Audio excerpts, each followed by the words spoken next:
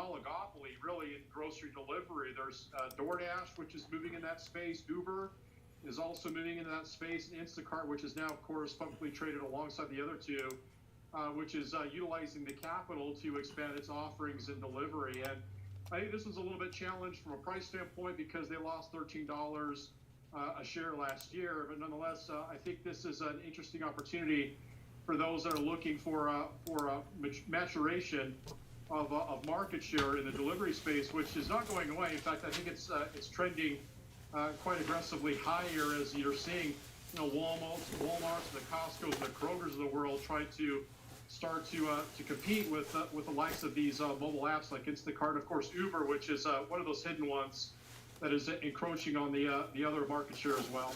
Yeah, George, that was one of Uber's real takeaways of their last earnings call, was that they're offering various forms of delivery, and the street loved that. So you have to think that'd also be good news for a name like Instacart, of course. But curious now, as we walk away from 2023, heading into this new year, what does the IPO market look like? Can we see some signs of life continue now in terms of all things IPOs?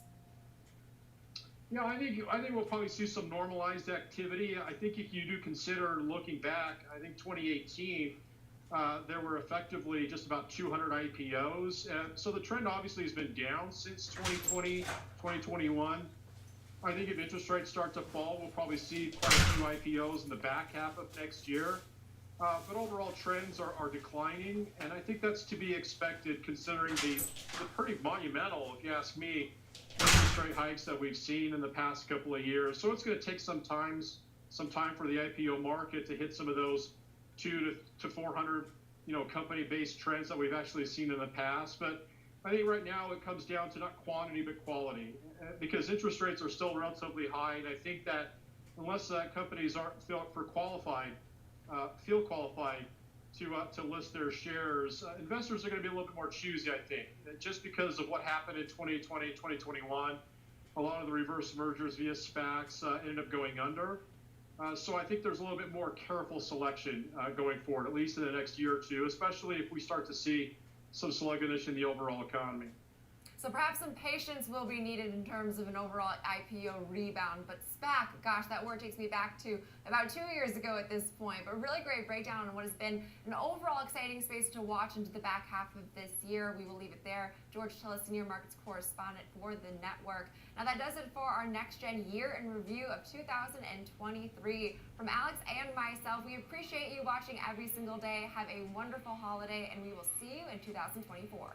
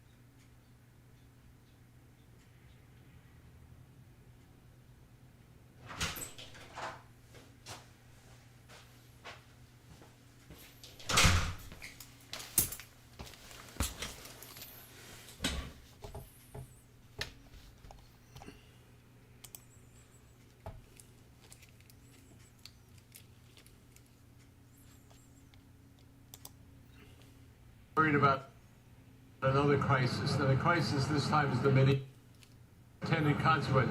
We had the bank crisis. We were starting to deal with that. Now we've got the Mideast crisis. What else is next? Then you have a House divided. The United States political system needs to be fixed. Then we have to deal with an election 12 months. It's AI. It's quote-unquote iPhone moment, so we'll see if Microsoft shares get a little bit of action today. Next up, you got shares of the social media companies writ large, also internet companies. We're talking Meta platforms, Alphabet, Snapchat, parent company Snap, and Pinterest. There's going to be a lot of focus on this, on headlines, as they work their way through trading desks about a Harvard study from its T.H. Chan School of Public Health that showed mega-cap tech and telecom companies earned roughly $11 billion in ad revenues from kids in the U.S. in 2022. The platforms mentioned included Facebook, Instagram, Snapchat, TikTok, X, the company formerly known as Twitter, and YouTube, which is, of course, owned by Google/Alphabet. So keep an eye on that social media and internet complex. And then we're going to end with a check on cryptocurrencies. We've mentioned that massive move higher in Bitcoin prices so far this year and what companies have benefited from that move. But let's take a look also at the second biggest crypto out there, which is seeing a bid in the catch-up kind of trade. That's Ethereum, which has rallied by roughly 42%. This is the orange line since the September kind of 30th time frame.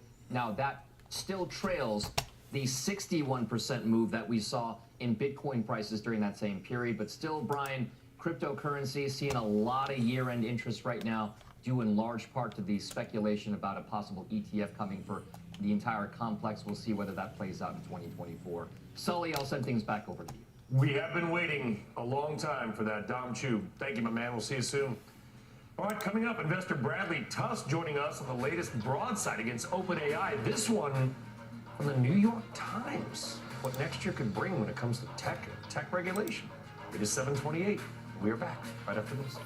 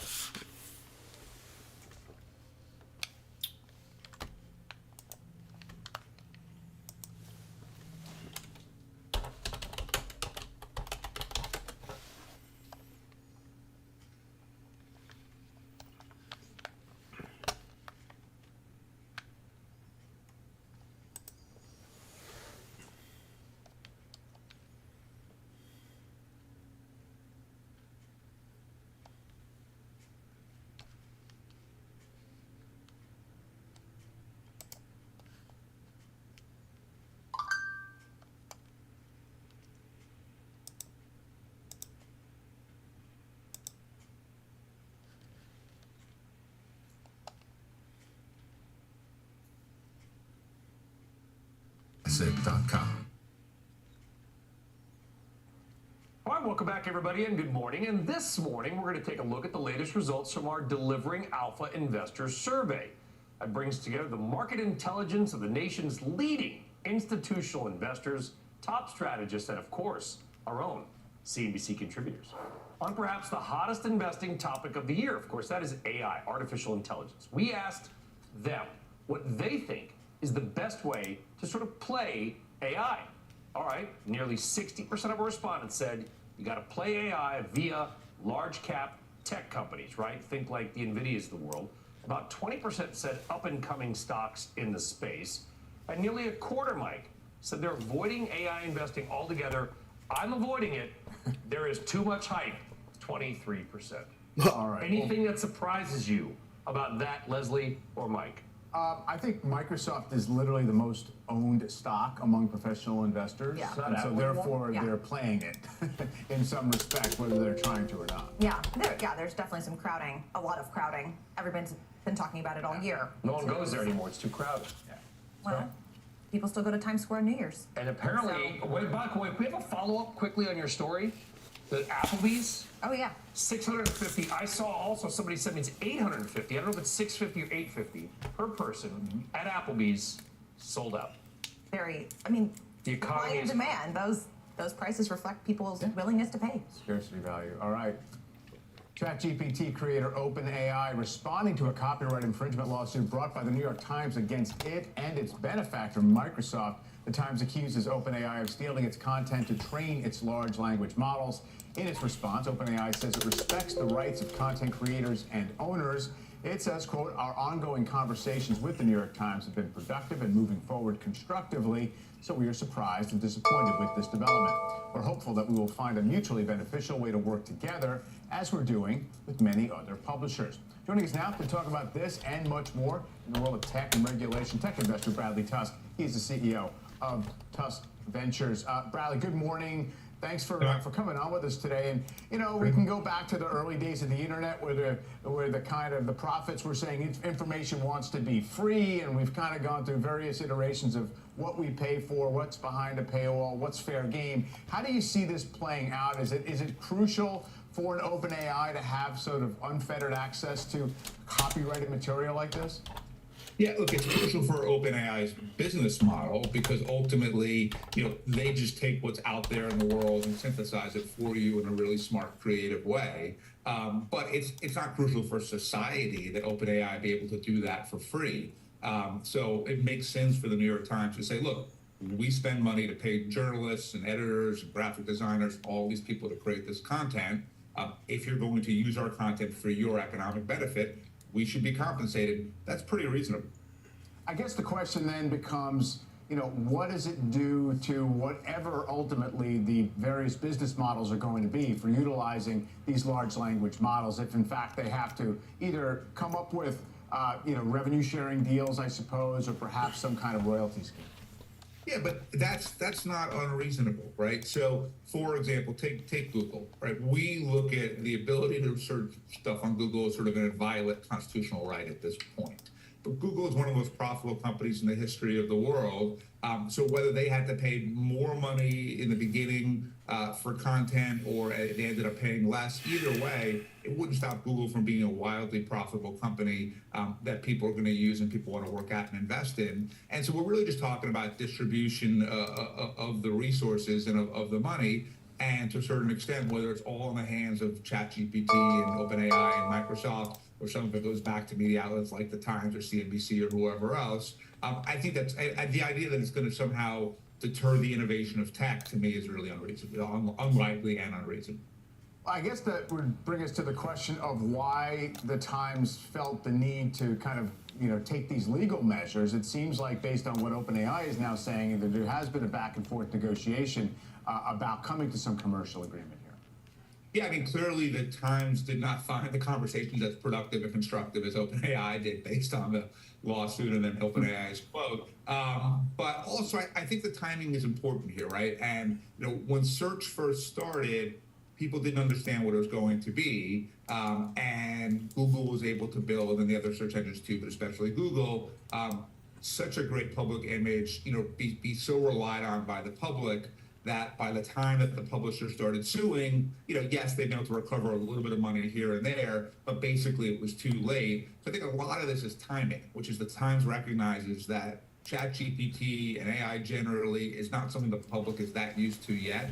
So before we sort of intuit this is our right to use this at all times, no matter what. I think the Times is smart to say, let's get in there now and challenge some of these assumptions before the norms set in and it's too late. Well, Bradley, what do you think it means for the media industry business model? Because I think about kind of the Google analogy that you shared, and their response was very quickly, put up a paywall. Maybe it was coinciding with the ubiquity of Google. But here, a paywall doesn't seem like it would really work if they were scraping through this data and pulling the information regardless. So what does this mean for the media industry if there isn't any kind of partnership or some sort of royalty agreement reached with AI? What would they do? Yeah, it's a problem. We're seeing already the media industry contracting all kinds of different ways. People have really struggled to figure out profitable models for media companies. The Times happens to be one of the few that has built a really successful online business of subscriptions and advertising, especially to some of their specialty products like Wirecutter or Cooking. And I think that they're terrified because if that model no longer works, it's not really clear what will. And so you're right. It's one thing when there's a paywall, and if I want to read an article, I've got to pay the Times or whoever to use it. But OpenAI breaks through the paywalls because they're just taking all the content and synthesizing it for me. And so I don't need to read the original. Yeah, and of course the Times went to the trouble of digitizing its entire, 150-year history of content, and therefore wants to have some return off that. Although one aspect of the way the large language models work, or at least we presume they work, is it's just kind of grabbing things, as it sees fit and sort of predicting the next word. We know the functionality, but it might be hard to really, I guess, isolate exactly what one piece of content produced by ChatGPT, where it came from. So I guess you just have to have some kind of payment for access to the entire store of content. That sounds better to me than the alternative, which would be some sort of regulation saying, okay, you can only use X% from each particular source, and then you're trying to govern and parcel out, did this come from CNBC or did this come from the Times or from the Washington Post?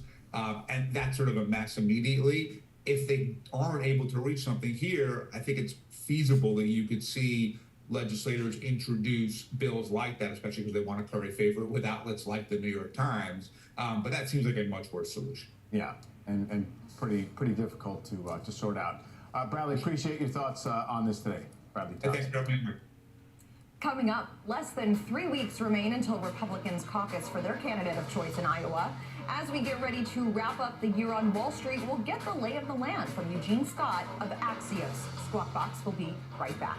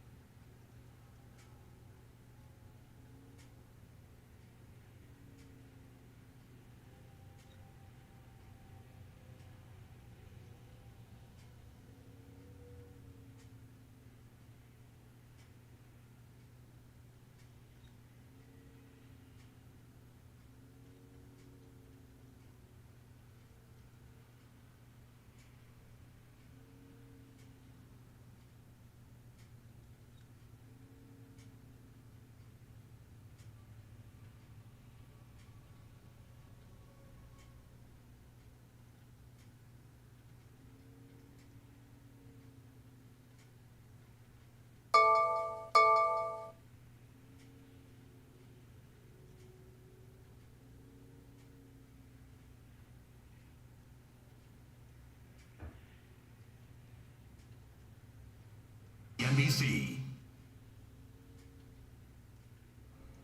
All right, welcome back. Look at that beautiful shot. Washington, D.C. The weather's clearing up a bit. Yet we had monsoons yesterday everywhere from D.C. Virginia Tech had a great win in the Military Bowl, but it just poured in Annapolis, rained here all night, but hopefully things are clearing up. All right, maybe it's clearing up because Congress is on recess, but the deadline to avoid a government shutdown, yet again, in January, looms large, along, by the way, with the first primary votes of 2024's presidential election. Joining us now is Eugene Scott, Axios senior political reporter, just doing a lot of great work talking to people on the ground in states like North Carolina and self-described Republicans, Democrats, independent. Eugene, welcome. There's a lot to talk about.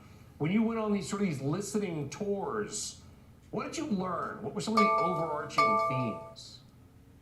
Yes, we talked to quite a few swing voters here at Axios, voters who backed Trump in 2016 before going to Biden in 2020. And there are a few things that we've heard. Overwhelmingly, most people, regardless of the state, Georgia, Arizona, North Carolina, are not interested in backing Trump or swinging back to Trump, should we say. But they are interested in a third-party candidate. And there's some eyeing of some of the other GOP candidates, mostly Nikki Haley and Chris Christie, as people still look for an alternative to Biden and Trump, who are both largely unpopular.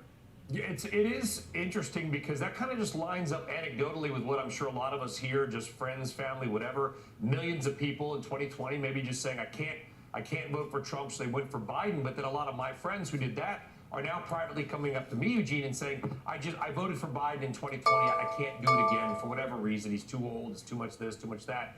They're just not going to vote unless there's somebody else. Is there, though, an actual pathway for a third-party candidate, or does the Electoral College system kind of just almost block that out? It doesn't seem like it yet. And to be fair, these individuals, no one communicated that they would definitely vote third party, but they certainly want to hear an alternative and different messaging. And it's hard for that messaging to break through. We obviously have candidates like Robert Kennedy and Jill Stein and Cornel West, but neither of these individuals are getting attention, in part because, as you mentioned, we live in a two-party country for the most part, and the power and the control that those parties have can make it very difficult for a third-party candidate to get any significant traction. Even candidates inside their own party, Eugene, you've got a Dean Phillips, and people could say, well, he would never win. Fine, let the voter decide. He's been blocked off the ballot by the Democratic National Party in Florida as well. I think you make a very important and elegant statement, which is that this is not, the political parties are effectively billion-dollar corporations, I got to imagine, that are kind of maneuvering things here. The economy is doing pretty well. Inflation is, it's still high, but the rate of inflation is coming down. The housing market's up, record high stocks. So if you're an asset owner, you've done very well. If you're a renter, it's tougher. What do you think is people's biggest beef with President Biden? Why is he polling so terribly? Well, most people do mention age. That's a real concern for the average swing voter. But quite frankly, it really depends on who you're talking to. Demographically, you've got a lot of young voters who are really upset with the administration being so supportive of Israel when it comes to the war in Gaza. You've got some swing voters who were Republican or conservative-leaning independents who just feel like the Biden administration is actually too progressive on a number of issues, and the economy, regardless of what the numbers say, isn't as healthy as in terms of how people feel as the administration communicates. And I think in one particular area, it's groceries. People haven't seen prices go down to the degree that they would hope. And the home ownership crisis is a very real problem. I mean, we've seen reports showing that the average age of first-time homeowners continues to increase, and that's been really disappointing for a lot of individuals who or not look to Washington to make home ownership easier. I'm going to ask you to speculate here a bit, Eugene. You don't have to if you don't want to, but based on the top sort of my commentary there, do you think the biggest risk to President Biden is simply that people just don't vote? I think a lot of the vote in 2020 was not a vote necessarily for Biden. It was almost against Trump. I don't think people are going to go back to Trump, to your point. These are your people you're talking to, by the way, North Carolina, a very important state, but that the risk to a re-election could simply be that people just don't vote at all. I can't vote for any of these candidates. No, that's absolutely right. There's a organization that focuses on focus groups, mostly of marginalized communities that don't usually participate in focus groups or get captured in the polling. And they say the new swing voter is not someone who goes from Republican to Democrat, but someone who votes or doesn't vote at all. And that is something that it's a big risk for the Biden campaign, especially in those states like Georgia and Arizona and Wisconsin, Pennsylvania, that will be necessary to win the election. Yeah, really critical points, and love the listening tours. Got to get out there and talk to people, and it's amazing what they'll tell you. Eugene, real pleasure. Happy New Year. Great stuff. We'll see you in 24. Thank you. Coming up, where does work from home go in 2024 as the pandemic recedes into the rearview mirror? Up next, we'll speak with the CEO of food company Hain Celestial Group, which is attracting talent with its take on flexible work. Stay tuned. You're watching Squawk Box on CNBC.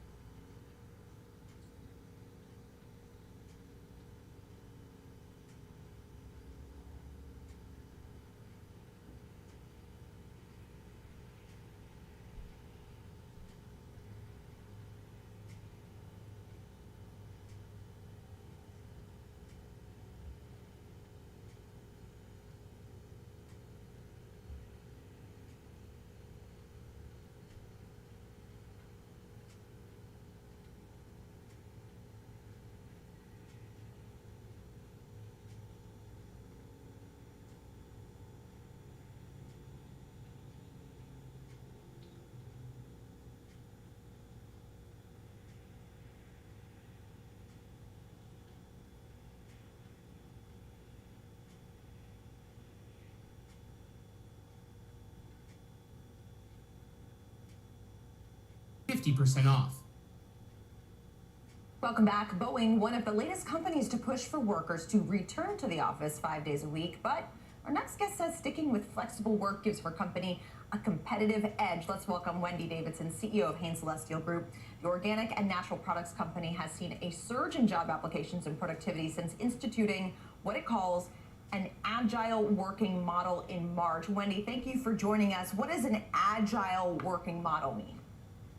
Well, good morning. Agile working for us means flexible work, flexible locations. We implemented a hub and spoke model. So our headquarter location is the hub. Our offices and plant locations around the world are our spokes. And we give people the flexibility to come together for what we call moments that matter, moments to ideate, to collaborate, or to celebrate, but not as a permanent location. How often do those moments take place? I ask because a lot of the executives who have become stricter, whether it's about the number of days their employees are in the office or, instituting rules surrounding when they can work from home and so forth, they say that the gains they get from having everybody together more frequently involve things like creativity and mentorship and productivity. Do you agree with those notions as it pertains to your workforce? Well, at Hain, we believe in inspiring healthier living, and healthier living is what you put in your body, on your body. It's also how you live and work. And we think it's core to our company mission to grow our people, grow our brands, and grow our business to actually create that kind of flexibility. There is value in people coming together, but it's those moments that matter, that are intentional connectivity moments rather than forced moments in a regular schedule. And if you think about it, people in global operations, people in sales functions have done this for years, and nobody questioned their productivity or their ability to create teamwork, but it does require a different kind of leadership and a different kind of management to create that kind of culture. Hey, Wendy, it's Brian Sullivan. Thanks for coming on. Happy New Year, by the way. But would you also concede that there are certain types of jobs which probably do require in person? Obviously, on the manufacturing side, you have to be there. You don't have that flexibility. But even among sort of white-collar jobs like a Boeing, right? You're building an airplane that flies through the sky at 700 miles an hour. It'd kind of be good if everybody was around the same table on that, and that how your company operates may be distinctly related to what your company does, or no? I actually think it's about the function. There are certain jobs and functions that require you to be in a location. Think distribution centers or production locations, to your point. But there are many jobs that actually require people to work across time zones and work across functions that connect on Zoom on a regular basis. The difference between coming together intentionally for face-to-face and then moving out to either a remote location or even your home office to complete other work, we think that kind of flexibility is a competitive advantage for Hain. And we've seen it play out. In the last 9 months since we announced our program, our applications are up 300%. Applications among women are up 500%, and our engagement scores are up 8%. So Wow. something is attracting, retaining, and engaging people around the mission with the right work. Does it also reduce your cost? I ask because I know that Hain announced a formal restructuring program looking to delever the balance sheet as well as optimize margins in your portfolio brands. Have you seen any cost reductions in terms of just overall real estate footprint that you need as a result of this agile working model? Well, we actually sold our former headquarters in March, and we opened our new hub location actually just a couple of months ago, and it did reduce our footprint overall. But to be honest, we've right-sized the footprint for the number of people who will be working in those locations. But it wasn't necessarily a cost savings initiative, but we have seen the benefits in both efficiency and effectiveness. And for the investors out there, how is the restructuring going? Do you have any updates you can share with us a few months into the program?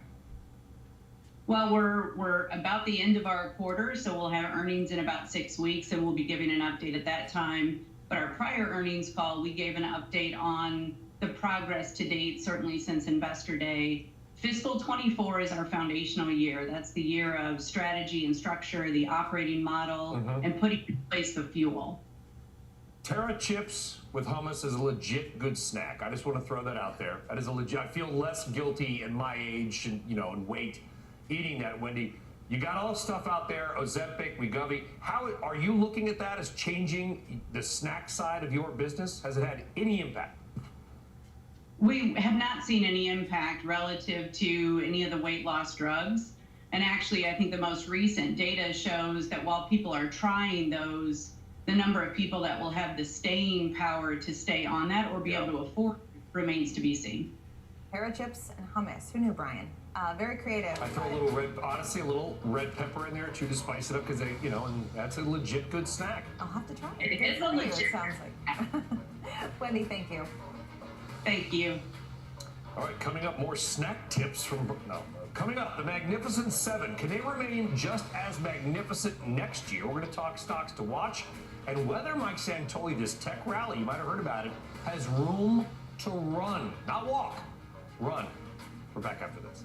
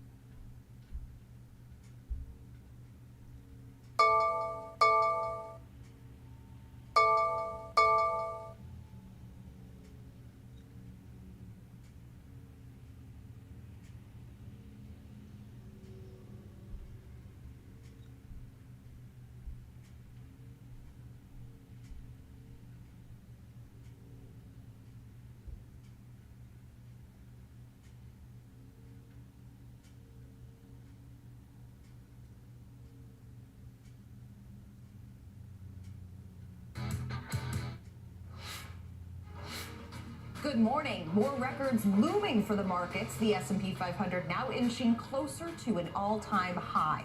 We'll get you ready for the trading day ahead, and we even have some breaking economic data on the way. Apple's challenge for the new year, finding growth, will break down the prospects for the mega cap stock. And will the biggest risks in the energy market still dominate the sector in 2024? The final hour of Squawk Box begins right now.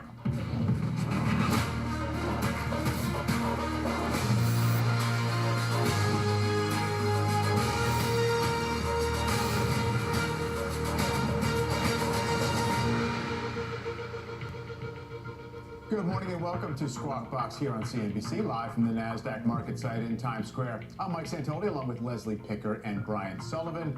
Joe, Becky, and Andrew are off today. Let's see how U.S. equity futures are shaping up at this hour. Just 2 trading days left in 2023, hovering right near those all-time highs. S&P 500 indicated up about 3 points. It's only got about 2/3% to get to a all-time closing high set nearly 2 years ago. It was the first couple of trading days of 2022. We were last there. The Dow and the NASDAQ are both at all-time highs. Take a look at Treasury yields. A lot of the pressure has come off here since the 10-year hit 5% back in late October, early November. You see the 10-year up a little bit today, but at 3.82 at the moment. That 2-year yield, too, down to about 4.25, suggesting, anticipating those Fed rate cuts sometime next year. There you go. All right, so let's find out. Listen, we are open for business. We are trading today and tomorrow. Volume may be down, but there's always stocks that are on the move. We're in the middle of this nice rally Mike mentioned. Dom Chu, he's got some of today's, not money movers, because that's the 11 o'clock show, morning movers. Morning movers, yes, because that is featured here on Squawk Box, another show on CNBC. So we'll start things off, Sully, to your point, with a check on Tesla, which is now higher by just about 1% or so after a nearly 2% gain yesterday, with investors and traders largely shrugging off some recent headlines. Now, currently, we're Senators Richard Blumenthal of Connecticut and Ed Markey of Massachusetts, who are both Democrats, by the way, sent a letter to Tesla CEO Elon Musk calling on him to recall potentially unsafe parts and vehicles. The demands come in response to a Reuters investigative report earlier this month that cited potential safety flaws in Tesla vehicles. Tesla did issue a response saying, amongst other things, that the report was, quote, riddled with incomplete and demonstrably incorrect information. So those shares up 1%, still continuing a juggernaut of a move. Now, speaking of that move in Tesla, the electric vehicle giant has been a driving force behind the Magnificent Seven stock run so far in those so-called mega cap names that have really powered the market rally in 2023. Tesla, Meta Platforms, and NVIDIA are the only members of the group that have at least doubled in value so far this year. NVIDIA and Meta, by the way, are the 2 best performers in the entire S&P 500 so far this year. And then speaking of great returns, a lot of that was driven by the sharp drop in interest rates that Mike just spoke about in the final months of the year. That's helped really put a bid to the stock market. U.S. Treasury notes and bonds have had a banner quarter since the lows of October, by the way. The long-term Treasury ETF, the iShares 20-plus year Treasury ETF, which is just about flat on the year, only up about 0.75%. But since the lows in October, the move that we've seen higher in this stock is roughly 21% for this ETF, which tracks, again, U.S. government debt. So you're getting these stock-like returns for U.S. government bonds in the final 2 months of the year. And Brian, it's not just the U.S. Treasury market. Sovereign debt around the world is having a banner a couple of months. So this is something to watch, and whether or not it plays out in the beginning part of 2024. It is amazing how much there's some politicians, Don, that keep coming after Tesla when you've got these Chinese competitors that are going to come in, and Tesla employs a lot of Americans. That said, we do have a question on Senator Leslie Picker and Mike and I were talking, Dom. The sweater. We like the Dom sweater look, but did you have the fireplace app going behind you as well? It was like story time with Dom the other day, and we loved it. So I'm not sure who's in the control room right now, but we might be able to fire up the Yule log yet again if we have a couple of seconds here. But yes, apparently I'm being told now it's not going to happen, but it was pre-planned where I could have the Mr. Rogers sweater with my festive tie or shirt and have the Yule log in the background. But we will try to do it again tomorrow. I will be again in a sweater and festive attire tomorrow. Oh, this is festive though. This is important. This is important. It's the most important thing on CNBC today. So you're going to be. I want to be in a sweater tomorrow. Santoli sleeps in a suit. Yeah. He does that. This is Santoli's casual Thursday. Dom, if you agree to do this zip sweater, I'll do the zip sweater. We might be able to convince. I'll surprise you. I'll just tell you and Mike and Leslie right now. I will be in a sweater tomorrow. It might be a zip, it might be a V-neck, it might be a crew neck, there might be a tie or a festive shirt underneath it. International. I haven't thought quite about it yet, so.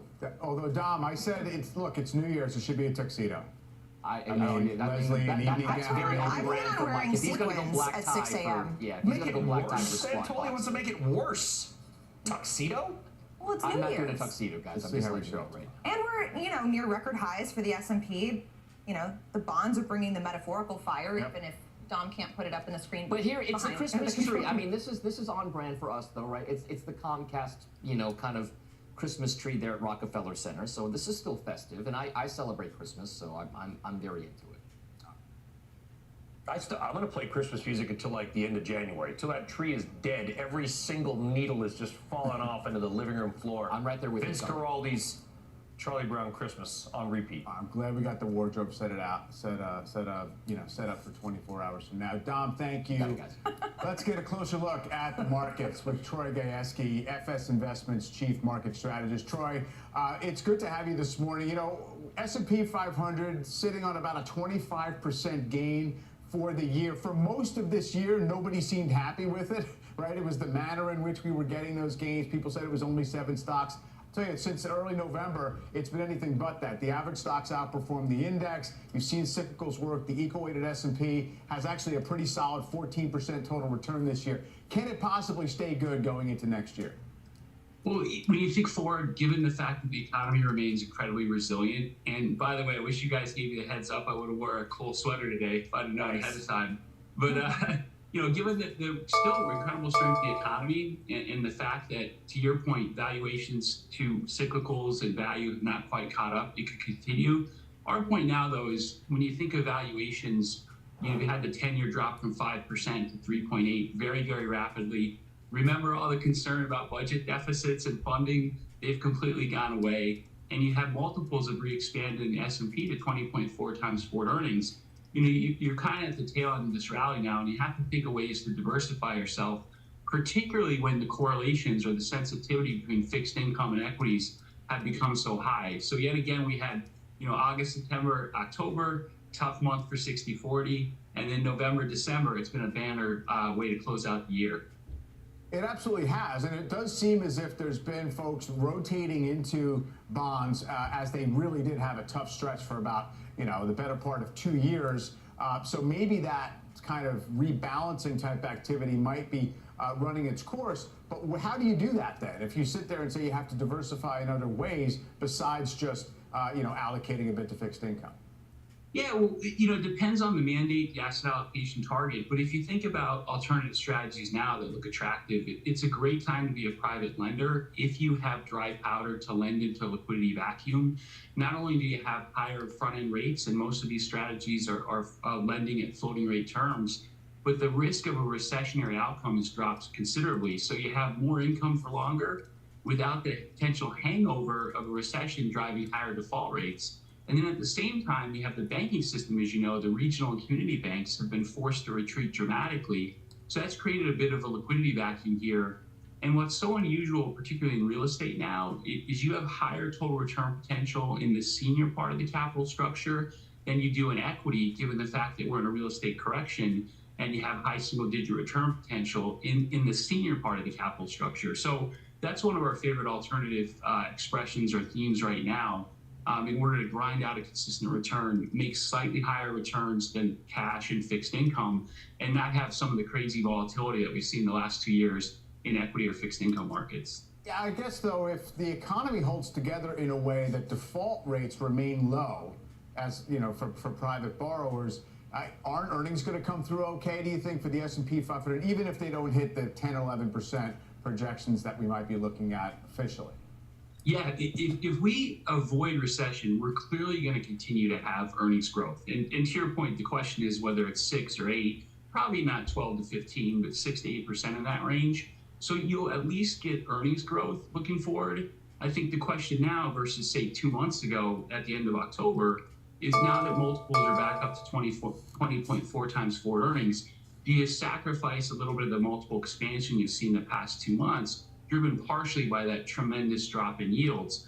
And remember, in the background, the Fed does continue to drain their balance sheet. You've seen funding cost stresses start to emerge at the end of the quarter. So you can't rule out, a few extra turns of multiple compression, maybe taking multiples from 20.4 back to 18, which basically means you've given back the earnings growth next year through multiple compression.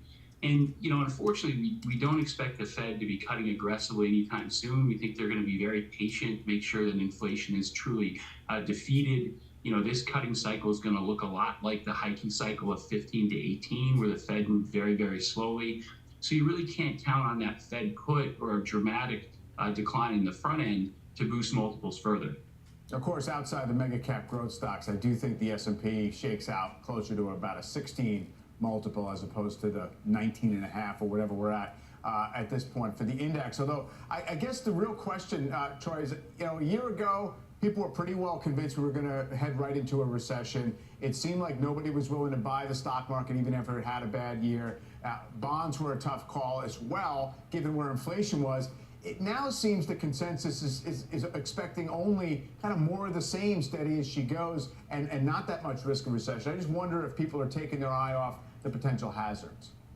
Yeah, Mike, I think, unfortunately, what happens in markets, and you're obviously a student of markets, is you have price action over the short term that's often driven by technical rebalancing.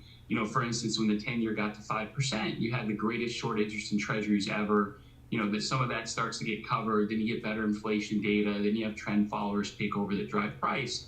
And then narratives emerge to justify that price action. And so right now, we agree with you, consensus is turned from, think about last October 22, incredibly bearish, to much more supportive.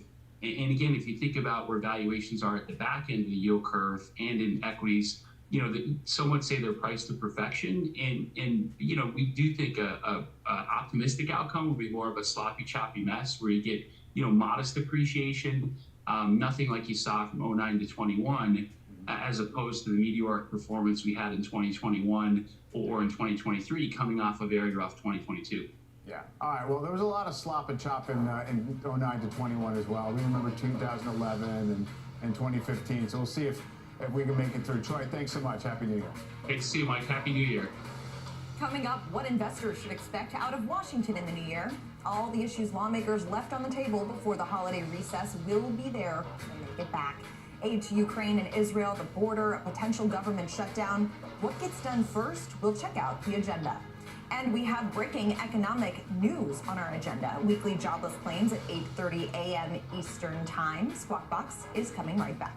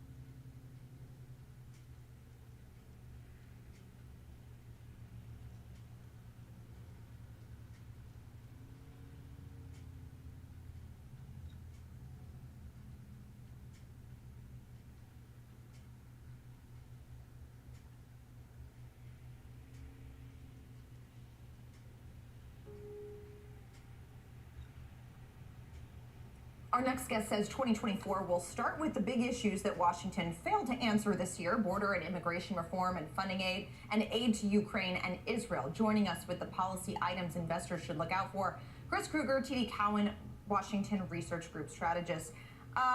Chris, why the optimism that things can get done next year if they weren't able to get done this year? Well, they sort of have to, right? You start off the year with 4 months of policy cliffs. You have 4 must-pass bills to start the year. The Congress gets back January 9th. 10 days later, government funding runs out. Then on February 2nd, 2 weeks after that, government funding for the other agencies runs out. In March, the FAA expires. And then if the government isn't fully funded on April 30th, we have a 1% across-the-board cut to all discretionary spending.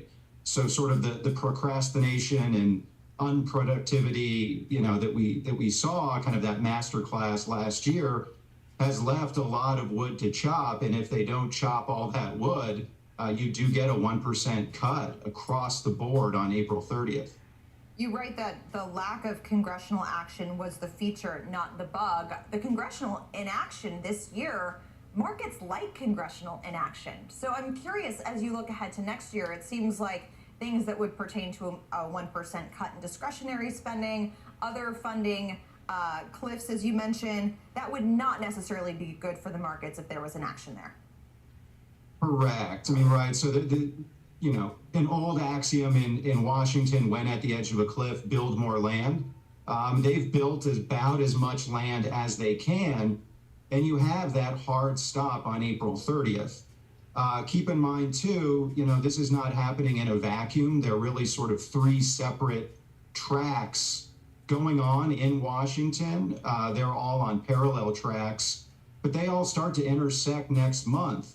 That second track is the election. The Iowa caucuses are on January 15th. And then that third track, what we kind of call the legal and constitutional track, you're going to have an impeachment of the current president in the House starting probably in February. Then you have the first of 4 criminal trials against the former president and the leading presidential candidate for the Republican nomination starting in March. So when all of these policy cliffs really start to crest, you have the election and all of the legal and constitutional crossfire to contend with as well. Hey, Chris, Brian Sullivan here. How you doing, man? I love your notes as always, and all the Grateful Dead and Dead and Co. lyrics that you put out there. Let me ask you this, and you can avoid it if you want.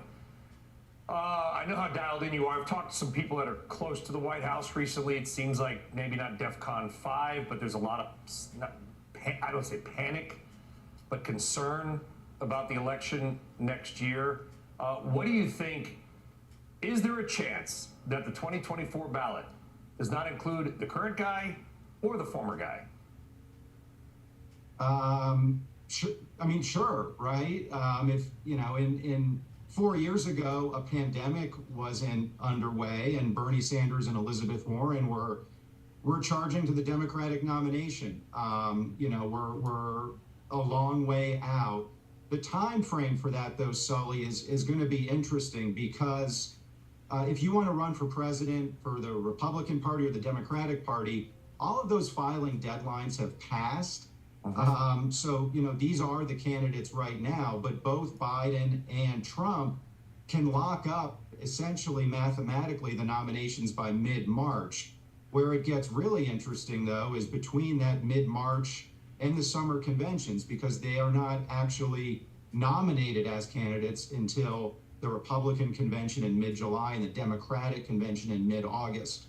So if there is going to be a change, barring a primary electoral surprise, it would probably be right before those nominations. I mean, not to be morbid, but these are the 2 oldest candidates or 2 likely oldest nominees in American history, and it's not particularly close.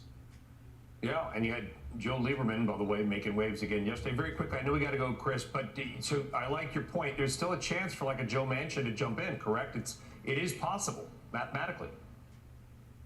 For sure. Well, I mean, so the Republican and Democratic tickets are what they are, but you also have a Green Party candidacy from Jill Stein. You have 2 independent candidacies, one from Cornel West, one from Robert Kennedy Jr., and you have the no labels situation. They have said they will make a decision by March. So you could have 6 candidates going into November with third-party candidates, like always, or like frequently acting as real spoilers. Lots of wild cards for 2024. Chris, thank you.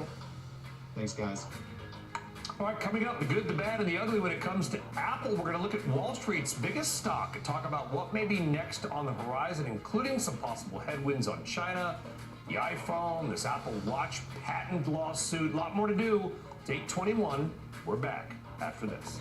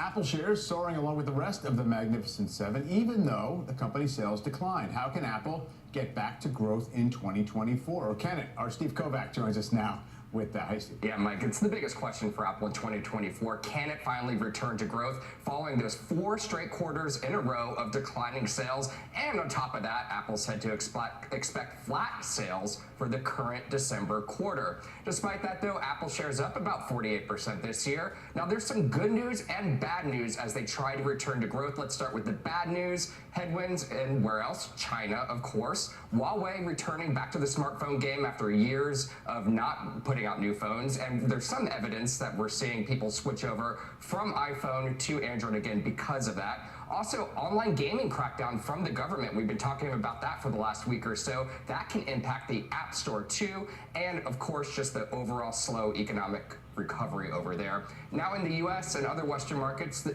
Apple Watch ban's still been worked out despite the reprieve yesterday. You can actually go buy one right now, but who knows how long that's going to last.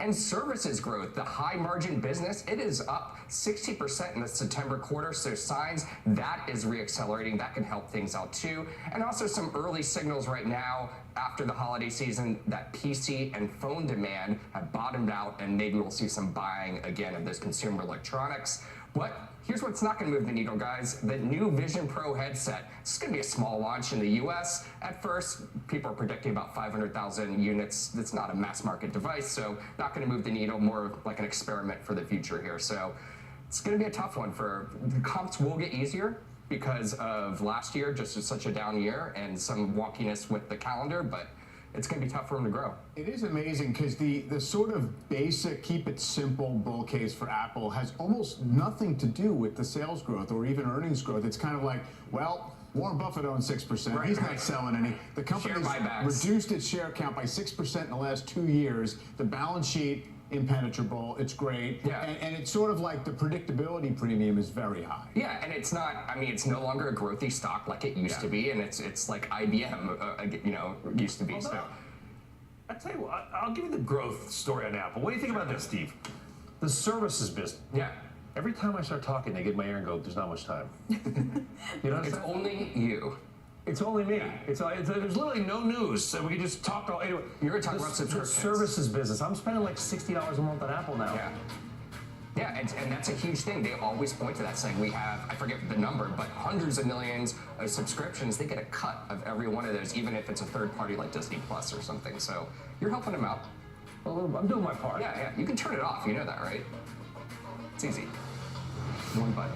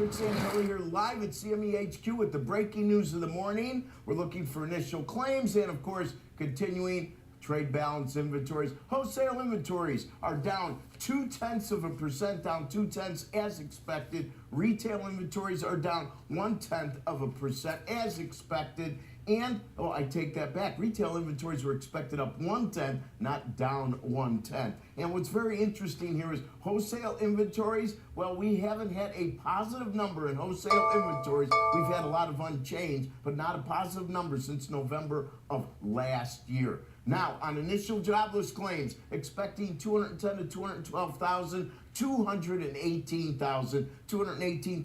That would be the highest since the first week in December, where we're at 221,000. And if we look at continuing claims, which the last time we were at 1.9 million or higher was the second week in November. It's slid ever since. Continues to hover under 1.9 million, 1,875,000. Pretty much spot on with estimates, and subtle revision in the rearview mirror puts this one a bit higher, as rearview mirror is now 1,861,000. So, as I said, haven't been above 1.9 million since November, and when we were, that was a 2-year high. So that is a significant level we remain below. And finally, let's look at trade balance, which of course is a deficit. And this is for the month of November, minus 90.3 billion. That is the biggest deficit going back to July of this year, when it was just shy of minus 91 billion. We see that interest rates have moved a smidge lower on this data, and most likely it's continued how well behaved claims remain, even though initial were slightly higher. And we see that pre-opening equities have shaved their losses just a bit, with Dow futures down 30 as we get ready to go into the big New York opening. What I want to stress here is 380 right now on a 10. It closed last year at 388. Now, contrast that with the yield curve movement. A 2-year last year closed at 443, Mike. It's now hovering at 425. And if 2-year notes closed exactly where they are right now, they'd be at a fresh 7-month low yield close. 10s would be at a 5-month fresh low yield close. And boons, well, boons would be at a 1-year low yield close, as Europe has a much different view of an economy for 2024, much slower. Mike, back to you. For sure, Rick. Yes, global bond rally, maybe for different reasons in different places. Joining us now, Douglas Holtz-Eakin, former CEA chief economist and American Action Forum president, and Bharat Ramamurthy, former NEC deputy director. Good morning to you both. Bharat, you know, it's funny, a year ago, the phrase immaculate disinflation was probably said mostly with derision. It seemed like such a long shot. Today, I don't know, it seems kind of descriptive of what we've gotten. The labor market hanging in there, inflation coming down toward target. Can it possibly continue, I guess, is the big question going into next year? Yeah, I absolutely think it can. As you noted, you know, we ended last year with the unemployment rate at 3.5%. And inflation substantially higher than the Fed's target. And we're ending this year with the unemployment rate still under 4% at 3.7%. And inflation essentially at the Fed's target if you look at core PCE over the last 6 months. So what we have seen is essentially, if you go back to what President Biden wrote in the Wall Street Journal in July 2021, a plan for lowering inflation over time while maintaining a strong labor market, essentially that has come to fruition. And I think it speaks highly of both the combination of fiscal and monetary policy over the last year or so. And Doug, I mean, obviously, when things look great, it might be time to worry about exactly how we got here and what the implications are for next year. Because even if we're talking about a soft landing, we're probably talking about some kind of a slowdown. Maybe you lose a little bit of that policy support as well. Well, I think there's still reason to be cautious. You know, core PCE peaked at 5.6%. We're now at 3.2 year over year. So we're 2/3 of the way to the target. That took 2 years. So we might have another year of disinflation to get back to the target. We're hardly done. And there's a lot in the real economy, I think, to be cautious about. If you look at the big third quarter GDP numbers, inside that, it was all driven by households and government spending.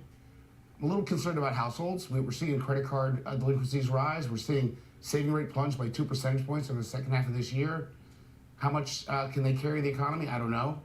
Business fixed investment, which I'll remind you, led every post-war downturn except the pandemic. So that's the thing to look at. Essentially flat in the third quarter. No sign of a big pickup in the fourth quarter. So I'm cautious about the outlook in the first half of 2024. We're still going to have to fight some inflation. There's not the underlying balance in the economy that you'd like to see. I guess, though, Doug, the fact that the Fed itself doesn't see it getting to the target of 2% until, I guess, late 2025. I mean, at this point, there's a lot of room in there while we can wait to see if things improve in the right direction, which, of course, is why the market has kind of fast-forwarded to looking for rate cuts. Yeah, I just think that people get ahead of themselves on the timing. There's been an enormous amount of progress on inflation, no question about it. But remember, everything broke our way in 2023. We got a productivity bump that no one saw coming, 2.3%. We had declining energy prices, 6% year over year. We saw some moderation in food inflation. So everything that could go right did. That's not going to happen every year. So I think being cautious about where we land in 2024 is the right stance right now. And Bharat, I mean, clearly there's dissatisfaction out there with a few things in terms of how the economy is operating. You can't complain about sub 4% unemployment, obviously, but housing affordability is something that hovers over a lot of people. We have this sort of locked up home market at this point with very little turnover, and then of course the absolute level of prices is relatively high, and people still kind of anchored to that. So is there any way that things can happen in the coming year that can alter those things? Yeah, when I look at this, I really look at the three core things that families spend most of their money on: housing, food, and gas.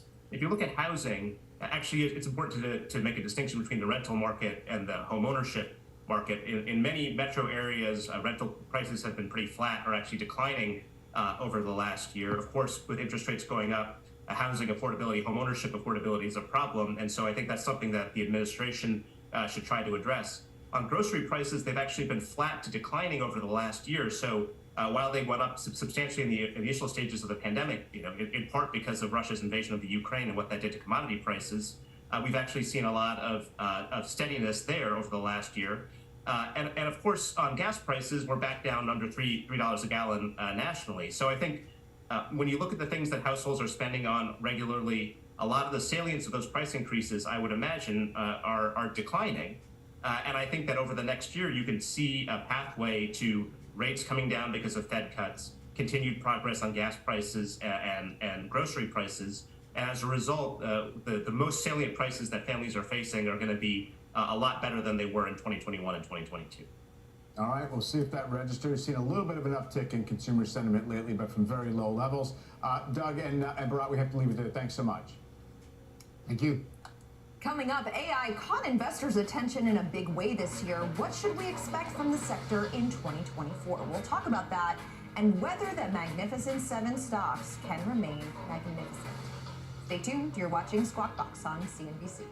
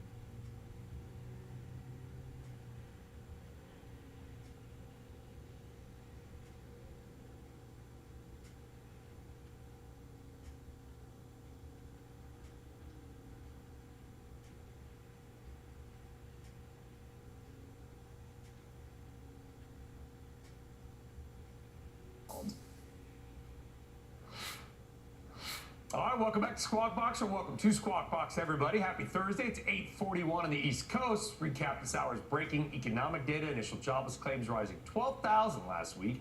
The total of 218,000. Continuing claims also moving a bit higher. Futures, though, moving a bit higher as well, particularly the NASDAQ. Dow flat to maybe slightly down, but the NASDAQ's what we're watching. It's been red hot this year. The NASDAQ composite, Mike, is not at a record. That's right. The NASDAQ 100 is. Yes, and the NASDAQ 100 is up about 54% year to date versus about 44. Best year since 2003. That's for the NASDAQ composite. 1999. Yeah, for the NDX. For the one for the Composite, 100. it's 2003. And think about this. As good as this year was, and I'm old, and I was here at this NASDAQ when it was built. Literally, it was being built. Sure, yeah. In 1999, the NASDAQ 100 rose 102%. It doubled. It tripled in about less than 2 years. 85% in 98. It doubled. Think about that. Yeah. Applebee's was not $650 back then either, Leslie. Yeah. You could get a ticket. Well, you could take your gains from the NASDAQ and just put them into a really nice Applebee's dinner if you want to. Buy a lot of wings, yeah. Yeah. All right, well, the Delivering Alpha Investor Survey brings together the market intelligence of the nation's leading institutional investors, top strategists, and our own CNBC contributors. We asked them for their outlooks and strategies for the first quarter and beyond. We polled about 300 chief investment officers, equity strategists, portfolio managers, and those CNBC contributors who manage money. The survey was conducted over the last week. Here are some of the results. Which of 2023's weakest sectors have the most upside for 2024? Topping the list of underperforming groups, healthcare, followed by energy. And the top performing investing areas in the U.S. next year, financial stocks with 35% of the respondents, high dividend stocks, about a quarter of all respondents, and then healthcare stocks, once again, having people lay bets on that lagging area for 2023. All right. So as we wrap up the year on Wall Street, we're going to take a look at some of the biggest market gainers of the year. Now, one standout is what they call BNPL, buy now, pay later, and that is Affirm. Admittedly, coming off a very difficult 2022 when it lost 90% of its value. But this year, it's back up 430% as of yesterday's close, outperforming all other U.S. tech companies, valued at $5 billion or more. It's sort of maybe a testament to how BNPL has captured the share, although you fall 90%. Yeah. And then you come back up 430%. It was a $160 stock at the peak. Yeah, yeah. So, I mean, it's a lot better of than it stocks were was. washed out and left for dead in this category of kind of speculative innovators, unprofitable stocks. When we talk about consumer indebtedness, do we include buy now, pay later into those figures, or is that separate because they don't pay interest? Well, they pay interest. So BNPL, you could just break up the payments, or you can extend it more, and then they're going to put interest on it. It's usually 0% interest, and then the retailer pays for. It's 0%, but the firm will let you stretch it out. Or BNPL. Do you know you can now do, or you're going to be able to do buy now, pay later at Walmart checkouts? Yeah. Like you can check out, like you got $200 in stuff, and you can do four $50 payments. You do worry. It's airlines now, you can book that trip down. I do worry. You got to be careful out there. I mean, this stuff can catch up. They used to call it a layaway plan. Exactly, that's what I was. But you didn't get you didn't get the stuff until you made the final payment, I think. I'm not sure.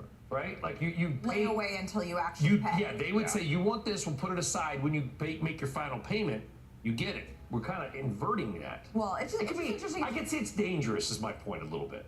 Well, as we talk about just how consumers are spending and the overall debt levels and rising delinquencies, I mean, the overall makeup of how they're using their wallet is different. Yeah. I think it's interesting in the environment. As 2023 draws to a close, the magnificent seven of mega-cap tech stocks have captivated investors, and the promise of AI technology is fueling optimism about the industry in the coming year. Joining us now is Glenn Kacher, Light Street Capital founder and CEO. Glenn, thank you. Happy New Year.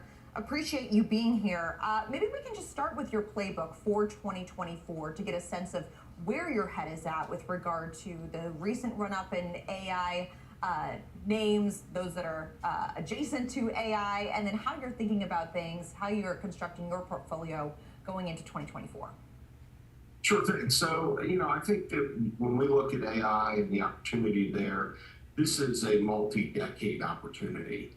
And so, as much as there will be ups and downs over those decades, we look at this as being a huge tailwind and opportunity that compares to the shift from PCs to networked or client-server software, and as well the move to the internet 1.0, and as well as the move to the mobile internet. So this is a massive opportunity for the leaders in the technology sector, and AI is an incredible opportunity for investors to deploy their capital behind this trend. But given where various multiples are, what is the best way for investors to get that exposure? Is it through kind of what some see as the purest play exposure, Microsoft, or is it the chips? Is it other pockets in software or elsewhere that you think would be a better value for investors? Yeah, we definitely are focused at this point on the infrastructure investments. We think that this is the semiconductor part of the tech complex most directly. If you think about it, these are like the bridges, tolls, and highways of AI. So right now we want to have maximum positions in NVIDIA and AMD. Broadcom would be another company we see as being very well positioned. I'd say as you shift and look at the software industry, again, we want to stay with the infrastructure names, the big hyperscalers and hosting companies, as well as some of those platform and OS vendors, Microsoft being the one that's probably best positioned in that group. Yeah, NVIDIA, at least according to your latest 13F, your top holding about $47 million at quarter end there. Some say that the Magnificent Seven stocks have traded, at least at the beginning of the year, almost like safe haven stocks that were really stoked by that AI boom and AI hype. But then investors grew more confident in the direction of the economy in the fourth quarter, the potential for a Fed pivot, and they've been more muted. How do you look ahead kind of to the macro picture next year, and how does that inform the exposure you want to have to some of these larger cap names? Yeah, I think that some of the worry about Magnificent Seven exposure is a little overdone. Again, these are the companies in technology. They have the customers, they have the customers' data, and they have massive amounts of capital. And most of them have very established, high-profit business models. So they are the best positioned companies for this trend. And so for most of the Magnificent Seven, we're very positive about those companies. Sure, macro is always a worry, and as an investor, you have to have one eye on macro and the other one on fundamentals. But right now, we feel really good about some of those large cap technology companies. How hedged are you going into 2024, and what kind of hedging techniques do you use? Sure. So we're a hedge fund. We have a hedge fund product, and when we invest in that manner, we do hedge with individual shorts. So companies that we think don't really have, or they're presumed by the market to have exposure to some of the best trends, and a lot of times we don't agree with that view that they're a leader in a category. So we will short those stocks. We're not particularly hedged. It's been a very challenging time to be a short seller. Some of the rallies we're seeing in, you can see it in the comparison to Russell 2000 to the NASDAQ 100, let's say. There's a lot of catch-up happening in some small and mid-cap stocks, and that extends into the technology sector. So it's been a tough time to be a short seller over the last really most of the year, but especially the last quarter. So you definitely have to stay nimble. Have to really take your profits when there's an opportunity to take your profits on the short side. Glenn, if one of those stocks, just tanks next year, I doubt they will. Let's say, what do we call them? Should we retire the name Magnificent Seven now? Like, what would great? The Sexy Six. Like, what's our name if one of them goes down? Ocean's 11. Well, we have to. You guys are good at coming up with you guys are excellent at coming up with the names. I usually leave that to you guys. I think we should retire the Magnificent Seven. we'll Right? we'll complete 2023 with the. What if one that game? So 8 is enough? Hard 8? You could eliminate one. Glenn, thank you. I think we're much more likely to see, catch-ups and see that opportunity broaden. If you look at the cloud sector, for instance, Microsoft's especially well positioned, but I think there's companies like GitLab and JFrog that have done incredibly well this year, and I think are going to do well for years to come, helping customers take advantage of the AI technology to write code faster and be more efficient. And you look globally, programmers, that's a $1.4 trillion market.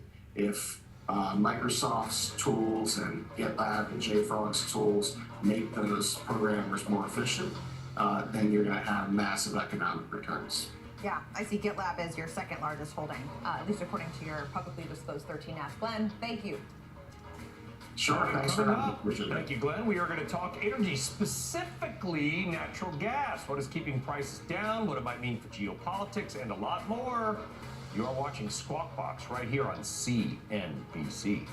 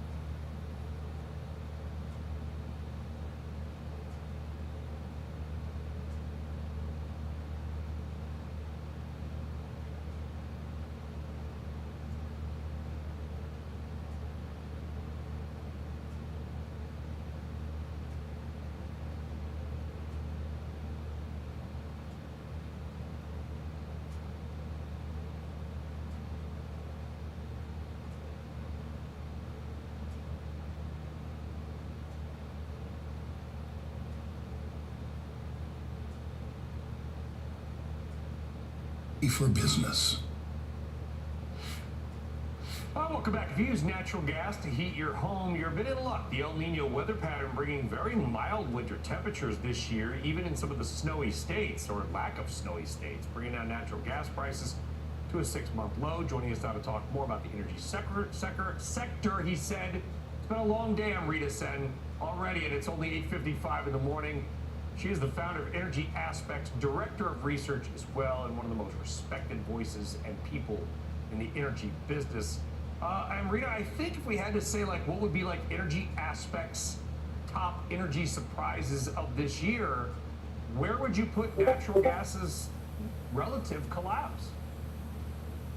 The good news is it wasn't a surprise for us. I'm not going to claim that we get everything right, but this one, we have been lowering our gas prices in part because U.S. gas production has been surging. And you and I discussed this in person, partly driven by the M&A activity, and it has been super warm. Like you said, we were already expecting by the end of December, lower 48 storage is going to be 355 BCF above the 5-year average. And I think that is one of the biggest reasons why natural gas prices will continue to come off right now. You see anything different next year, Amrita? The good news, I guess, for anybody who's bullish is that these prices are already starting to stymie production. And I think you're going to see slower production growth across the U.S., both for oil and gas. And I think that provides a floor. I think what we would say is that it is hard to be even more bearish given where fundamentals are, given where prices are right now. And if you look at the short positions in gas, they are pretty much near a record high. So yes, fundamentals are bearish, but arguably the market has priced that in. If for some reason, and let's all pray that this Ukraine war ends in Ukraine's favor and soon. But if for some reason Russian gas, really, I know they're selling a lot of liquefied natural gas. They still got a little piped gas, Amrita.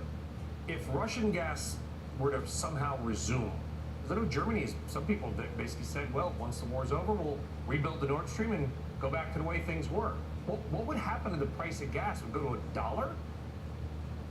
So I don't actually buy into that argument, Brian, because Europe is doing everything it can to move away from Russian energy, and to be honest, fossil fuels in general. Whether we agree with it or not, it is actually investing primarily in renewables, and you've seen electricity prices go up.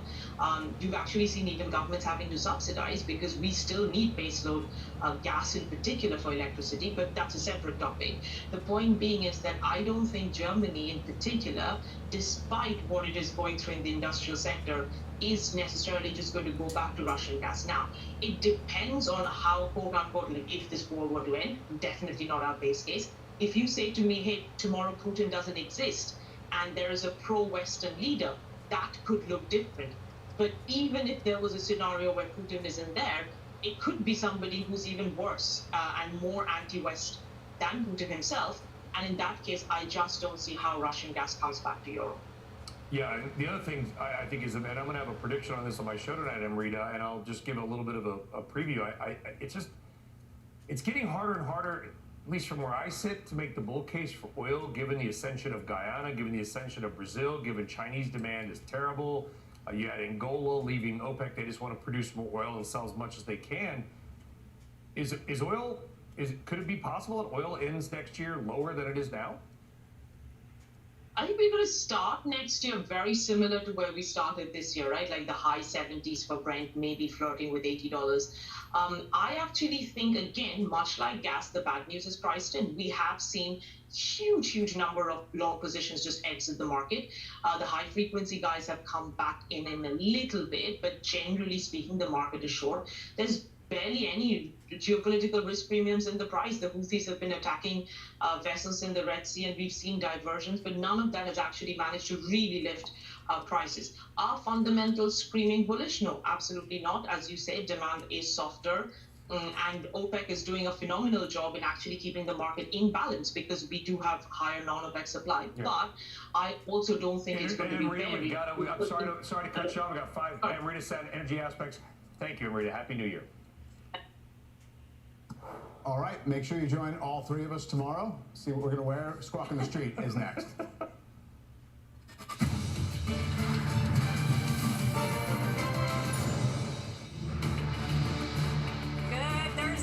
And welcome to Squawk on the Street. I am Sarah Eisen with Bob Hassani today, live from Post 9 of the New York Stock Exchange. Carl Jim and David have the morning off. Take a look at futures right now. As we just continue this win streak, we're right in the middle of the Santa Claus rally. It looks like the Dow futures are pointing to a lower start. Everybody else is higher. NASDAQ futures up 45.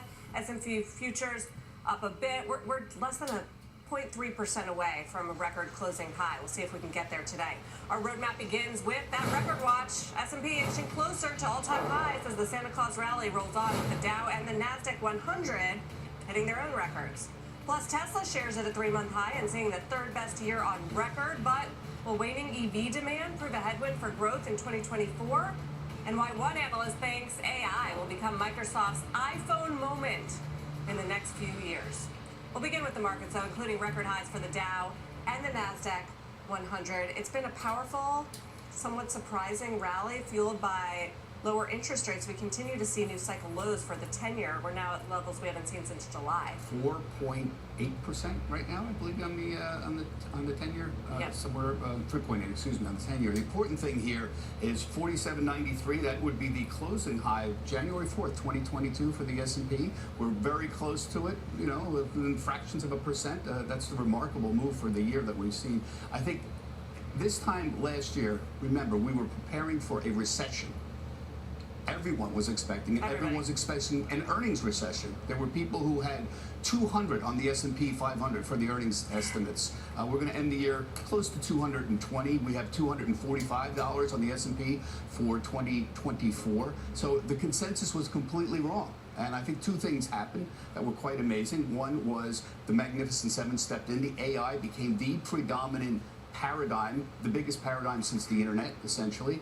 And number two, the recession never came. The recession never came because the Federal Reserve essentially reduced inflation without dramatically slowing the economy. I think that is a remarkable story. It's extremely rare. And you and I both know, Sarah, soft landings are very rare animals. And that is the main story of 2023, in my opinion, the fact that we did not have the recession. Now, who knows if we'll have one in 2024, but the point is, if you would have made a decision based on a lot of forecasts in 2023, in December 2022, you would have been making a lot of big mistakes. Essentially, staying with the market was the smart thing to do. And I think in the last few weeks, as it relates to this latest rally, which just got supercharged by the AI rally of 2023 and the lack of recession, really, I think the surprise is how fast inflation has come down. The disinflation story that has allowed Fed Chair Powell to pivot and has allowed the 10-year yield to rally. I was just looking at the low since July that we hit last night is 3.79 on the 10-year, and we're just above there right now.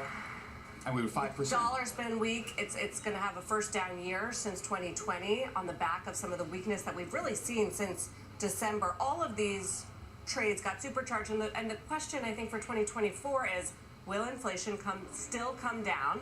Will this trend continue to be the friend of the Fed and of investors? And will the economy stay soft but not in recession? We got jobless claims today, you know, a little bit of a tick up, but nothing worrisome. They still remain historically low. It's a holiday season, so these weekly claims, first-time claims, could be a little bit volatile. Continuing claims, a little bit elevated as well, but nothing speaks to stress or any kind of mass layoffs that companies are doing right now, which also, I think, Bob, speaks to the fact that there's demand. There is a lot of demand out there. So what the question now is, what could go wrong in 2024? And the way I always look at this, you take the pain trade, the consensus views, and invert them, especially when they're all lopsided. In this case, we have a very bullish consensus by and large. The first thing is we're going to get a lot of rate cuts. And there's your first pain trade right there. Fewer rate cuts than expected happen in 24 to disrupt the markets. Expecting like 160 basis points. Yeah, I think 150. Six rate cuts starting in March. That's a lot.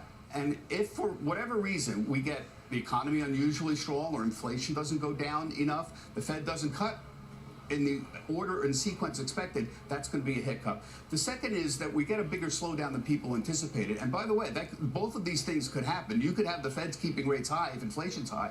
Economy still slows down, but the Fed doesn't go ahead and cut rates. That's a worst case scenario, but that could happen. So there's your second pain trade. Finally, the earnings slowdown. I am not particularly impressed with what I see early on with the early reporters for the fourth quarter. The revenues are generally below expectations. We've had a lot of disappointing revenue reports. We see a little bit of disinflation, a little demand reduction going on, and that could be, revenues could be a story for 2024. If the economy softens significantly, we get disinflation, companies can't raise prices the way they did in 2023, revenues could be a big issue. So there's your three trades that are pain trades. Fewer rate cuts than expected, the economy goes into some kind of even modest recession, and we have a bigger earnings/revenue slowdown than anticipated. Well, I think also the Mag 7, which you said has been a key theme of this year. I mean, these 7 stocks, their surge accounted for 2/3 of the S&P 500's advance. So even though we've broadened out in recent weeks to places like the Russell 2000, to biotech, to everybody left behind, to the food stocks, to all the losers,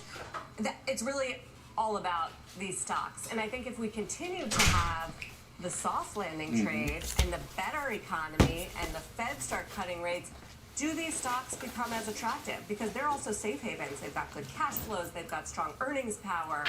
Will they continue to power this market? Did you take a look at, I thought it's amazing here, just a plug here for our Delivering Alpha survey. Yeah. We asked our investors here, what is the best way to invest in AI? 58% big cap tech companies, but which sectors here might outperform? Big cap tech is down there, further down there than you might think. Only 15% say mega cap tech will be the top performer in 2024. That was shocking to me. 35% say bank stocks. They're sort of doing a reversion trade here. 23% say high dividend stocks. That's certainly not mega cap tech. 19% say healthcare. These are all stocks that generally underperform in 2023. So it's a good call. It's a mean reversion call. But you think a large percentage would say mega cap tech is going to repeat? No, only 15%.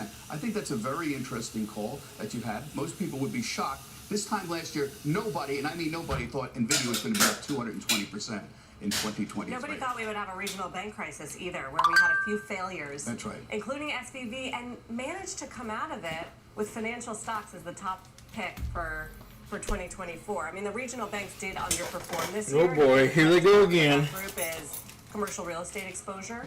And if that starts to, because we still have higher rates than where a lot of these buildings locked in their rates, and if they have to refinance, that could mean a wave of paying defaults. But isn't How would that already, exposure we've been impact the talking banks? about this for months. It's sort of in the market to a certain extent. It would really have to, there is a lot of defaults already built into commercial real estate for the regional banks. I think you'd have to have a much, much worse scenario for it to collapse further. Ed Yardeni has been, I mean, all the bulls are out now, right? Because the rally's broadening out. He says we conclude that the rolling recession for goods producers and distributors may be bottoming, but it has yet to turn into a rolling recovery. That could be a catalyst. Hello, retail traders. I actually expect momentum to be picking up, and that, you know, if you look at the Goldman Sachs, you can Look at the Goldman Sachs. Oh boy, I got a cramp in my foot. Growth to come in better at 2%. That's not what people were expecting at this stage of a Fed tightening cycle. Nobody's expecting nothing. They were always wrong. The market is telling us that the economy is The markets told us last year that we were going to die. Believing it. It's remarkable to me there's a disconnect between the markets and what the general public seems to be believing, right? Well, you know, they seem to think inflation is still say. out of control and that the economy is slipping into a recession. And the market doesn't believe it. I don't think the economic evidence is there. The economic evidence is inflation is coming It's down. irrational And the economy is exuberance. holding up pretty well. And yet, vast enough. I'm done with you guys. We've seen as far as price and volume. Pre-recorded. God, I can't stand this. We just looked at, but bonds driving the bus. Which really Gotta be would live. see rates kind of find themselves in a bit of a range here, maybe talking. Okay.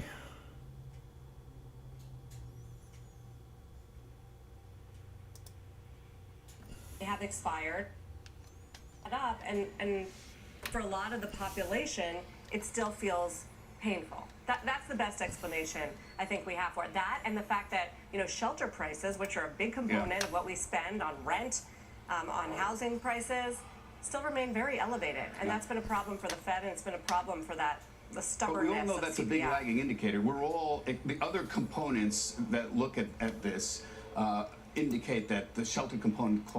I don't know where they get their inflation numbers from. I do not know where they get them from. Because, I mean, it's just unrealistic of what they're saying. I've not seen an improvement at all in my shopping or my utilities or the clothing I buy, the supplies I buy, the rent. Trash bags are up like $8 a carton for me. They were 10. And they say inflation's down. Maybe to them, but not to me. Gas is still up.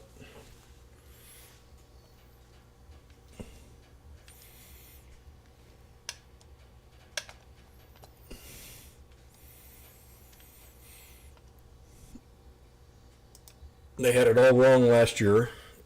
The Feds had it all wrong at the very beginning, said it was transitory or whatever they call it. It's irrational exuberance. This little run we've had in the last 2 months makes, they blowing it way out of proportion. They did a survey on this AI. People said that they don't want to get into it because of the hype. It's overhyped. Just like the EV car sector. They were pumping General Motors, and then all of a sudden General Motors can't put out the cars. Ford, same way. So I like being the devil's advocate when it comes to CNBC, because they've had it all wrong from the very beginning.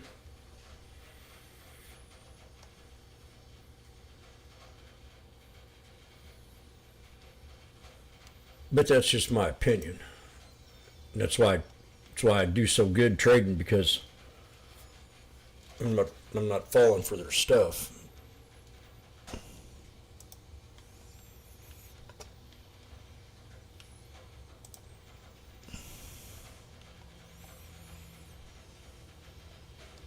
Put these up on a 5-day. See how the 5 days done here this week on IWM. IWM's oversold, and it's had a real good bounce.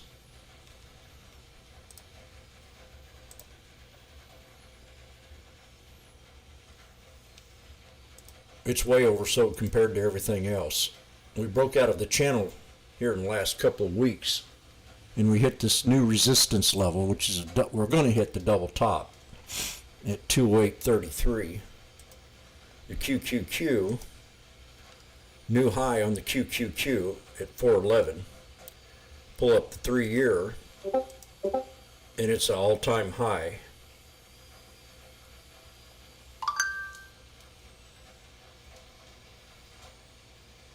(2021), we still have the same stuff going on. We still have the wars going on. It's actually escalated to a genocide in Israel, and that was all about the supply chain. That's why we went down so much in 2022. Then all of a sudden we just did a V recovery, cup and handle, and broke the double top. Everything was so cheap, and you heard me back then, November and September. I said, things are cheap. They're not cheap no more. And fat cats are very bullish now because of the interest rates. They're looking forward to the interest rate cuts. It has nothing to do with inflation or anything like that, in my opinion.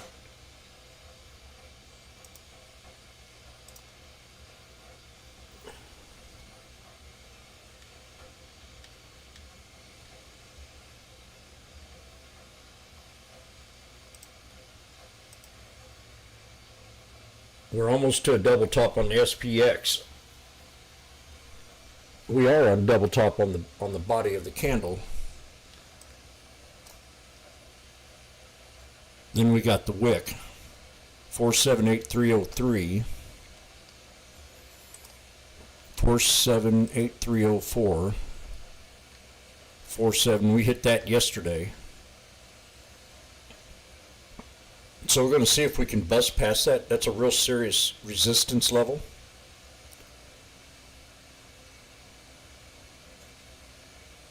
If not, we're going to pull back to this here. Probably drop, oh hell, that ain't very much. In fact, I'm looking at it the wrong way. That's a hell of a run.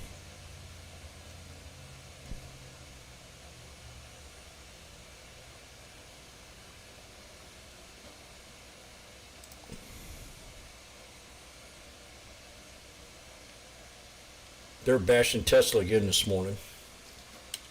They got somebody posted in the room about 2 Democrat senators are picking on them. Banks. Pull up the 3-year chart on banks. We still have a lot of room to run on the banks. And we nailed the bottom. So on the 3-year, we got to look at the 200 SMA as a resistance level. And I think there's a lot more room to go on them. Like BAC, we did hit resistance. And that's a pivot point. Shoot right up to 35 bucks. And then we got a head and shoulders right here. So we got a shoulder line at 36.47.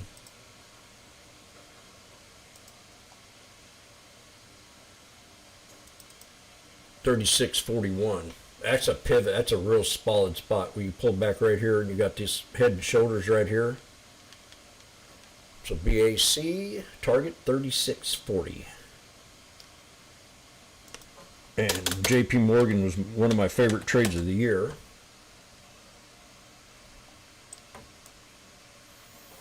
And we're still moving on this thing.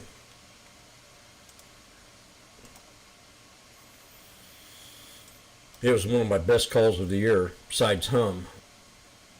This Harmony candle that I called back here and did a video on, it'd been nothing but a straight line all the way up.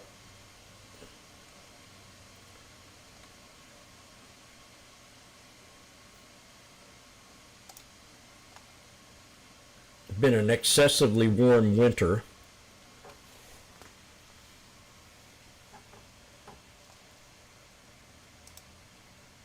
Baidu, I think China's starting to look good. Got Baidu on watch, added it to my watch list. So let's see what's going on here. We got 18 more minutes. Then we'll go get my coffee going and I'll be right back. Listen to these lunatics here. We've already got a little bit of taste of that in 2023. So can the stock market rally with bond yields not moving south anymore? I think so. I mean, the moving the 10-year below 4, I don't know that makes a lot of sense. So there may be some position squaring, some window dressing going into the end of the year. And certainly there was a big short squeeze, right? If you look at the cumulative traders data for the 2-year, that was at a record short going into kind of the peak Fed, if you will. So I think some of this is exaggerated, but below 4 to me doesn't make a lot of sense. I think 5 was very attractive. 4 is probably more or less the floor. And so if we're between 4 and 5, I think the stock market will be okay. But as I said earlier, if we're traversing that bell curve from left tilt to right tilt and back to the middle, at some point next year we may have a repeat of what we had this year, where rates go up. I wonder how Bond Chaser's doing on his. The analysts plugging earnings and rates into their discounted cash flow models start to come up with. So I can get up Trend Spider.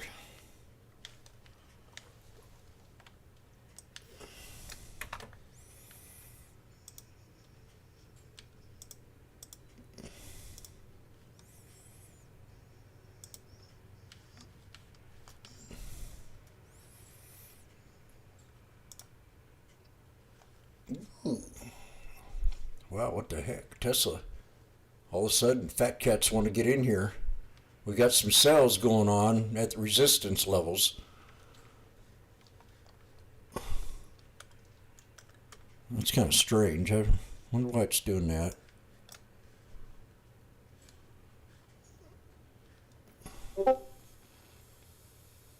That's kind of... I don't like that.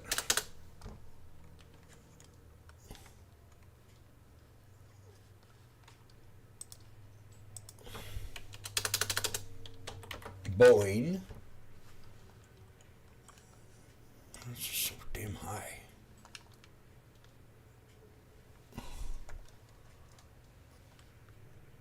Okay, let me see here. Other data. Earnings, start pool volume.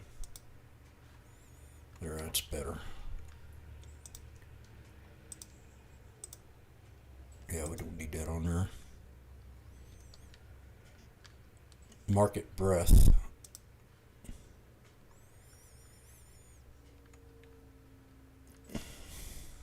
Where's that going to come in at?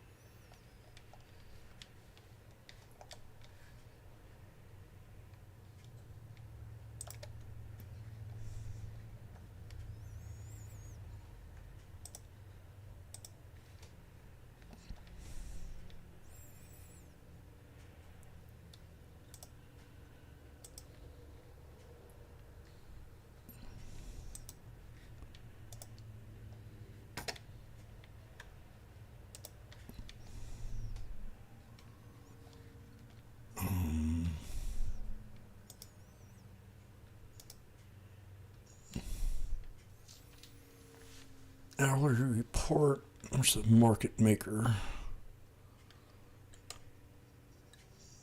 Bets. Got a lot of volume on bets right now. I think a Warrior Trader was trading this yesterday, or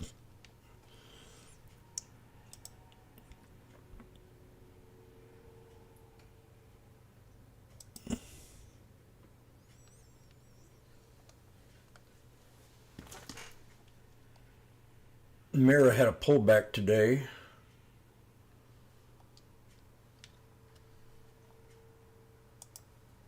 Meaning the market is now oversupplied with storage 8% above the 5-year average because of associated gas. That's gas produced alongside oil. Crude prices are still above break-even levels, so that's stimulating associated gas production. No. In total, it's about 15% of domestic supply.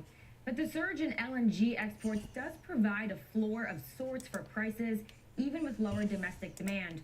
During the first half of the year, the U.S. was the largest LNG exporter worldwide, with more than half heading to Europe. New export sites are being constructed in the U.S., which should keep demand high.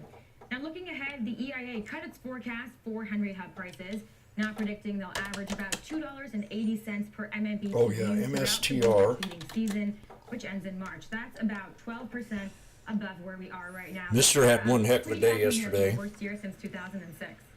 Absolutely, and a savior, I think, another one for saving grace for Europe, that is. Pippa Stevens, thank you. The opening bell just a few minutes away. Squawk on the Street will do right back. Yeah. Could probably short Baidu.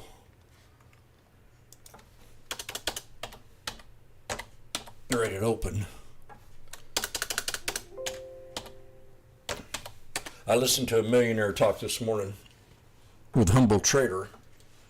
He had the hardest time to trade stock market on alerts and call outs, so he took the easy route, and that's short a breakout gap. Just go look and see what broke out on the gap ups and do a little bit of due diligence on it. And that's probably one of the easiest way to trade. So I know a lot of people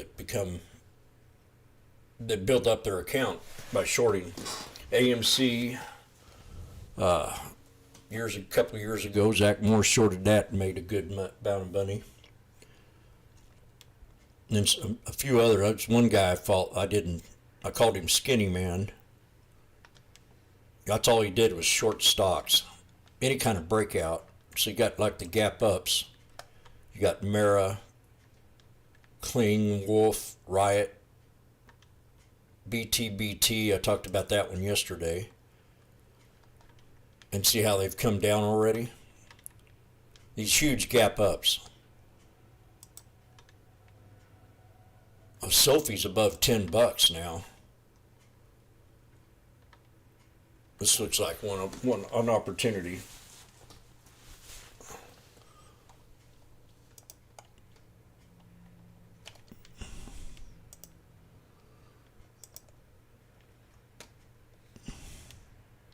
But you got to look at the news and see what the news is about.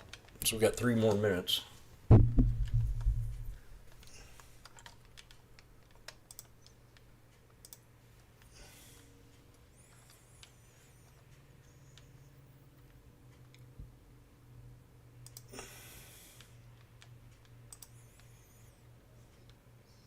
So I hope Schwab's just not recorded all the time. Pre-recorded, I don't like this stuff.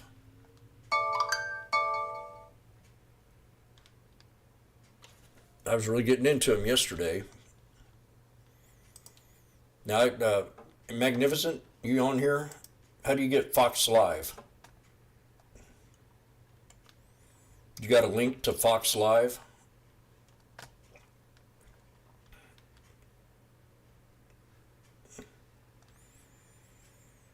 Fox Business. Oh, cable TV. Shit. I don't have that.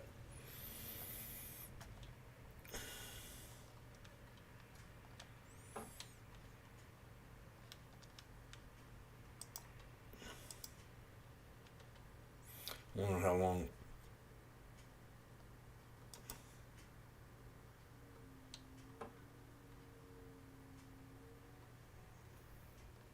I see. Customer checks, adding, quote, we maintain our outperform rating, and Microsoft is on our Wedbush best ideas list into 2024. We view this Okay, as let's tear it up. iPhone moment, with AI set to change the cloud growth trajectory in Redmond over the next few years. We estimate, he says, it could add another $25 billion to Redmond's top line. Watch Baidu and see. We got a huge gap up on it. First off, the shout out Ready to open. Van Ives. He was much Make sure your platforms are up. Number one, his endlessly bullish commentary, Nope. which was correct. Watch me trade the SPY today. Also for his amazing If you're having trouble. outfits that he I'm has. going to trade it every day. Psychedelic blazers. He was, I'm going to give you a winning ticket every day. for that too, but he was right, so kudos to him. The amazing thing to me, We got to look for the breakout, the pullback, and the pattern. We won't take it until we see a pattern. like Microsoft, they're not overvalued. In fact, none of the Magnificent Seven are ridiculous. Tesla is in the 60s on its Oh, but shut that's up been about there for Tesla. many years. That's an exception. You look at Microsoft 2024 earnings estimates, 28 times 2024 numbers, a multiple. It's traditionally right in. We have a breakout on the SPX, right at open. Forward earnings, so nothing is stupidly overvalued where you can say, oh, everything's kind of gotten out of control here. And by the way, the same with Apple, the same. We got to pull back on HUT to a double bottom. Now this is the one that had the big breakout here. It can drop a lot more. It can drop a lot more, so just hold your horses.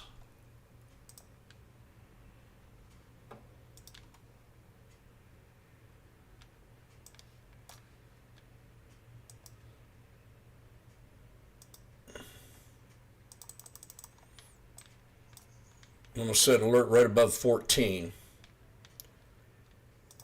I think I can.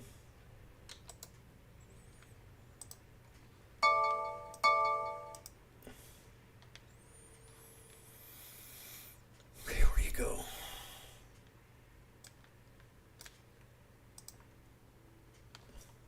Yeah, we're going to wait for that. And your first support's right here. This is a mining company, I think.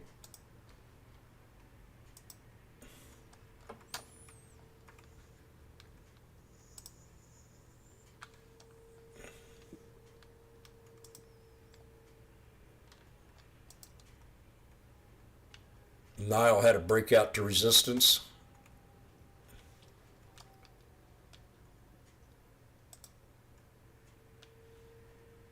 I'm trading off the watch list.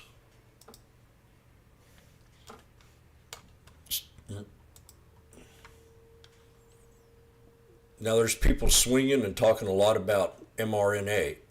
I mean MARA, Mara.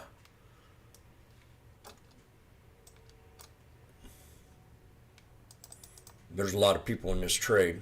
It's going to go to 29.77, and it's got to hold.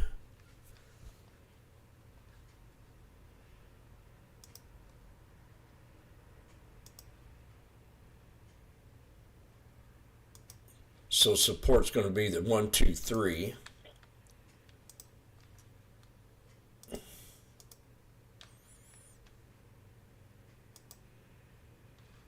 I got to pull this up just a little bit. It's causing me an issue here. We've got an ascending triangle.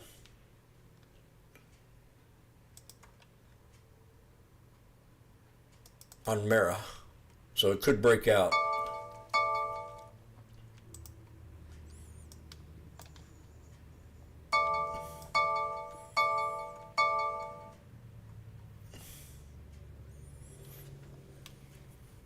Now yesterday I did real good on the put.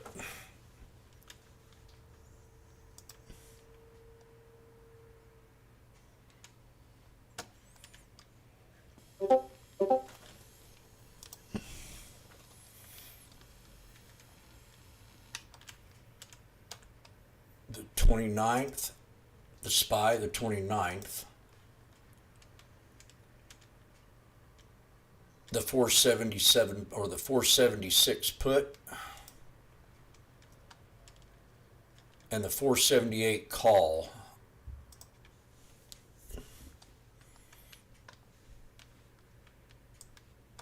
SPX.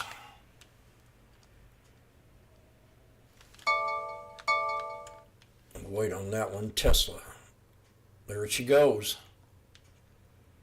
The 476 put. Now we're going to see, okay, right here. This has got to hold right here. I'm not in the trade yet, but I should have took that one.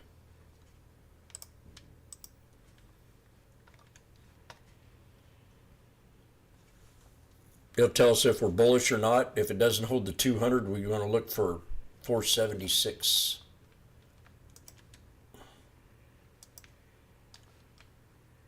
Come on.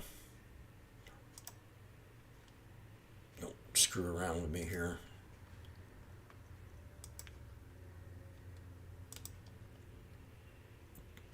$476.80. I'm going to bring it up just a few cents here.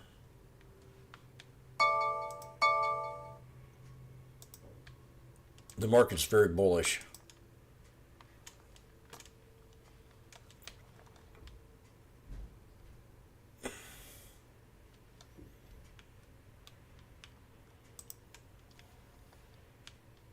Baidu broke out. They're pumping Baidu yesterday and today. I think the market knows that we're overbought in a lot of this AI stuff, Magnificent Seven, and they've been pumping Microsoft to a T. Big time. I wonder why. Here, I need to put this on the SPY.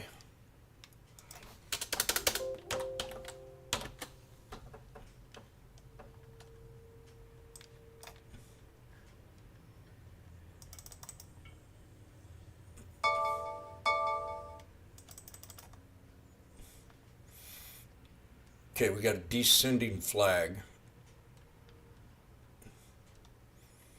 I'm going to wait for 476.85.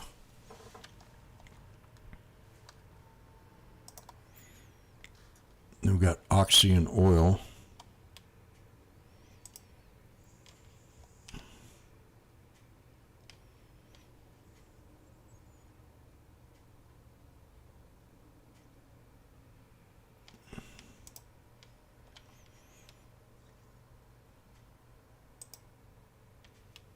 WT had an upgrade.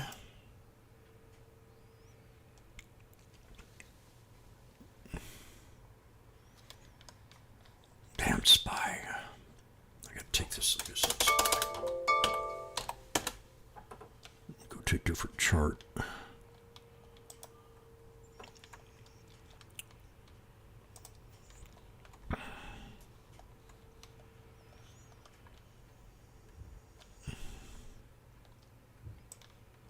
Yeah, it's just too much.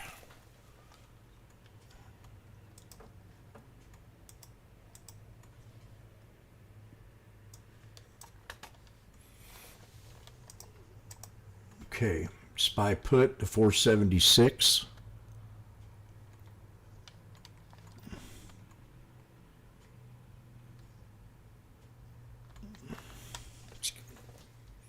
I want to take a risk here.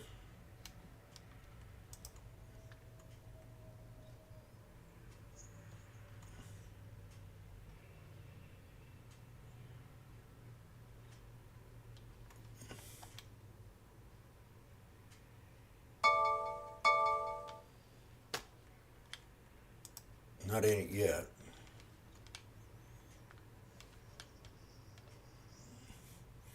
Baidu getting. Damn it, sometime.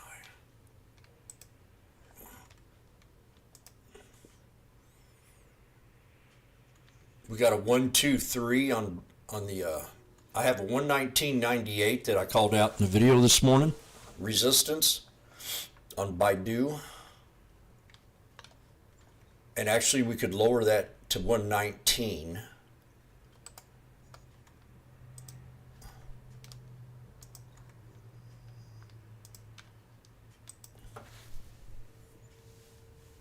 We hit that resistance there, I might go ahead and buy a put.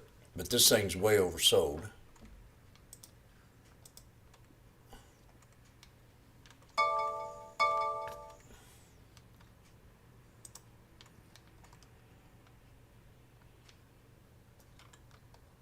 We got NVFY is up 200%.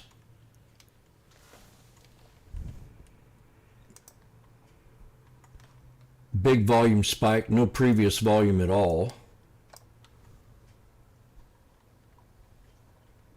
No news. Earnings were back in November and had a net loss. But I don't see any news on that stock, so I won't take it. Now, in SNES, I've traded this one before.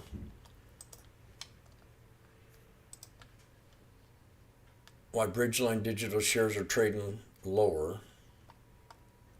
Maintains a buy. Price target to 350. Where's the chat room at? Mr. Puts.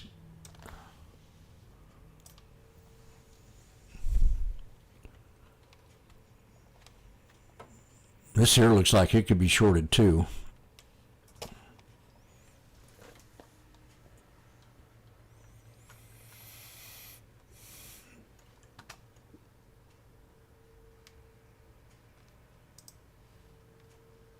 God, I can't stand her.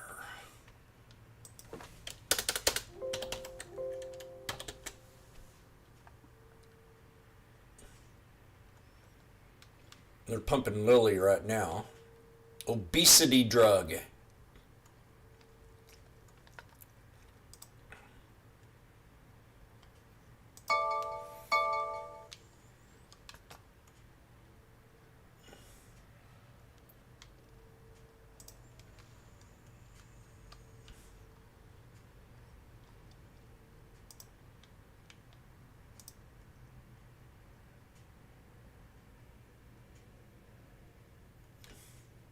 Yeah, this ain't cool. I hope I wasn't watching pre-recorded all day yesterday, trading off of it. I probably was. I came within cents of hitting my resistance on Baidu here.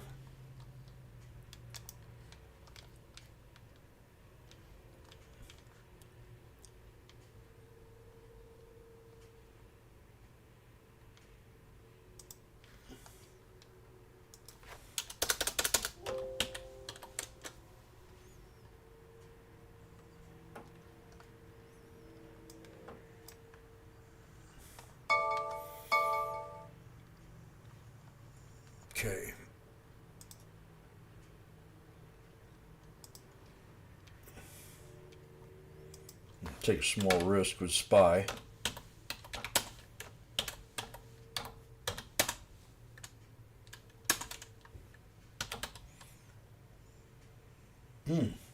Yeah.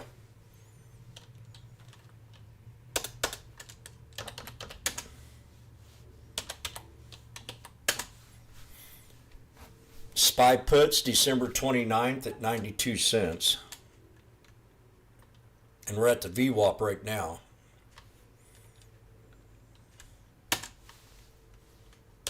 $4.76.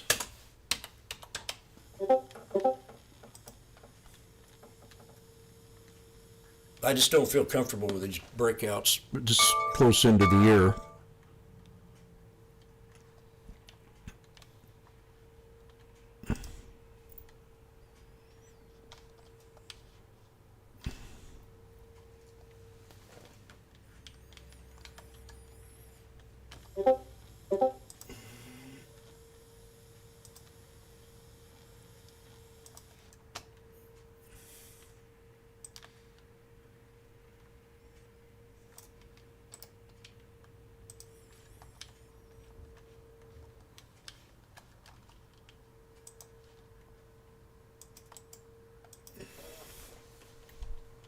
What's the upside target to Baba? I'll tell you here in a second. Oh God, yeah, there we go.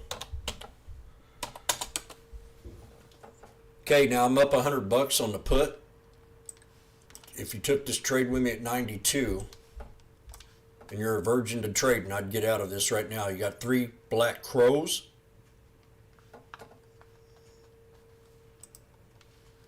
Out at 102.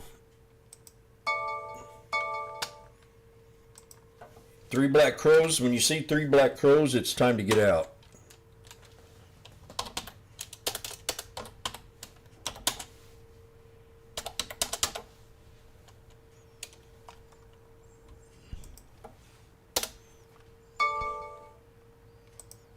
Now we're right at support, so I'm going to look at the call. This is a 1-2 freebie.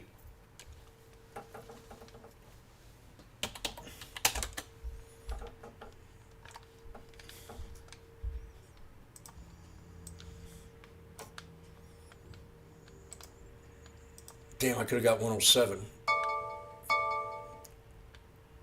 So the 478.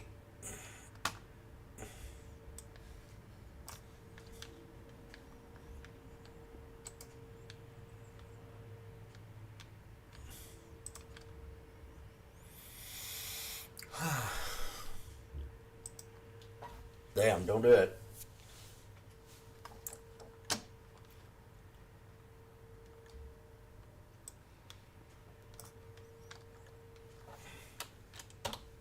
Baba. I'm gonna get, I think that's 93, if I remember.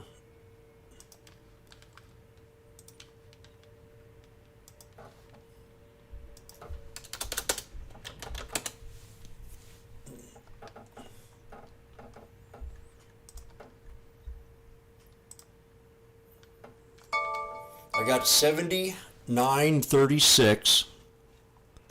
And that's a real serious pivot point area, 79.36.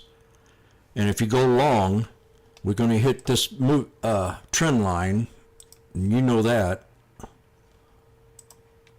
at 83.76. And I'll put the chart in the room. But first one's going to be 79.36. You got to look at FedEx. I got out of FedEx yesterday on that spike.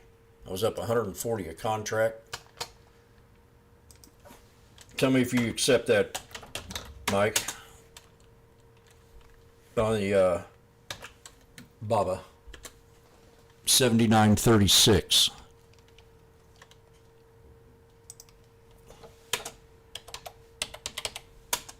And this would be in.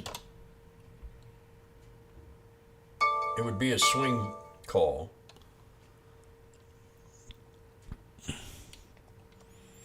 $79.36, and then 83.76 long.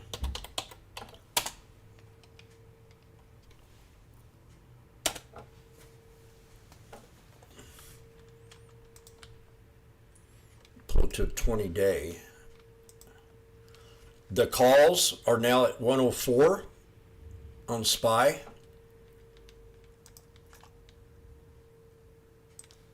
So Jimmy called the 1-2 free right here at 93 cents, and now we're up here at 102, 104. Go ahead and exit the idea because you're hitting the 9. And you're squeezing between the 9 and the 200. They could break out.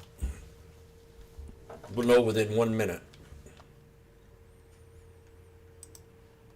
And Baba, I'm going to pull up the 20-day chart. And we broke resistance.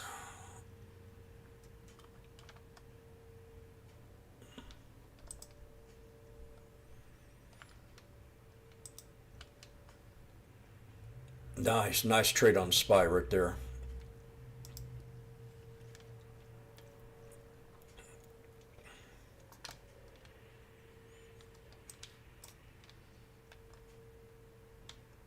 Three black crows, I talk about it all the time, how to trade it. We had three of them yesterday.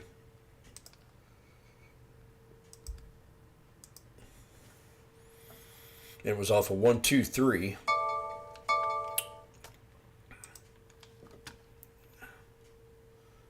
Baba. I've got to find the chart that's going to get me where I want it to be here.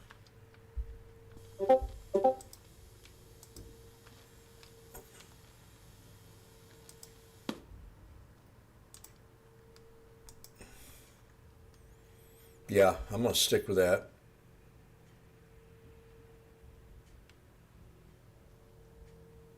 Actually could lower it a little bit.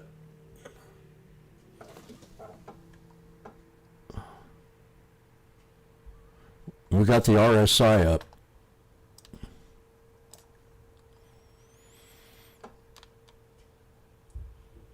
Yeah. I think we're at 77.82 for your first resistance.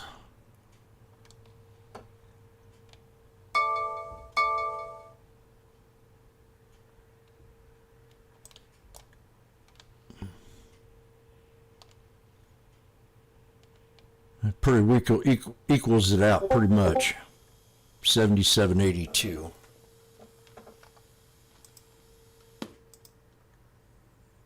Yeah. I think we're getting there, Mike.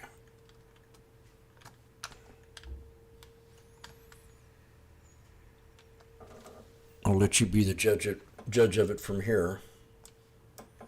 We got an ascending triangle. This is bullish. We'll see if it hits the 77.82 and pulls back.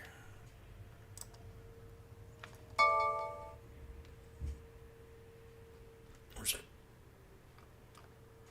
RSP.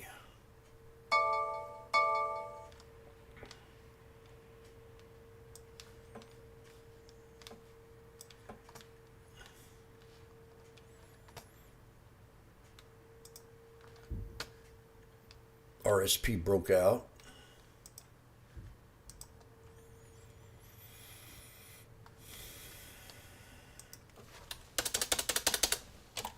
Let's see how they're doing on Tesla. CNBC was bashing Tesla again today.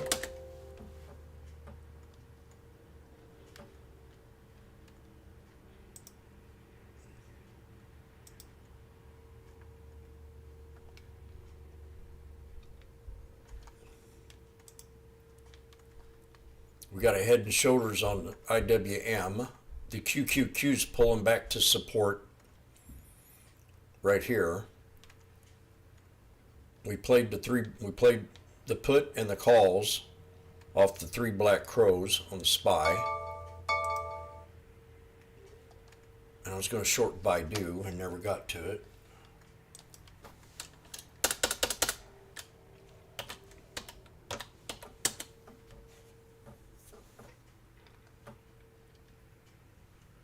Oh, FedEx. Damn, I forgot about it.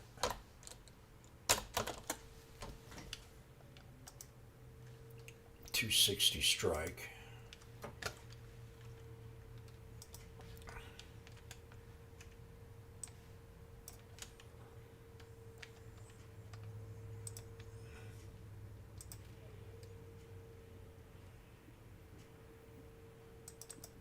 Two-headed snake here, 261.18 per Tesla. 3 black crows on this one too.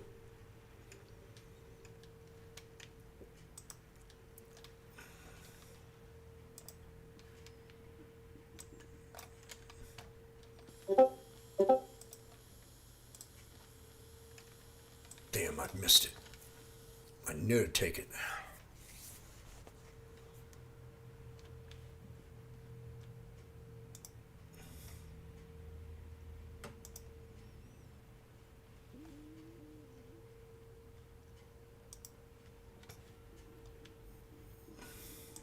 Times, and then buying one of the 550 strike calls. So in essence, I'm buying $50 wide call vertical to the upside, selling $10 wide call vertical to offset some of the costs. The all-time high in the stock is about $505.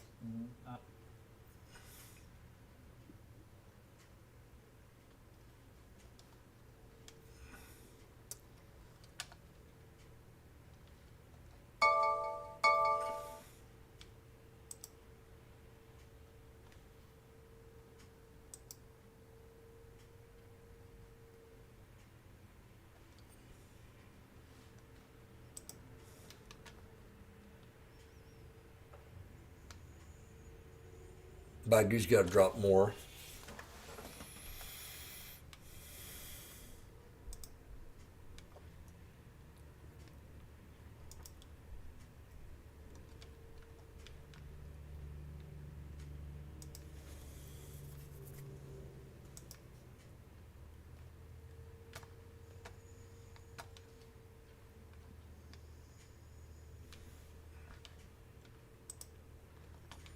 Nile hit resistance that I called out, called 953 yesterday.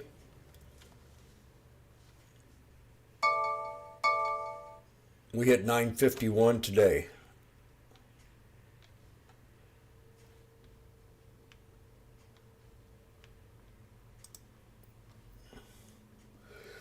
Blink. This has an interesting monthly chart. Dave. We are watching shares of wireless carriers for the year. AT&T trailing its competitors, down 10%. But our next guest sees a turnaround for shares in 2024. BofA's David Barden named AT&T his top large-cap telecom pick for next year, and he joins Very interesting monthly chart on Blink, and it's getting volume. in demand this year. For swing. AT&T, David, what do you think changes next year? Well, thanks, Sarah. First, it's great to be here. Thanks for having me back. Look, the wireless industry had 3 big challenges in 2023. Number one was that the market was worried about what the post-pandemic competitive climate would look like. I think number 2 was that there were rumors that Now I got Airbnb. Industry, which turned out not to be true. I don't got it, but I mean, I'm watching it. That the Wall Street Journal article that came out around mid-year talked about some risks that could. I wanted to see 135.19. So ultimately, the Environmental Protection Agency seems to have kind of dismissed. So we think we're really 135.34. David, Bob Pisani here. One of the things AT&T, a widow and orphan stock, as it used to be called 30 years ago, for that dividend, still there, 6.7%. That is in the top 20 for the S&P 500 in terms of the highest dividend. T is bouncing. There are people who still It has some resistance to break. Lowest level since 1993. 1676. Got an almost 7% dividend yield. That tends Support to off the mitigate some of that 200. Downside on the price. How safe is that dividend? Do you At think 1661. 2024? Thanks, Bob. Look, the dividend is safe. Which ain't much. AT&T is our top pick for really 3 big reasons. So Number one, bring it down to the shoulder line. Performer for the last 2 years. They've met or beaten all the fundamental expectations in the wireless industry. That's in the better. Consumer fiber industry. That still ain't and much. it's gonna continue in 2024. The second We got a big Darvis box. valuation. AT&T is trading a multiple point or 2 multiple points below all their telecom peers. And the third is positioning, and this is super interesting. Of the 90 stocks in the S&P 500 that are over $100 billion in market cap, AT&T is number 90 in terms of ownership. It's the least owned mega cap stock in the market.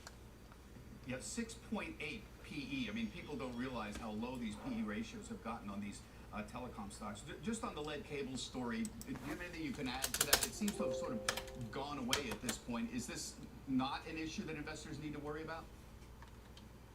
When we think it's kind of a non-issue, we've looked at the history. There's not a lot of precedent for there to be a lot of liability here.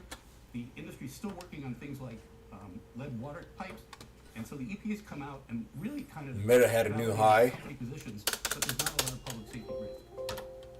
All right, David, thank you. David Barden Thank you so much. on AT&T. Coming up, more top picks for 2024 on tap for you. Another hour of Squawk on the Street, straight ahead. We got a symmetrical flag. Well, a descending flag on FedEx.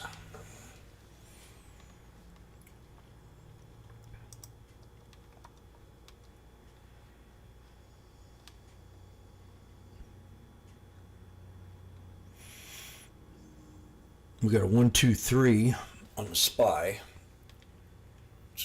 See if it doesn't hold the 200 here, or I'm going to get me a put on SPY. Where's the VWAP? There it is.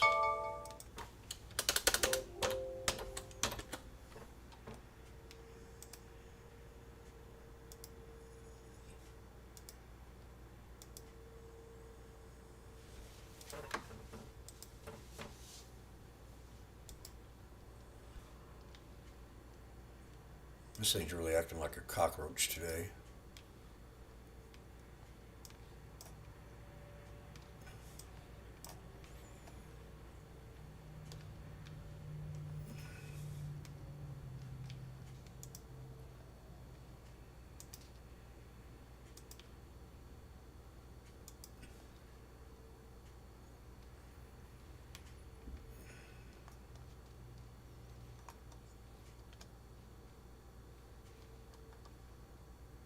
And it's more or less an ascending, but descending.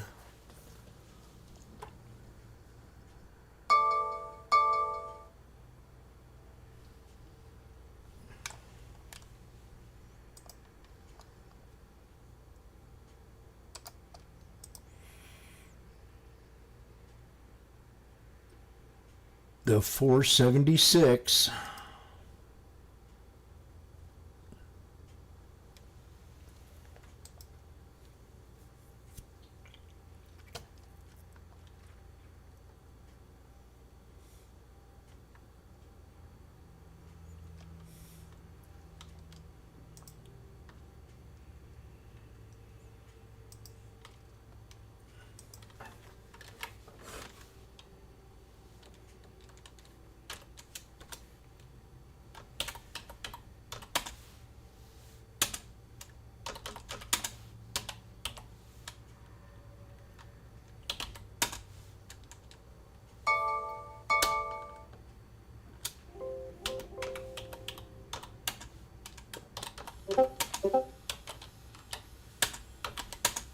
Only in theaters.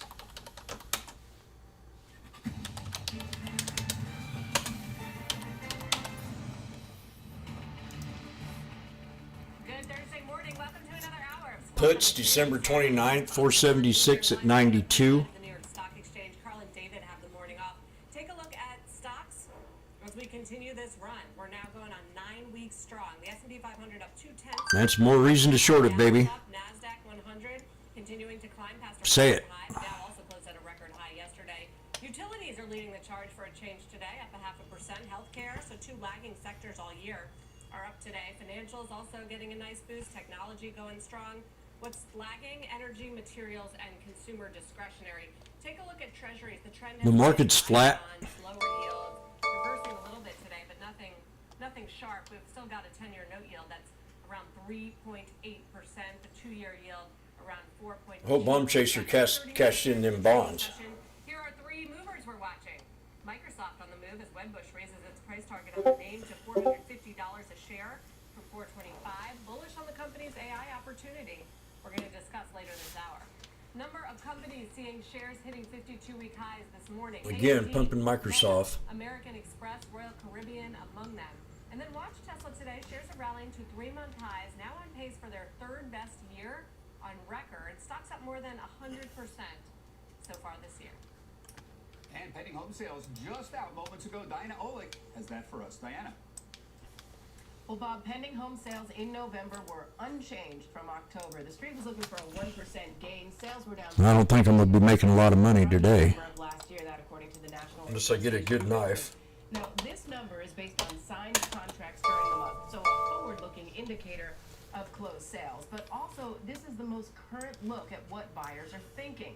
And mortgage rates here are key. The average rate on the 30-year fix soared over 8% in mid-October and then dropped sharply to 7.5% in the first week of November. It ended the month around 7.25%, and that's why the Street was looking for a small bounce. Now, the realtors did note in their report that while it didn't result in formal contracts, that drop did spark a surge in interest, according to their lockbox indicators. Those are the boxes that record 3 showings lockbox. when people open the door. So regionally, pending sales rose very slightly month to month in the Northeast and Midwest, and rose more sharply in the West, which is where prices are highest, so lower rates would help the most. We're squeezing again between the VWAP and the 9. Now I went with a put because the body of the candle went below the 9. This is a little too soon, but I'm going for it. We'll get a knife candle down here again and bounce off the 200 of the bottom of the VWAP. Or hit that trend line. Listings are going up. You know, we have this paradigm suddenly. I did a video on how to trade the 9. 3% mortgages forever, but that's going to be an old story. People have to do. Right now, getting ready to squeeze. They have to go places. They have to move eventually, sometime in 2024. Is there any sign that that's going to be changing? I'm asking about maybe new listings increasing or something like that. Yeah, we did see a slight bump up in October of new listings, and so that could help a little bit, but really we're still 38% below on inventory, 38% below pre-pandemic levels. Now the thought is that, okay, if you're looking at a 6% rate and you've already been in that 8% range, if you're a seller, maybe it's not quite as painful when you think about moving from a 3% rate to a different house to get My indicator said we're finished. 5% rate if we move in that direction. I think if we get closer to the We're going to find out if they're going to buy it right here at support. Willing to list. So right now is a good idea to get out of the trade or hold on to it. The majority of homeowners today have rates not just below 4%, but a lot of them below 3%, which I do. Yeah, lucky you. See if we get a bigger knife. So this is one of the reasons why I think people are a little nervous, Bob, about the disinflation trade next year. That's been very helpful for the markets, especially lately. It's why the Fed has been able to sort of pivot Bingo. away from rate hikes and interest rate cuts. Little bitty, little by little. There. He's very worried about the housing market reinflating. And Diana just reported, okay, pending home sales flat, but the interest is there. So I'm up 120 bucks. I'm going to get out of that trade, especially if I feel a little skittish. Apollo, and they break down all these ways to measure what's happening with housing inflation. Owner's equivalent rent, which we know is a big part of the CPI, the Zillow rent prices, apartment list. I know you say it's lagging, and it has come down a lot. Numbers. Look at that orange line. This is hard. It's not about how much the percentage is, it's about the dollar amount, in my opinion. Are going to come down dramatically because that's a leading indicator. Isn't Zillow a leading indicator? Some people think that it's hooking up. Actually, that you saw it come down, you saw it bottom, and if you look, first of all, at S&P and Case-Shiller, and that one is a little bit old, that's the light blue line you see on your chart, ticking back up. I think that we want to watch these trends. We don't know if they'll continue to come down or if they'll go back up. The problem is, not a problem, but for the Fed, mortgage rates have come down so much that if it spurs a lot of activity, So much? Won't you shut up? high, and we already have this low inventory. They're up 5%, Broad. Well below levels pre-pandemic. Okay, so I'll do on the other hand, right? I'll play John Ford. On the other hand, inflation might continue to be a non-story next year. Have you seen what's happening in the tips market? These are inflation expectations. They have come down dramatically to target Fed levels, 2%. Here's the 10-year tips break even. David Rosenberg points this out in his note today. all the way back down to just above 2%. Fed's got to be Like I said, that. any little bit of good news People are worried about to these inflation. people right now will make them extremely bullish. You see this in the 5 years as well. You see this in the 5-year tips rate. I mean, just a little bit, like when earnings come out and they're going to say, okay, earnings is at up 1%. We're at 51. I mean, which is poor. But they're going to look at that 51 and say, man, this is great news. It could have been 50. And that's why they're going to treat this kind of momentum.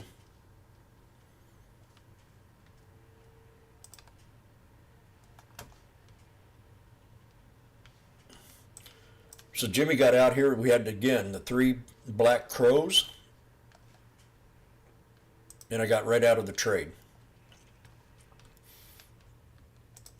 Same thing will happen right here. We're looking for chart patterns to get in and out of these trades. Then you got a tweezer bottom.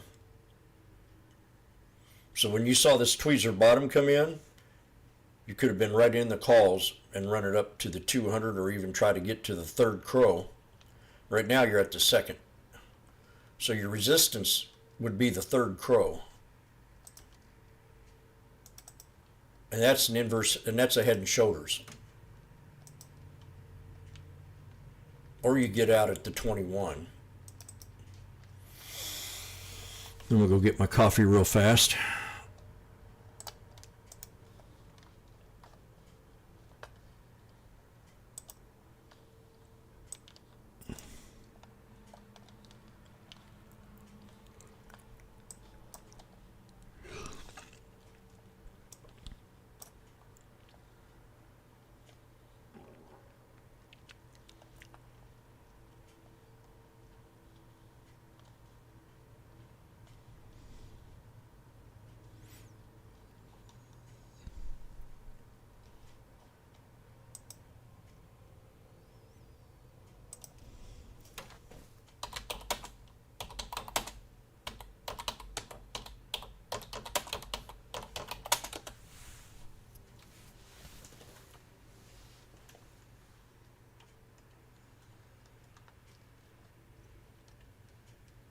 Boeing trying to pull back.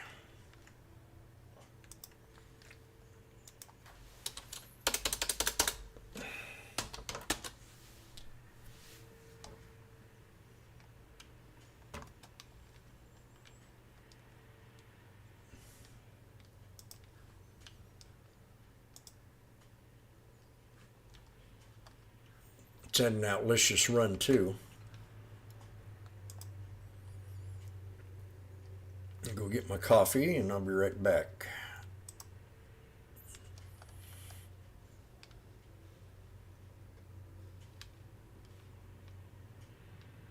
The SPX is squeezing right now between the 50 and the 9. We had 3 black crows on it. I think it's going to pull back. So I'm going to look at the put on the SPX.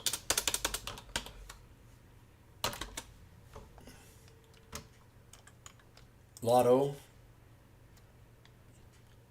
the 4780 or the 4775.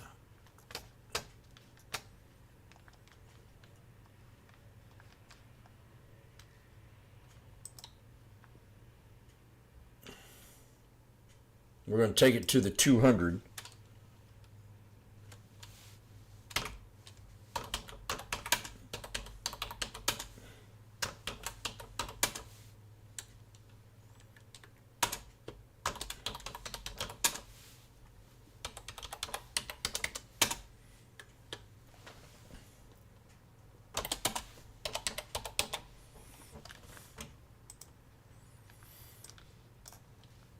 I got the Lotto put strike 47.75 at 275.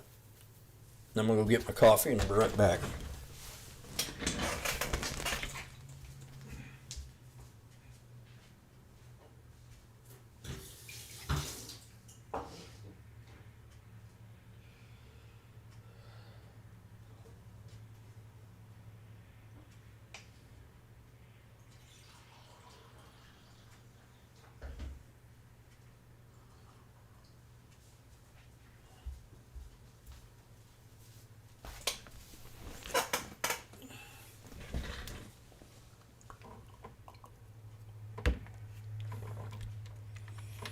I'm gonna have to put a stop on this if it don't work.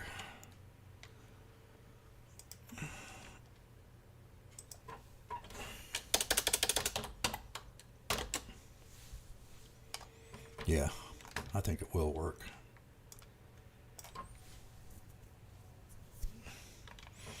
You got one put. I'm gonna grab another one.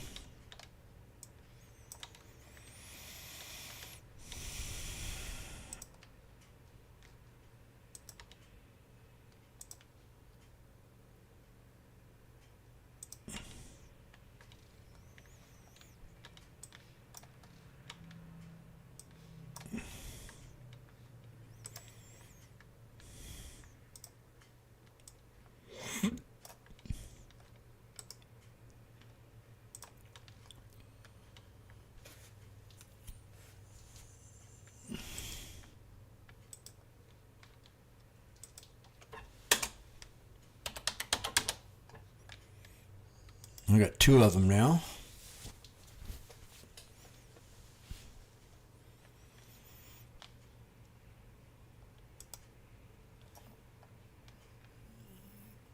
Jesse, I got 258 for support on Boeing.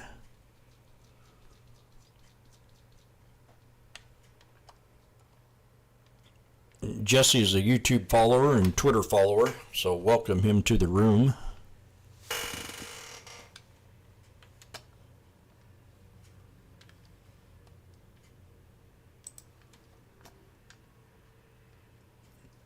Niall, can you get to 10?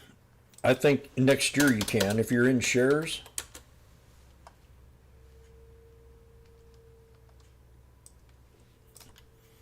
I've got, this is the Gap channel, Florence.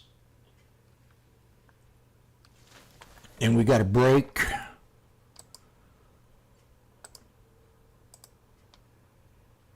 What price level is that?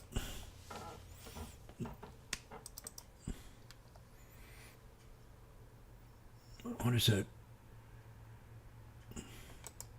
Damn, I can't hardly see this number. Here, we'll go see if we get right there. 953.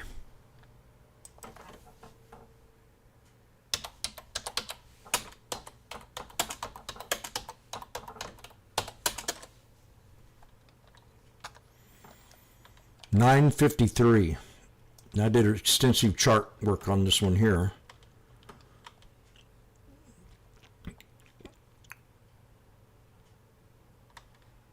And we got to gain respect above the 200 on the daily.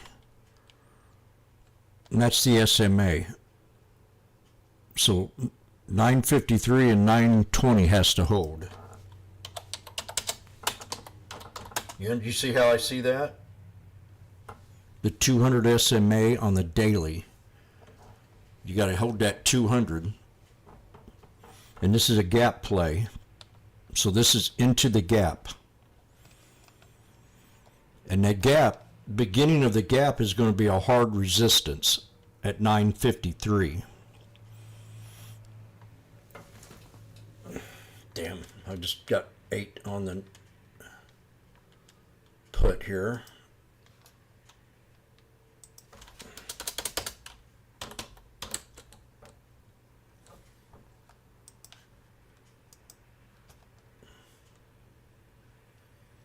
I'm going to hold on. It's not that bad yet. 275 and 255, and I have 2 of them.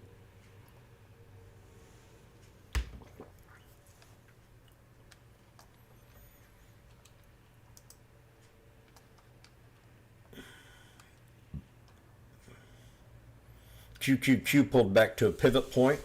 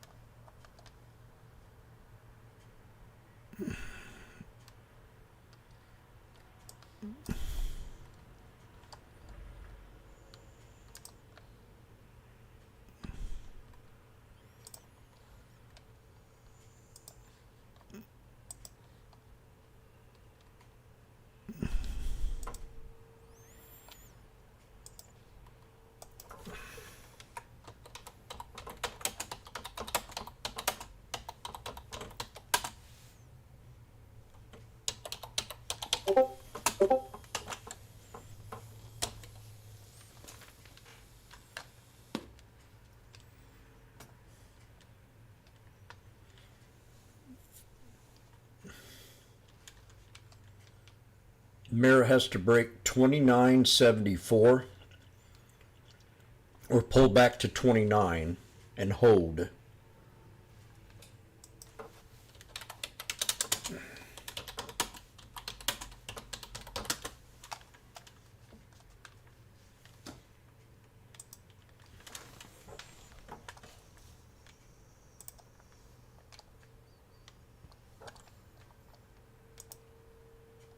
Afraid that, specifically they don't have much in the way of, new menu innovation to go over a very popular carne asada next year. And so, the valuation here is calling for perfection. I just think, in the near term, there's a very specific reason why transactions are accelerating. And potentially after Q1, we could see transactions start to decelerate. Wendy's hasn't had a good year. It's down 13%, but you're still downgrading at this point. Why? Explain that again. Because they suck. The grocery inflation They're filthy. Is much lower than restaurant inflation, and it's going to stay that way for quite some time. On the margin, we're seeing some share shift, from restaurants to grocery. QSR is direct meal replacement, and so they're a little bit more exposed. And Wendy's just happens to be towards the premium end of QSR, and so to me, Wendy's a little bit is a little less well positioned than some others in QSR. So Dutch Brothers added to your best ideas list. I do like Dutch Brothers. It's an interesting little play on the coffee and somewhat fast food business, but still not terribly large presence in the Okay, I think 19 will hold on Wendy's. Well, that's just it. So I'm setting alert at $19, 19.05. Unit economics are tremendous, best in the entire public traded restaurant space, and they have a lot of company-specific drivers kicking in this year. So I think this is going to be a year where everything comes together and the valuation starts to expand in a very meaningful way. And just finally, we got to go, but in 10 seconds. Not getting many alerts this morning. The company just went public this year, and it's been okay. Tell us how you feel about Cava. Well, again, Cava's very underowned. Again, great unit economics. I don't see any big negatives. I see big baby. Ahead of us, and as long as the fundamentals continue to perform, I think every growth PM is going to want to own this name, and that's going to drive this name higher. Nick, thanks very much. Nick Setchin is the Wedbush Securities restaurant analyst. Very good job. Sectors Wall Street says to bet on here. Plus, more on the day's movers you might have missed. Walk on the street. We'll be right back. 47.87. The number you want to watch for is 47.96. Because that I used to have the biggest crush on this chick. closing high. Haven't seen it since January 2022. We'll be right back.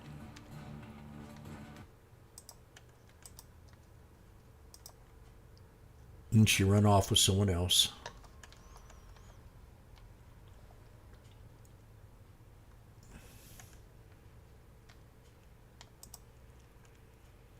Okay. Jimmy might get burned.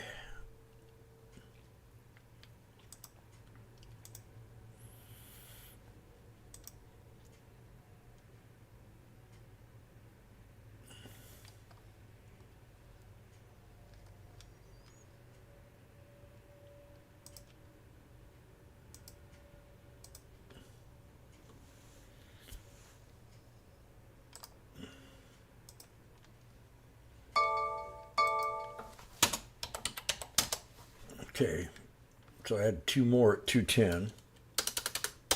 Now I got to do some finagling.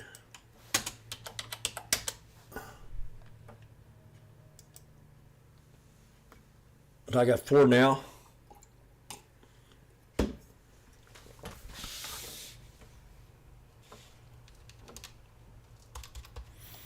Of the puts.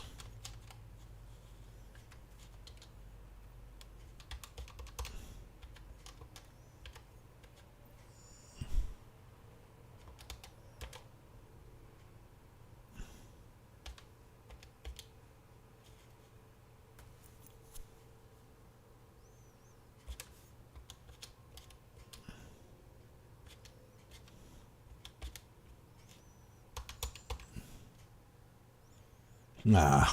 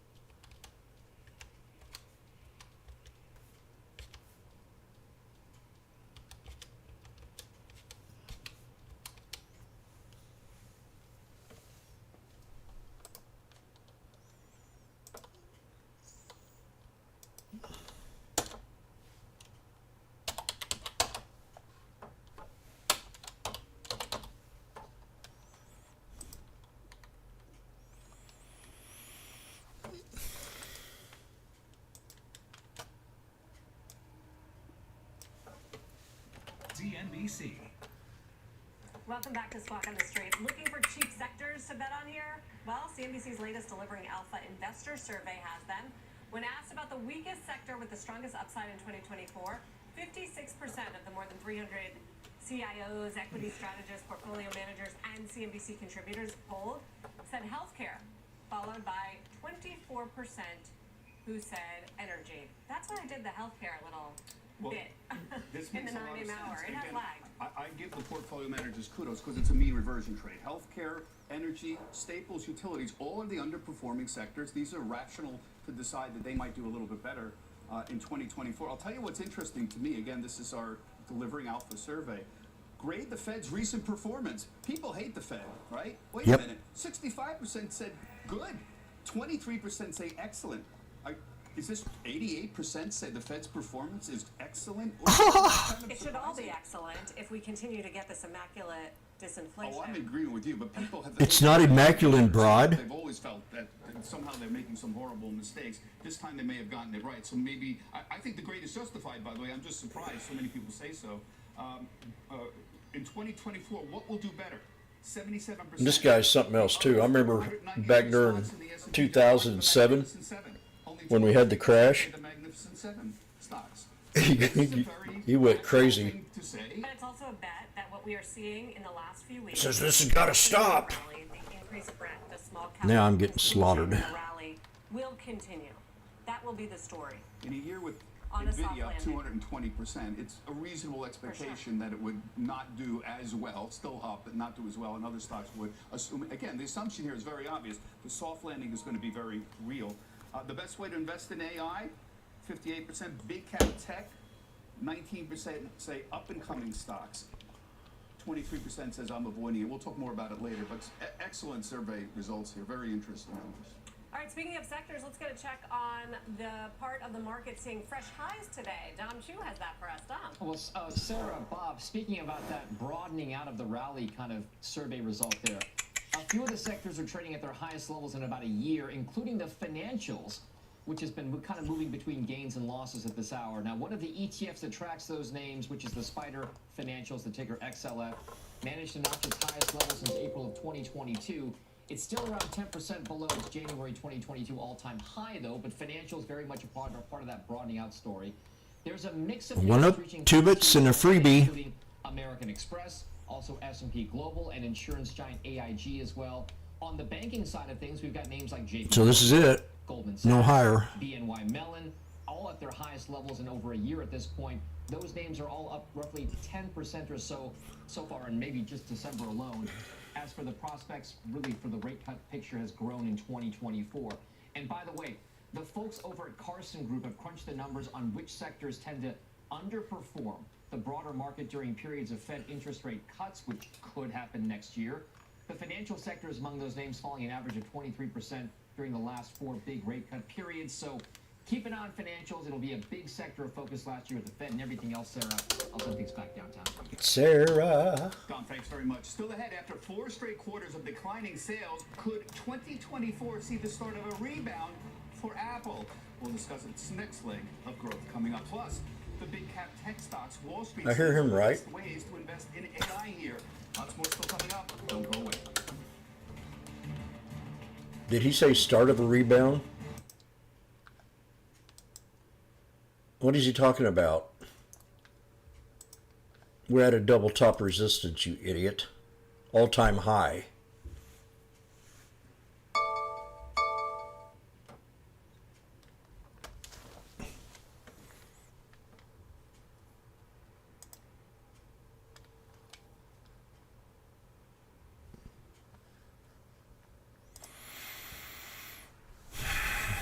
Well, looks to me like I'm still going to hold on to this thing.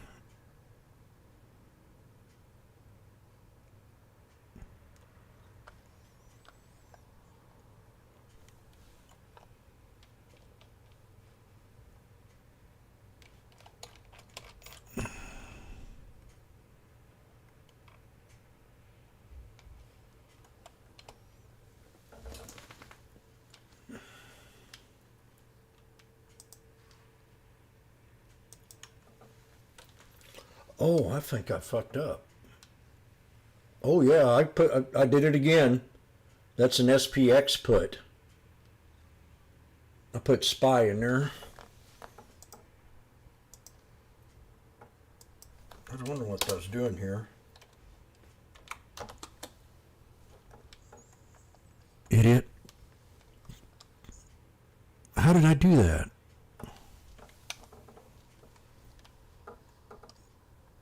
No, it's a SPY.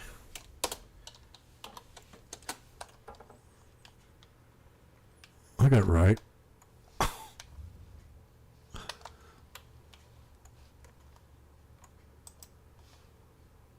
Dippy.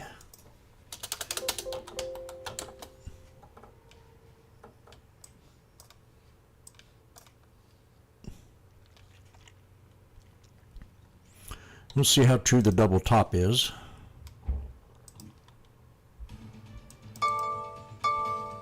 Not, I'm going to cut my losses here. I'm Silvana now with your news update. Egypt says it has not received any responses to its framework proposal to end the war in Gaza. The Egyptian plan reportedly includes a phased hostage release and would set up a government of experts to temporarily leave the Gaza Strip and Israeli-occupied West Bank. Both Egypt and Qatar have served as mediators between Israel and Hamas since the war began, and the countries were involved in the negotiation of November's temporary ceasefire. Gypsy Rose Blanchard is out of prison. The 32-year-old woman whose high-profile case inspired a Hulu show and an HBO documentary was convicted of plotting to kill her mother, who had abused her and forced her to fake serious illnesses. Blanchard had been serving a 10-year sentence on a second-degree murder charge in her mother's 2015 death. And Shakira's hometown Is that the chick from Springfield? 21-foot statue in her likeness. The Colombian-born Grammy Award-winning singer is featured performing her iconic belly dance. The sculptor says he hopes the bronze statue will inspire other girls to achieve their dreams. Next time I'm in Barranquilla, I will be sure to check it out. Wow, that is really something. Yeah. Thank you, Silvana. And now, wouldn't expect to see a statue of Shakira. Apple shares is soaring along with the rest of the Magnificent Seven, up 15% in 2 months, despite a year of 4 consecutive sales decline. So how can Apple get back to growth in 2024? Our Steve Kovac joins us now with some possible answers. And Steve, despite the outperformance on the year, a little bit of weakness here into year. Yeah, that's the chick from Springfield. Right. And we've seen it kind of go up and down throughout the year. But look, This chick is crazy, man. Starting next year, biggest question for Apple is, will it finally return to that top-line sales growth, like you said, following those 4 straight quarters in declining sales? And adding on to that, Apple said for this current December quarter, sales are expected to be flat. Now, despite that, Apple shares are up about 40% so far this year, so overall really good. But let's talk about the good news and bad news about I can't believe she made it on CNBC. Here are some of the headwinds, though. The Golly, that's pathetic. In China, especially, Huawei returning, starting to sell smartphones again for the first time after being out of the game for a couple years, and we have some information and data that shows This girl is people might nuts. actually be switching from iPhone back to Android, specifically those Huawei phones. Also, the online gaming crackdown from the government over there that we've been talking about the last week or so, that can impact revenue in services, specifically in the App Store, of course. And as we've also been talking about all year, the slow economic recovery over in China. Now, the U.S. Apple Watch, that ban is still being worked out despite the reprieve that Apple got yesterday. Those watches are When I heard going to be on sale that Blanchard, again. I said, But what? let's talk about the good stuff. There is some positive Ah, momentum damn it. going into I screwed this up. 2024, particularly services growth, re-accelerating again. That's that high-margin business, and it was up 16% in the September quarter. Okay. And on top of that, let's talk about the That hardware hurt. side. Some signals, PC and phone demand have finally bottomed out after all that pandemic spending. But guys, here's what's not going to move the needle. That Down new about Vision Pro 375. It's just going to be a small launch, $3,500, only sold in the U.S. at first, only in Apple stores. This is not a mass market product. It's still all about the iPhone, guys. You know, Steve, it's Bob. Happy New Year, by the way. Apple, despite these concerns here, is still up 50% on the year. I look at the forward multiple. I look very closely at these tech multiples. 2024, 26 times. 24, the multiple's 26 times. That's close to the historic norm for Apple. It's usually in the mid-20s somewhere. So I know that there are these concerns you mentioned validly, and yet the market seems not to be terribly worried about Apple's ability to continue to grow. Is the market got something wrong here, or is Apple going to just prove everybody going to the multiple No, essentially I mean, correct? yeah, you're right about the multiple part, and it is like maybe a little bit cheaper than it has been in the past. But you also got to keep in mind, Bob, the buybacks. That is a huge part of what keeps people in, even without that top line growth. Even last year, when we just saw all the tech names just drop like a rock, it was the buybacks that kind of kept Apple up, you know, at least head above water, let's call it a little bit. So, I mean, yes, to your answer, the market is keeping it on the cheaper side, but look, there is a lot to overcome, especially with all these new regulations coming into effect over in Europe. Steve, thanks very much. Appreciate Thanks, it. Bob. Let's stick with tech. The NDX, it's NASDAQ, on pace for its Well, best year since I'm going to go in big here. Big tech and investor enthusiasm surrounding AI. And according to CNBC's latest delivery, This is way risky, we but were listening to it. Microsoft, Nvidia, and AMD are the key names to watch here if you're looking to invest in AI. Our next guest has been a long-term tech investor and points to a different large cap pick to bet on here, and that's Taiwan Semiconductor, citing strength in the AI revolution. Doug Clinton is Deepwater Asset Management managing partner. He joins us now. Doug, Happy New Year. I like your piece today. I'll tell you why I like it, because you get right to the point here. Here's what you say. I'm quoting Doug here. Our view is that all roads to AI compute lead to Taiwan Semiconductor. Nvidia, AMD, Amazon, and others use Taiwan Semi to fab AI chips. No matter what chips power the AI revolution, Taiwan Semi will make them. Doesn't get any clearer than that. Tell us a little bit more about why Taiwan Semi has become so dominant here and why you think that domination is going to continue. And Happy New Year to you as well, Bob. I think as we go into that new year, 2024, we've been trying to look outside of the Mag 7, companies that do have real exposure to AI, that all the Mag 7 do, but haven't had that same run, and TSM is the best name for that in our view. If you think about Nvidia and AMD, I think everybody sees those as player number one and player number two in terms of who will likely win this AI chip race. But both of those companies rely on Taiwan Semi to actually fab their chips. And so it stands the reason to us, at least, if AMD and Nvidia are ultimately going to benefit from this $400 billion AI compute market. They're pumping the double top. Then Taiwan Semi should have that same tailwind, and we just haven't seen it in the stock yet. A number of companies you mentioned here in your note, Eventbrite, this kind of surprised me. I know Eventbrite, they do event management services, but it's a pretty small cap name that you like. I know it shows up in my inbox all the time. I got 194 average From them, but why them? What interests you about on these puts. Now, I don't recommend what I'm doing here to anybody. Small to large cap. We're trying to find, in our view, what are kind of the best companies that make products that customers love and that they can't really get anywhere else. And as you mentioned, you see Eventbrite in your inbox all the time. There's really no other player in town in this game for Eventbrite. They sort of have the whole game to themselves. What excites us about them is they are using the classic marketplace playbook. We saw Amazon and Etsy adding advertising services to their marketplaces. They've been incredible and great high-margin growth businesses for both of those companies. Eventbrite has just started doing the same thing. It's still a really small part of revenue today, But we think that those ad Geez, I was services that trading this a Eventbrite long time layer ago. onto its existing event management software platform will be something that can help them continue to kind of grow strong double digits and then translate a lot of that to the bottom line, because it will be very high margin revenue.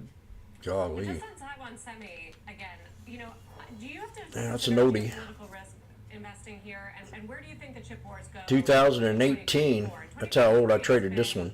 You know, relatively calm, and it's been a boon for the sector as we've seen countries rushing to subsidize these sectors and build out their own semiconductor plants and factories. Where does that go? Sarah, I do think you have to consider that geopolitical risk. I'll be right back. When you think about it, if that geopolitical risk, Probably gonna have to take a loss on this today. Hits NVIDIA and AMD as well. They're not getting that discount for geopolitical risk that TSM is, even though if there were an issue that hurt TSM, it would certainly hurt NVIDIA and AMD also. It's hard to make a call on what will ultimately happen with Taiwan, but we think that the discount that you're getting in TSM right now, that I think does reflect that geopolitical risk, does account for anything that could happen. And if there were an event, we think the stock would recover after that. Beyond just Taiwan, the company being based in Taiwan, they do have a fab in Washington State in the United States. They're building a fab in the Phoenix area in Arizona. And so they are distributing globally. And I would expect TSM to build even more fabs in other countries as well to diversify around that risk. Let me move on to another stock that you like a lot. It's a Kathy Wood favorite, Unity Software. This is a video gaming software company, and by the way, you run the Deepwater Frontier Tech ETF. Want to get a plug-in for that? I see Bounce. this is also Dip. that's in there. But what about video game software and Unity Software do you like? For Unity, it's really that they have a new leadership structure at the company. They just brought in Jim Whithurst, who was the former We'll be right back. of Red Hat. He had a great successful exit with that company. And what I think is really exciting about Jim coming in and running the show at Unity is that he brings this experience of having a really passionate developer community at Red Hat with open source, and now at Unity with kind of game developers, people that build in 3D. It's a really passionate community. And I don't think the company has fostered that community well enough over the past few months and maybe even year or so. And I think with the new leadership, they're going to go in, they're going to pull out some products that really are distractions. And I think you might see a couple quarters maybe where growth is a little bit iffy. There's a lot of questions about what ultimately do they need to have in terms of products going forward. But I think as we get into Q2, we'll start to talk about a return to growth at Unity, because we do believe that gaming and 3D, maybe powered by Apple with spatial computing, are two big growth areas over the next decade. Yeah, I would note Kathy Wood's having a great year. ARC Fund, the flagship ARC Fund, up 74% year to date. Doug, thanks very much, and again, Happy New Year. Thanks, Bob. After the break, the ramifications for big tech and AI as the New York Times sues Microsoft and OpenAI this week over copyright infringement. What investors need to know next.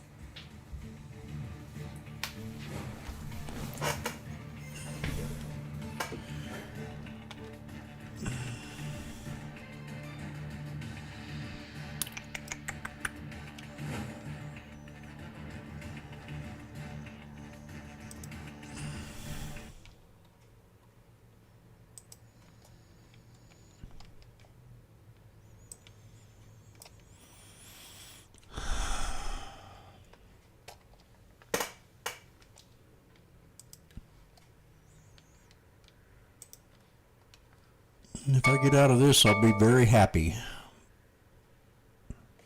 I think it's the first trade I've been stuck in a while.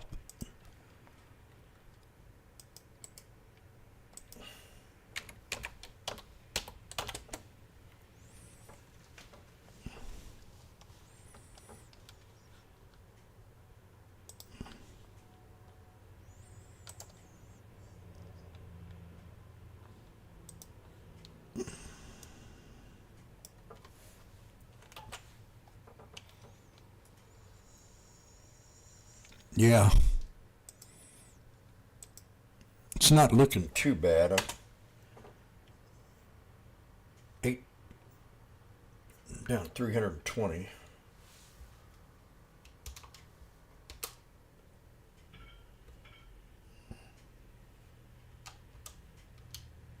It's only $320.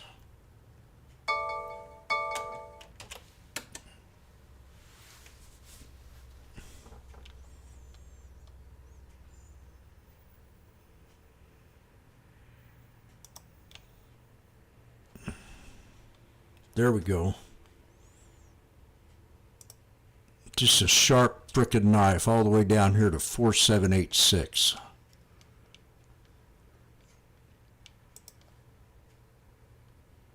Actually, we got two support levels. That one, and then that one. And this is the other one.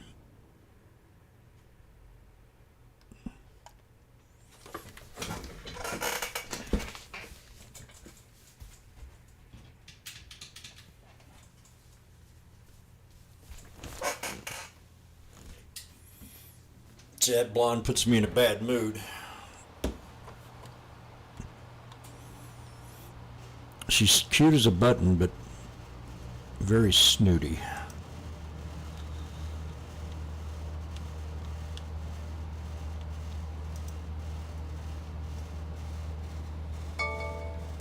Sending channel.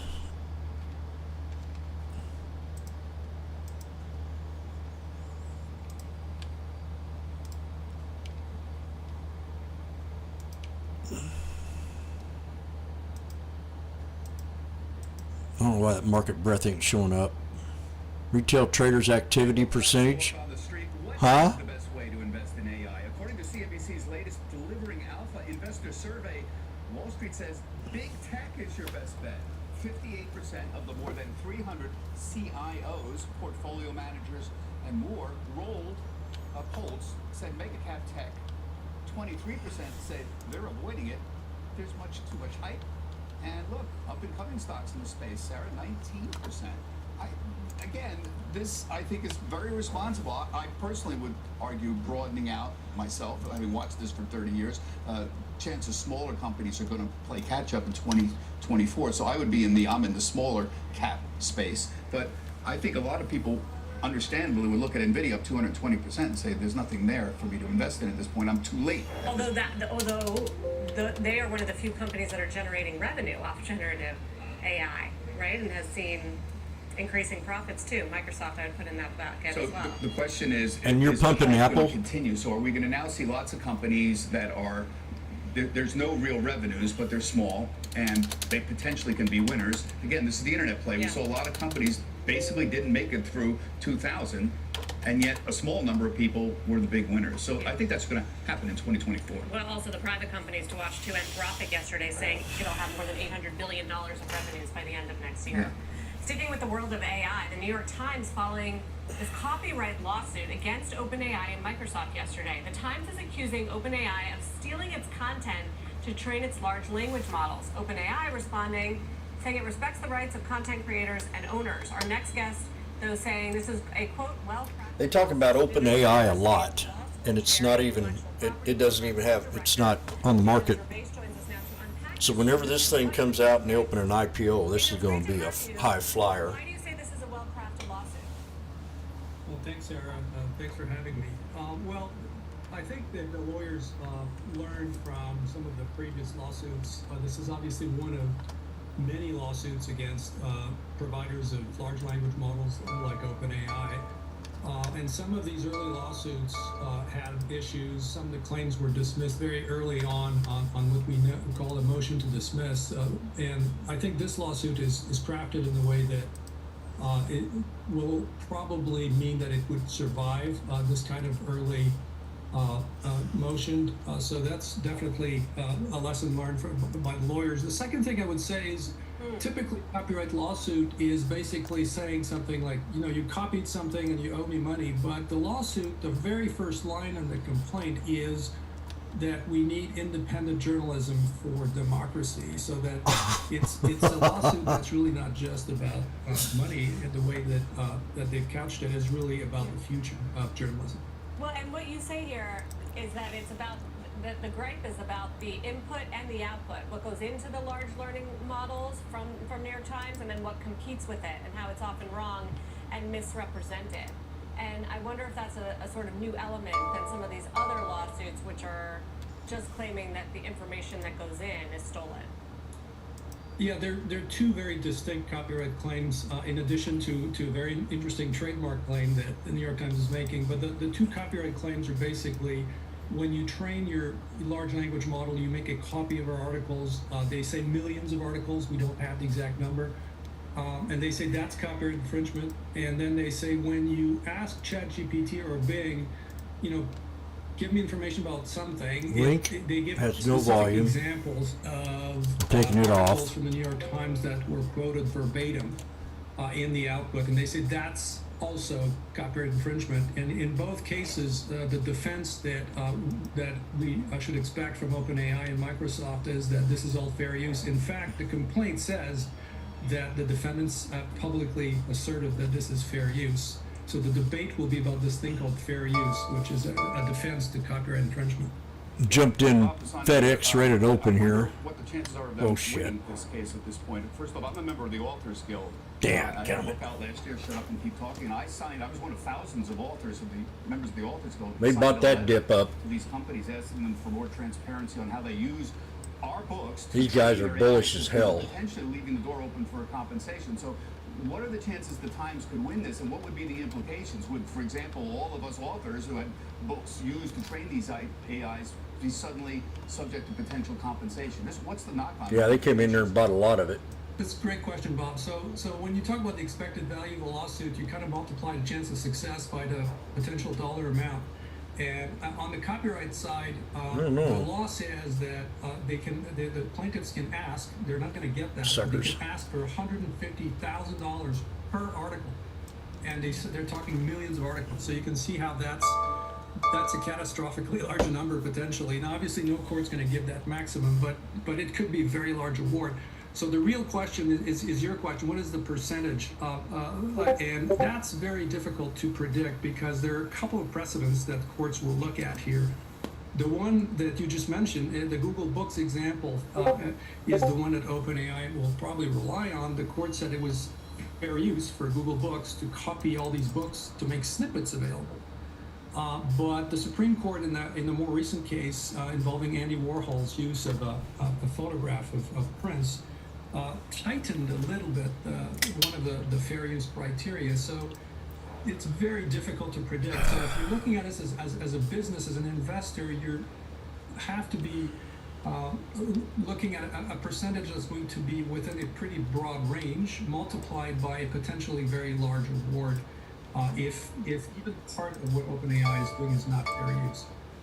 So why can't they just, Associated Press signed an agreement with OpenAI to license news stories, and I think there have been others as well, the owner of Politico and Business Insider. Would that avoid this problem? Is that the way to get around this? I think it would make business sense. So both parties here, if you think about it, have the same interest, which is providing high quality content to people. And so that the New York Times wants people to access their material, and OpenAI and Microsoft want access to that content. So it's really just a question, just is a big word, but it's really a question about how much. And probably some Bob, attribution Mike, also, hit my so that, resistance. people would know that this is a New York Times sourced article. 7782, we hit I think there's also- 7779. In fact, it says that they've been talking for months and have failed to reach an agreement. So the lawsuit may be a way to get negotiations to move forward. I do wonder if there's a bigger existential question here that the New York Times is getting at for Oh, media boy. companies, and whether it does prevail in a case like this. Any media, broadcast companies, news outlets would be able to go after OpenAI. Well, definitely. If the New York Times goes all the way to the U.S. Supreme Court and wins even part of its case, this would be a tremendously important precedent. So that I think everyone's watching this lawsuit, also because you can expect the lawyers on both sides to do their very best. So definitely, there's an existential question that the lawsuit raises about the future of journalism itself, which obviously is also interesting. Right. But the damage has already been done. They are using journalists and they're using authors' books, including mine, to train AI models for profit. And to me, that's very simple. Unfortunately, Dan, we have to go here. It's a fascinating discussion. I'm sure we'll have you back again very soon. Daniel, thank you. Don't leave, Daniel. Happy New Year to you too. Thanks for having me. After the break, a look at this year's disappointing market debuts and why some green shoots for 2024 are appearing. We'll discuss when we return. Stay with us. We're back in 2 minutes. Please don't leave. Today's winners on my watch list. And what's Palo doing up here?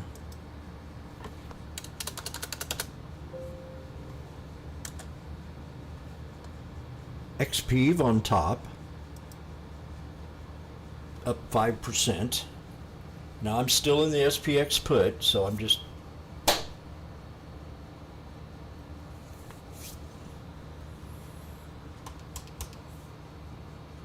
I got 1,550 in the trade, and I'm down 480. We're actually better than that now.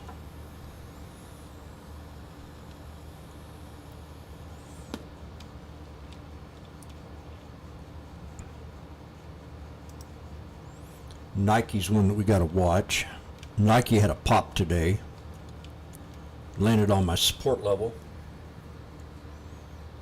I'm not letting this thing worry me yet. I still think we can come down here. I'm gonna go get me some coffee. It's looking better already.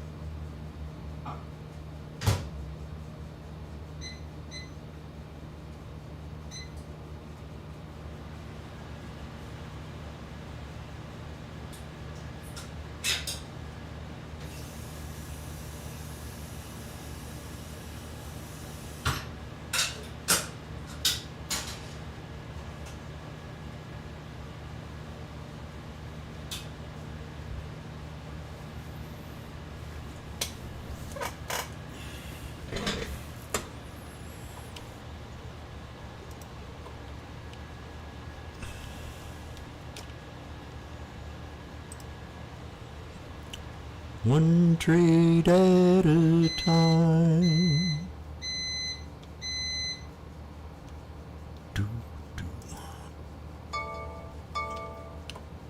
Okay, time to pull up Trim Spider. Hello, all. Welcome back. I wanted to chat a bit about the IPO situation in 2024. First, let me tell you about 2023. It's a year to forget. Just take a look at the numbers here. 19.4 billion is the amount of It's a year to remember. all IPOs. My thanks to my friends over at Renaissance Capital for providing this. The problem is, in a normal year, you'll do 50, 60, 70 billion. We've even done as high as 90 billion in some years. 2022 was a look. worst in decades, $7.7 billion. God, That's I love a you. big issue. We've got a lot of companies that are just sitting in the pipeline that, for whatever reason, interest rates have gone up. Is the main reason. One more They knife. can't go public anymore, and they're trying to figure out a way to do that. The market's very tough.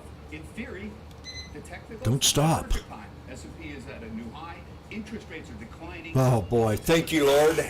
On a macro level, it doesn't get much better than that, and yet you have a Don't lot of stop yet. companies with hesitancy out there. We had a mixed picture on IPOs in 2023. Remember, we had some big names early on, but then it stopped. It stopped in the middle of October. So if you look at Kava, did pretty well, up 100%.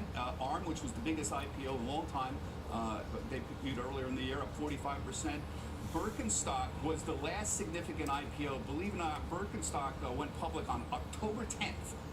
And we were all excited about it. Unfortunately, it came at a point where interest rates were still very volatile. Watch and it was Spy very here. tough. And here's the rest of them. Very mixed situation. We're- Clavio, and Instacart on the downside. For 2024 candidates, Panera, Sheen, Klarna, Waystar out there. There's a few IPO. Got to hit this trim line right here. This is an inverse head and shoulder pattern, and that's a bear flag right there. We're squeezing. Too bad nobody goes public in the final. It's not quite a tweezer bottom yet. Oh, no. Yeah, it was sluggish. Well, most of the year was higher rates. Bob, thank you. A pleasure being with you. You too. And we'll look at calls right here. Our live coverage continues right after the break with the Dow up 50 points. We're on record high watch for the S&P. The 4,800 strike.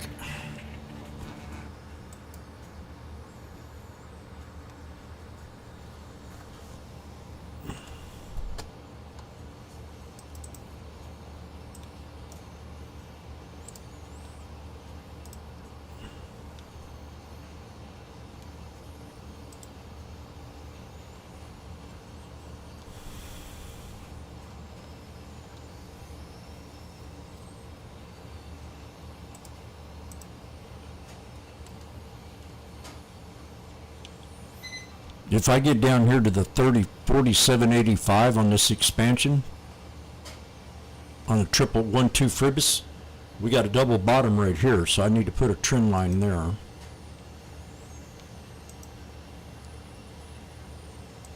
That'll be a double bottom, triple bottom.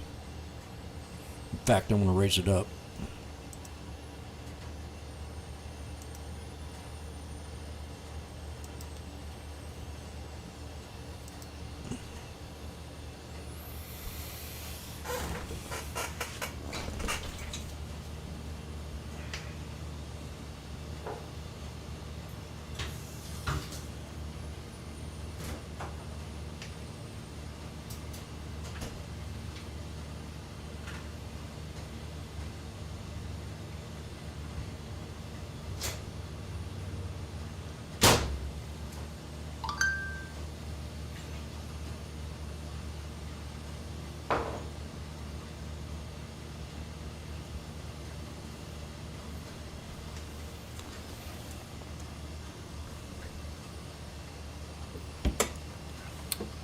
It's a miracle. 3 black crows. I'm stuck on this one trade for now, but I'll get out of it.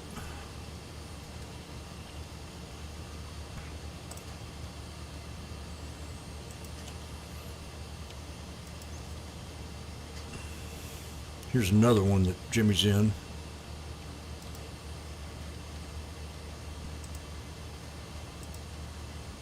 Hum.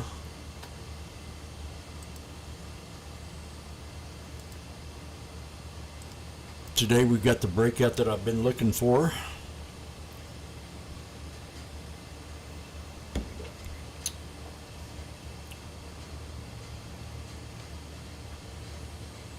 And we got FedEx.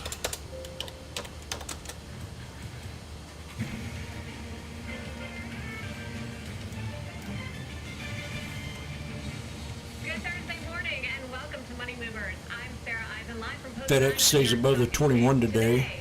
After the Magnificent Seven dominated the market in 2023, Wilmington Trust Megan Shu makes the case. Megan Shu. Small caps in the new year. Or Chu. Rallying 25% just in the past 2 months. Then, if you do want to stay with mega cap tech, Mark Mahaney will be here to lay out his top picks, like he says Expedia may be a stock to target. And then Tesla rebuffs a Reuters investigation as shares hover around 3-month highs.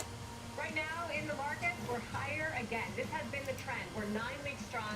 S&P 500 not too far from a record closing high. 47.89. Watch 47.96. Expedia. Irrational exuberance. Yesterday continues to power higher. Nasdaq Composite.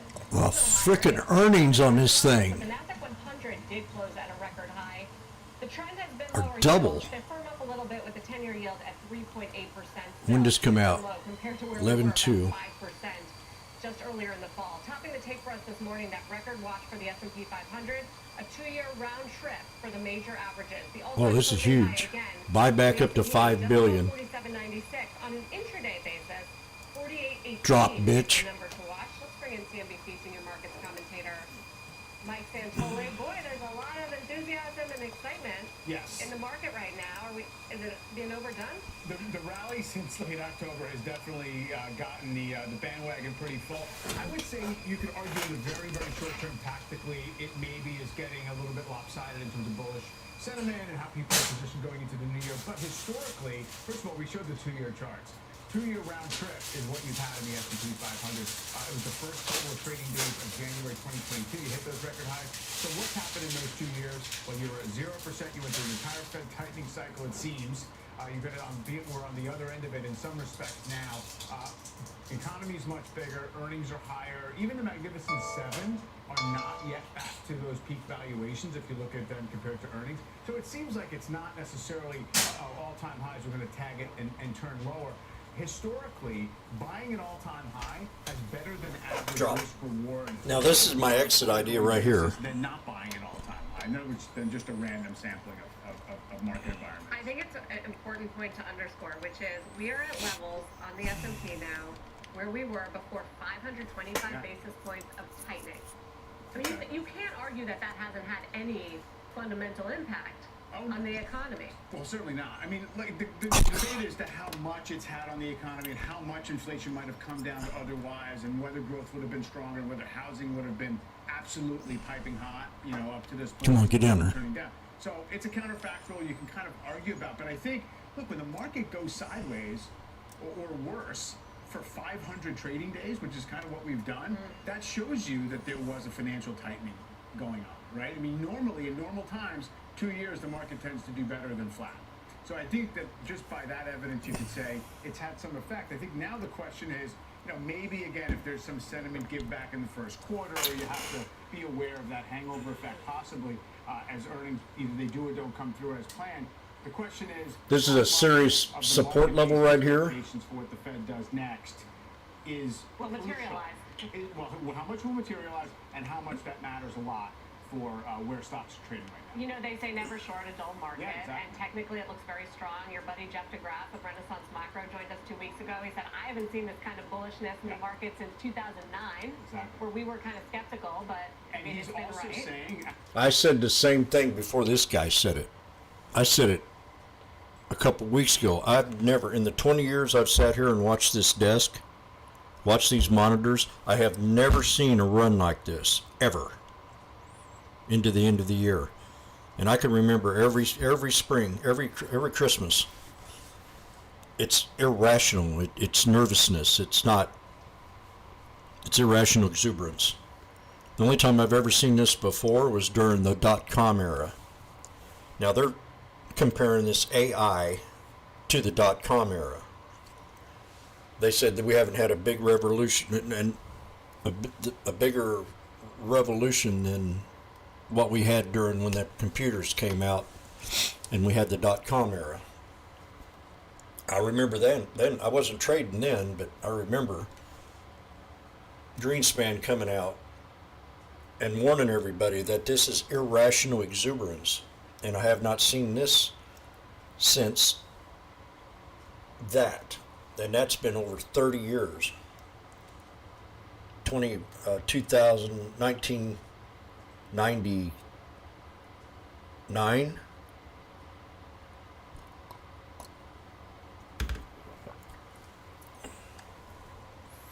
'98, '99, somewhere in that area.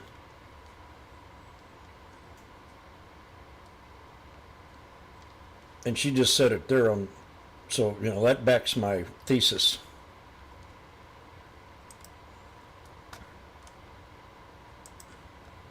And if I had $1 million, I'd short this market, I think, right now,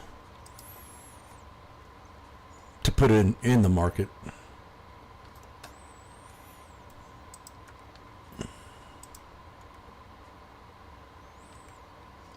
Look at Xperia. This guy's pumping Xperia into the new year, and we had 92, and in 2 months we're up $60. That's too big of a run.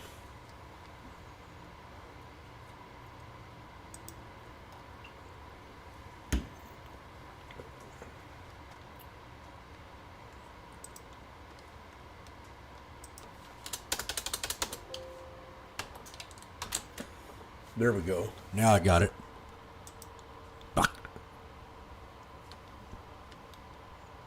Dang, I couldn't get out of it. I go looking at another chart, and all of a sudden I see this thing fly up to 210, 215.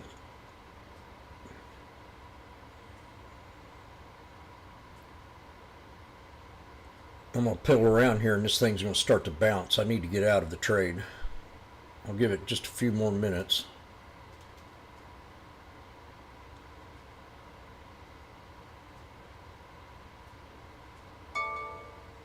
Maybe I can get down to this lower support right here for the double triple bottom. Now we're talking business. I love you, blonde. Boom, there it is. Get it. I'm out.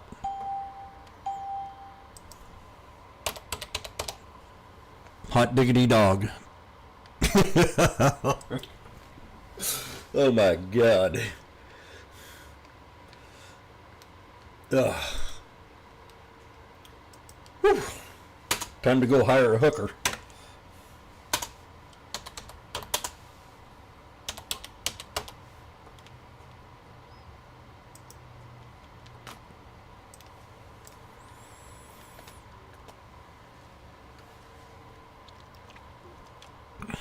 Damn, that was nice.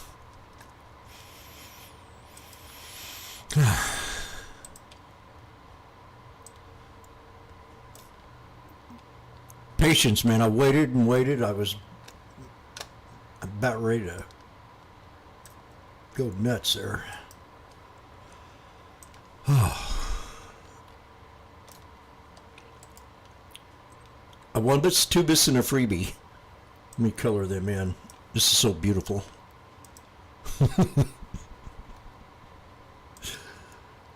Oh, as God is my witness. Randy?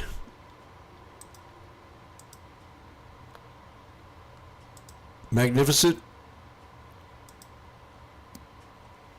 Give me a grade.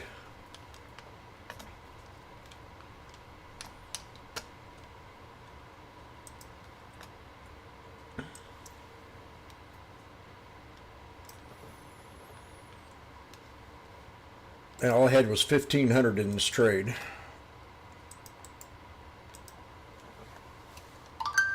B plus is good. I'll take it.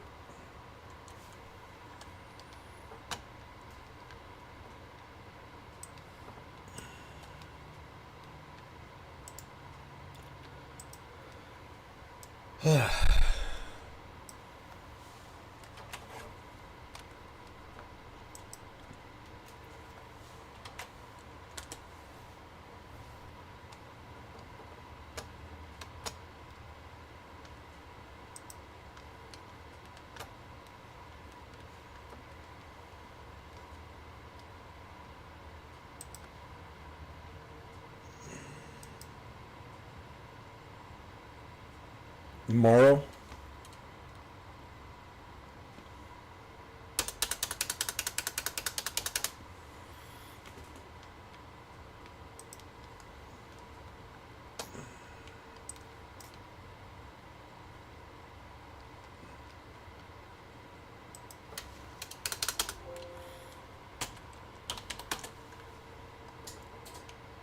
Tomorrow's about to my support, Miss Florence.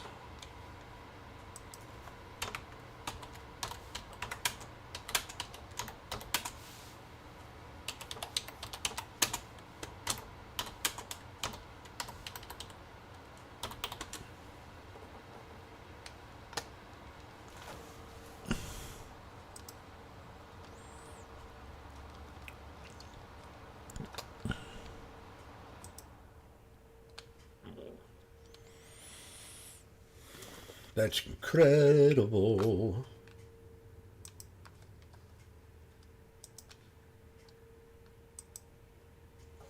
Yeah, I'll look at Blink. Paul, are you still there?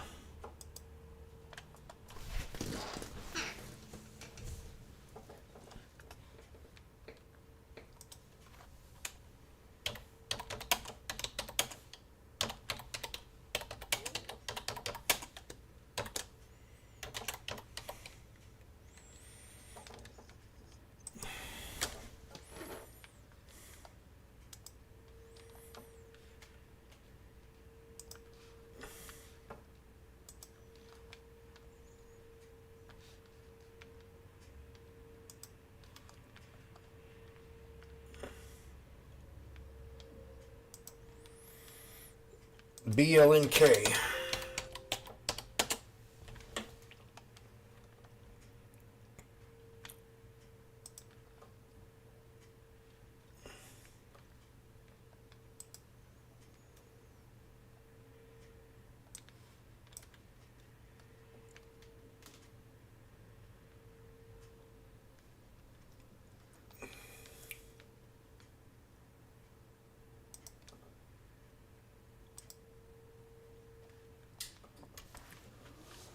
I'm going to say on the 20-hour time frame, for it to stay bullish, we need to hold 367.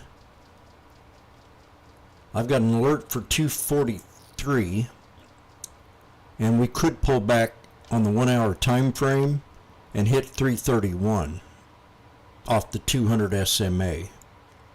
So we need to hold this support level to stay bullish. Paul, you see that resistance here and this support? You want to draw that across. Now this line right here comes from 1, 2, 3. 1, 2, 3. So that really needs to hold also to stay bullish. So we're still bullish. Now I do like it for a swing.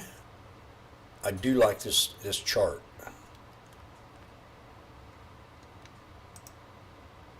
Because I was looking at the monthly.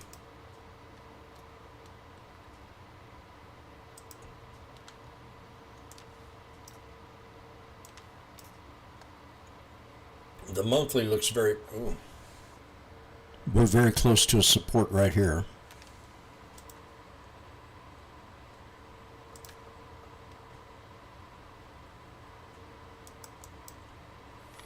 $320. Actually, could be a little bit higher. Oh, no.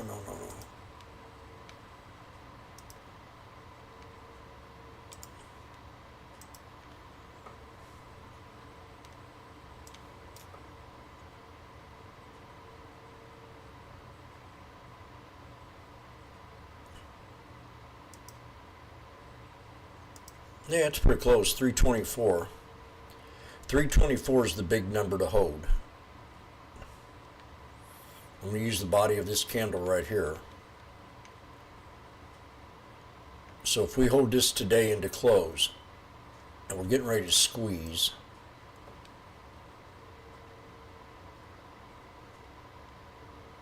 target's right just under $5, 486 for resistance. And I'm using the monthly.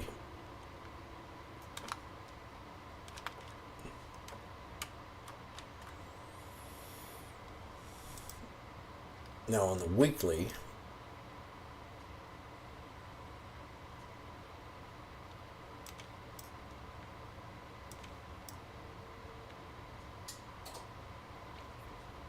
we got a little bitty bearish candle, kinda.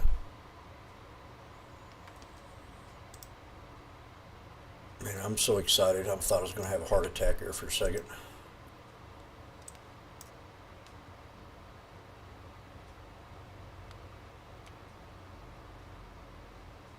And on the daily, it's definitely a solid support.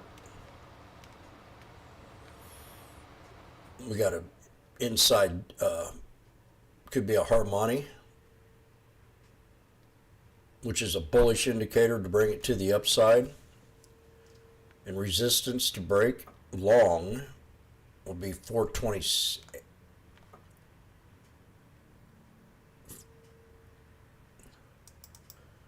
431. So that's your target to break. 431 resistance on blink. Don't blink. Now we go to the 21 hour again.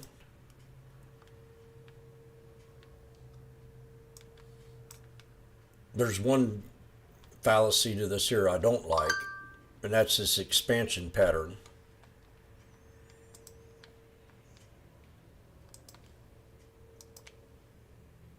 Well, it's a descending. It could be a, yeah, it's descending. It's a rising wedge.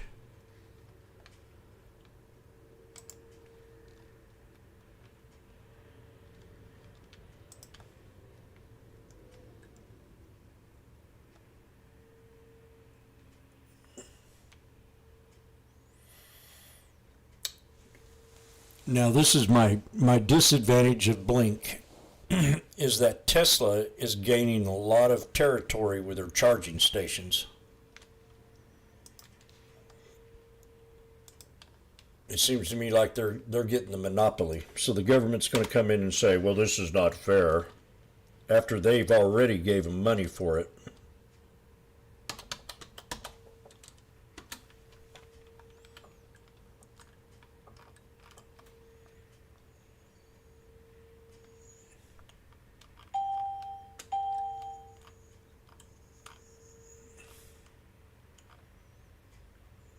I don't like the way they've done this new Wahoo Finance. I just don't like it anymore. Investors sour on EV charging companies. This came out yesterday, 26th.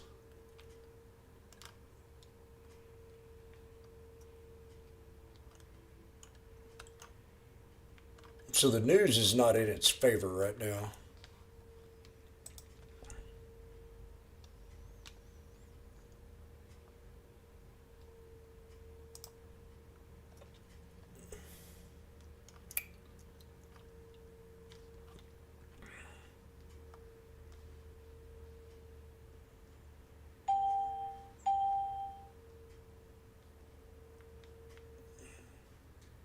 It rallied from deeply oversold territory.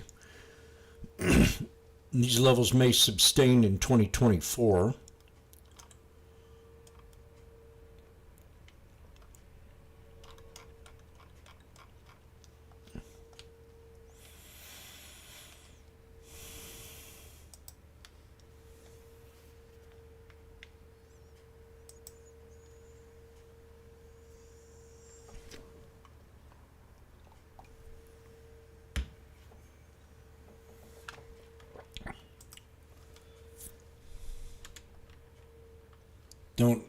I'm gonna, what?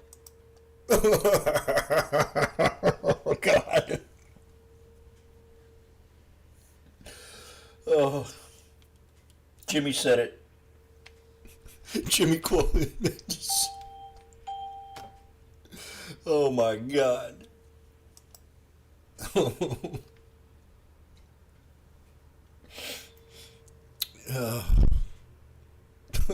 Randy.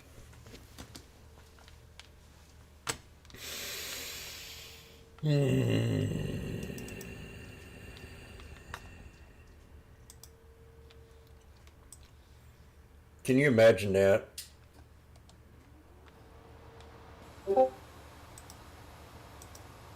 You know how much money I would have made on that trade?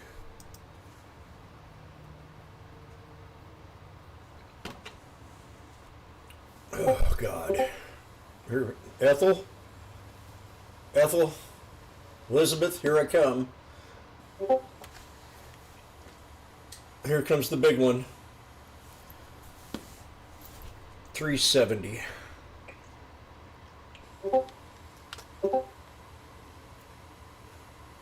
Sure did.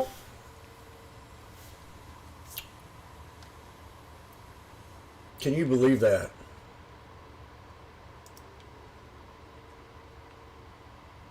Oil report bullish.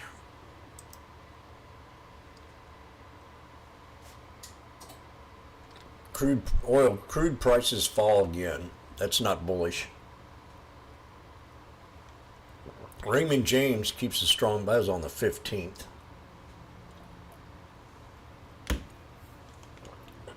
Unbelievable.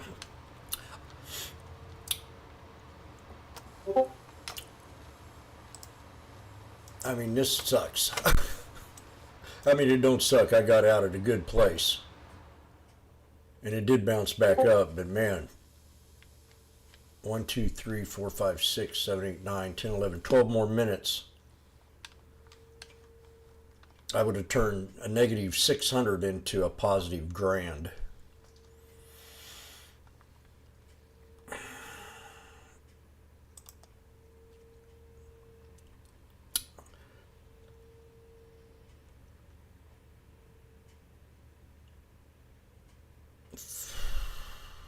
Open eyes, full heart, can't lose.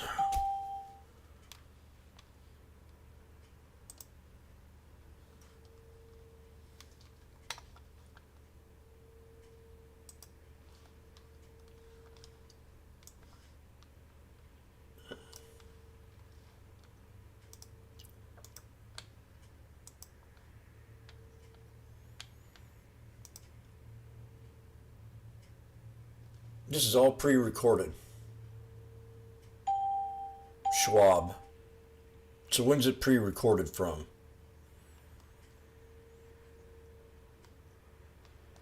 That's my question.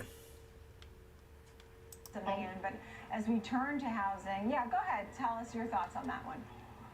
I got plenty of thoughts when it comes to like rates. I mean, look, the marketplace right now is literally pricing in a cut, at least 25 basis points, almost every single meeting of 2024. It's priced in 3 of them. It just seems insane at this point in time. I mean, the economy would have to be absolutely tanking. Is the marketplace telling us something about, you know, the economic forecast? And it's a big question, because if that's true, are they going to be cutting to... You know what the market's telling you? It's saying Trump 2024. That's what's really one of the things that at the end had been driving some of the home builders and some sentiment as the Fed paused again for the 3rd time. Sentiment improved, then people started betting on cuts. And when you look at a name like Toll Brothers, which is the one you're featuring today, and hitting 52-week highs at the end of the year, your thoughts on Toll Brothers? Yeah, to begin with, Toll Brothers is up 100% on a year-to-date basis, which if you had asked me at the beginning of 2023 with the rate hikes, you know, of course, everybody would say that's absolutely, again, it's ludicrous to think that the stock would actually be up 100%. Whatever happened to higher rates for longer? And we completely wiped the slate clean. But again, Toll Brothers coming into early next year, again, I think there's going to be a lot of this. I want to say something. Put some nerves into the home builders, specifically Magnificent is kind of the leader. Is my witness. And I want a real good grade out of this. I said no more interest rate hikes 3 weeks in advance before the pow said it. And ever since then, this market's done nothing but run up to the upside. And I fully said that we're going to have one heck of a December to remember. Now, this is irrational exuberance, but I didn't think the fat cats were keying in on the room here. But Toll Brothers, you got to be kidding me. This is one of my favorite builders. During the Obama crash, this thing was at 20 bucks. Now we're at 100. During COVID, it dropped to 20 bucks. Now we're at 100. People are still catching COVID. We got a president that can't talk. We got a world war going on.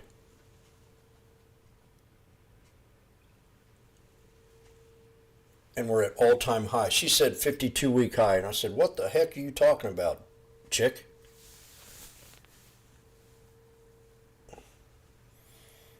Toll Brothers is really a good company.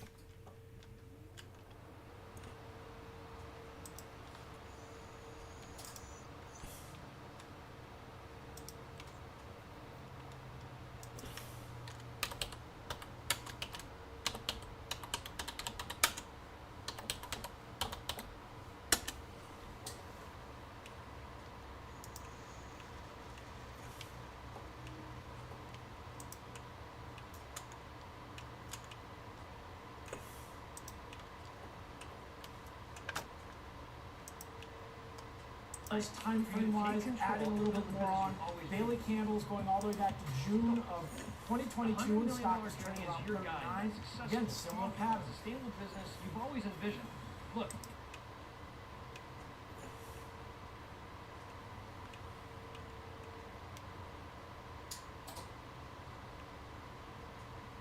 They put their houses in real nice neighborhoods. Las Vegas, California. Not Las Vegas, but it might be Las Vegas. But this is a $1 million home. Big open floor plan.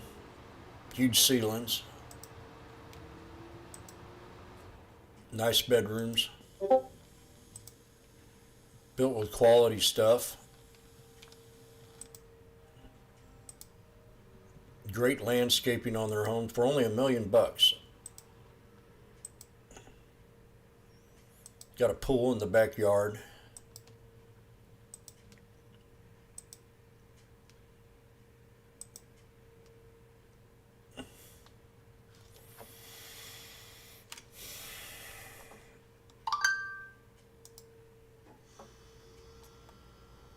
When it's not getting what it wants. This is irrational exuberance. Hoffman of Theo Trade, and of course our own Ben Lichtenstein on the charts for the big three. Thank you both. Coming up, we're going to spotlight this year's moves that we've seen in gasoline prices. $30 range of moves. I mean, we saw some big swings, crude oil prices. So what does it mean for the consumers when they go to the pump? Gas Buddy's Patrick DeHaan standing by.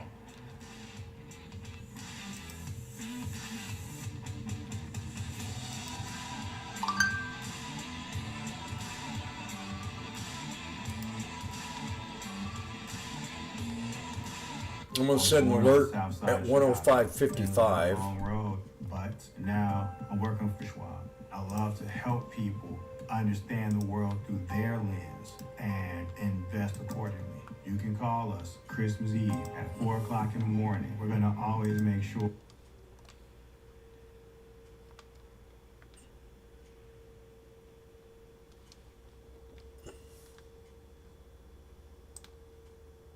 I'm going to put it at the 50%. Then I'm going to take my other support and put it at the 38.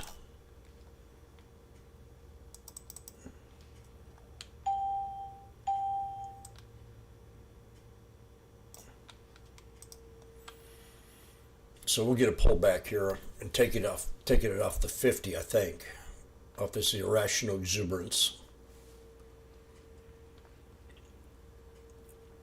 Yeah, this is crazy.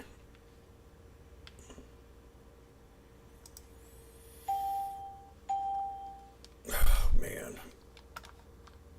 That was just heartbreaking.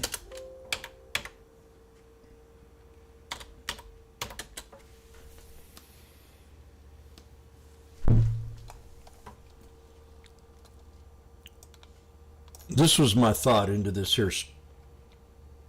And I want to make it clear. We had a gap up.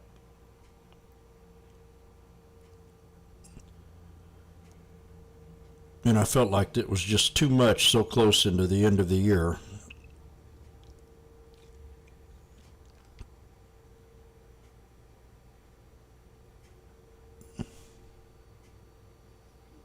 We focus on catch-up areas in 2024, says Alan George.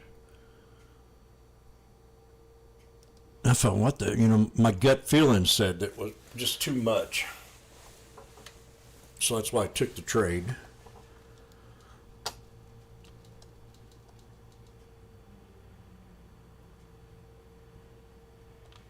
We opened flat. But that's a beautiful little support level.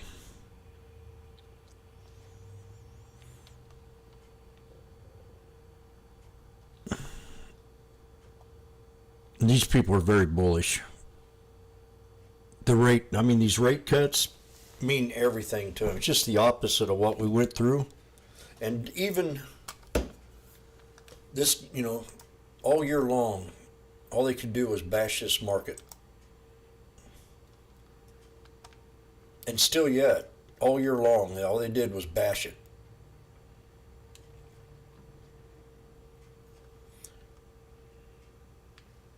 And we still went up. And then we had this pullback, a downward expansion pattern.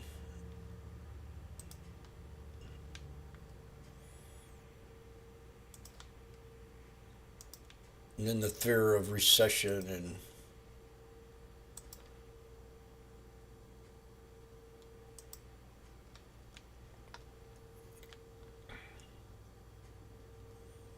see, I just don't think well when we're at irrational exuberance. The first year that I've ever seen anything like this.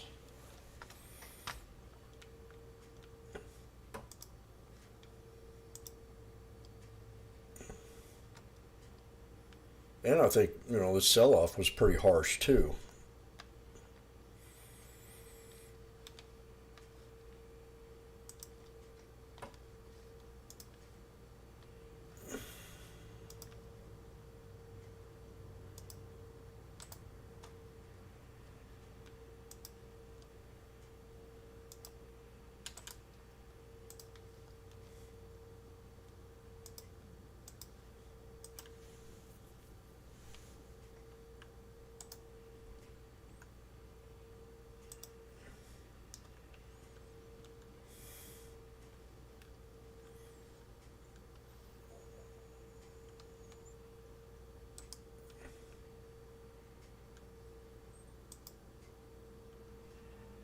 We still haven't broke resistance.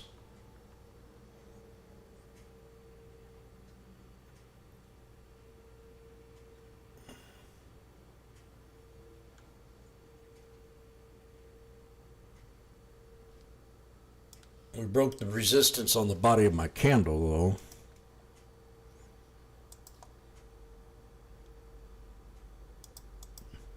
The next one's right there, off the wick.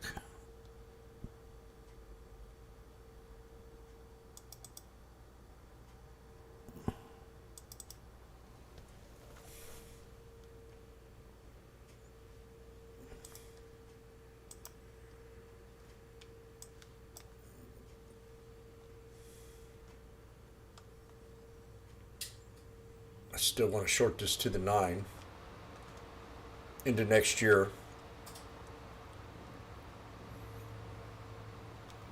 Or take the trade at 47.48.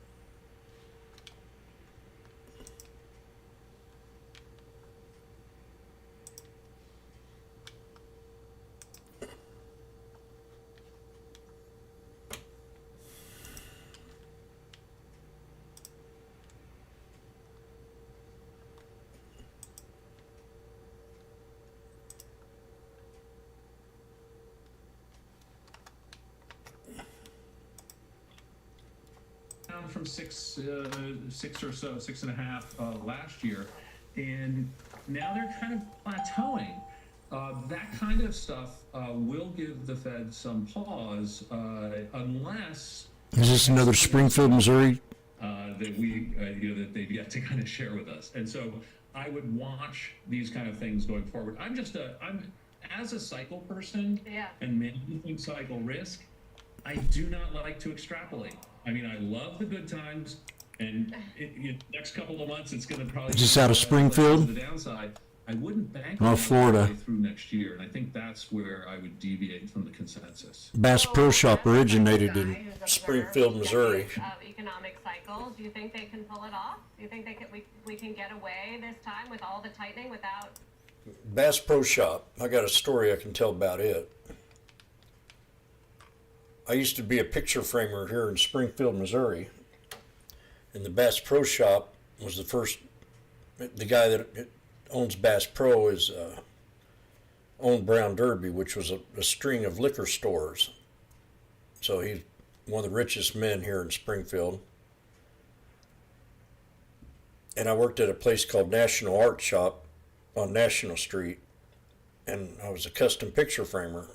So we got this contract with Bass Pro, and I framed over, I don't know, thousands of picture frames of paintings and just everything you see on all these stores' walls. When they expanded and they moved to like Florida or wherever their locations are, they took those picture frames and hung them up on the wall. So yeah, Bass Pro Shop. I'm talking about huge picture frames, 4x5, 6x8, 3x4 feet, bunches 20x24s.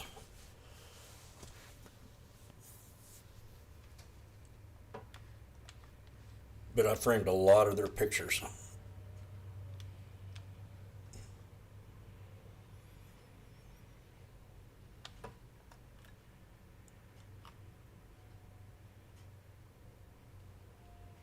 Offering a cash reward for anyone who can identify the thief.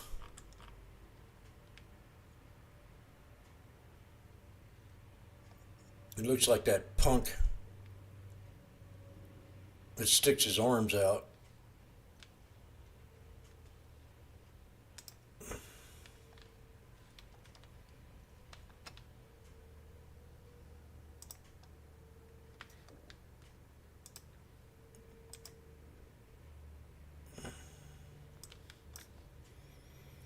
Unbelievable.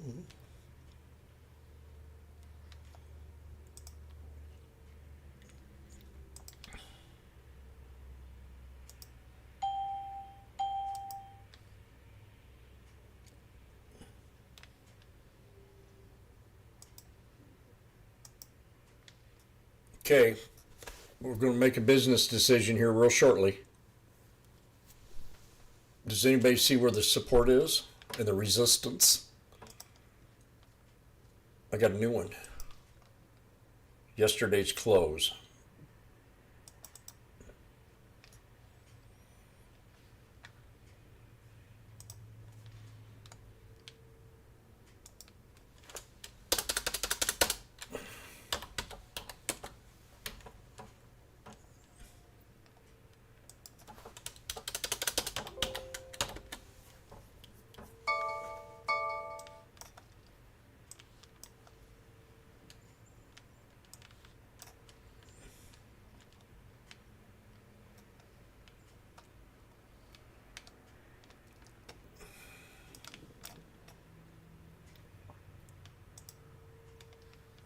I shouldn't be hating on Sarah.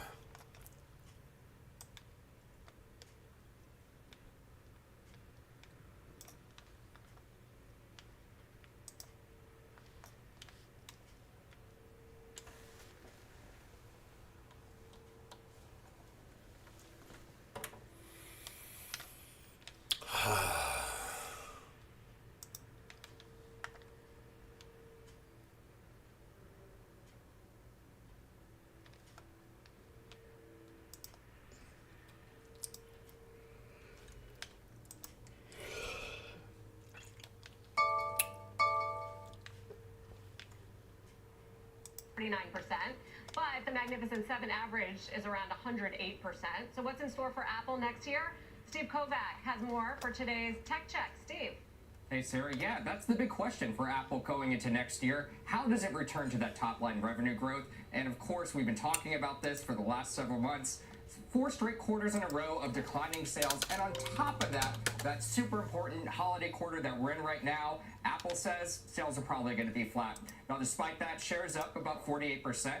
Nothing to shake a stick at. But look, there's good news and bad news heading into 2024 when it comes to what can return them. Bullshit. Quit pumping Apple, please. Coming back online and making phones again. We've seen some indications that Chinese customers are switching from iPhone back to Huawei now that they're making phones again. Plus a crackdown by the government over there on online gaming, and of course all those rumors we hear about certain government agencies banning iPhones. I would also throw in, as we're talking internationally, the EU Digital Markets Act that's going to go in effect over there.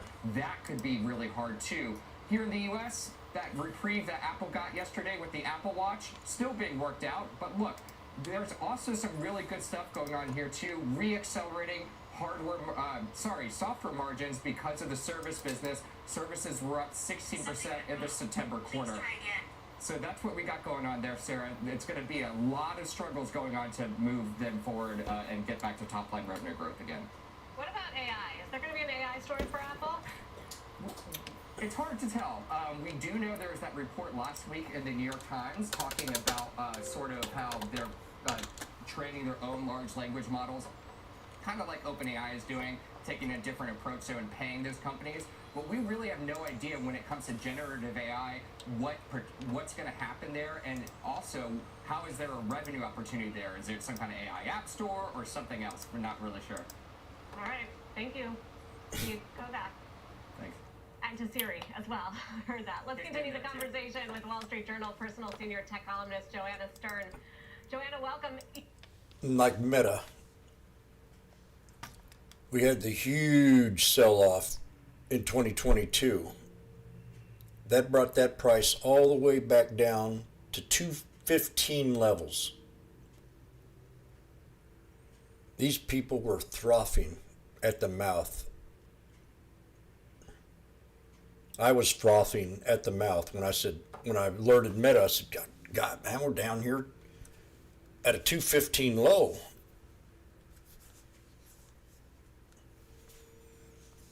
It was cheap.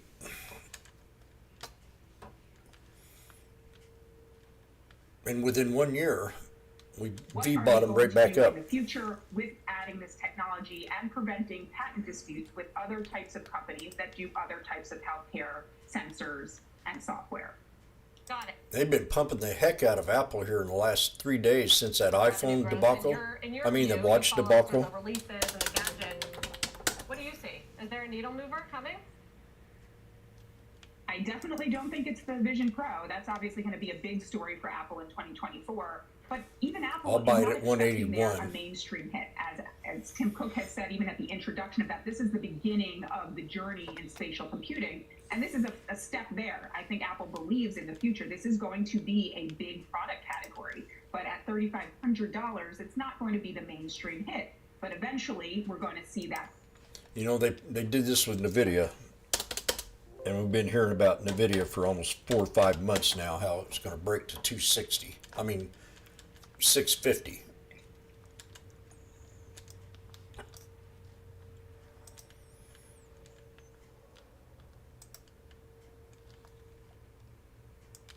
How many months they've been talking about it? 1, 2, 3, 4, 5, 6, 7, 8.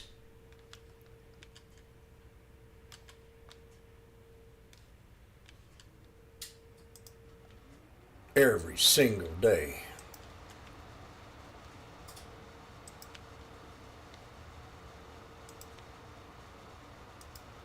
And we already had the triple top. So they're pumping the heck out of this company. They wanted to break that triple top into 2024.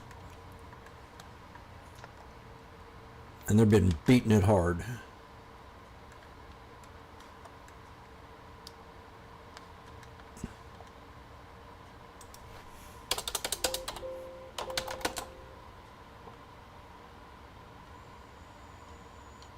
Oh, I got my soup in there. I gotta eat. I forgot all about it.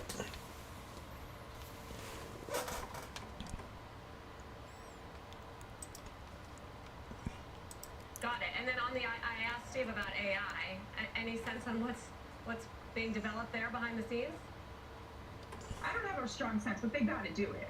Apple's not sitting around. I think also one place to really look at that is the chips business for Apple. Apple has spent a lot of time and energy and resources building up the M chips in the Macs. Also, obviously, the chips in the iPhones and the iPads, their own silicon. I think Apple went to India. That's the news I want to hear. With AI, with LLMs, is going to be unique. It's going to be unique in comparison to what Microsoft can do. All right, Joanna, thank you very much. Happy New Year. Joanna Stern. Happy New Year. Lots to look forward to. After the break, Tesla trading near 3-month highs while pushing back against a Reuters report saying the company has blamed drivers for frequent failures of components that the company has long known were defective. We're going to take a look at this story next.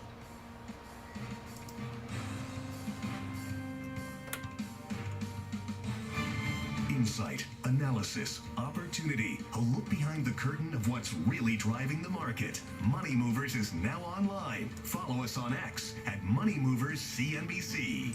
Yeah, we have a big show.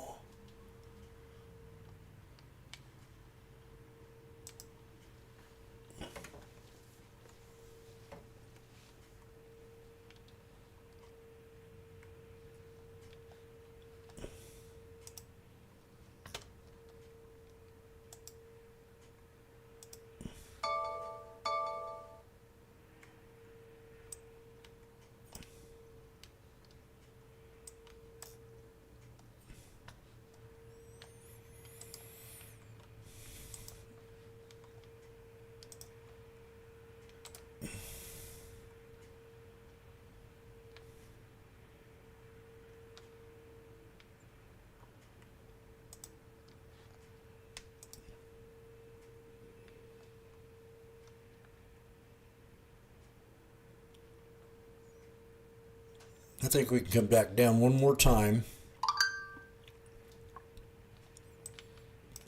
and have a 1, 2, 3. And this is on the SPY. I'm going to take another big fat risk because I'm not falling for these people in here.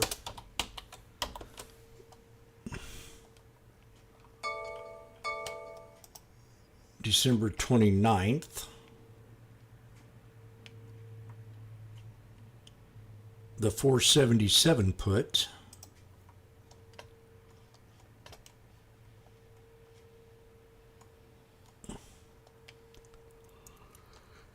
Yeah, I'll go get my soup and I'll be right back. And then I'll go over the watch list.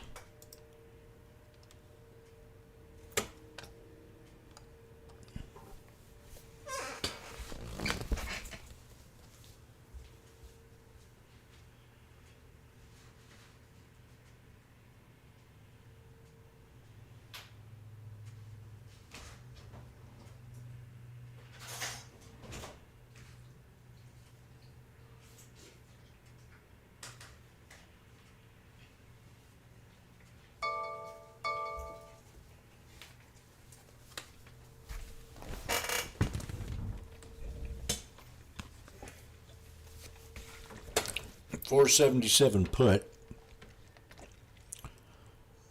for the 1, 2, 3.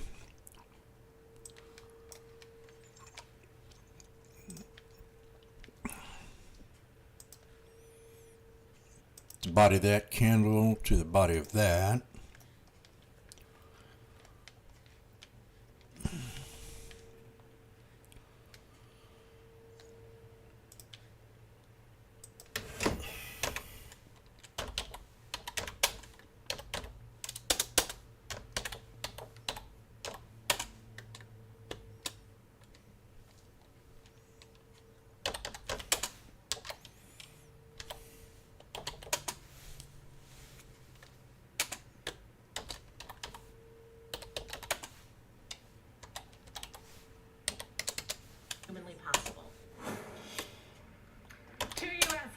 Morning asking for a Tesla recall following a Reuters investigation that alleged Tesla used a number of faulty parts and knew were defective. Tesla issuing a long response on X, rebuffing the claims. The stock has had a banner year in 2023, more than doubling. Can that hot streak continue as the headlines pile up and Elon Musk continues to be preoccupied with X? Former Ford CEO and interim Hertz CEO Mark Fields joins now with his outlook for Tesla in 2024. I just want to read you part of the statement from Tesla because they acknowledge the article. Say they published an article that leads with wildly misleading headline, is riddled with incomplete and demonstrably incorrect information, and then they go through point by point what they see as wrong. For instance, blaming the drivers for failures, the reality Tesla paid for most of the 120,000 vehicle repairs under warranty, et cetera, et cetera. Does this seem like it presents a big risk for Tesla?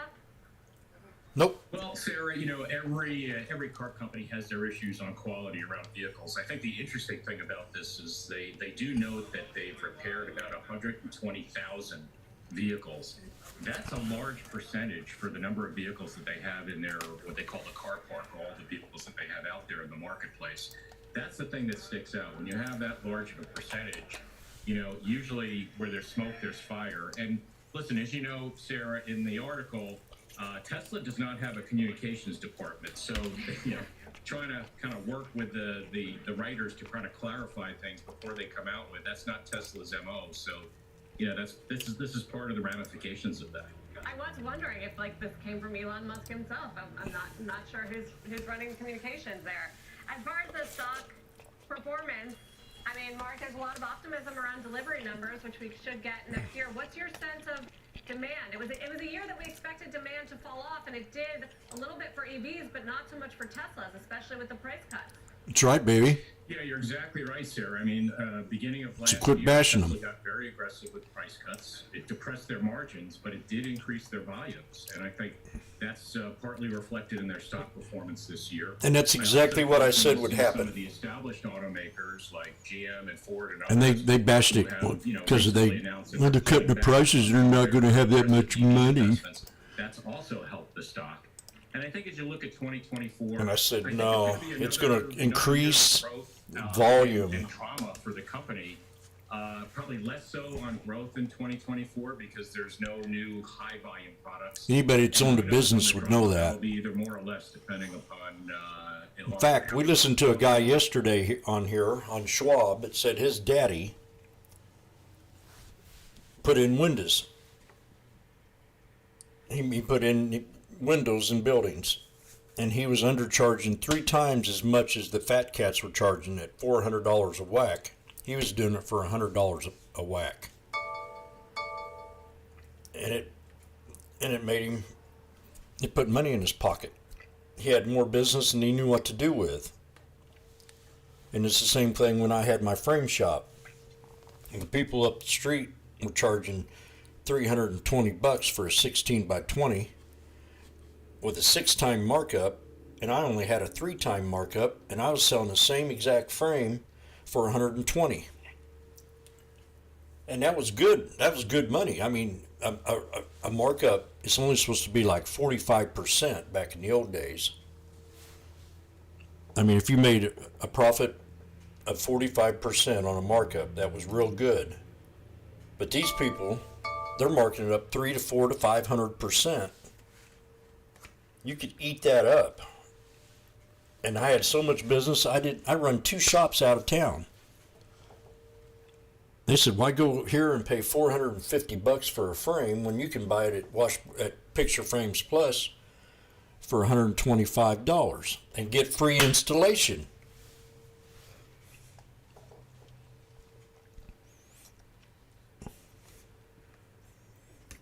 I turned something that was making only around 20 grand into 150,000 a year.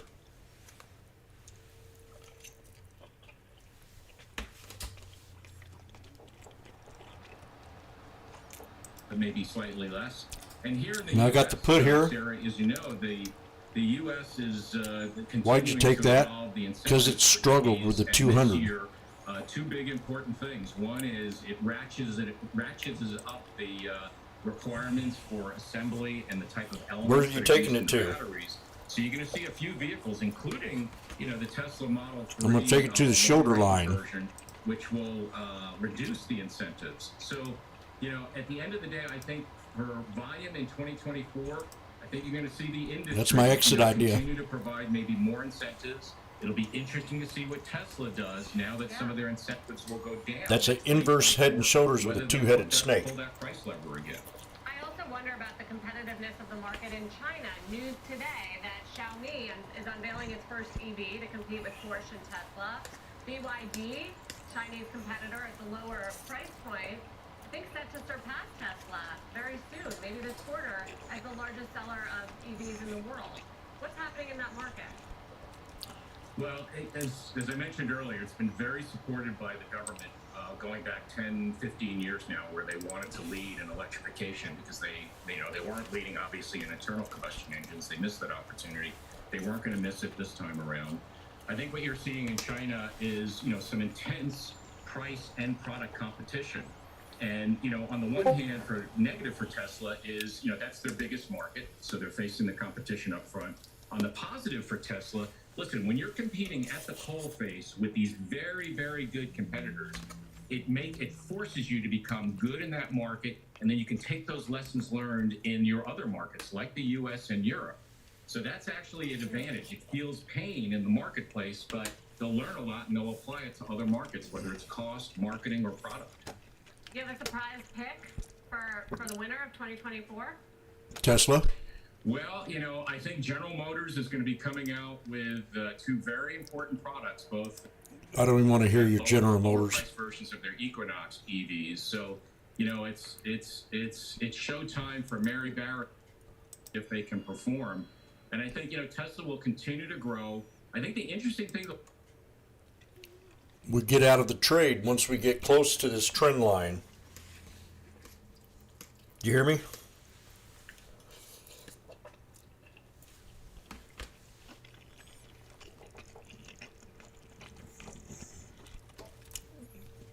If you can get 137, do it. I didn't get it. I'm trying.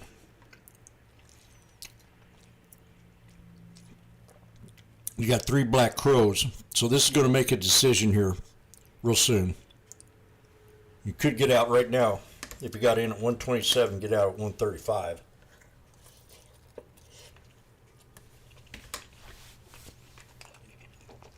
Now on this Tesla deal, he just got through saying that it's a learning experience. If you paid attention to the news yesterday, they're coming out and redesigning the interior of the Model Y for China. Because they're learning that they got to compete and have a little bit better car than what Lucid puts out. Or not Lucid, but XPEV and Nile.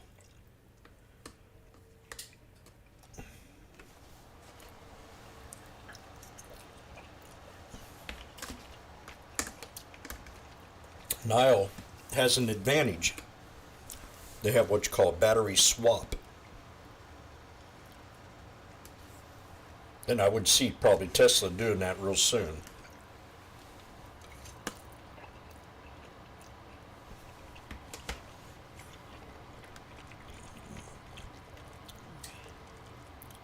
Now they come in and bought that up real fast. That exit idea, Jimmy said get out of the trade even before we got into before we hit that trend line.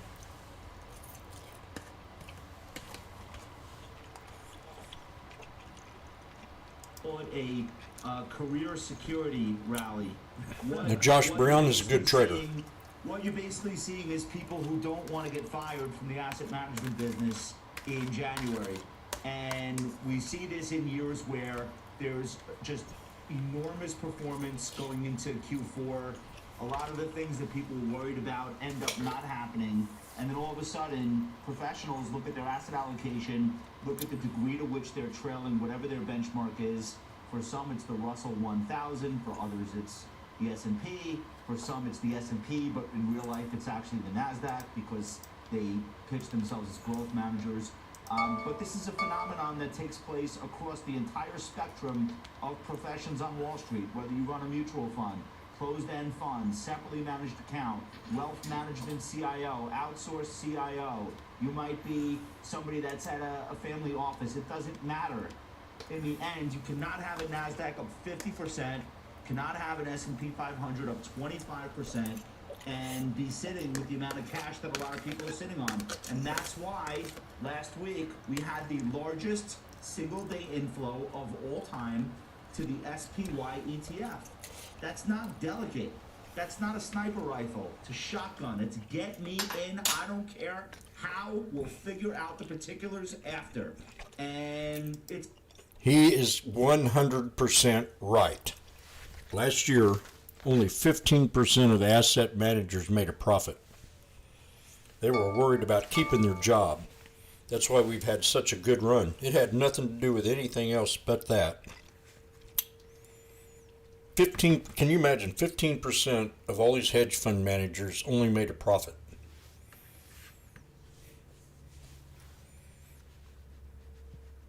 And I said that myself last year. I said this is going to be one hell of a year because only 15% of the hedge fund managers came out green. And it was a very small green. It wasn't nothing to boast about.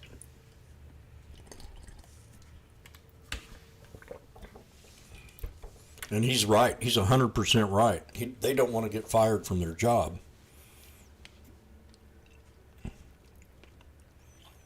Over 13%.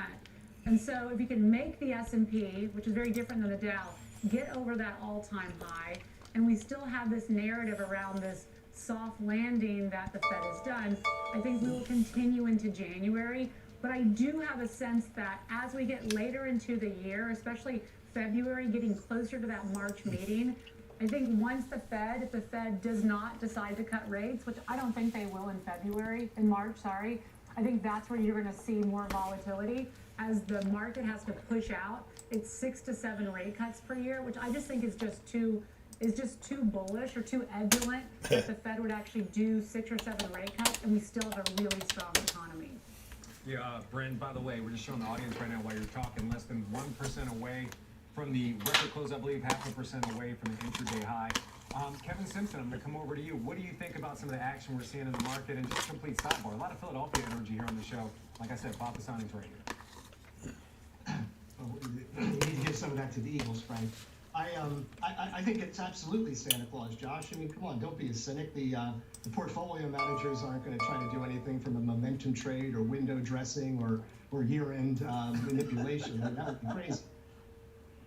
So I think the Fed gave us that Christmas present. You know, truthfully, when we saw them pivot 2 months ago, I mean, that was the game changer. If you look over the landscape for the past 2 years, Frank, it's not that much that's happened. It's so much in terms of 22 being a really lousy year, 23 being mostly a consolidated AI rally, and then all of a sudden we saw breath. And it makes sense because once you have a Fed that's backing off, no mas in terms of rate hikes, you can get back to the business of pricing companies properly. How much money do they make? What kind of multiple do you put on it? And I think the enthusiasm is certainly justified. We're a little bit ahead of our skis, is Josh's point somewhat valid? I mean, absolutely. But it can continue into 2024. This isn't something where I want to see the calendar year end. I wish we had another quarter in 2023. There you go.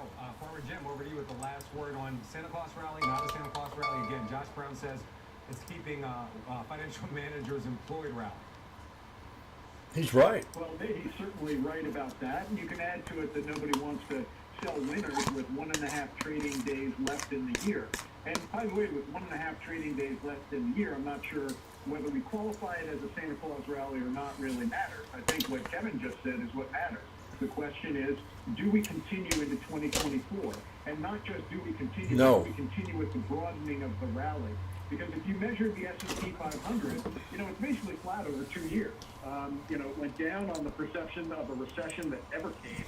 The economy continues to grow. Yeah, we've had a flattening in earnings growth to 0, but it's going to pick up next year. And I think that's what's going to get the broadening of the rally to continue. So they talked about the Russell 1000. They still are underpriced. PLTR was one that I wanted to watch today. 21 levels. I don't care if you're talking about airlines, materials, I mean, basically you name it. Anything economically cyclical is still well below its high and has a lot of room to run. run in 2024, as long as nothing upsets the economic growth which continues and the profit growth that is set to come with that. You know, it's interesting you're talking about the broadening of the rally. This year, there was a record share of stocks in the S&P 500 that actually underperformed the index, 72%, all-time record according to Apollo data. So I want to talk about that broadening with you, Farmer Jim. I'm going to come back to you. You recently bought the IJR ETF. It's a small cap ETF. Why do you feel so confident in that right now? Well, I'm starting to nibble at it, and just nibble because obviously small caps have had one heck of a run What happened to my in the last alerts? 2 months. But as I did the numbers with my team looking forward into 2024, Oh, there they are. we see just if you return to the historical price to earnings multiple on the S&P 600, which is a very easy 14 times, if you return to that multiple and you get the earnings estimates, which the macroeconomy sees for next year, you're going to get a 16% return in small caps next year. And that's roughly twice what we see for the S&P 500. So having done that math, come to that conclusion, you can't help but start to get into the small caps. I did say I'm nibbling because, again, want to respect the fact that we're up, 25% in the small cap sector for the last 2 months. One quick distinction, using the S&P 600, I know a lot of people use the Russell 2000. The S&P 600 strips out I called out proportion of lithium, non-earning companies in the Russell 2000. And I just don't want to LTHM. or anyone else why we're invested in non-earning companies. So that's why we're using the S&P 600. and we were at 1723. Of the same drum and do nicely in 2024. So Josh, this may not be a Santa Claus rally, but are you a believer in just the broadening out of the market and investing? Bespoke out with a note last night actually saying, if the month were to end today, obviously we still have a day and a half, this would be the Russell 2000's third biggest 2-month gain in history, up over 24% during this period of time. The number one, just an interesting note here, November, December of 2020, obviously the first year of the pandemic. What's the question? Are you a believer in the small caps? Do you believe the broadening of the rally continues into 2024? Is this Do I believe that they went up? Oh, I know all right, you believe listen, they went up. this It's is what I would- actually numbers. I'm saying, are you a believer in small caps going into 2024? Some of it's Josh, obviously quit acting the stupid. rates going lower, but are you a believer that the rally will continue to broaden into next year? Yeah, Frank, I think that's right. The rates part. The big headline for small caps. Here's one of my alerts in the window. Borrowing regime. Like, is it going to be harder for LTHM. not as well capitalized as the S&P 500 to roll debt or to access lines of credit or whatever? And that, I think, explains a lot of the multiple disparity. And so long as that, They're actually having a good conversation today. And going in the right direction, I think these stocks can continue to work. The thing to keep in mind about Russell small 2000. caps, even mid caps, a lot of what passes for size differences, and we say, oh, is it a good time So here's LTHM. I called this out Sunday, the 25th. Support at 1532 and the 3 resistance levels. Called out right in here. There was also a reason to think that in a more challenged environment where there's a lot more economic uncertainty, that there should be a premium paid. This was posted on the 25th. This is the 26th. So we went from 1722 all the way to 1877.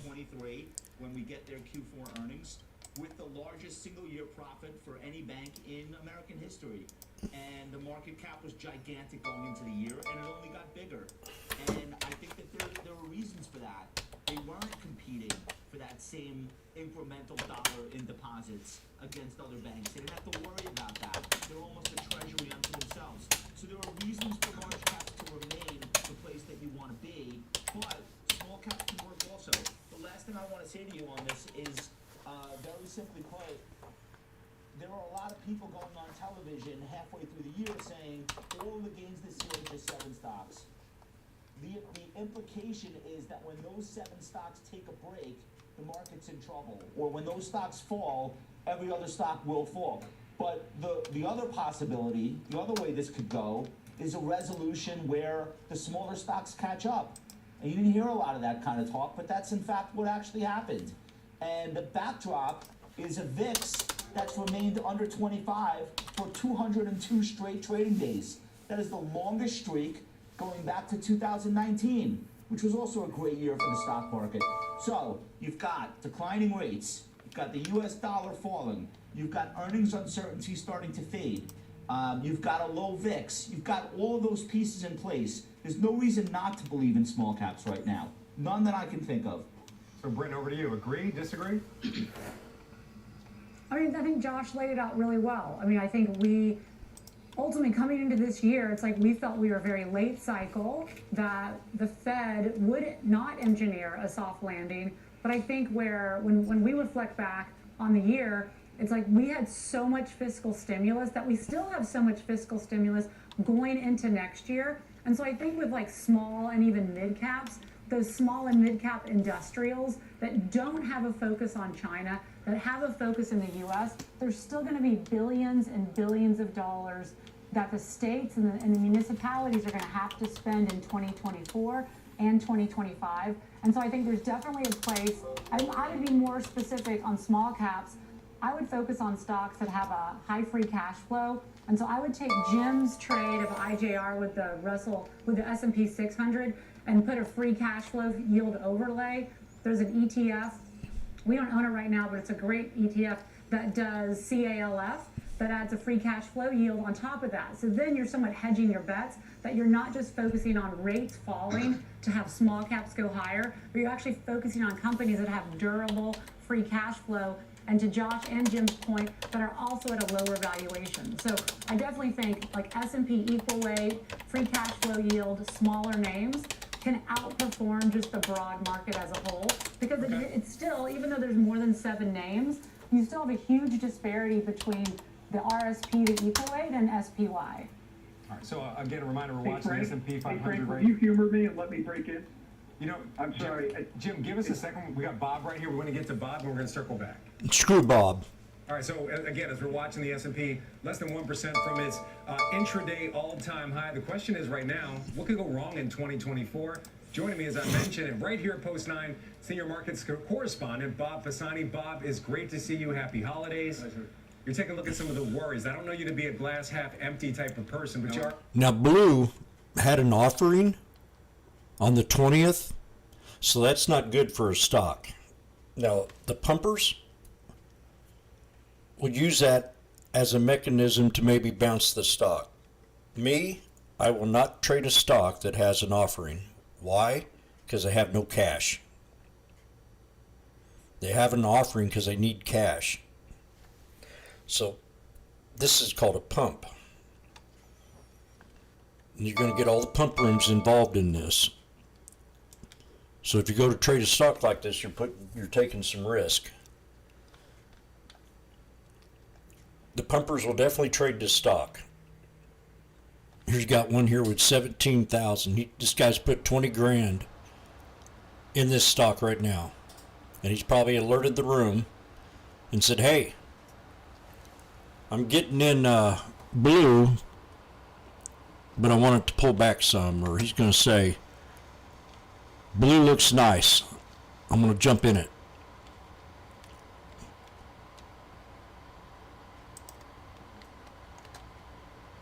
And it's been 6 days now. The RSI is already at the top. So, I mean, this is already at a resistance level. It can jump up a little bit more. Maybe have about a 10-cent bounce and then knife. So when you see an offering on a stock, you're going to get some drama. It went all the way from 240 to 113. Now these douchebags were probably jumped in this trade and got in and out of it for 10 cents.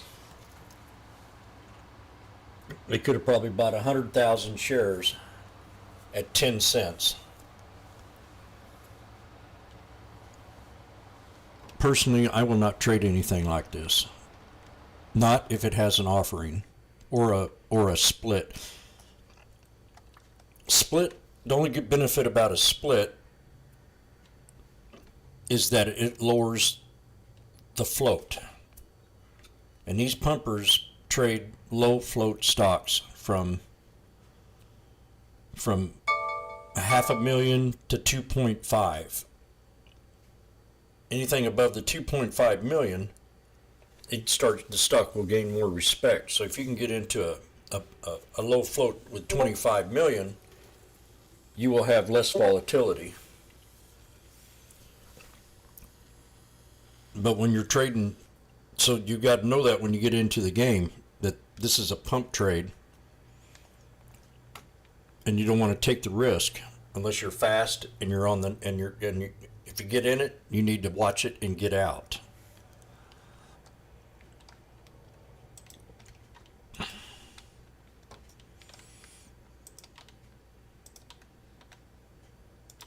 I've traded these penny stocks for years.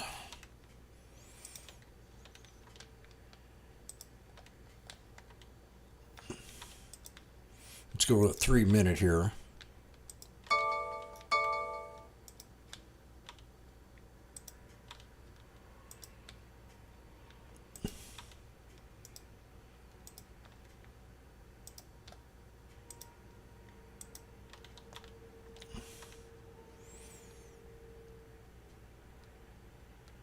So support is right around 129.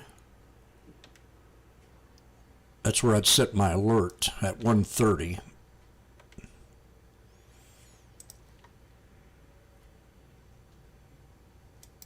$129, and I'd set this alert just to right above 130, and I'd wait for it to come to me. So I've already laid out the elements why it's a pump.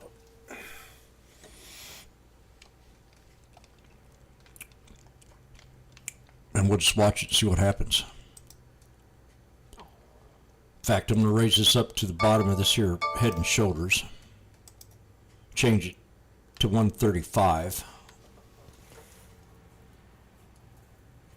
And you got to watch the tape. You get a little 100, 200, that ain't nothing. You don't want to take a trade, a pump like that. You got to get in there and you got to have the 4,000s. Like this guy probably just bought 10 grand, 10,000 shares, maybe 20. It's probably all in the same ticket.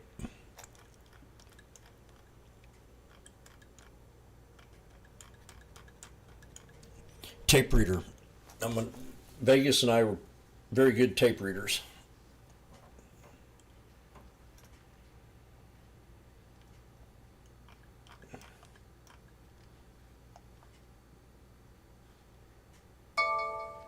If you catch the RSI going down here to a double bottom, you could scalp it, but it's not much of a spread. I think we'll knife.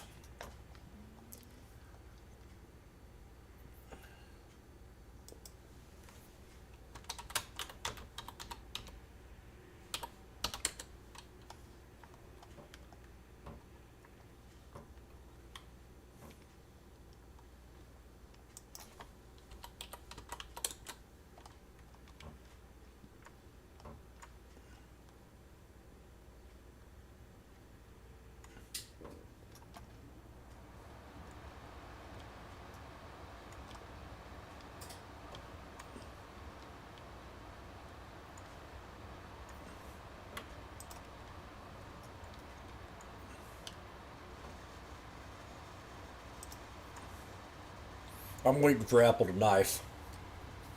They're pumping this way too hard.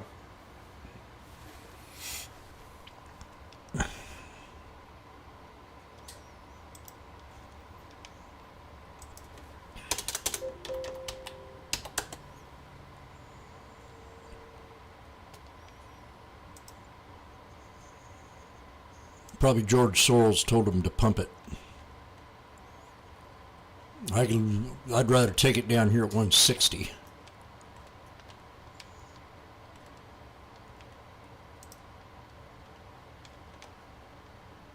CNBC used to always talk about George Soros and Donald Trump.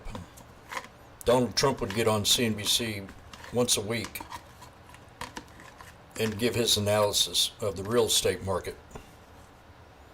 He did that for years. Now he's a creep to him.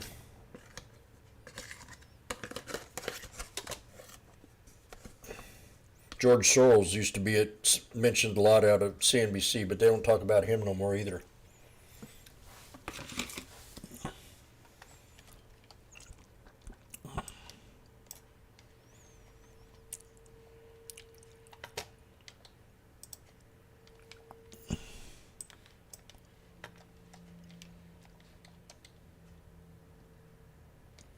See, Apple has had a pullback. That's probably why they're getting antsy.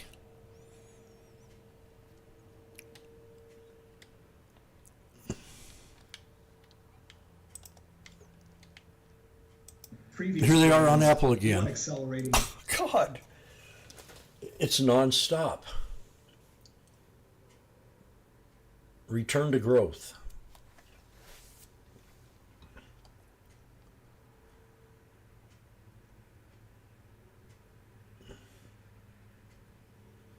I'm going to tell you where it's going to go. I'm thinking it's going to stop right here at 191.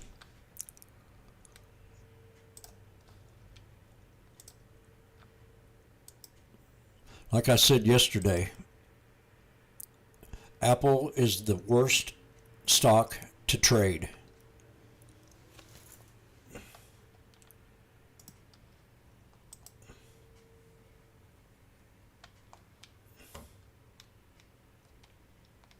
It was for many years.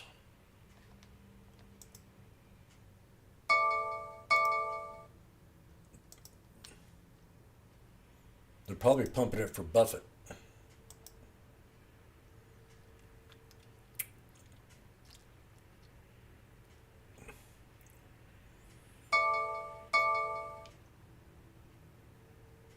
This chart just looks so scary to me.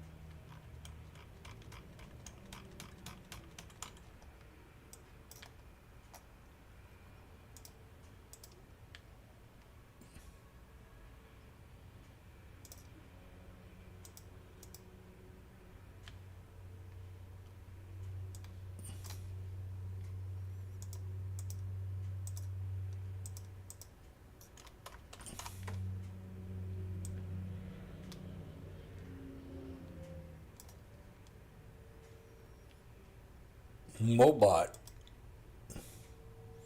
You should trade that one. God, look at Mobot. It's probably had a ton of splits.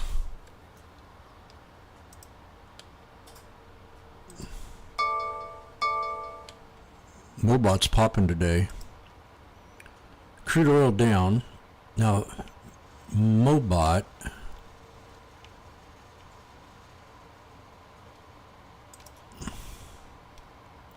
They should trade the heck out of this one here too.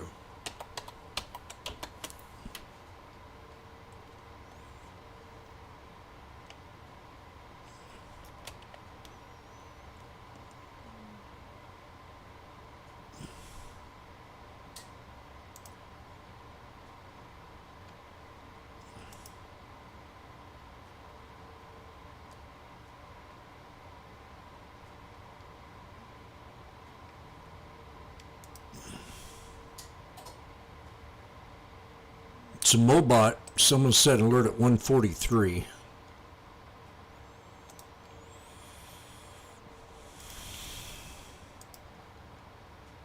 And go to the 1 minute. I went to the hour. Now we're at the 200. That's a good spot. This is better. 156.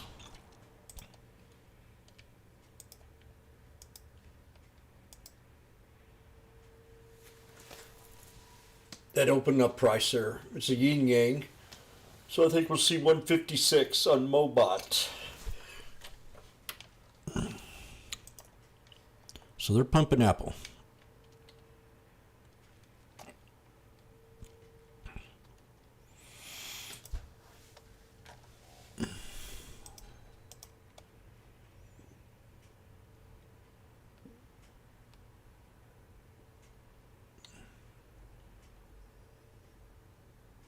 Now, I think Mike mentioned NVIDIA.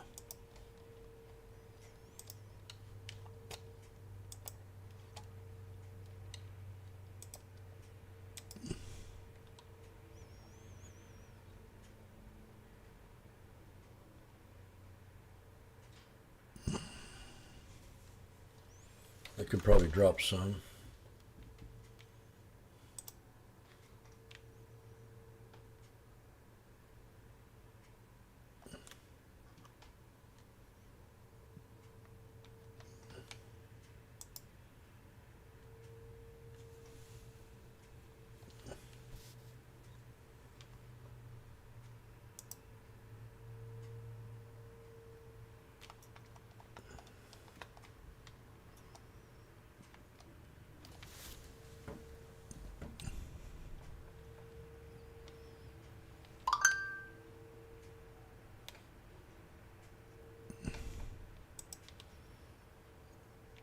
Months is obviously the markets have embraced the soft landing theory. Maybe it doesn't come true, but the probability is higher that it does come true. And if that's the case, these companies are going to continue to outperform operationally. That means they're going to have big cash flows with which to pay back debt early, which they've been doing, and start buying back shares. They're attractively priced. I see this trade continuing through 2024. In favor, have any major thoughts about the Alaska-Hawaiian merger $2 billion deal there? It's not my favorite deal, I will say that. I don't like the price. I do think that management has done a very good job over the last 5 years or so of integrating the Virgin America acquisition. This deal has a little bit more hair on it in terms of now they've got to reintegrate a different type of airplane that Hawaiian Airline uses, going back to the A321 that they got rid of when they acquired Virgin America. But they'll do that. They'll get this done.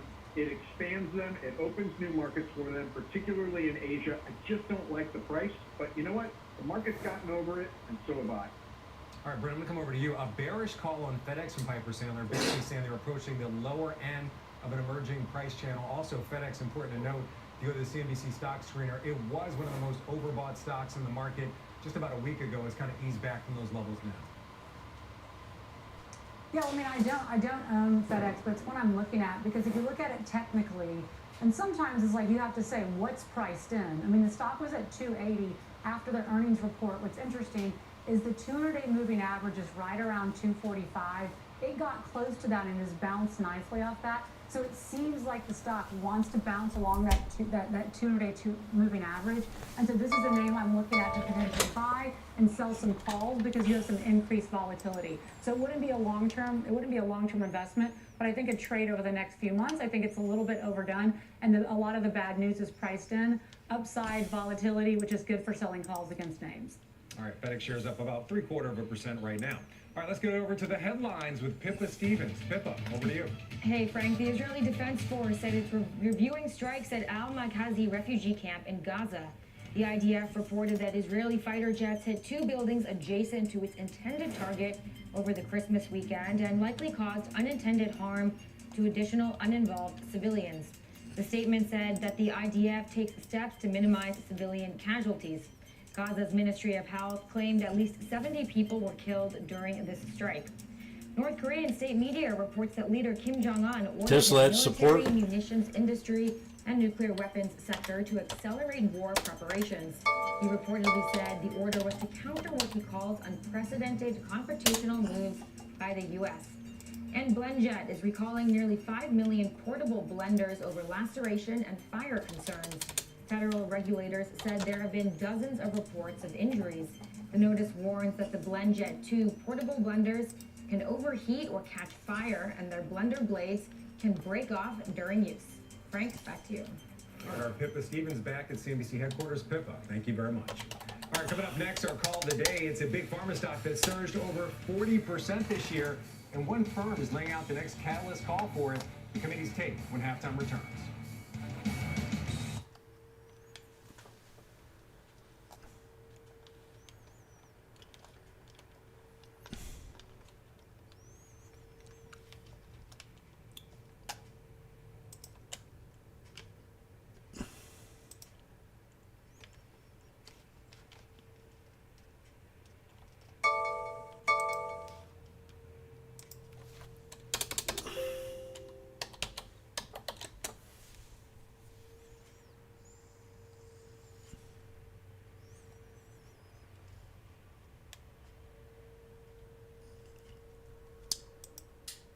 So they did maintain a buy, Florence, B&A Securities, whoever that is.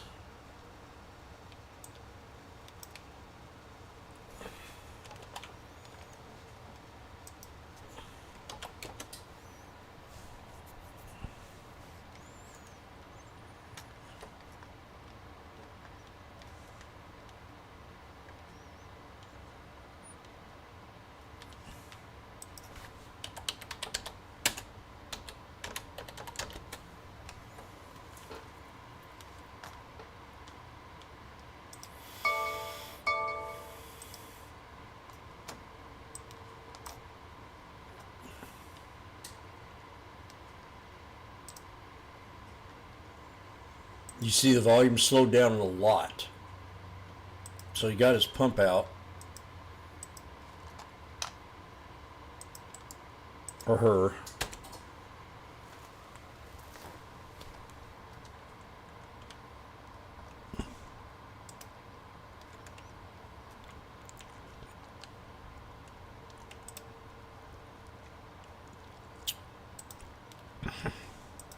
They've been really pumping Apple. Apple's not showing, is not making money like they should. The last 4 quarters have been negative. And again, they said we didn't have a recession. And I know better than that. They redefined what a recession was. I think you more or less have to after what we went through with COVID. They didn't even call it a recession.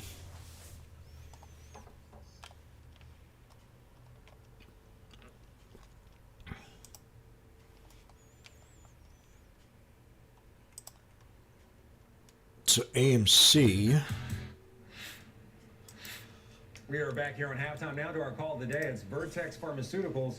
Morgan Stanley saying the next catalyst for the stock could be phase 3 results of its new painkiller. Shares up 15% just this month. Jim, you own Vertex. No.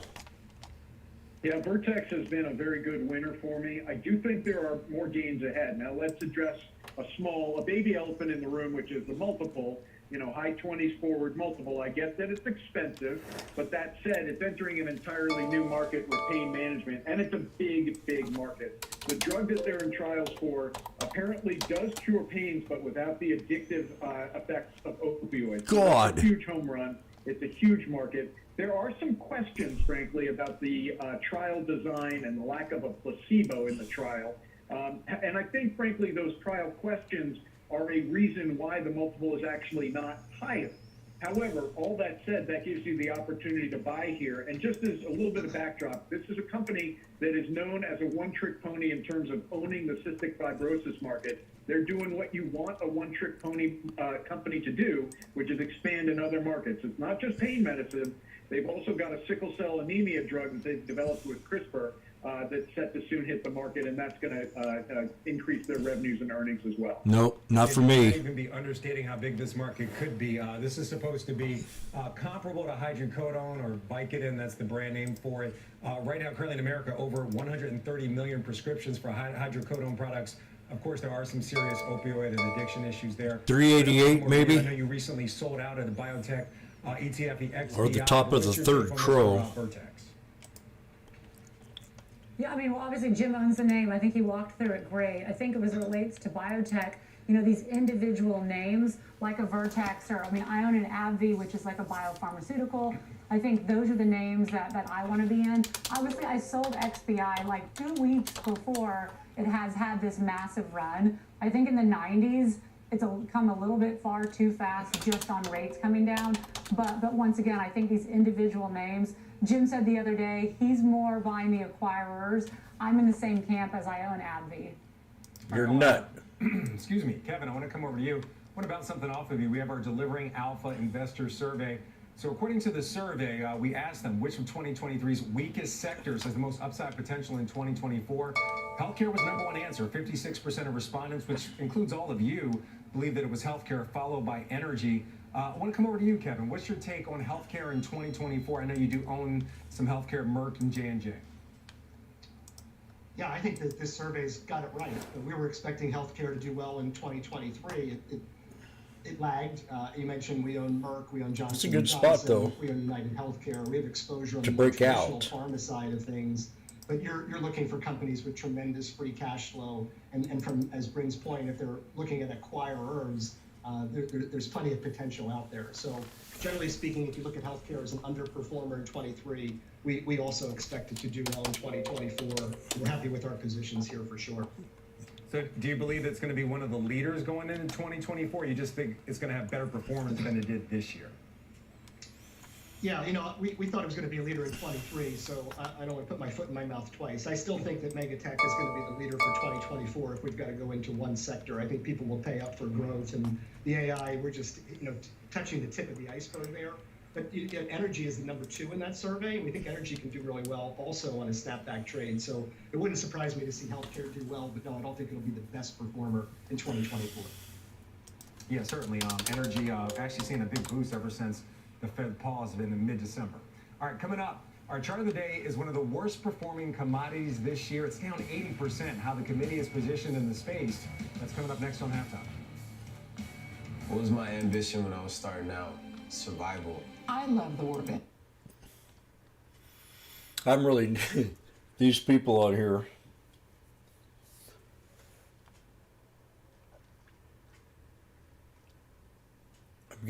I get pretty frustrated with them.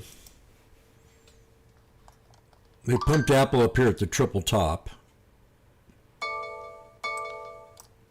This thing gonna drop.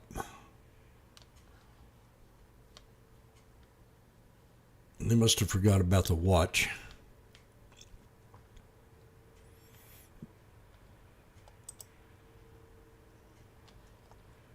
They're calling out all these resistance levels. We've got a double top right here. Resistance. Everything's got a resistance. Every one they've mentioned. All but Apple.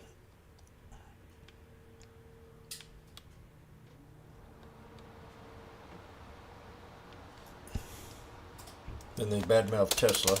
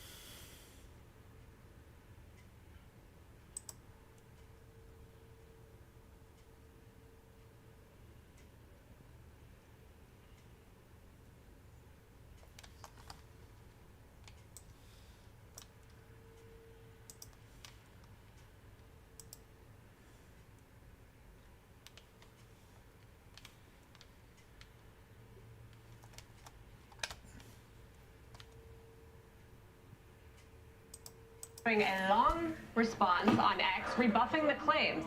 The stock has had a banner year in 2023, more than doubling. Can that hot streak continue as the headlines pile up and Elon Musk continues to be preoccupied with X? Former Ford CEO and interim Hertz CEO Mark Fields joins now with his outlook for Tesla in 2024. I just want to read you part of the statement from Tesla. CNBC again. They acknowledge the article, say they published an article that leads with wildly misleading headline, is riddled with incomplete and demonstrably incorrect information, and then they go through point by point what they see as wrong. For instance, blaming the drivers for failures, the reality Tesla paid for most of the 120,000 vehicle repairs under warranty, et cetera, et cetera. Does this seem like it presents a big risk for Tesla? Nope. Well, Sarah, you know, every car company has their issues on quality around vehicles. I think the interesting thing about this is they do note that they've repaired about 120,000 vehicles. That's a large percentage for the number of vehicles that they have in their, what they call the car park, all the vehicles that they have out there. They didn't repair them. They upgraded them through the web. There's fire. And listen, as you know, Sarah, in the article, Tesla does not have a communications department. So, you know, trying to kind of work with the writers to kind of clarify things before they come out with, that's not Tesla's MO. So, you know, this is part of the ramifications of that. I was wondering if like this came from Elon Musk himself. I'm not sure who's running communications there. As far as the stock performance, We've had enough of you.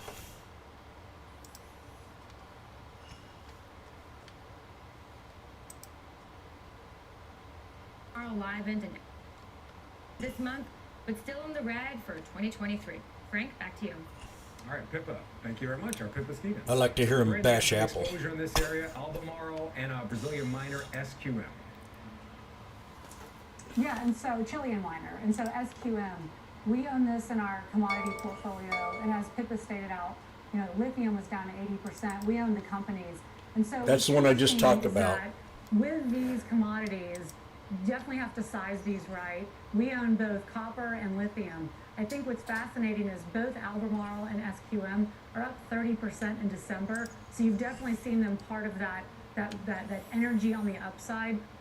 What also is somewhat contradictory is as EV sales we're seeing in the US seem to have plateaued. In China, I think they're going to come in with EV and hybrids at close to 9 million, which would be a record number. And so I think that as we continue to work off that extra inventory, prices are down, these companies will become more stable. So, but definitely it's been a negative year, but I think 2024 will look very, very different than 2023 for both SQM and ALB.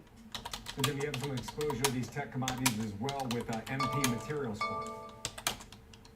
Yeah, let me do a public service announcement first for everybody watching. When anybody, including me, says that a company is producing a specialty chemical or a specialty commodity, that can be true, but recognize it's an oxymoron. The word commodity is in there, okay? And lithium has shown that it is a commodity. And that is true also for rare earth elements, neodymium and praseodymium, which is what MP Corp develops. However, the reason that I think this is a specialty case is because there's a geopolitical strategic asset in the MP mine in California from which these elements are mined. And MP Corp is not only bringing these elements to the surface, they're now refining them and turning them into magnets. Those last two steps cut out China, which traditionally has been the refining and the magnet making step geographically. So we as a country are geopolitically saying we want MP Corp to continue to be successful in these new stages in order to delink from China. That's going to continue. It's a profitable company with a good balance sheet. I really like this for the long haul. Yeah, shares up just about 0.5% right now. All right, coming up next here on Halftime, Mike Santoli joins us with his midday word halftime back right after this.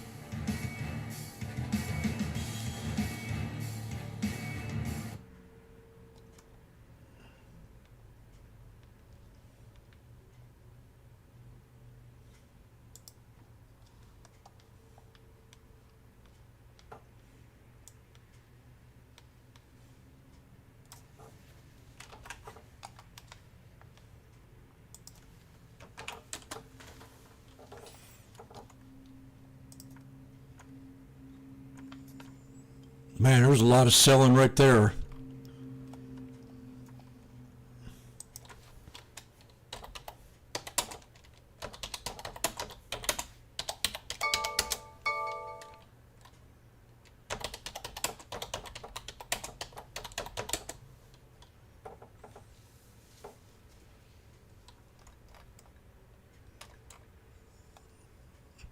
10, 20, 30, 40. 40,000 shares just sold.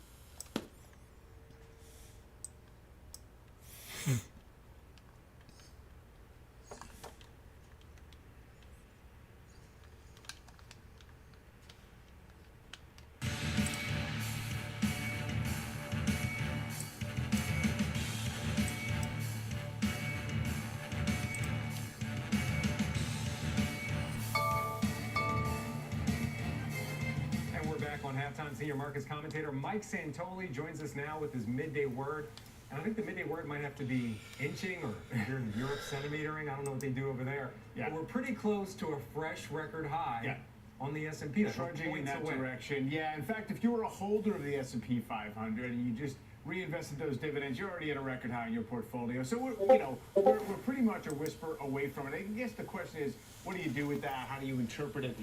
It's one of the longer stretches between record highs, close IWM double bottom that we've had in recent decades. So that's something that inverse head and shoulders. Usually the market's kind of reawakening from a shock or a setback or something like that. And buying record highs historically is not necessarily usually immediate cause of buyer's remorse, just because trending markets continue to trend. I do think the first part of next year, you're probably likely to get some kind of a gut check from one direction or another as people get a little complacent about the soft landing scenario. But for now, it seems like it's something that you can acknowledge. We've waited a long time for. The market has answered a lot of the complaints we had through the summer. It's too narrow. Cyclical stocks aren't doing well. It's fighting the Fed. We're no longer really worried about those things. We'll find new things to worry about, I guess. All right, so the two numbers we're watching right now, the record intraday high, 48.18. The record close, 47.96. We're just 6 points away from that one if we keep this trajectory going. Yeah, 47.97 just to be safe. Careful. There you go. Mike Santoli with his midday word. Mike, thank you. All right, straight ahead, two big winners for Bryn's portfolio this year, both soaring over 300%. We'll debate if there's more room to run in these. That's coming up next on Halftime. Stay with us. Let's see if we get a knife here on the SPY. We have an expansion pattern again, Randy.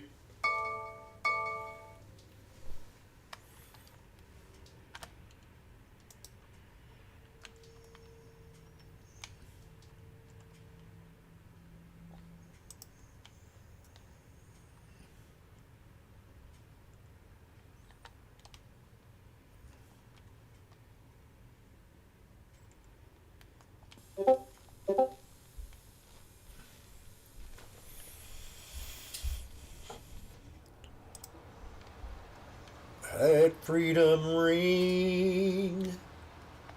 Okay, we're going for the put.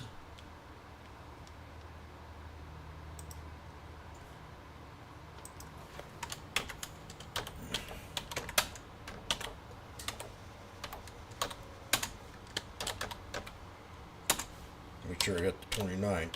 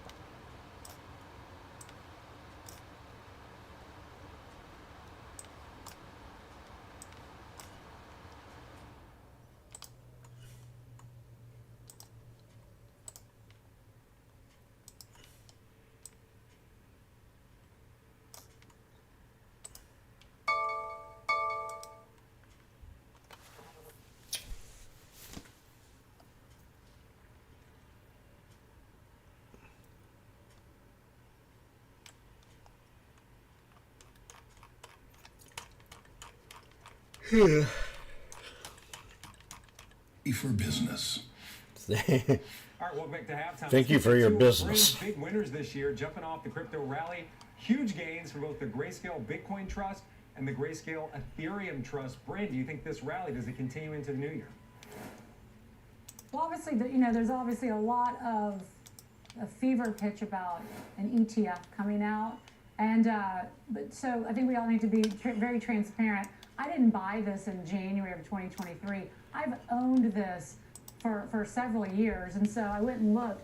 I'm up 33%, right? And so we have to all remember, you had a huge downdraft, obviously with all that happened with FTX. But so if you were wise enough or you were, bought it in January of 2023, you're up. But just because I was down so much, I'm up 33%. It seems like we're going to get an ETF. You just don't hear anything out of the SEC anymore, which I find a little bit strange. I think that as that ETF comes out, there's going to be, once again, more momentum of people wanting to buy the space. I will say it's, Bitcoin Trust, the reason why it's up so much is that it's at its peak, it was trading at a 50% discount to Bitcoin prices. So as Bitcoin has rallied, it's rallied, but also it only has about a 4.5% to 5% discount. And so I think that as you've seen that come together, I think most people are going to just buy Bitcoin, whether it's at Fidelity or at a Coinbase account, because the expense ratio on the fund is about 2%, and if there's not that much of a discount, I don't really see, I think there's better ways to own it. All right, something we'll continue to watch. Stay with us. We got final trades from the committee coming up here on halftime in just a minute. Stay with us.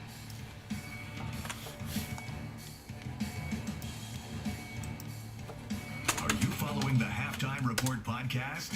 What are you waiting for? Look for us in your favorite podcasting app. Follow the Halftime Podcast now.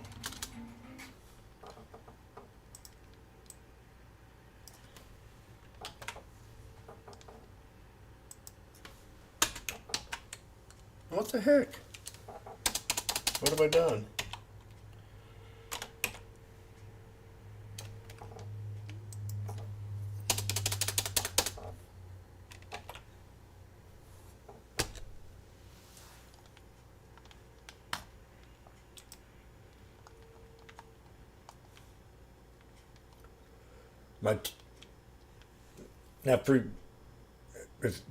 Did anybody get the script of this here script that I'm using that tells you when the stock might be finished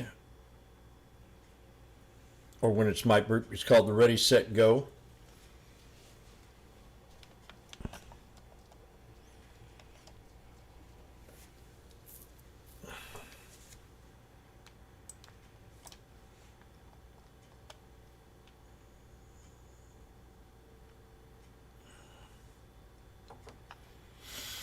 Let's see it come back down to the VWAP. I'll be right back. I'm leaving.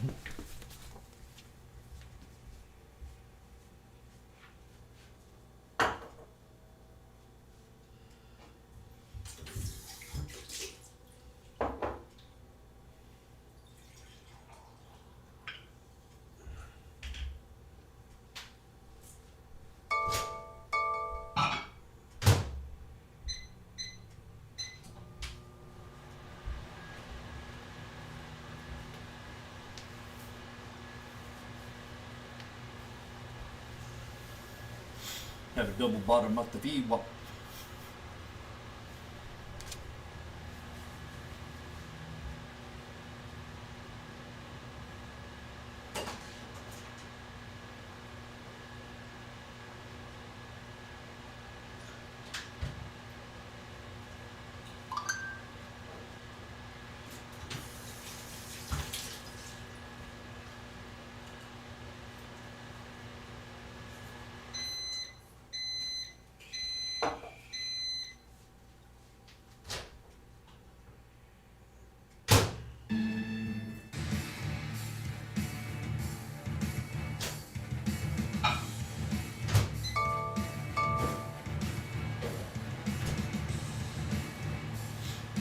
We're back on halftime time for final trades. Kevin, you're up first. I'm going to kick it off with IBM, Frank. This is not your grandparents' IBM. They're maximizing AI through Red Hat, Watson X. It's got a 17 times forward multiple, and you get a 4% dividend while you wait. IBM. RSP, S&P equal weight. I think we continue to see a catch up in the equal weight over the market cap. Jim? You asking me? Cleveland Cliffs, it's a favorite of mine. It's been rattling around this $21 level. CLF? I think it's going to break through and have a pretty good 2024 ahead of it. Josh Brown? Uber, new 52-week high, doesn't seem to want to stop. All right, Josh. Before I let you guys go, by the way, it's great to be here with you guys. Even better when you're here at Post 9. One more quick look at the markets right now. Remember, two numbers to watch when it comes to the markets. 48.18 for the intraday high, 47.96 for a new record close. That's going to do it for halftime. Exchange starts right now.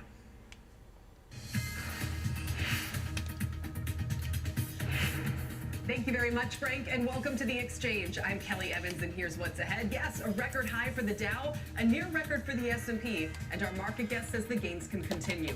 He sees stocks going higher from here, and while some pockets look overvalued, he says there are still plenty of areas that aren't. We'll talk about which ones and where exactly he's buying. Plus a blowout finish for biotech stocks, with the sector up 40% in the past 8 weeks. We'll talk to one CEO whose experimental heart disease drug just delivered big results and sent the stock soaring more than 80%. And the ups and downs of commercial real estate. We're heading down south to one area that billionaire Ken Griffin says could overtake New York City as a financial hub. Before all that, though, let's start with the markets. And Dom Chu has the all-important numbers today, Dom. They're all important every day, but again, this melt-up just keeps on continuing and continuing. We're still in that Santa Claus rally period, that last 5 trading days of the year and the first 2 trading days of the next year. And the markets have been generally higher. The Dow Industrials are up 1/4%, 37,743. We get to put a star up here because it's a record high for the Dow Industrials today. The S&P 500, 4791. Haha, there we go. Percent as well. It gets a check mark because it's a high for Exit. the year. And we're just about 1/3% away from record high. 1, 2, 3, boogie. Just about 2 years ago. And the NASDAQ Composite up 1/4%, 15,132 as well. We're roughly 6 or so percent. Bam, right on, baby. Out 127. Woo! Now in oil. U.S. benchmark West Texas Intermediate. Sell it now. 72 cents down 1% right now.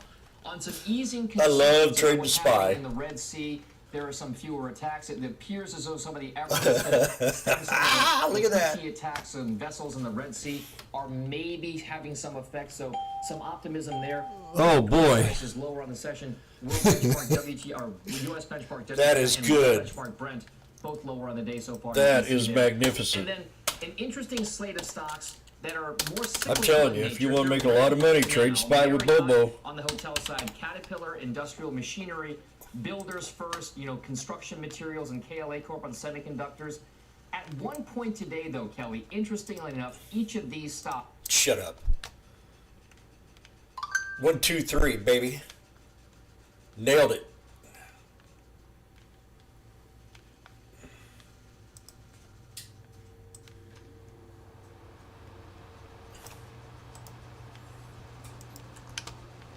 $1,000 investment, 1,080.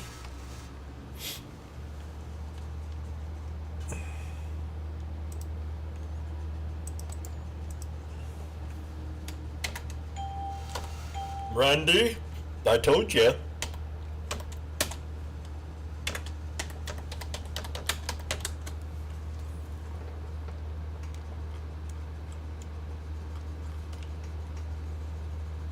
Look at that. You know what? Let me take more. I don't want to look at it because I will cry. Oh my God. Woo! It's the easiest one out there to trade.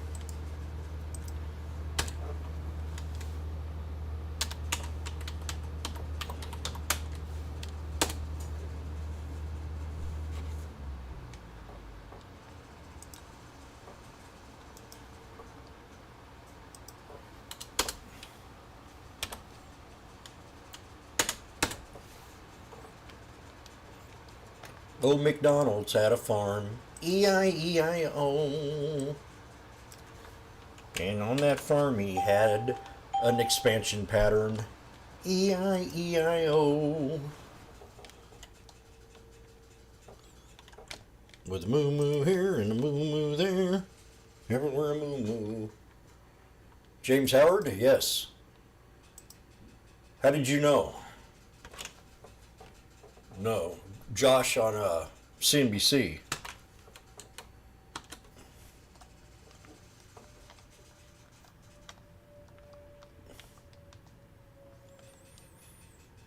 I am Jim Howard.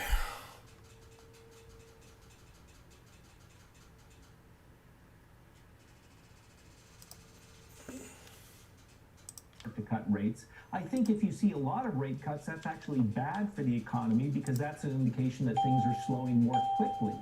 So I expect with still solid growth and with slowing inflation, we'll see the Fed cut a few times next year. And then that sets the stage for solid growth in 2024, slower than what we saw this year, and then expansion in 2025 as well. All right, we have a 7-year auction. I just want to get those results in. Gus, we'll come right back to you. Rick Santelli is back in action at the CME. Rick, so you can give us the grade. How'd it go? You know, it was a dog plus. And I know that there's many out there, of course, that are going to look at some of these results and maybe have a different grade. But first of all, look at the intraday of 7-year. You can see yields are moving higher. Usually symbolizes a not as solid an auction as we would like to see. And if you open the chart up to early June, you can So that was the reaction to the auction. 381 was the lowest. I had no clue. Basically going back to the first week of June. Here's the metrics. We had 40 million 7 years, and the Dutch auction yield was 3.859. The problem was the when issue market was trading at 3.835 with a high yield of 3.84 before the auction ended. So we ended up with a higher yield, which means a lower price. Government's the seller, not good for demand. So D plus, dog plus. If you look at the bid to cover, it was roughly average. If you looked at indirects, it was actually the best since March at 63 point, the weakest since March. Since March at 63.7, but there was one really bright spot here, okay, and hence the plus for the D, and that was 19.4% went to direct bidders. That's very good. It shows that many of the insurance companies, pension funds, real users of securities really stepped up for a 7-year, which is unusual. Dealers took almost 17%, which is unusually high. So we just completed $155 billion in Treasury coupon supply. 5-year went well. The 7-year did not go as well. And it really does underscore that not only is it a holiday week, which impacted the results, I'm sure, but this puts many question marks into the big picture. Not any single auction, Kelly, but in its entirety, the amount of supply that the Treasury needs to move to take care of our deficit spending is going to challenge some of the demand by investors around the globe. Back to you. Rick, we missed you for the 2 and the 5-year results. Both Steve and I did our best to give it a grade, and we thought it was basically an A. In the last couple of days, we saw bond yields drop significantly after those happen and stock prices rise. Today feels like a totally different story. I won't blame you, but it's a totally different story. Yes, it is totally different. And to be fair, the 5-year is always going to probably, when you get this particular package of 2s, 5s, 7s, the 5-year always has a propensity to do a bit better because many real money accounts gravitate to that part of the yield curve. A lot of financing and a lot of derivative contracts, of course, are predicated around a 5-year. 7 years is a little bit more odd. There was a time when the mortgage market was a bit better, housing market was a bit stronger, where 7-year matched up nicely with the duration of the mortgage, but that demand really isn't going to show up considering how weak the housing market is due to high prices and high financing costs. Rick, if you don't mind, let me just pull you into this chat Gus and I were just having, because it's a very different tone in bond markets today than 2 months ago. It seems like we've gone from inflationary to disinflationary, almost even deflationary talk, literally This is overnight. fun market. Gus, do you just want to talk about that? I mean, how much? I thought about getting back in down in calls, but disinflationary impulse do you really see? I can't be doing this all day long. You know, I mean, I expect to see They're apple knifed, mostly on the services and it's going to knife some of that more. from housing, some of that from other services with slower wage growth with the labor market cooling up. And so I think that, the Fed will be. I want you to understand one thing about CNBC. They are the biggest pump station out there. They've had this whole thing all wrong.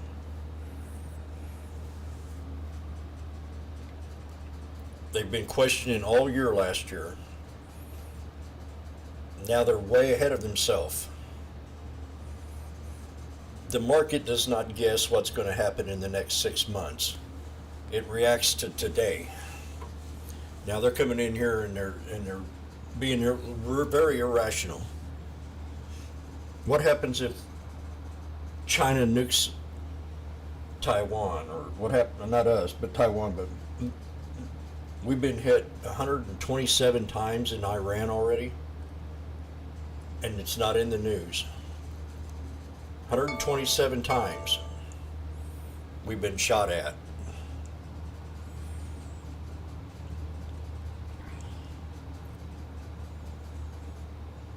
We should have reacted with severe force.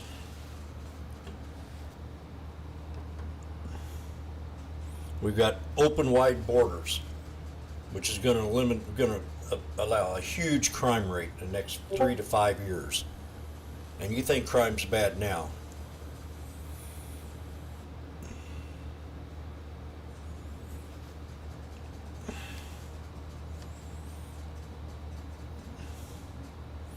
We're over 175 trillion in unfunded liabilities debt. We have 35 trillion in debt.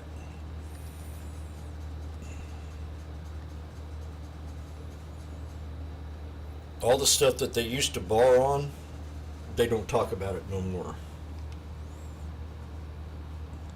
When I first started trading, we were at 4 trillion in debt. It was the end of the world. We had 65 trillion in unfunded liabilities, 56 trillion. Now we have 175 trillion.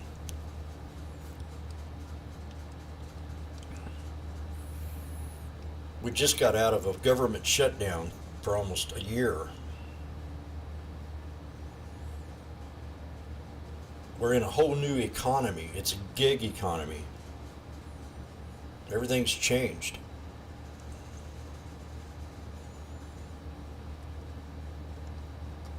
They don't think about any of this stuff anymore like they used to. The hidden secret is the one that they don't want to mention. But I'm going to take advantage of these guys because they're pumping the hell out of this market. I've never seen anything like it. It's like they know that we have to have a great economy or a good, it's the economy, stupid.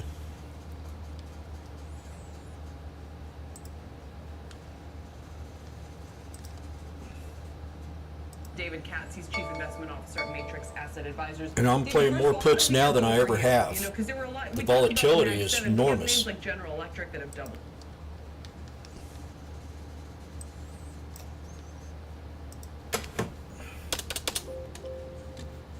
Someone's going to unload real big soon.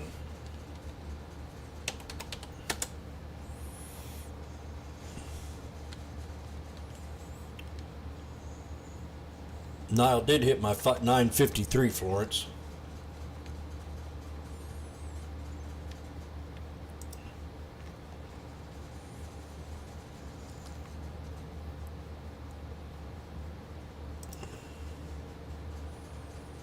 I become the best that I can be when I'm the on the other side of the aisle, the devil's advocate of CNBC. I do my best trading when I think the opposite of them. They will fluctuate, and our outlook for them next year is good, but not nearly as good as it is now. And as you mentioned earlier, we do think a lot of the laggards, the groups that didn't do as well, are positioned to catch up and lead next year. It's so important what you just said. I agree. The Mag 7 overall is up about 8% over the past 2 years because we forget how bad 2022 was. I didn't. And at some point you have to sort of say, well, for all the talk about whether to sell them next year, if these names don't start performing, they're underperforming. You could say they've underperformed. If the market's supposed to return 7% and they're doing 4 per annum, that's not that great. Well, for the last year and a half or 2 years, the market has done poorly, but you're 100% right. We just don't think they're going to have the 30 and 40% gains next year. If the market does 8, 9, 10% gains, we think that they can come in somewhere around there. There are areas like healthcare or utilities or financials that didn't do as well this year that we think can outperform the averages. Small and mid cap also had a poor relative year. We think there's going to be a catch up there. So there are lots of ways to make money.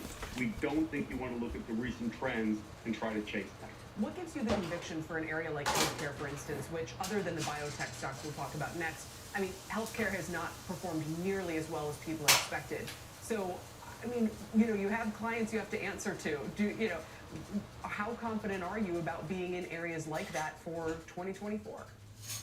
We are very confident. Going into 23, we were saying the same thing about technology, which got creamed in the year before, and that's paid off. In terms of healthcare, the reason that we're confident is the businesses have done well this year. The earnings have grown. Many of them are paying great yields, yet the stocks have done absolutely nothing. So the valuations are 10, 11, 12 times earnings. We think in a slowing economy where the Fed is going to be lowering rates, making dividend-paying stocks more attractive, it's going to be a really good place to be. And we're finding opportunities throughout healthcare. Companies like United Healthcare or the drug companies we think are particularly well-placed, or medical technology products are well-placed. So the whole group has lagged, and we think it's going to have a catch-up rally. And we also think that if we're wrong on some of the things that we're looking for on the economy, healthcare is going to hold up a whole lot better. What are your favorite dividend plays? So right now we like companies like Cisco, Medtronic. Nextera has been one of the poorest performing utilities. We think rates have dropped a lot over the last 2 months. Nextera has not recovered as much as it should, so we think that's a real good place to be. RTX, which is the old Raytheon, has had a poor year. We think that they're paying a nice yield. They're doing an accelerated share buyback.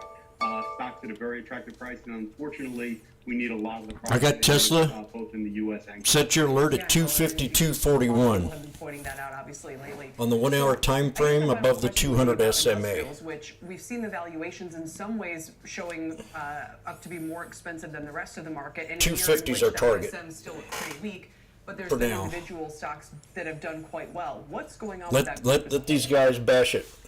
It's exactly right. The group has been spread out, so there's some things that are richly priced, and there's some opportunities there. So FedEx just got beaten up in the last. You don't want to.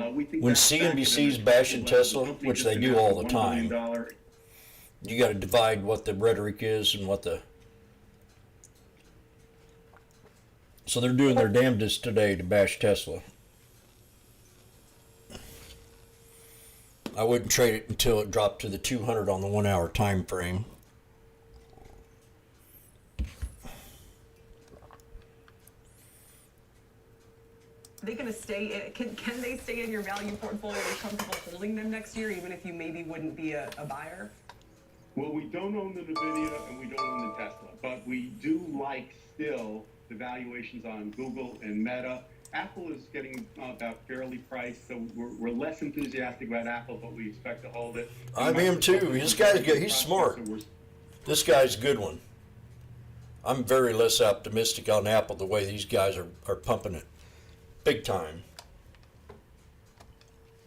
Now, I just called this SPY out. And we had what? What do we have? Jimmy talks about them every day.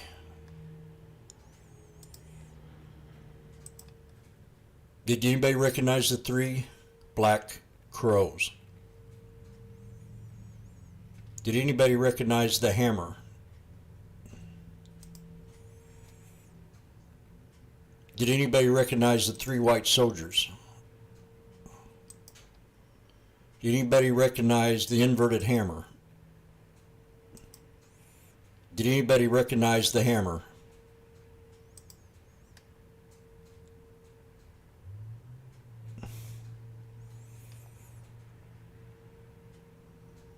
See what I'm saying?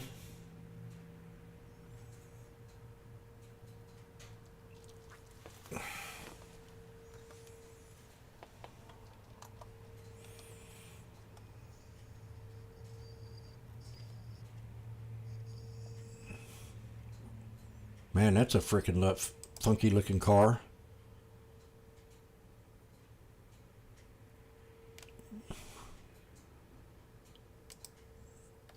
That's a funky looking car, man.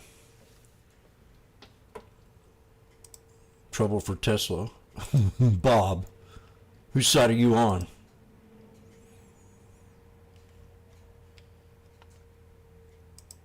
Whose side are you on, Bob?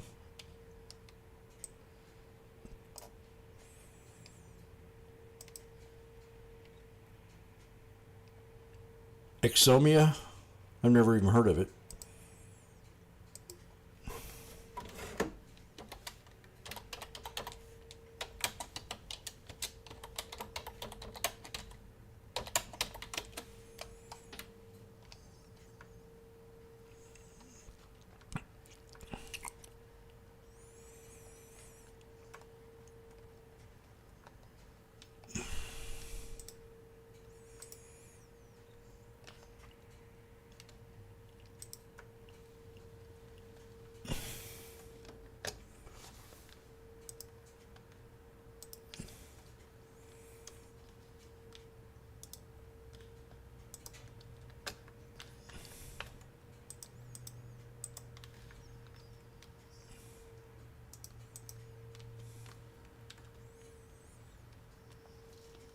I can't believe they released her from prison. This girl's a thief.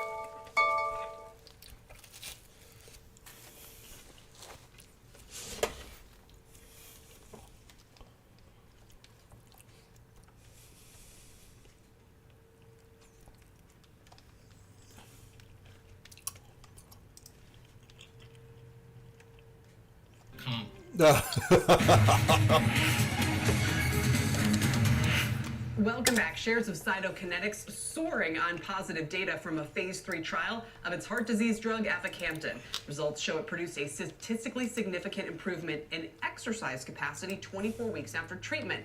The stock hitting a 19-year high on the news yesterday. It's nearly doubled this week. Both Piper and Cantor say the drug is best in class. Joining me now with more on the news and the outlook for the company is Robert Blum, President and CEO of Cytokinetics. Robert, thanks for joining us. Welcome. Thank you so much. What's your response? What's it feel like today? Feel like shit? So these are especially gratifying times, you know, when scientists dedicate to an area of biology like ours have done for what amounts to decades, and you see data like we announced this week. It's unlike any other experience I've had professionally. This is incredibly fulfilling, consistent with what had been our highest expectations and aspirations. We feel quite fortunate. How long have you been at the helm of the company? So I've been leading this company since 2007. I was involved in starting the company in 1998. And as I understand, that going back years even, there was a lot of hope and expectation around this drug. The stock price reaction tells you, though, that some were still wary. Why do you think that is? You know, ours is a very risky business. As you can see from my background, we've been at this for 25 years.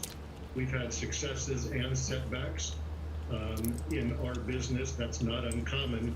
Those companies that get to the other side of positive phase 3 data are somewhat rare, and we're now in rarefied air. We're very pleased that we've seen it through, where good science translates to potential benefits now for patients. As I understand it, the big competitor in this space is the MyoKardia drug. MyoKardia is now owned by Bristol Myers. Explain the difference between your treatment and theirs. Well, interestingly, there's a little bit of history here. We took part in the formation of MyoKardia as a spin-out of our research many years ago. And our I'm trying to figure out what the ticker is. CYTK. Medicine. It's a very good medicine. It's available now to patients, and they're experiencing tremendous benefits. But knowing it so well, we also knew there were opportunities to address what could be certain limitations, and we've engineered and designed now a next-in-class drug candidate. This is called aficamten. It has Looks to me like it's reacted very well. Allow it to be achieving more rapid onset of activities, more rapid reversibility. This is one to short. Is that these data lay a body of evidence for support for what could be an approval that enables it to be used by more physicians for more patients. This is kind of a wonky thing, but those in the pharma community will understand. There was an article a year or so ago that said that your company aims to become January the 19th, put cardiovascular disease. Would you say that's about right? What are $80 your expectations in this space, and how big is the opportunity? Yeah, so Vertex is one of those companies that we admire, as well as companies like Gilead, Regeneron, and others that have built franchises. And ours is a goal to build a franchise in specialty cardiovascular medicine, for which there's no I got one contract right now in the biopharma space, combining the best of specialty pharma with cardiovascular disease. We believe we can build a very valuable business, one that offers very high return on investment for shareholders and benefits for patients. This one particular compound, aficamten, that you're referring to, this is the lead amongst now 4 in our pipeline. And these data that we announced yesterday read very optimistically, we believe, on this biology and our ability to mine it for potential new medicines. How many Americans suffer from cardiovascular disease? How many of them could potentially benefit from this drug? And what is it that this drug does to improve their health? So the results we announced yesterday were from a clinical trial of aficamten in the setting of patients with hypertrophic cardiomyopathy. That affects 1 in 250 patients. It affects hundreds of thousands of patients, admittedly not millions, the way some of the other diseases that our research is focused to. But OHCM, if you will, opens the aperture on what could be other indications as well. And we're studying aficamten and its sister compound, CK-586, in those indications. And they read on what could ultimately be millions of patients who have diseases associated with impaired cardiac muscle biomachinery or mechanics. And that's underlying our expertise. Our scientists are the pioneers and luminaries as it relates to either augmenting or suppressing the cardiac contractility associated with heart function. And again, using that exercise as a way of showing what patients are capable of after taking this. Do yesterday's results make it more or less likely that your company would be a takeover candidate now? Well, that's for others to answer. I really can't say. I do know that we've been active in business development interactions, seeking to partner in certain geographies, and there's a high level of interest in the work that we're doing. These data meet our best case scenario, our high expectations for what could be those partnering interactions. But ultimately, I probably should have waited on that. Market ourselves in North America and Europe, and we're building out for the commercial readiness to make that happen. The goal now is to manage that which we can control, which speaks to getting these data in front of FDA and the European equivalent as soon as possible, and hopefully a potential new medicine in patients' hands in 2025. Interesting. And finally, what would the cost of this be? And is it a one-time treatment or an ongoing thing? So this would be an ongoing thing. Patients would take this once diagnosed, and as they would be expected to continue indefinitely. The cost we have not determined, but what we have demonstrated with these data is a value proposition that would be We got a price target 86 on this. to be a good alternative to a surgical intervention, which is quite expensive. Our goal is to demonstrate not only pharmacoeconomic value, but also ensure access that every patient who could be eligible would ultimately benefit. All right, Robert Blum, thank you for joining us. Congratulations. Appreciate you explaining it and breaking it down for us today. Yeah, Kelly. Thank you so much. CEO of Cytokinetics. I can listen to Kelly. Still to come, home builders are also on a historic run to close out the year. Builders First Source, Pulte, Toll, and KB all seeing huge gains. We'll get the latest housing data later on and discuss whether it marks a broader turning point for the market. And as we head to break, financials are hitting new 52-week highs today, including components like JP Morgan, Goldman, BNY Mellon. Blackstone is now trading at a 20-month high. We'll have more of today's biggest movers on the other side of this break. Blackstone's cheap. What's this? I remember calling Blackstone out.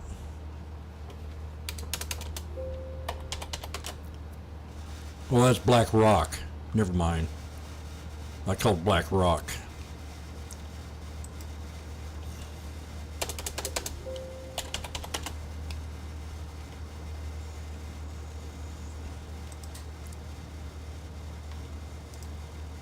Dadgummit. Look at that.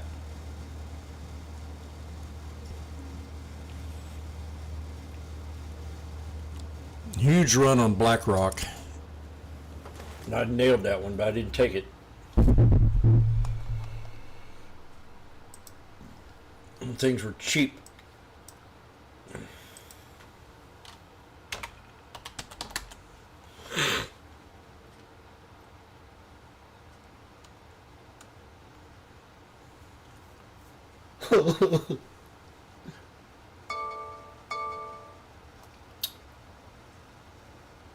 Oh.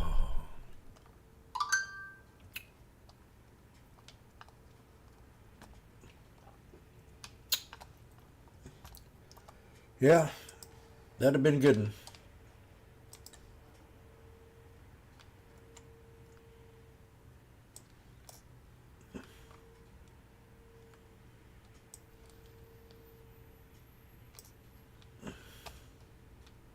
What day was this on? 7/9.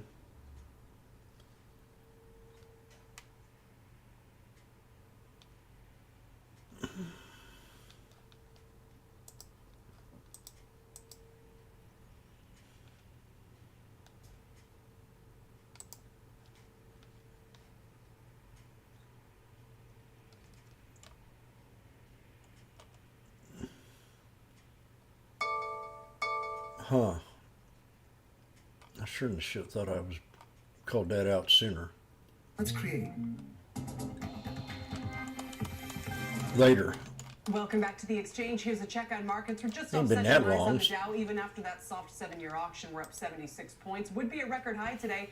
S&P 47.89, few points below its record close. NASDAQ I called it right here. South 385 on the 10-year. We mentioned some of the financials hitting 52-week highs before the break. Looking beyond the big banks, you also have I thought I the mentioned it NYSE down here. Continental Exchange trading at a 20-month high. Broadridge up to an all-time high, up 50% this year, and into it, a 2-year high and on a 60% run since Jan 1. All three are still in oversold territory according to their relative strength index. And the industrials, we just talked about this, but they're having a strong end of the year too. General Electric hitting a 6-year high, and shares have doubled since Jan 1 for its best year ever.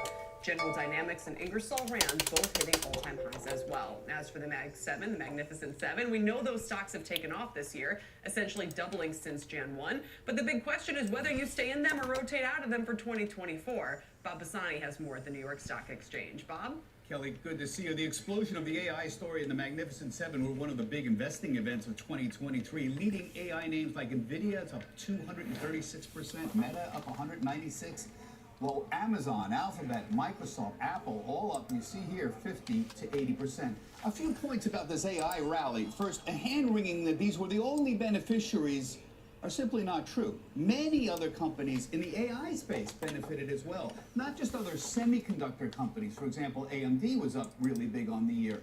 But almost anything involved in the cloud business had big moves as well, like Arista Networks, for example, and Cloudflare, both up about 90%. If this plays out like other disruptive technologies like the internet, you can expect the ecosystem around AI to expand dramatically in 2024. Second, all this hand-wringing that this would lead to crazy valuations has not occurred, at least among the largest players. Microsoft's 2024 earnings, for example, at roughly 28 times forward earnings is only slightly above the 5-year average of 26.7. Same with Apple at 26, only slightly above its 5-year average of 23. Meta at 20 is in line with its 5-year average of 19.5. NVIDIA, you see, 26. That's lower than its 5-year average, which was around 35 or 36. And the same with Alphabet, also below its 5-year average of 22. Third, since rates began declining in late October and this soft landing scenario became the dominant paradigm, the influence of the Magnificent Seven on the stock market has waned. While tech stocks are still strong, look at the leadership group here. The market has dramatically broadened out since November 1st. Small caps, small cap value, equal weighted indexes have been leading the way, even as tech indexes like the S&P 500 and the NASDAQ 100 continued to gain and do well. You know, Kelly, there's a final little lament that everybody has this year that, oh, it's the Magnificent Seven is the whole reason the S&P is up. That's not exactly true. The S&P is up 25%. If you take out the Magnificent Seven, the S&P would still be up 10%. But it is true that it had a very big influence. My point to that is that's why people own indexes. I That's agree. why indexing won out, because people didn't know what the leadership were going to be. It's not unusual to have a Bob. small group of companies leading the way. People say, we don't know what those small group is going to be. Here you are, the S&P is 25%. You have participated in that game, in the AI revolution, just by owning the S&P 500. I couldn't agree more, Bob. Very well said. And I always feel like, okay, if the rally broadens out next year, I don't have to care, because if you own the S&P, well, you benefit from that as well. Yep. And I know active managers don't like that idea and rail against the concept, but it has worked for a reason. Active management has not generally outperformed following the index. It's hard to do. Bob, for now, thanks. We appreciate it, Bob Pisani. To Tyler Matheson now for a CNBC News update. Tyler? Kelly, thank you very much. An Israeli official told NBC News that the country's war cabinet is set to meet tonight. The cabinet is comprised of top Israeli officials, including Prime Minister Benjamin Netanyahu and the Israeli Minister of Defense. The source said the cabinet is expected to discuss updates on the fighting in Gaza and the plan for after the war. Federal judge upheld the Republican-drawn Georgia congressional map today, ensuring Republicans maintain their 9-5 edge among the state's House of Representatives seats. The decision rejects arguments from Democrats and voting rights groups that claimed that the map illegally dilutes the voting power of minority residents near Atlanta.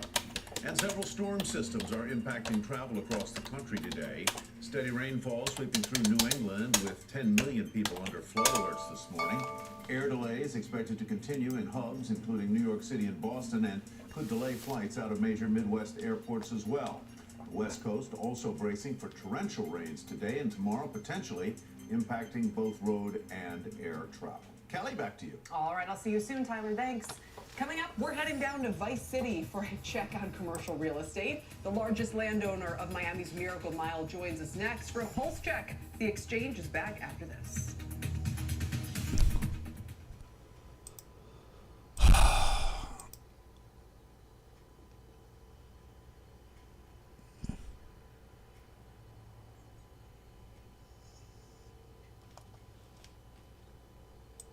Rivian.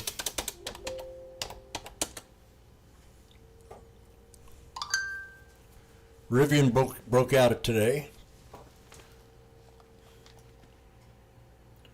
Now Rivian's got a Tubis and a freebie. This stock will break out into 2024. It's the second most talked about. Well, not the second, but it's the most.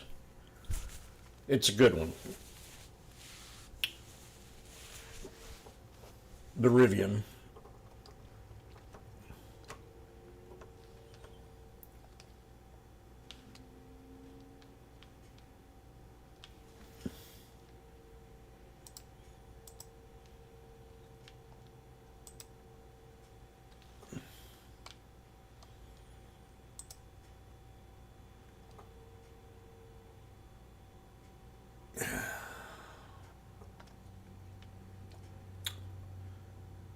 Okay, I just had a grilled cheese sandwich.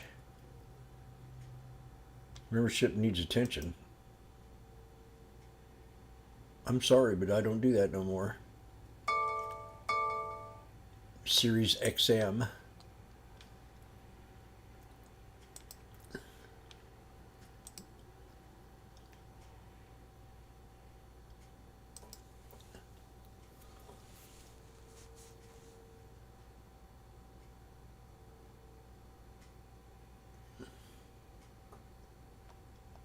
Oh shit, Anna's coming to pick me up in 15 minutes. Hope she knows how to get to Missouri.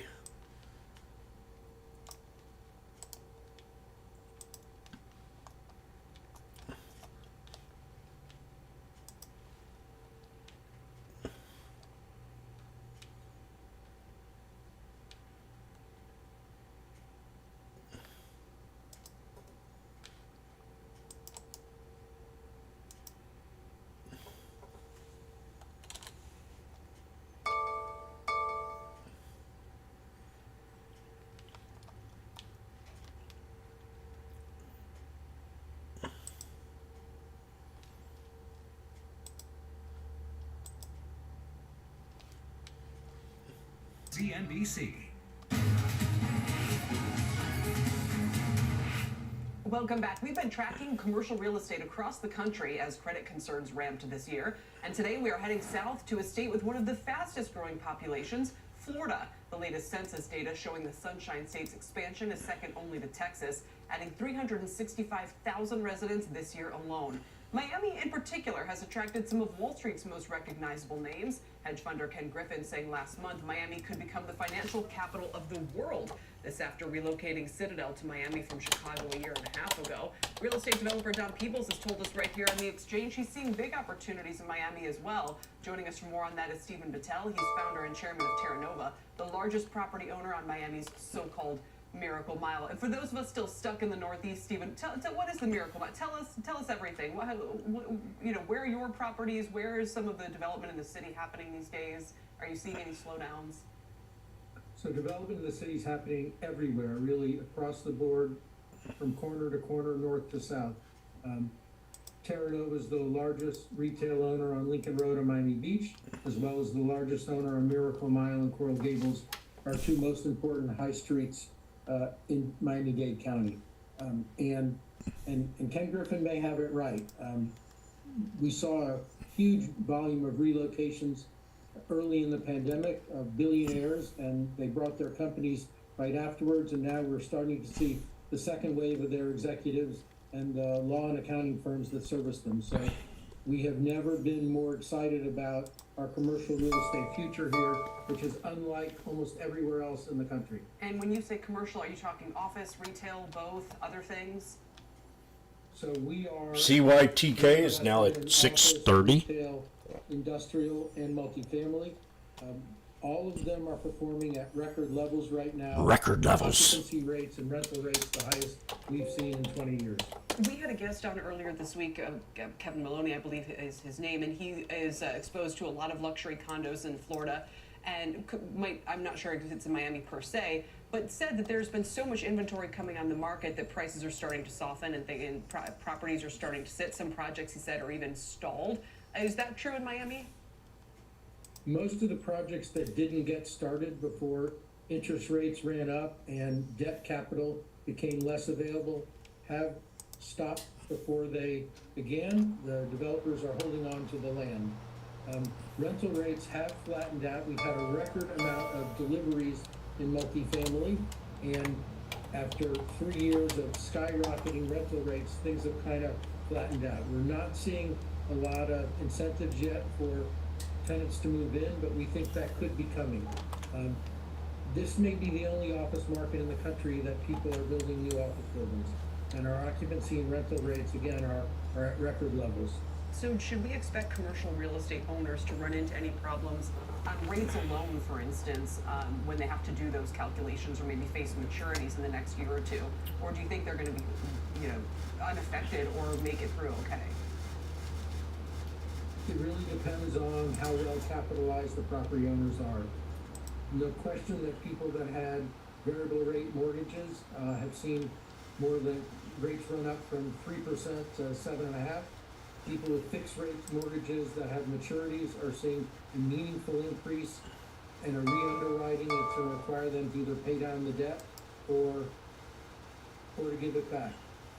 At the same time, occupancy and rental rates for the better buildings have gone up meaningfully, so there's the tension there, and it'll be a tale of different owners getting different performance. We bought an office building 4 months ago, and we're able to get a 60% loan to value mortgage and came in with the rest with a big chunk of equity. That building has continued to lease up at rental rates above projection. So every owner has a different story. The biggest crisis we face is the small and mid-sized banks are really out of business in terms of new debt, and they are the primary lenders to small and mid-sized businesses. They claim that the Fed is pressuring them to shrink their loan books, and as long as that's going on, that's a risk factor that we face. Can private credit, private equity, those kinds of firms step into the void? There's no question that the hard money lenders have shown up with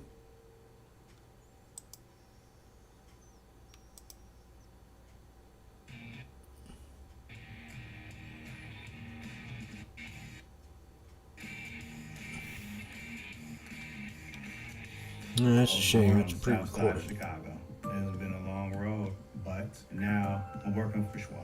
I love to help people understand the world through. To those sources, a little bit more. CYTK's at 6:55. I guess the smile was, look, we were prepared for this storm. We had several large liquidity events at the end of 21, and we patiently waited. So we have a 42-year history as a company and a balance sheet that was built to ride out storms like we are experiencing right now. So Why can't we see if she wants to come pick me up? It's the greatest opportunities for well-capitalized, experienced operators. All right, Stephen, thank you so much for joining us. Appreciate it. It's good to check in with you. Hope to do so again soon. Thank you, Kevin. Stephen Battelle with Terra Nova. Coming up, mortgage rates sank last month, boosting home builder stocks, but it hasn't necessarily translated into more home sales. We will get the latest read on housing next. Stay with us.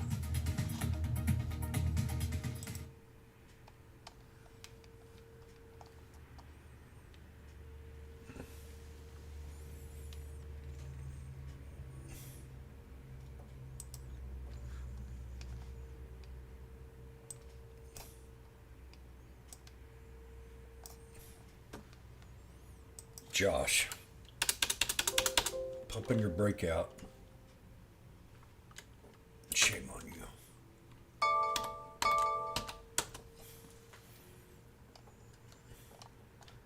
Zippity-doo-dah, zippity-day.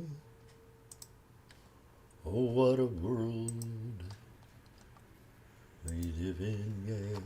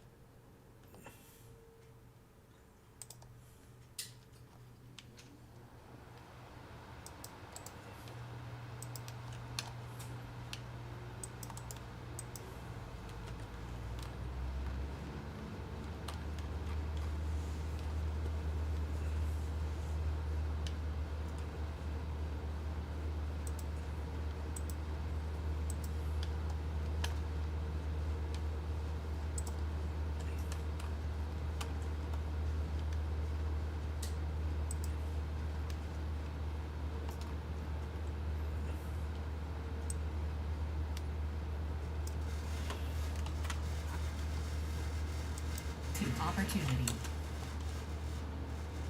Welcome back. Mortgage rates plunged last month, but pending home sales didn't budge. Diana Olick is here now with more. Diana?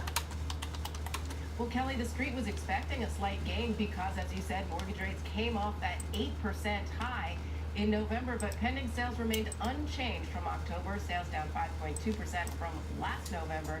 That, according to the National Association of Realtors. Now, this number is based on signed contracts during the month, so it's a forward-looking indicator of closed sales, but also the most current look at what buyers are really thinking. And mortgage rates here are key. The average rate on the 30-year fixed soared over 8% in mid-October, then dropped sharply to 7.5% in the first week of November, and ended November around 7.25%. And again, that's why the street was looking for a small bounce. Now, the realtors did note in their report that while that drop didn't result in more formal contracts, it did spark a surge in interest according to their lockbox indicator. That's those boxes on the doorknobs, which on new homes show who's going in and out, and so it shows who's seeing showings. And regionally, though, pending sales rose very slightly month to month in the Northeast and Midwest, and rose more sharply in the West, which is where prices are highest. So a drop in rates would help the most. Sales fell in the South. Now, mortgage rates are solidly in the mid 6.5% range, which could bring a boost to sales to start the new year. That is if we get more supply on the market. And Kelly, as we keep talking about, that is the big if for this spring. Indeed. Diana, for now, thanks, our Diana Olick. Coming up, from a splashy debut to mega corporate drama, and now to major lawsuits. We'll talk about what's in store for artificial intelligence next year with the CEO of Builder.ai. That's next.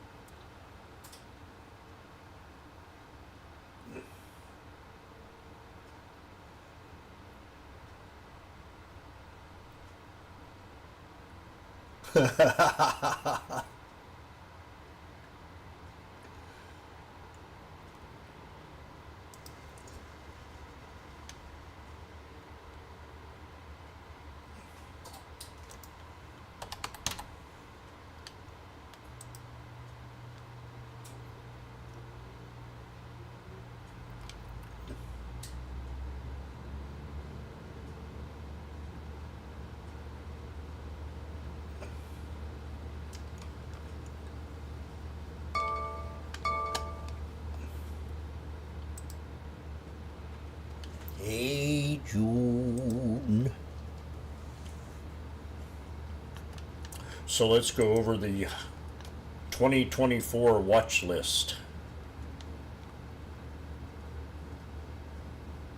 Does everybody have their 2024 watch list ready?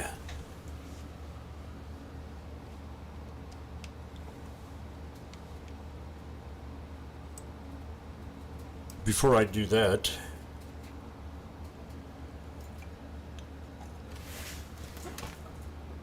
let me see what I've got here. I'll be right back. But I'm going to go over the 2024 watch list. And right now I'm in CYTK for January the 19th. I'm buying a put What are you waiting for? on an irrational breakout. Welcome back. It's been a breakthrough year for generative AI, and as its popularity has grown, so too have questions about the rules of the road. Most recently, the New York Times suing OpenAI and Microsoft, alleging their AI tools use its content without permission. Our next guest founded another Microsoft-backed AI startup, and he expects innovation and regulation to accelerate in the new year. Joining me now is Sachin Dave Dugal. He's Builder.ai's founder. Sachin, it's great to see you again. Welcome. Thank you so much for having me. All the way from Dubai, as I understand it as well. Is this business related or just a little personal trip? London's really cold right now, so the kids wanted a bit of sun, and we can kill two birds at once. So a bit of work and a bit of vacation. I didn't know. They've got that Falcon, LLM. And everyone's always talking about it. Anyway, so tell me a little bit about some of the prospects that you see. When you see this New York Times lawsuit, do you think to yourself that this could really stunt the growth and adoption of generative AI, or no? I think it's when you think about language models, they need access to information, and that's sort of a precursor because they need to assimilate like a pattern of thinking or a pattern of prediction, so that they can at least sort of feel like they have general knowledge. But I think this particular lawsuit and others that are like this, they bring up a really important point, which is, at what point is the knowledge a copy, and at what point is that knowledge inferred? If you imagine you saw a painting or you read a poem and you got inspired to write something new, well, are you infringing the original poet or the artist, or are you being inspired to write from it? Now, in human sort of terms, that's really well established, but when machines are doing this at this unprecedented scale, it sort of really leaves this sort of open point, and a big gray area between straight copy and paste, and direct in sort of inference. Yeah, to me it seems like it comes down to if the output is literally plagiarism, it's plagiarism. If the output is not, and there's different layers people will analyze in this, but that seems like one obvious place to take it. I thought you'd be interesting to talk to you about this as well, because a lot of what Builder.ai does is kind of give people a way of building apps without having to know coding or AI or whatever themselves. And often it'll say, okay, you can build an app like the New York Times, you can build an app like Facebook's, you can build an app like Amazon's.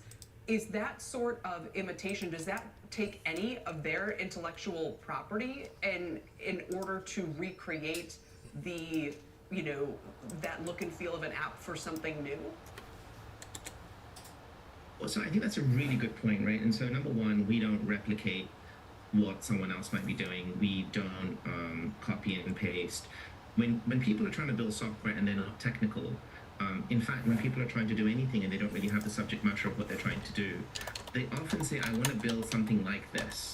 It doesn't mean you're doing a rinse and repeat and a replica of that particular piece. What you're doing is it's almost like a vernacular that they're using as a reference point. Right. Then they will say, but I want it to do this, I want it to add these features, I want it to be pink, I want it to look like, with these buttons and these colors. And that's where our idea of it's reusable features, not reusable applications, and it's very different. So we don't really enter this world of plagiarism. We don't really enter this world of you're actually building a copy of X, Y, Z. What we're simply saying is, help us describe what is in your mind that you're trying to build. And when most people describe that, they will describe it by using references of things that they already know exist. And that becomes a stepping stone for how they think about the future. And then I guess finally, the AI that you're using in some way, shape, or form to do this, how does it learn, right? What are its data sets and where do those draw from? Yeah, so Builder is multimodal in its nature. So on one hand, we have a knowledge graph, and we use graph theory. So think about a knowledge graph as how the human mind works. It's relationships between features. When, for example, you have a checkout feature and you have a payments feature, maybe the one thing you want to add is saved cards so your customers don't need to continuously enter their credit card details. So that's kept on a knowledge graph. Once we figure out here are the 51 features you need in your application, which could be, through multiple reference points that you've had. Sir, I don't care.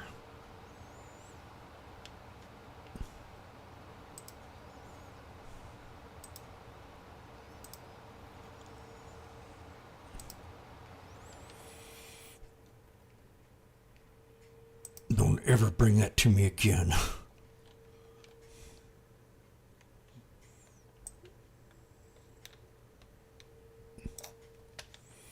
First, we're going to look at the red. Mara is now down 8%.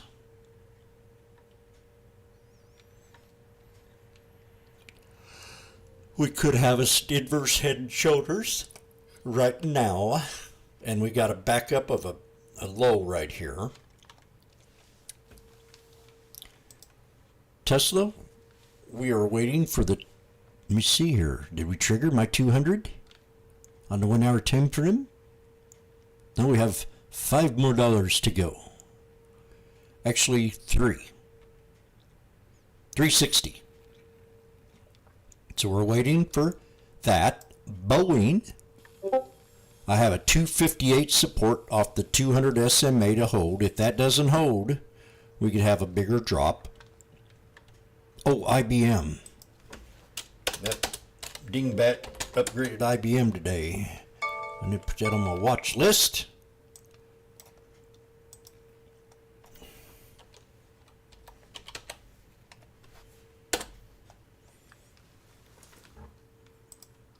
We're going to go to the 180-day 4-hour time frame.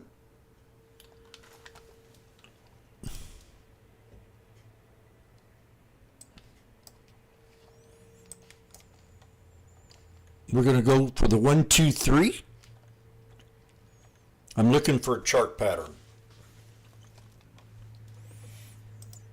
before I take my idea. So we're going to set alert right here at 160.43. Set your alert.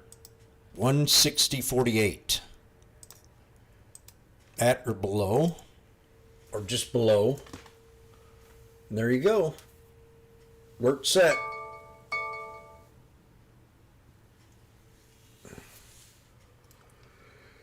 Yeah. This is one Jimmy called out this weekend. Let's look at the 5-day. Oh my God, look at that. Did anybody recognize that Jimmy called this one out? If you go to Jim's alerts,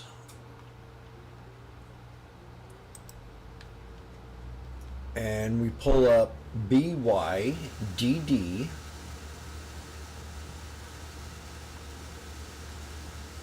I know I put it in here, or did I?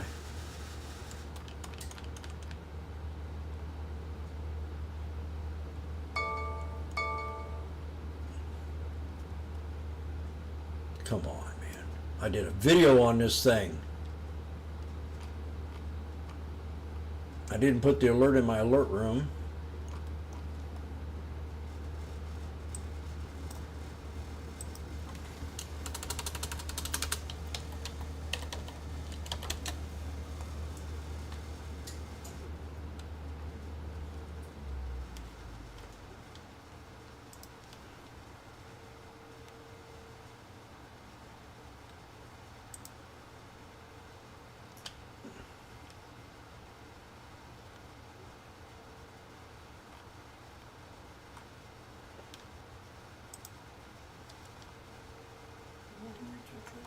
This is Washboardjim with the Sneak Trade Strategy. I talk about chart patterns, moving averages, and being in the now. And right now I'm looking at BYDDF. I think it's at an interesting location in the chart, and I have a reason that maybe I want to try to swing this long into next year. Eat of the moment and not get stuck in a trade. Because usually when they hit that third resistance, 1, 2, 3, it'll like to sell off pretty hard. Over here we had 3 black crows, and we bounced off that 3 black crows. It took a couple of months, but it happened. But I think we'll get a faster reaction off this here spinning top doji, to where we could run this easily back up to the 9 on the monthly time frame. But we're going to move this around a little bit. I like to look at different time frames. When I'm looking at pullbacks, I'll even pull back to a whole month. 26.46. So we're going to look at a different time frame right now. We're going to go to the yearly. Now the yearly is showing me a pretty good little, interesting pattern right here also. It's called a wedge. We broke out of the wedge. I'm going to draw that wedge in for you. And it's right out of the snake. But we had a real hard sell-off right here, which I think this here is kind of crazy. It all has to do with China. China's acting like a fool right now. It's kind of unprecedented what they're doing. I don't know exactly what they're doing. So we had a 28 high. We have this little wedge right here. It was alerted. And we broke out of that with a big old hammer here on the daily. So that shooting star just went at 26.46. Now that's on the daily time frame. So I like to pull up the hour time frame. Get rid of this here. Whoop.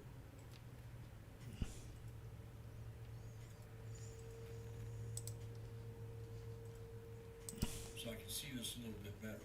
You can see we held that support pretty well on the 1 hour time frame. And we had a high of 28.20 with a resistance of 27.73.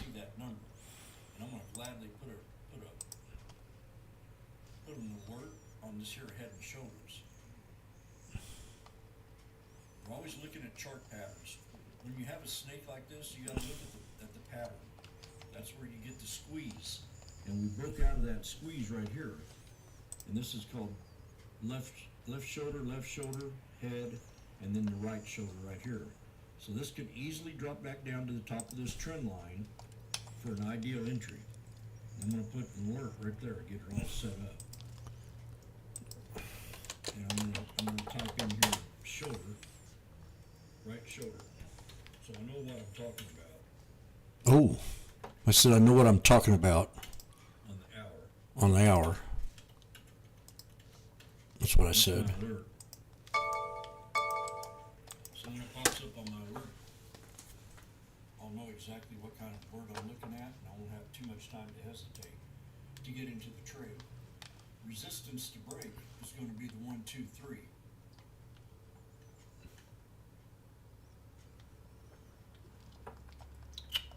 Could be 1, 2, 3, 4. And so YouTubers, if you go back to my channel, every Sunday or weekend I put a few videos out and a few alerts.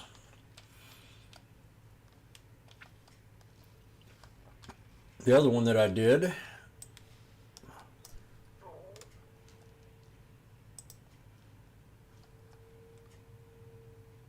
was the BYDD. And then I've got this guy here. He's really into this stuff, so I've been watching him. My CYTK now at 655.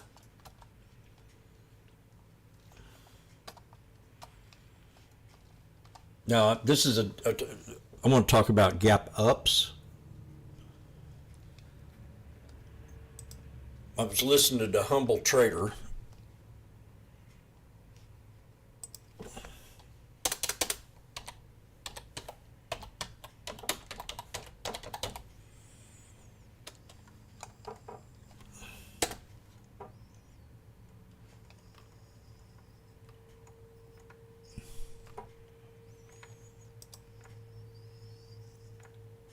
Vanguard Financial Advice can help you save for vacation, retirement, your first home.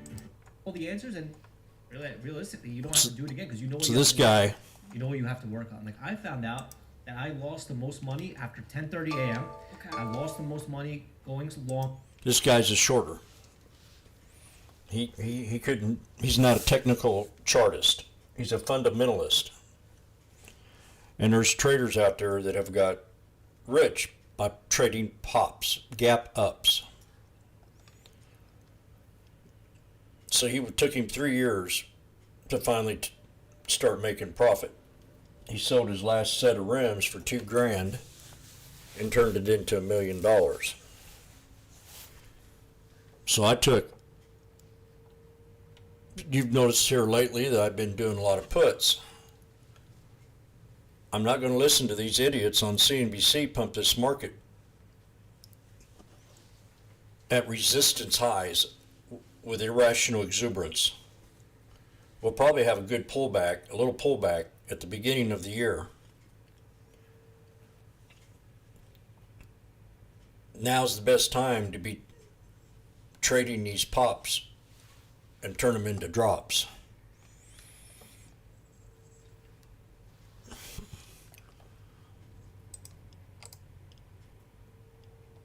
I know a few traders, it's the easiest way to trade. Gap up, something gaps up 10, 15 bucks, penny stock, and it has, you can short it or you can buy a put.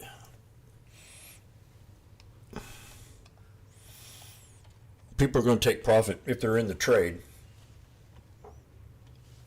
You get a $15 pop on something you got in 45 bucks and it's at 60 overnight.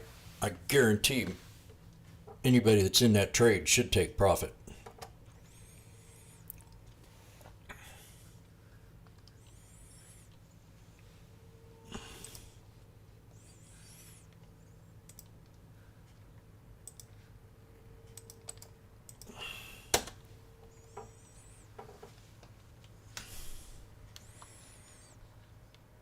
This is a neat chick in a way. I kind of like her. I'll put it in my video room.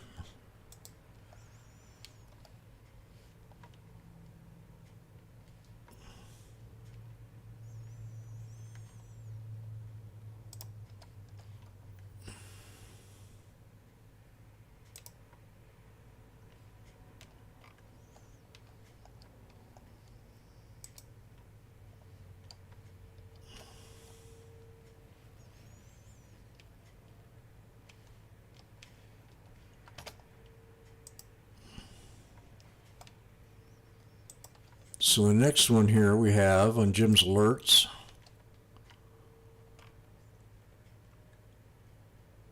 CHRS, I was looking for a pullback to get into this trade, and I never did follow it up. What'd I say that was again? CHRS.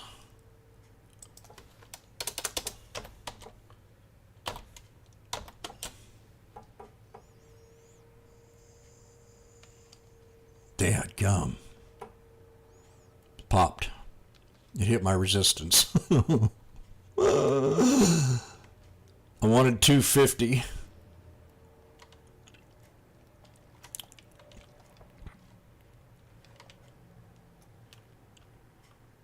This had news, FDA approval. Talked about this on-a-body yesterday.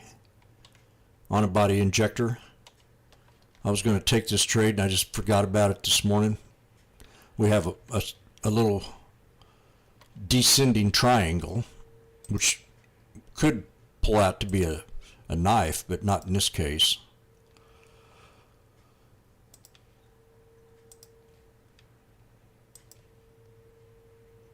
That's descending, but it squeezed on out of it. I was looking for 250.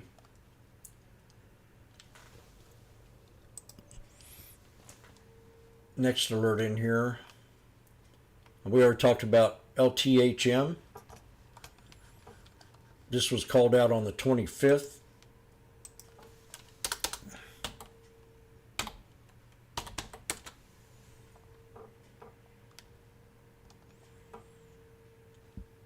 It ran up to 1877. You see the 25th.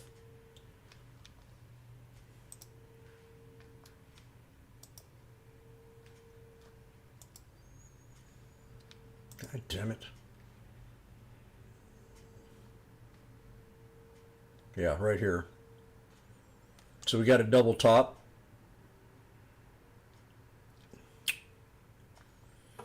Mizuho raises price target to $20. Keeps neutral rating. Now this just came out today.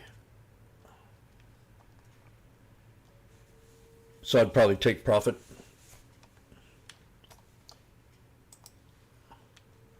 Next one in here was UPS.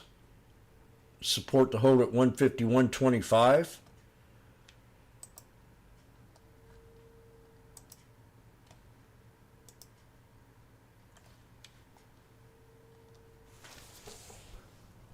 We were at 158.29.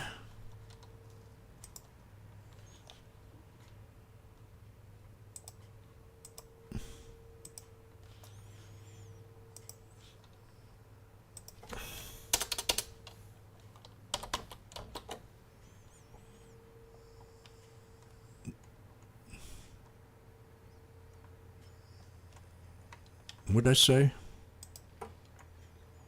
151.25, and we were at 158.29.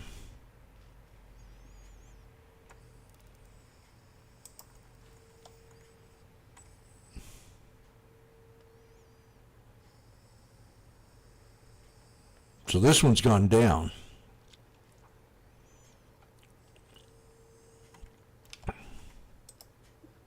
We're squeezing out into a symmetrical flag.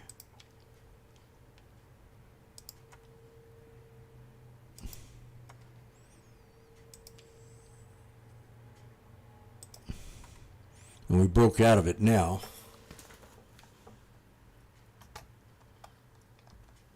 And we're at the 200 on the 5 minute. Yeah, I think it's getting ready to do something. It's pulled back right now, though. Held support. So that's one that didn't work out this week. We got CELH. Called that one out on the 24th. CELH.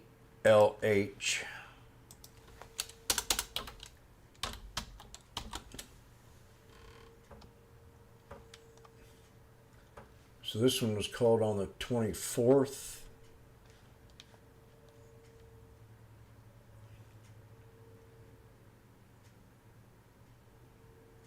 Which was right in here.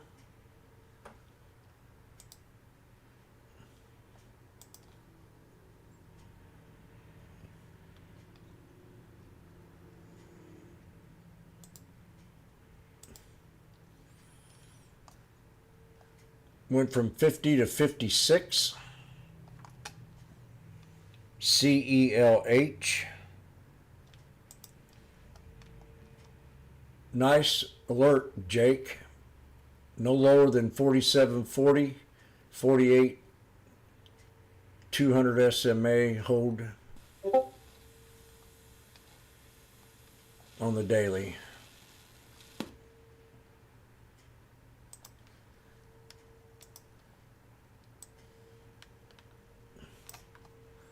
Give him some credit for that.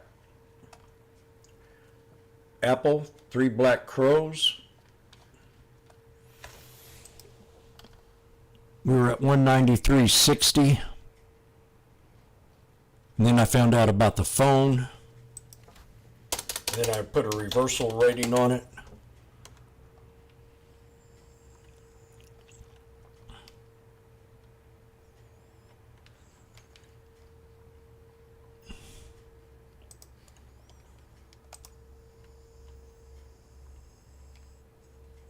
Let's see here. Where am I? 193.60. 3 black crows.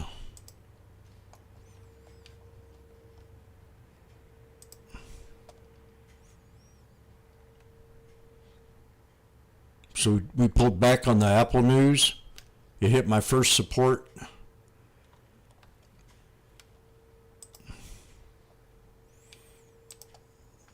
I had 192.43 on the alert.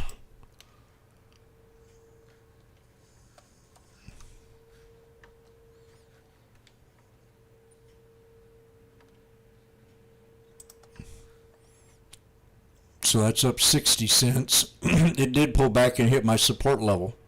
So that's real good.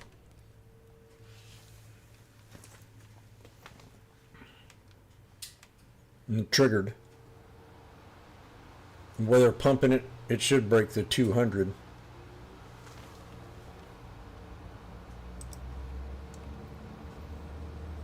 Nike is right above the anchored VWAP. Might be a good strong support. Support might be at volume price. TTM squeezing, inverse head and shoulders. We were at 108.04.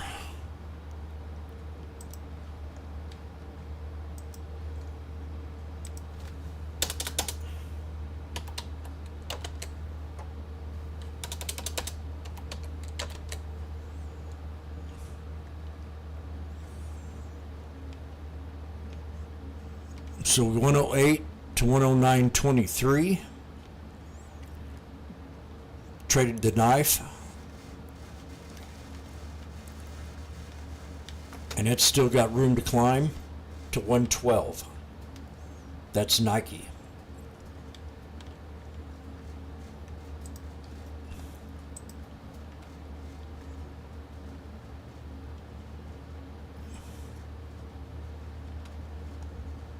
Tesla support to hold at 240.68, resistance to break at 257.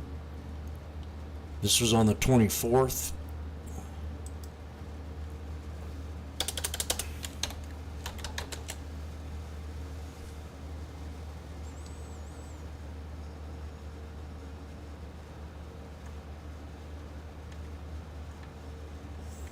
So it was called right here.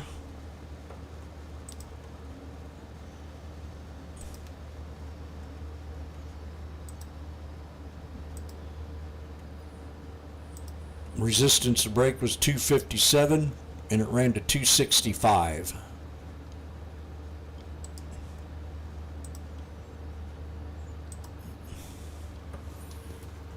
Could have got out with a nice trade there. AI called out on the 24th. Resistance was at 2881, 2874.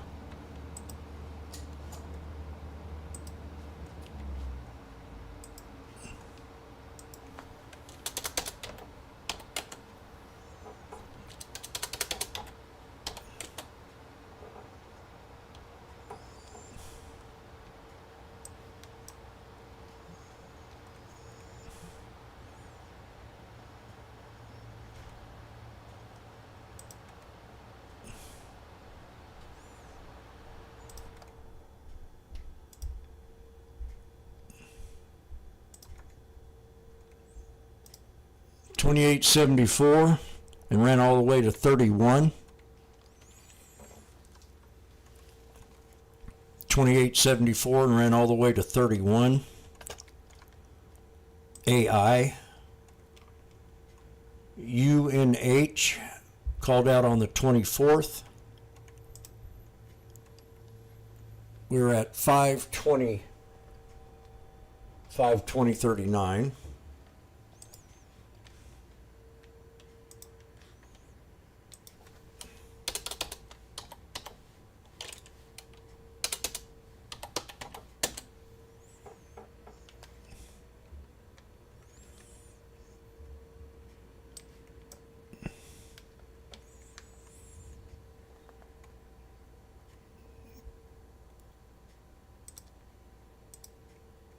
$5.20 all the way to $5.27.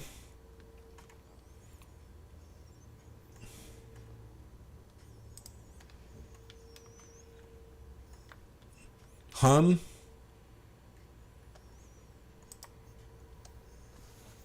called out at 453.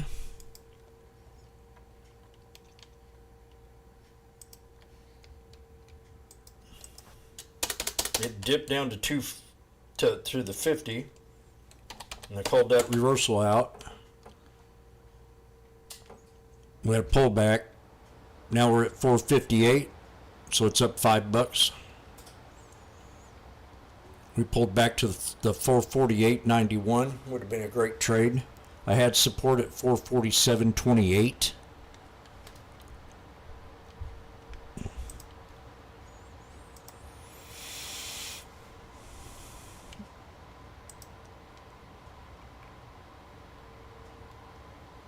And then the year-end high, that was counted on the 10th. And I nailed that one.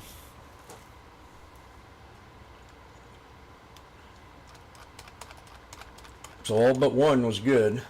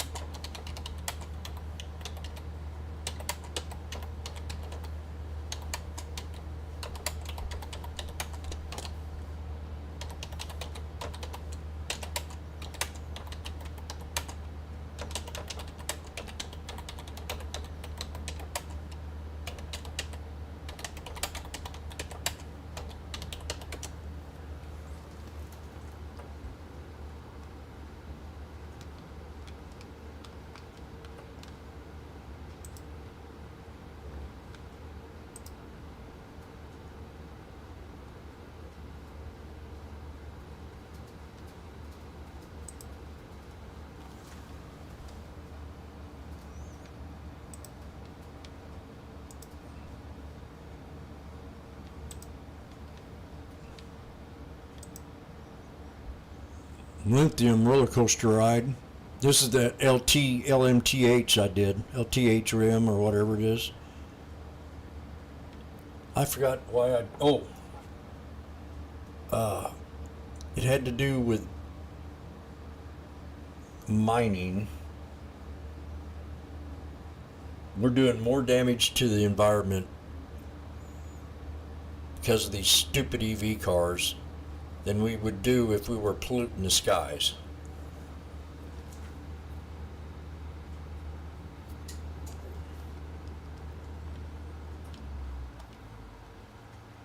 That's a fact, Jack.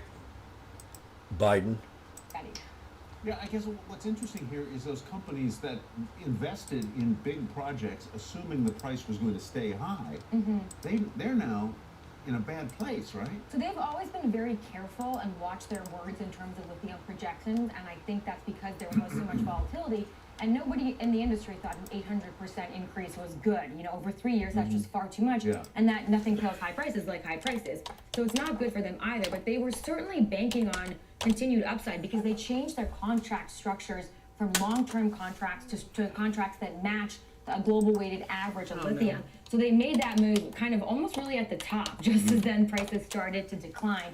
I mean, I do think or analysts say that, you know, we'll see a bottom at some point because there's no question that lithium is, you know, vital for the energy transition, but certainly not above $80,000 per ton. That was too high, and I think everyone universally said that was not good for EV demand looking forward. Buying at the top, that is the Matheson law of real estate purchases. I'm always right there within a couple of months of the peak. Pippa, good to see you. Thank you. Let's get to Christina Partsinevelos now for a CNBC News update. Christina? Thanks, Kelly. Well, the U.S. issued sanctions today targeting funding for the group blamed for the recent shipping vessel attacks in the Red Sea. United States officials say the sanctions focus on a group of money exchange services from Yemen and Turkey that allegedly transfer These idiots are funding this war. Joe Biden gave billions to Iran. Obama gave billions to Iran. I think Valerie Jarrett is the one that's running this country with Obama.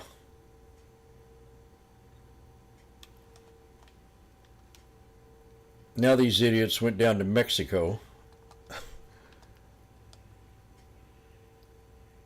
thermal areas. He's been ordered to appear in court at the Yellowstone Justice Center at the end of January. Kelly, that means that even celebrities need to follow rules. I have been to some, we did a end of year trip to Yellowstone in the minus 40 a couple of years ago.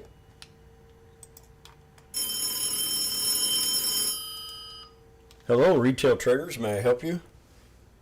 What the hell are you doing, Jack? I ain't funding nobody but your mama. Quit spreading rumors.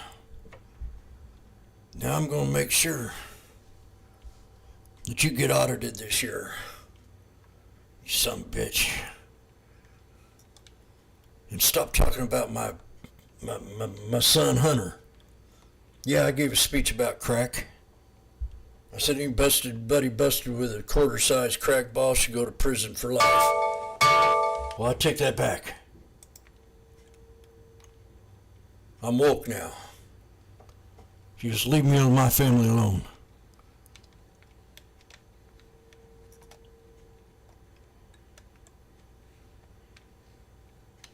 Yes, sir.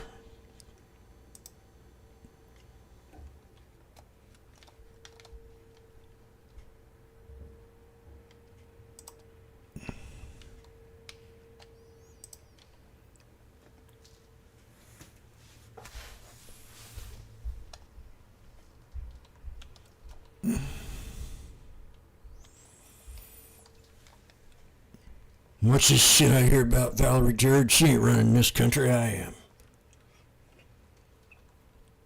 Hey, son, you got an 8-ball for me? Thank you.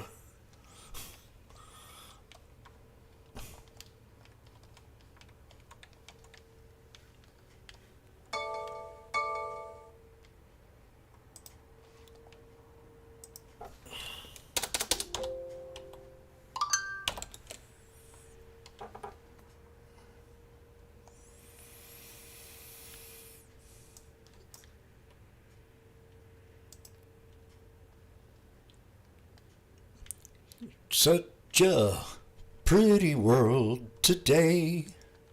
Look at the blowhorn. Look at the blowhorn.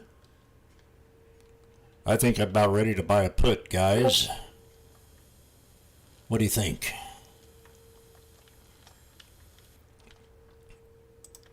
Tomorrow's Friday. My CYTK is down now. I should have sold that at 40.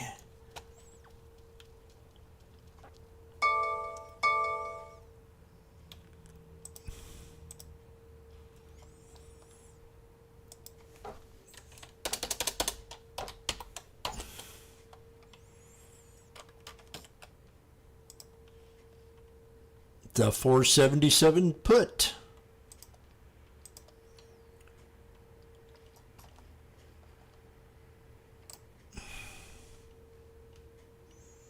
We're at a double top. It's now time.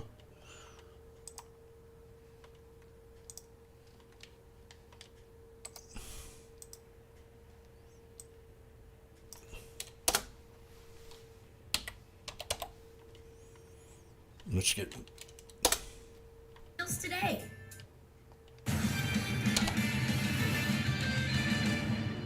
Welcome back to Power Launch. Among the many narratives of 2023, the most defining has to be the rise of artificial intelligence.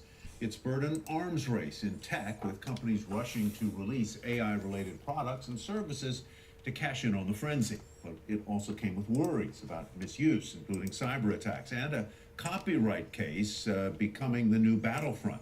The New York Times suing OpenAI just yesterday, alleging it is illegally using its copyrighted material, the Times' that is, to train its large language models. And MSNBC legal analyst Danny Ceballos telling us yesterday he thinks the case could have massive consequences. The New York Times, if they're successful, that means that arguably AI would have to go out, these companies would have to go out and find all these owners of copyright, wherever they may be, in a log cabin somewhere in Alaska, and pay them. And that would mean the end of AI. That would mean the end of the future of artificial intelligence, if that were the case. So in a sense, it could be argued that the Times has to lose for progress to survive.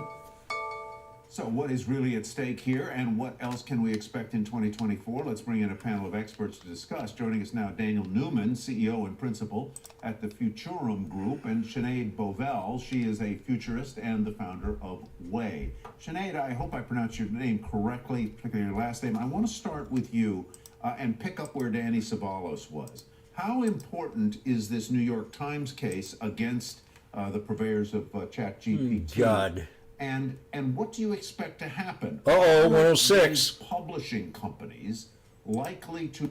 I don't want to listen to this AI wasting your time and my time. So please stop it.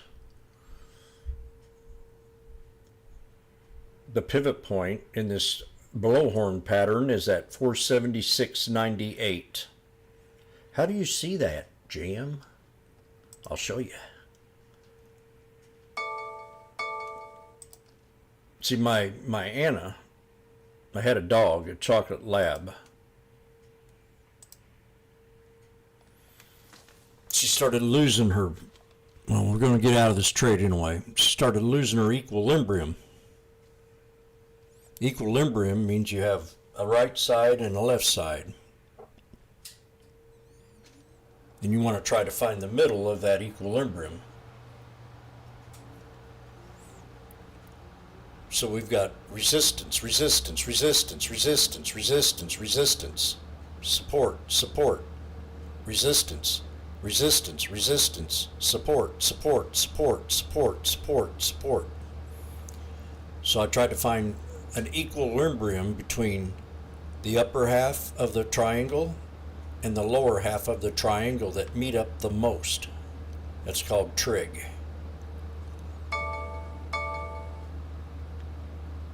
And I do believe that this thing should pull back here. I could have got out at 106 right there. But that's the most consistent support and resistance level on the chart. And that should pull right back to it like a magnet. We saw the double top already.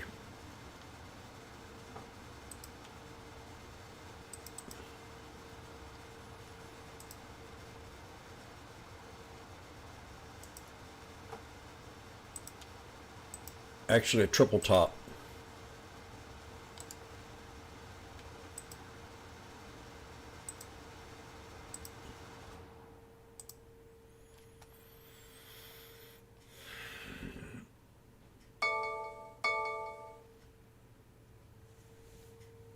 It'd be nice to get a little pullback so Randy can get his pop on his lotto.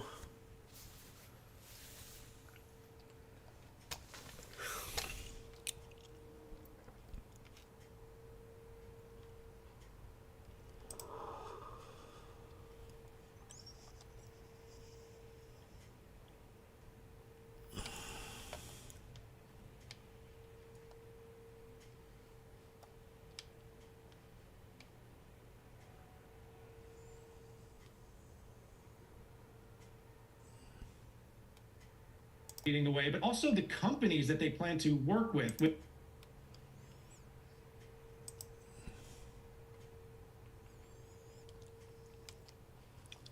Exit ideas right here.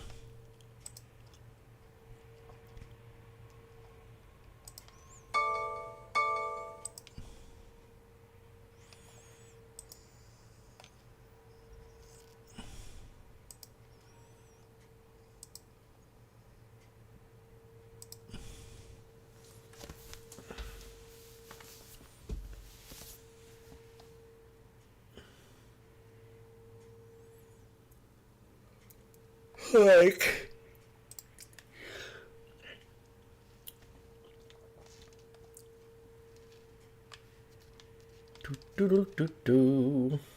uh-oh.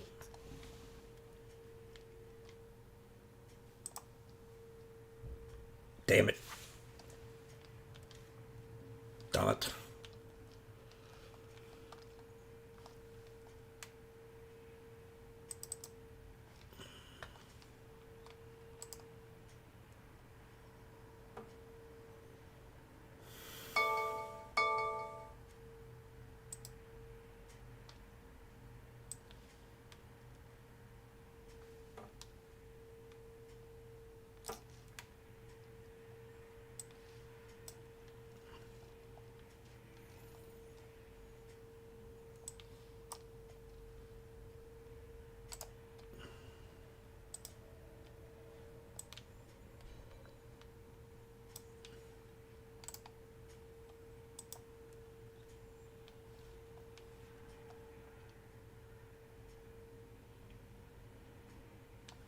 Big volume spike there.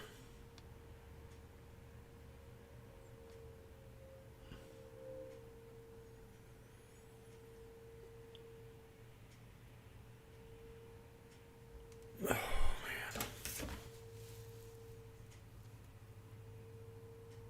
What's this?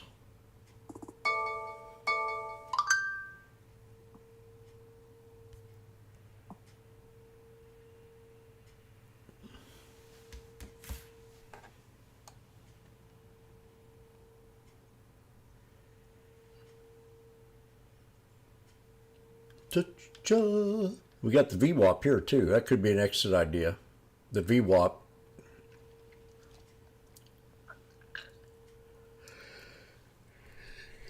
Anybody take his trade with Bobo?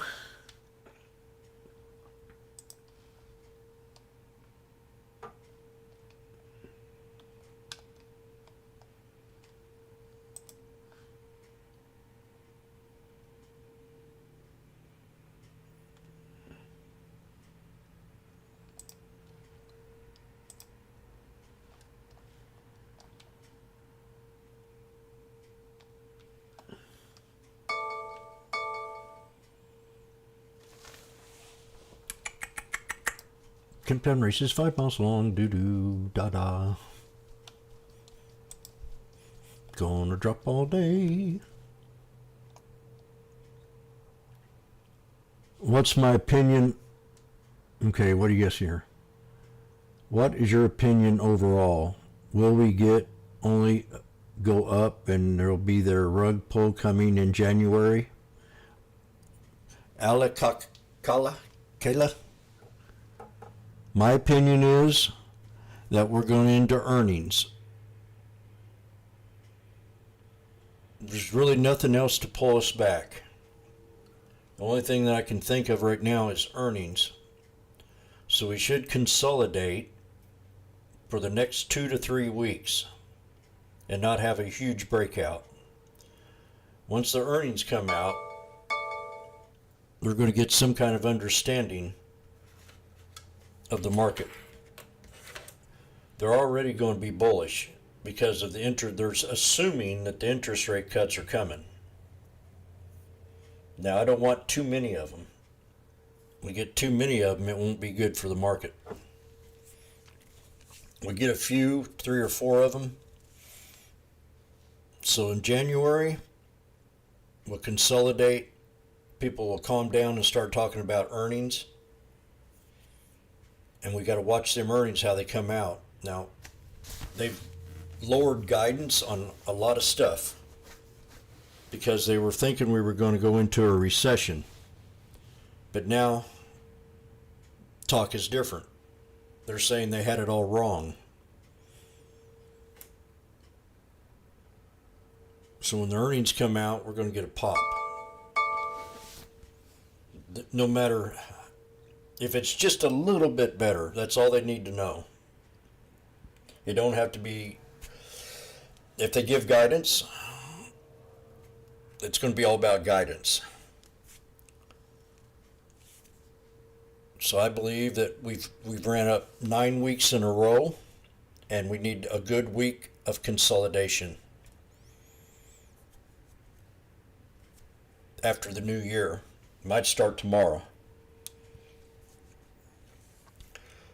The fact is that the hedge fund managers had a real hard time in 2022. And now they're all going to get big bonuses and everybody's going to be happy and they want to keep this momentum up. The only thing that's going to bring the market down is if we get into a real war with Iran or China or Russia. And it just takes one accident. But with Biden behind the helm, they're going to do everything in appeasement to make everybody happy. So we'll get walked on, trounced on. We've already been shot at 27 times already since this stuff started in the Middle East. So I just think we're going to have, we'll have just a consolidation until earnings, and then earnings are going to be good, and the market's going to break out. And the video will hit 650 this coming year. They'll get what they want.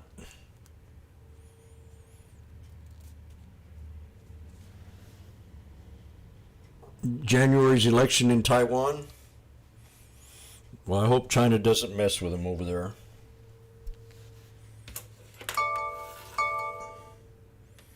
I'm sorry, but we have a weak president.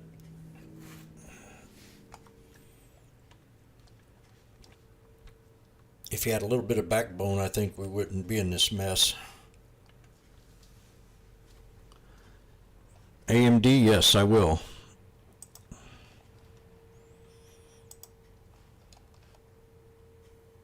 AMD is one of my favorites.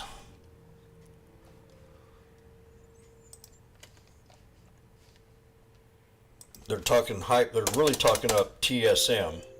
If you're familiar with TSM in Asia, TSM's got to do all the building of these chips.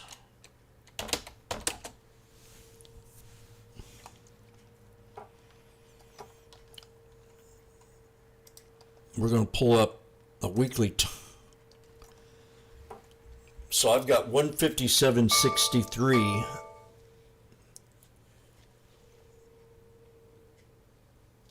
I stream every day.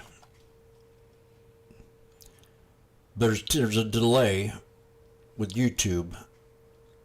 So on AMD, We broke past one resistance, and that was right here. And I've got a double top hard resistance at 157.63 with a support no lower than 140 to hold. And I've got a strong buy at 132.36. You can copy and paste this chart. I'll leave it there for you to copy and paste it real fast.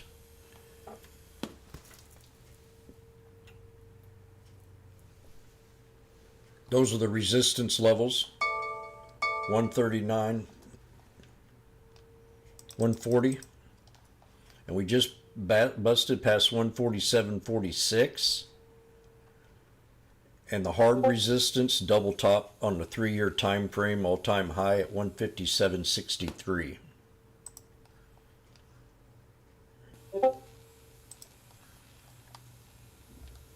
It's real nice if you could keep this shoulder line. This is a head. It's your left shoulder and your right shoulder. It would be nice to keep that support at 140 to hold if it does pull back, and then definitely double top at 157.63. That's my story, and I'm sticking to it.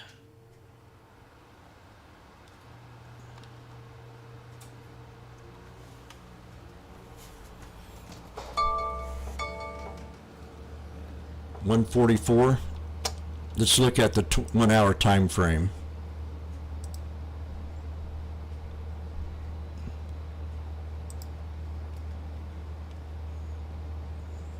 That's a good spot.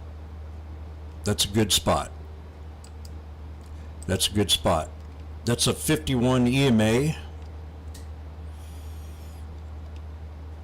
And I use that as a support level. So if you're looking at the 1 hour time frame on the 20-day, each one of these represent a support level, and that'll be your third one right where you're talking about.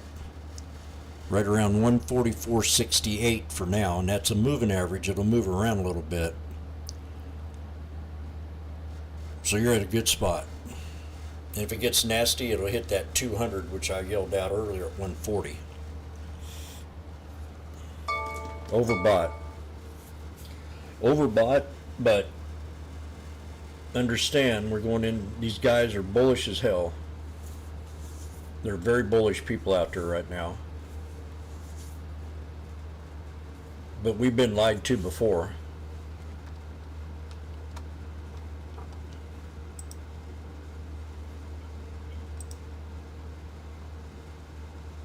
Oh, there's my put. Damn, got distracted. Okay, I'm out. Man, I caught that just in time.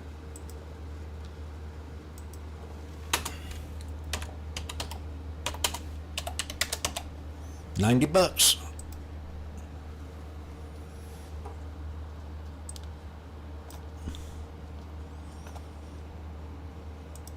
The SPY is the easiest one out there to trade.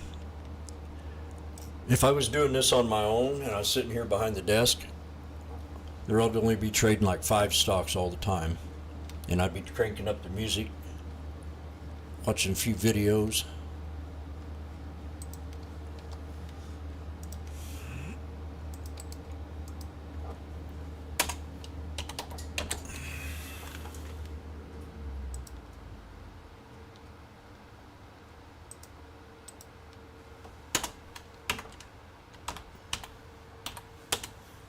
I'm going to start a challenge this coming year with the SPY and just trade it.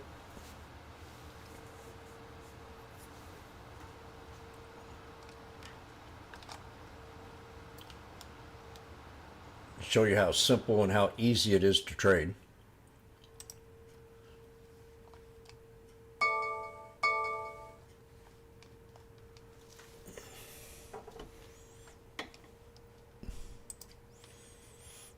Still, 6.6% as of today.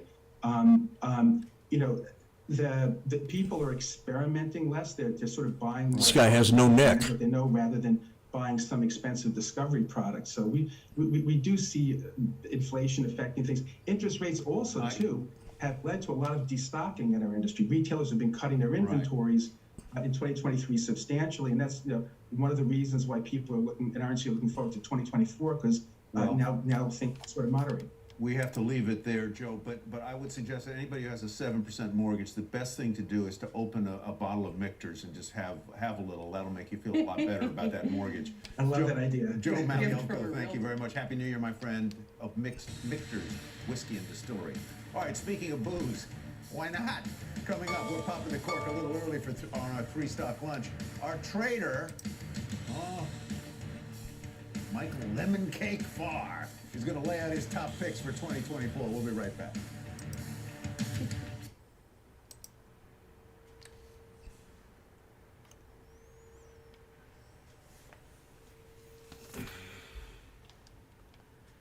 How's Yoko doing today?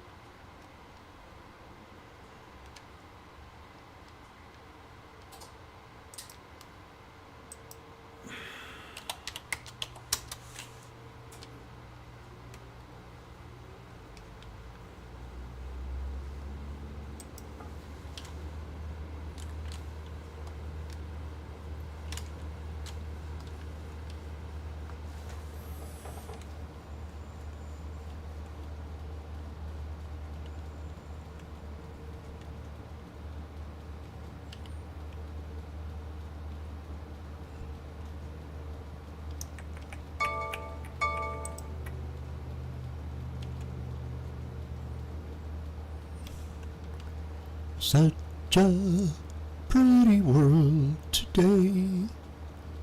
Look at the sunshine.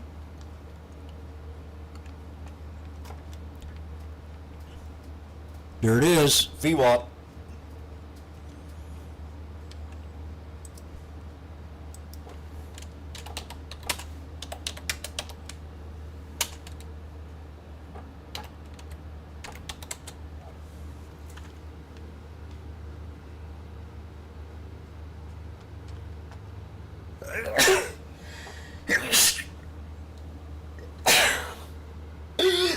Oh, wow.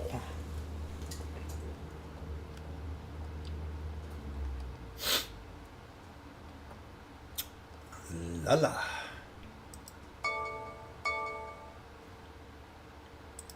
All right, folks, time for today's 3-stock lunch. We take a look at some of our next guests' top picks for 2024. Here with the trades for the investment recommendations, Michael Farr, President and CEO of Farr Miller in Washington.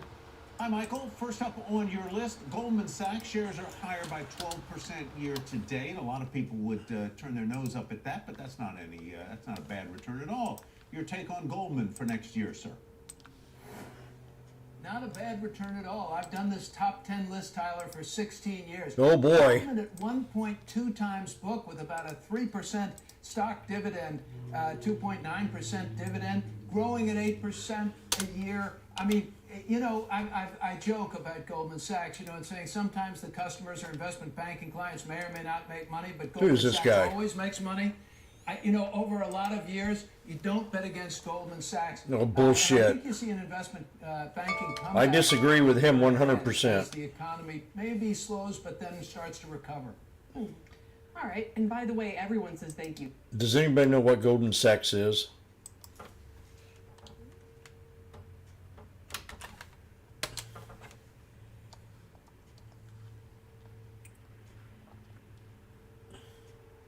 that PepsiCo made those lemon cakes, because God knows I buy a lot of those things, you know, I really do.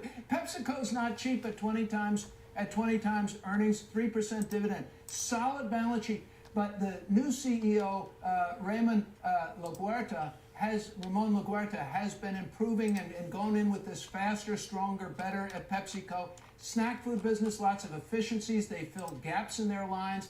I think they continue. This is not an exciting company. This will not be the best performer on my top 10 list, but I think it's going to be a very solid performer, and you should have a core anchor in every portfolio. I've got this one in Johnson & Johnson, and the list comes along. Goldman Sachs is the worst out there of investment bankers. Let's put it that way. Doesn't get released until after your show. Well, we're going to give them the appetizer portion, then they can go get the whole feast. They've had so much fraud and Finally, abuse. Valmont Industries, not Voldemort, Valmont shares down almost 30% year to date.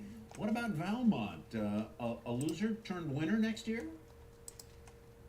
You know, Tyler, it was a great winner over the past few years. It did have a bad XP year. going to go to 19, Solid 15. balance sheets, good, strong cash flow, conservative companies with a bit of a dividend. You're right. Also, I'm not chasing the things that have gone through the roof.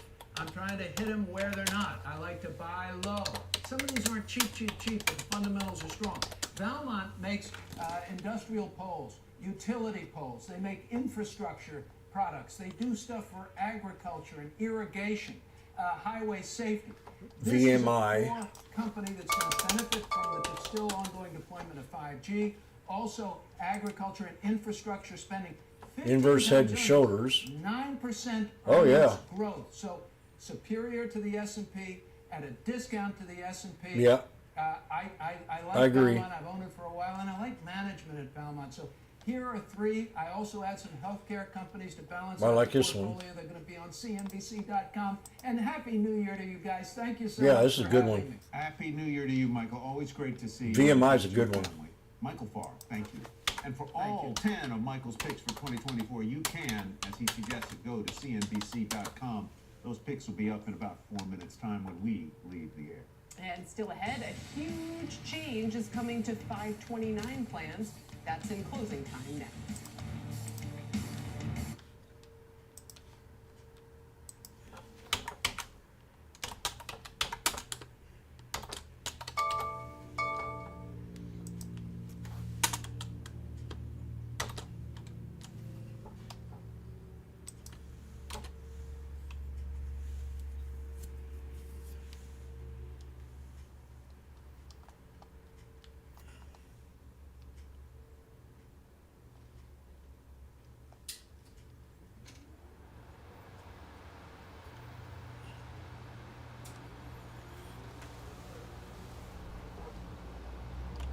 Were you asking me, Ricky?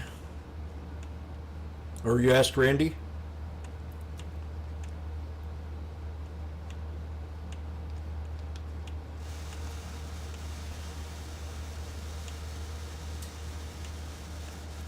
For Tesla?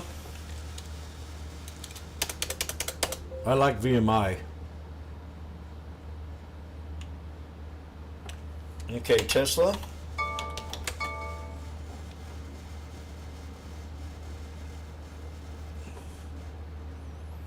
We want 248 to hold. And we want 248 to hold. 248 to 252.41. With a that's the 200 SMA at 250. I'll give you the chart here in the room and you can. And I'll do a video on this one here tonight.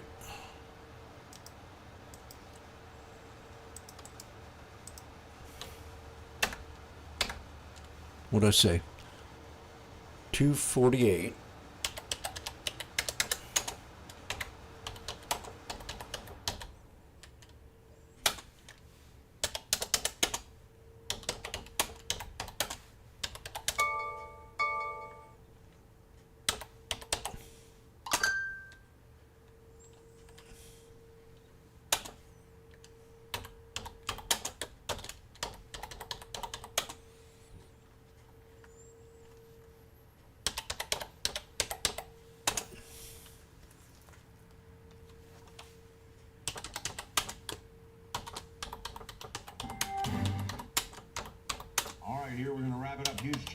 only for college 529 savings plans. Up until now, funds had to be used for qualified education expenses.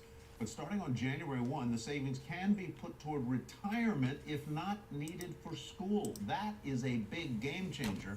I have a son who's going to college next year, so I'm going to be using my 529s for the historic purpose of college expenses.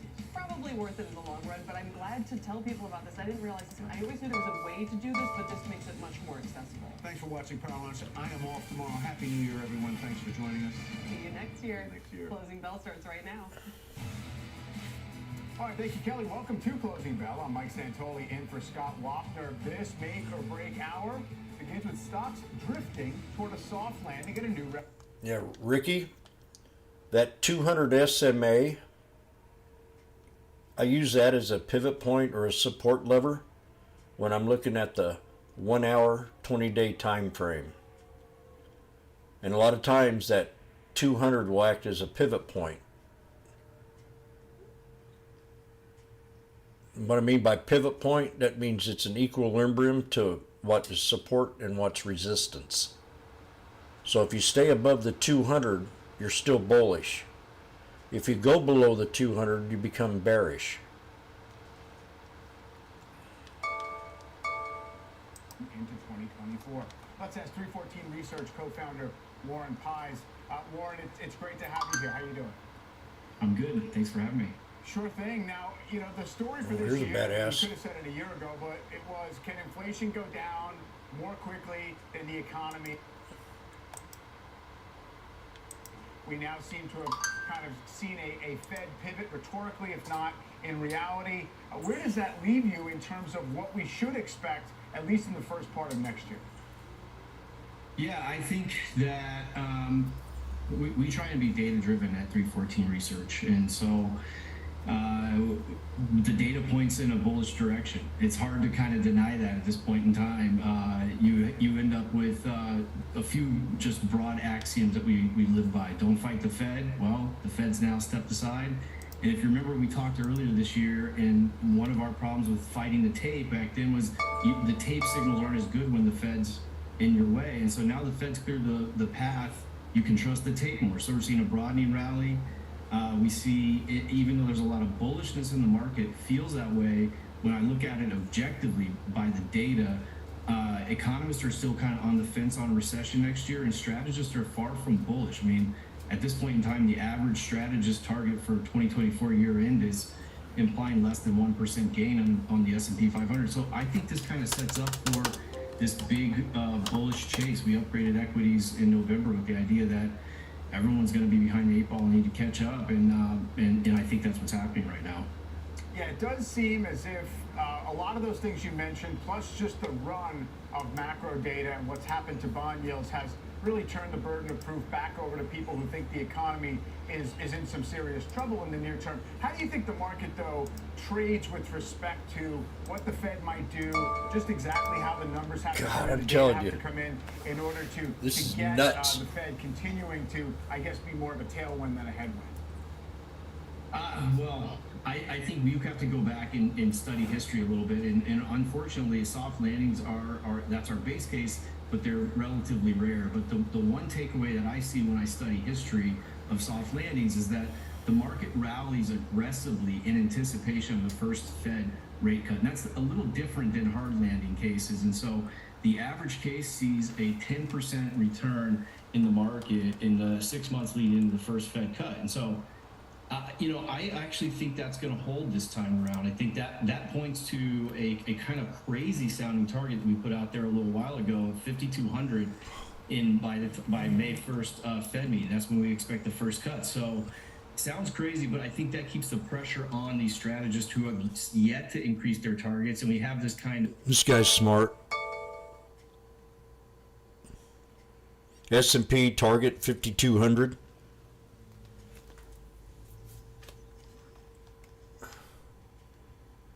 He's got a...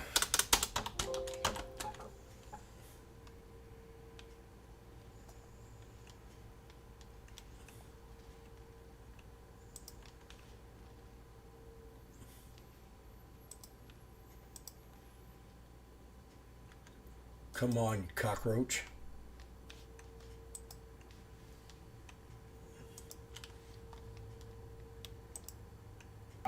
given where people's, I think their kind of mental accounting for where the market is, but that would be 400 points or 8% on top of where we traded in January of 2022, right? So if you look at it over a longer span, it's not exactly as if the market is really racing ahead of itself. Yeah, Yes, it especially is. When you think of the fact that equal weighted S&P and S&P 493 in general has lagged even more, and I think that's where you're going to see outperformance in this cycle. Is the playbook says buy the laggards, buy the non-Mag 7, and so yeah, I think when you zoom out a little bit, it's not as bullish as it seems. In new all-time highs, which is where we're on the doorstep right now, those are bullish as well. If you go back and say, okay, new all-time highs after a year, a drought in between all-time highs, you're looking at a 15-16% return in the next 52 weeks. So it's a bullish event to make new all-time highs. The worst case we have is 2007. The market was down almost 9% the year following that all-time high. That's the only negative we have going back to 1950. So yeah, when you zoom out and you consider new all-time highs, and you consider how underinvested everyone is given the money market flows we saw this year, it's easy for me to construct a pretty bullish case in H1 next year. You know, you mentioned the tendency of the market to rally into the first anticipated rate cut in a cycle. We did have a survey question from our Delivering Alpha survey about the timing of a potential first Fed rate cut. If the Federal Reserve cuts rates in 2024, in which quarter is it most likely to happen? And we basically had more than half, 54% said the second quarter looks like the most likely. That gets toward your May timeframe, with some thinking, maybe not quite 1 in 5, thinking it could happen in the first quarter, and then sort of similar amounts in the third quarter thereafter. I guess the question I would have is, how sensitive is your market call to the timing and magnitude of those cuts? Because I think there's a real commonly heard refrain right now, which is the market's going crazy. That'd have been a good one. 6 rate cuts next year, whereas that's not really, to me, the expectation of most people out there that we're going to get that. It might be what the Fed Funds Futures is saying, but not necessarily individuals. I totally agree with you. I think that's what's happening. I think you've seen the market, the futures market, be a little more dovish than I think the average investor and commentator has been throughout this year, really. And yeah, that has provided some potential areas of volatility. I think when you look at the inflation data, that's where you go back to, is inflation's either going to confirm the dovish signal of the futures market or deny it. And I think the runway for disinflation is pretty strong going into next year. I think financials will do good. We've had a huge run on everything. Small caps are probably on top of my list. The Russell 1000.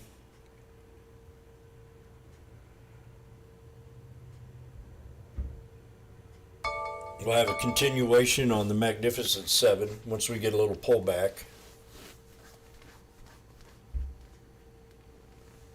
Healthcare, Humana and United Health are down big, so they'll rebound back to their old resistance levels.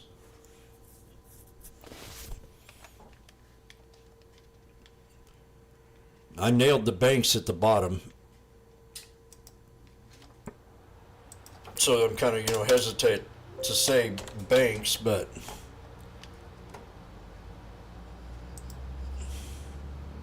I want to clean some of these charts up. They're getting too big.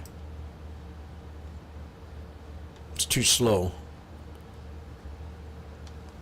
So we got a little bit more room in the banks, like Bank of America. I called this 25, this double bottom out, and I said, man, all the banks are sexy right now. Real yummy. And then you got airlines and hospitality.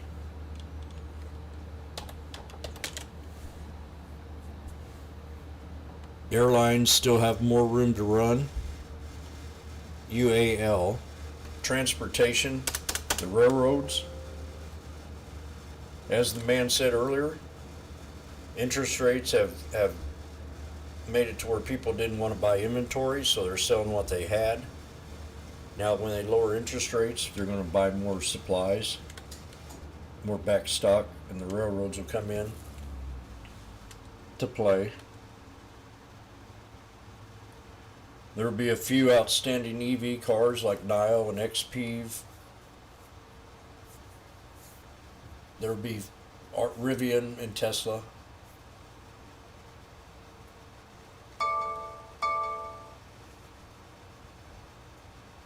And ABAT. I think it was ABAT. It was a recycling center for batteries.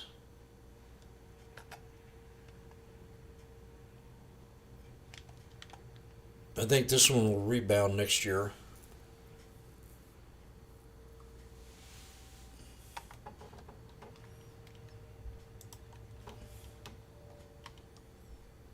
But it's healthcare, hospitality, small caps. AI, they're going to keep talking about AI. So anything that hasn't been running on AI yet, smaller caps.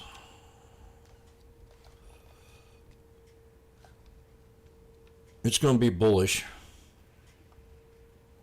unless we get nuked.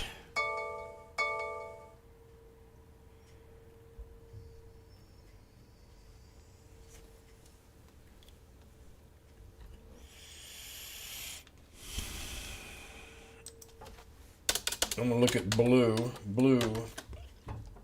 How blue are you till we meet again? I'm wanting to pull back. We're 1 penny from my support triggered level, which would be a bottom. And I think it can fall more.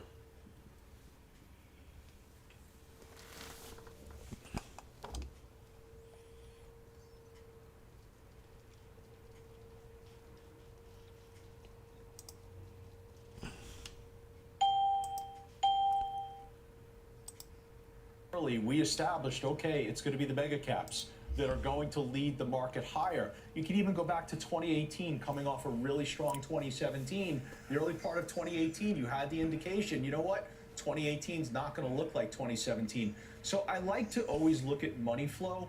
I'll just go back to 94 for 1 second, because remember in 94, everything went down. And that's a very similar setup to what you had in 2022. Everything went down. So I think the early stages of 24, seeing where the money flow is going to be so incredibly important in understanding what the market's going to do. And I think, Mike, yes, the broadening out of the rally is going to be the first place that I think capital is going to look to allocate towards. And Warren, when you think about what we need to see or what we need to kind of check off as this idea that the economy is still going to be able to be okay, we look at what oil's doing. I mean, maybe it's all supply driven and it's actually net good news for the economy, at least domestically. You see what yields are doing, and I guess there's a limit to how much you'd want to see long-term yields really collapse in this environment until it starts to perhaps suggest a scarier message. So how much leeway do you think the actual economy has to get toward a kind of a slower, muddle-through type environment, if that's what we're headed for, and still have the markets behave okay? Yeah, I think that the backup in yields is kind of self-reinforcing in that way. And so we've had, when yields fall, we've seen mortgage rates drop by over 100 basis points. And to me, that housing is the epicenter of the economy. And if you're going to have a slowdown or a re-acceleration, you got to look to housing. So I think that this move back in yields is actually reinvigorating housing. We've had kind of a structural undersupply, and that's where rates have done the most damage. So I think you actually get some relief on the economy and some re-acceleration. At the same time, the disinflation data is kind of baked in, and that's why I think you have this kind of perfect storm where the economy can re-accelerate, but the inflation data will stay tame. I liked the analogy of 1995. I think every cycle is different, but when you look at it historically, there have been 2 times only where we've seen the S&P make new all-time highs while the Fed's on pause, 1995 and 2007. So I think soft landing and more towards a 1995 outcome is what we're looking at. Yeah, stark, outcomes after that, of course, but, you got to pick one, and it does seem as if, 95 has a fighting chance at this point. Nicole, where within the market specifically, you mentioned the AI theme, and, that's been one of those things that was somewhat idiosyncratic. It wasn't about the macro, and it enabled the market to kind of change the subject for a while. Yeah. What about looking into next year? Is it going to be that? Is it going to be more old economy? I think it's about productivity. I mean, our huge emphasis, what we're listening for going into 2024 is everything below the surface of AI. So where has investment been made? And if we start to see this rollover in sentiment, CEO sentiment, consumer sentiment, there's a bit of a dislocation. You hear CEOs interviewed, their business is doing well, yet their perspective on the broader economy is it's fragile. If we start to see that rollover as we push this recession fear deeper and deeper into 2024, and maybe it falls off a cliff, and we are in this beginning of a new cycle era, then do we have this boom in productivity? And I think that's what you're going to look for below the surface. That got priced into the mega tech names this year. Now where does it start to hit across other margins broadly in the market space? And for us, that's exciting. I think in retrospect, we want to believe that we can look back on the 2020s era and it be the roaring 20s of productivity. Well, I mean, that would also echo the late 90s if we want to just keep up the, the metaphor there. And Joe, I guess the other question is, what has accounted for the huge bond rally? You mentioned backup in yields might be a complicating factor, but what has accounted for it at a time when you're also seeing, I could see the fear and greed index is in extreme green at 77. The National Association of Active Investment Managers above 100% equity exposure. So the short-term tactical stuff is looking like people have chased this rally. On the other hand, buying treasuries hand over fist and corporate spreads are collapsing. Well, if you go back to the final days of October, you had a pretty high probability that the Treasury Secretary, who was going to decide what the size of the quarterly refunding was going to be, and oh, by the way, used to be the head of the Federal Reserve, was going to lean in the direction of not surprising the market. And I think that decision was critical in kind of chasing out the speculative shorts that existed. Speculative shorts in bonds, speculative shorts in bonds to the degree that as long as we've kept the statistics, it's never been higher than it was in September and October. So I think positioning was a critical element of that. I applaud Treasury Secretary Janet Yellen for what she did in her decision. And I think subsequent to that, we're beginning to see a little bit of slowing down in the economic numbers consistent with this quote unquote soft landing. And that's the unwind of positioning. And now the question becomes, Mike, have we built positioning up in the other direction where now specs are long treasuries and we need to see a little bit of a backup? I wouldn't be surprised if that's the case. Yeah, maybe there is some calendar effects too. And Warren, just in terms of where you might navigate toward within the market, you mentioned quality outside of the Magnificent Seven. So, I mean, you can look at that, and it's some of these steady businesses, the Visas, the MasterCard, the Costcos, I guess, would fall into that type of basket. What makes that the right call here? Well, typically you look for quality when you're late cycle. And I think this is a weird cycle. And so I think there are a lot of people who are going into this kind of early cycle playbook, which is cyclicals in high beta, including small caps and things like that. And maybe that works out. And if our call's right on the market for the next 5 months, then it probably will. But I don't think this is going to be a normal cycle, and I would prefer to still stick with the late cycle playbook. We have a quality system. It returned 22% this year, and less than 1% of that return came from Mag 7 names. And so to me, I think we're still in that late cycle kind of regime, and we haven't quite gotten into an early cycle washout that we would need. And so it's really risk reward to me, and it's earning stability through a full cycle, and that's what we're looking for to play in going outside of Mag 7. How long can we stay late is often the question when we get to one of these phases, and it seems like it'll be for a little while longer. Warren, Joe, and Nicole, thanks a lot. Appreciate the conversation today. Happy New Year. All right, let's send it over to Christina Partsinevelos for a look at the biggest names moving into the close. Hi, Christina. Hi, Mike. Let's start with Penn Entertainment. Higher as HD Capital Management pushes for changes at the casino giant, calling it Significantly undervalued, the firm holds roughly 9.6% stake in Penn's stock, along with a large batch of swaps. It says it's in talk with Penn's management, including a He just mentioned Penn. That's part of the entertainment. And North Coast Research is upgrading Wisdom Tree to buy with a $9 price target. Analysts say the fund manager has missed out on the recent rally despite attractive assets under management. North Coast says Wisdom Tree's ETF I mentioned Penn yesterday. than ever, making it resilient to shifting investor strategies. Stock is reacting quite dramatically, up 6.5%. This one's been hit hard. Christina, thank you. See you again in a bit. We are just getting started here on Closing Bell. Up next, widely followed tech analyst Dan Ives upping his price target on one name that has seen its best year. Dang, here's another one I mentioned yesterday. And why he sees more room for that stock to run. We're live from the New York Stock Exchange. You're watching Closing Bell on CNBC.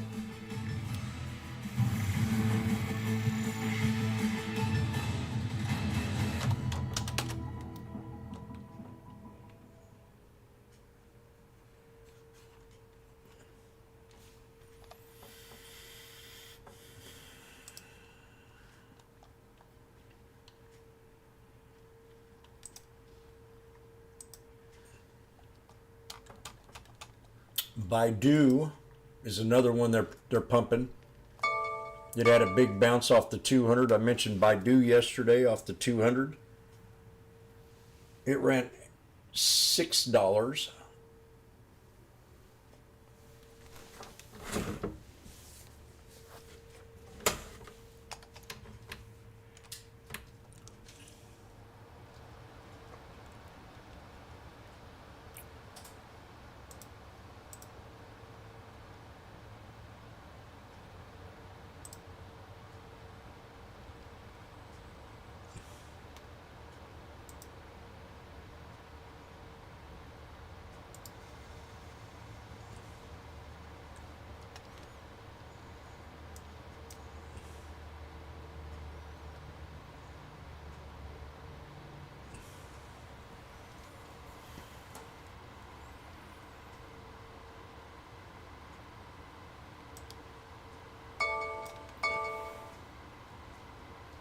Man, there's another good trade.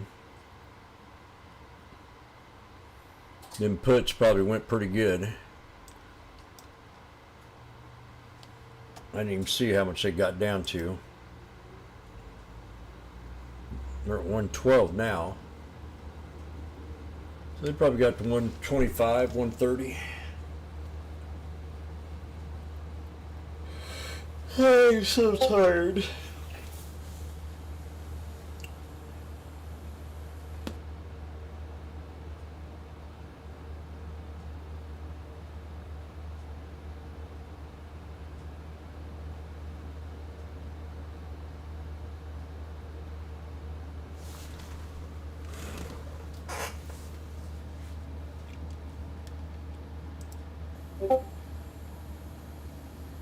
I think you're right. Tomorrow should be a sell-off. Now a lot of people have already switched their accounts around, and they probably done that last week.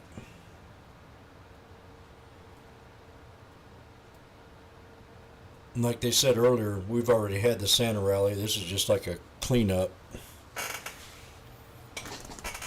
Oh, stretch. I'll be right back.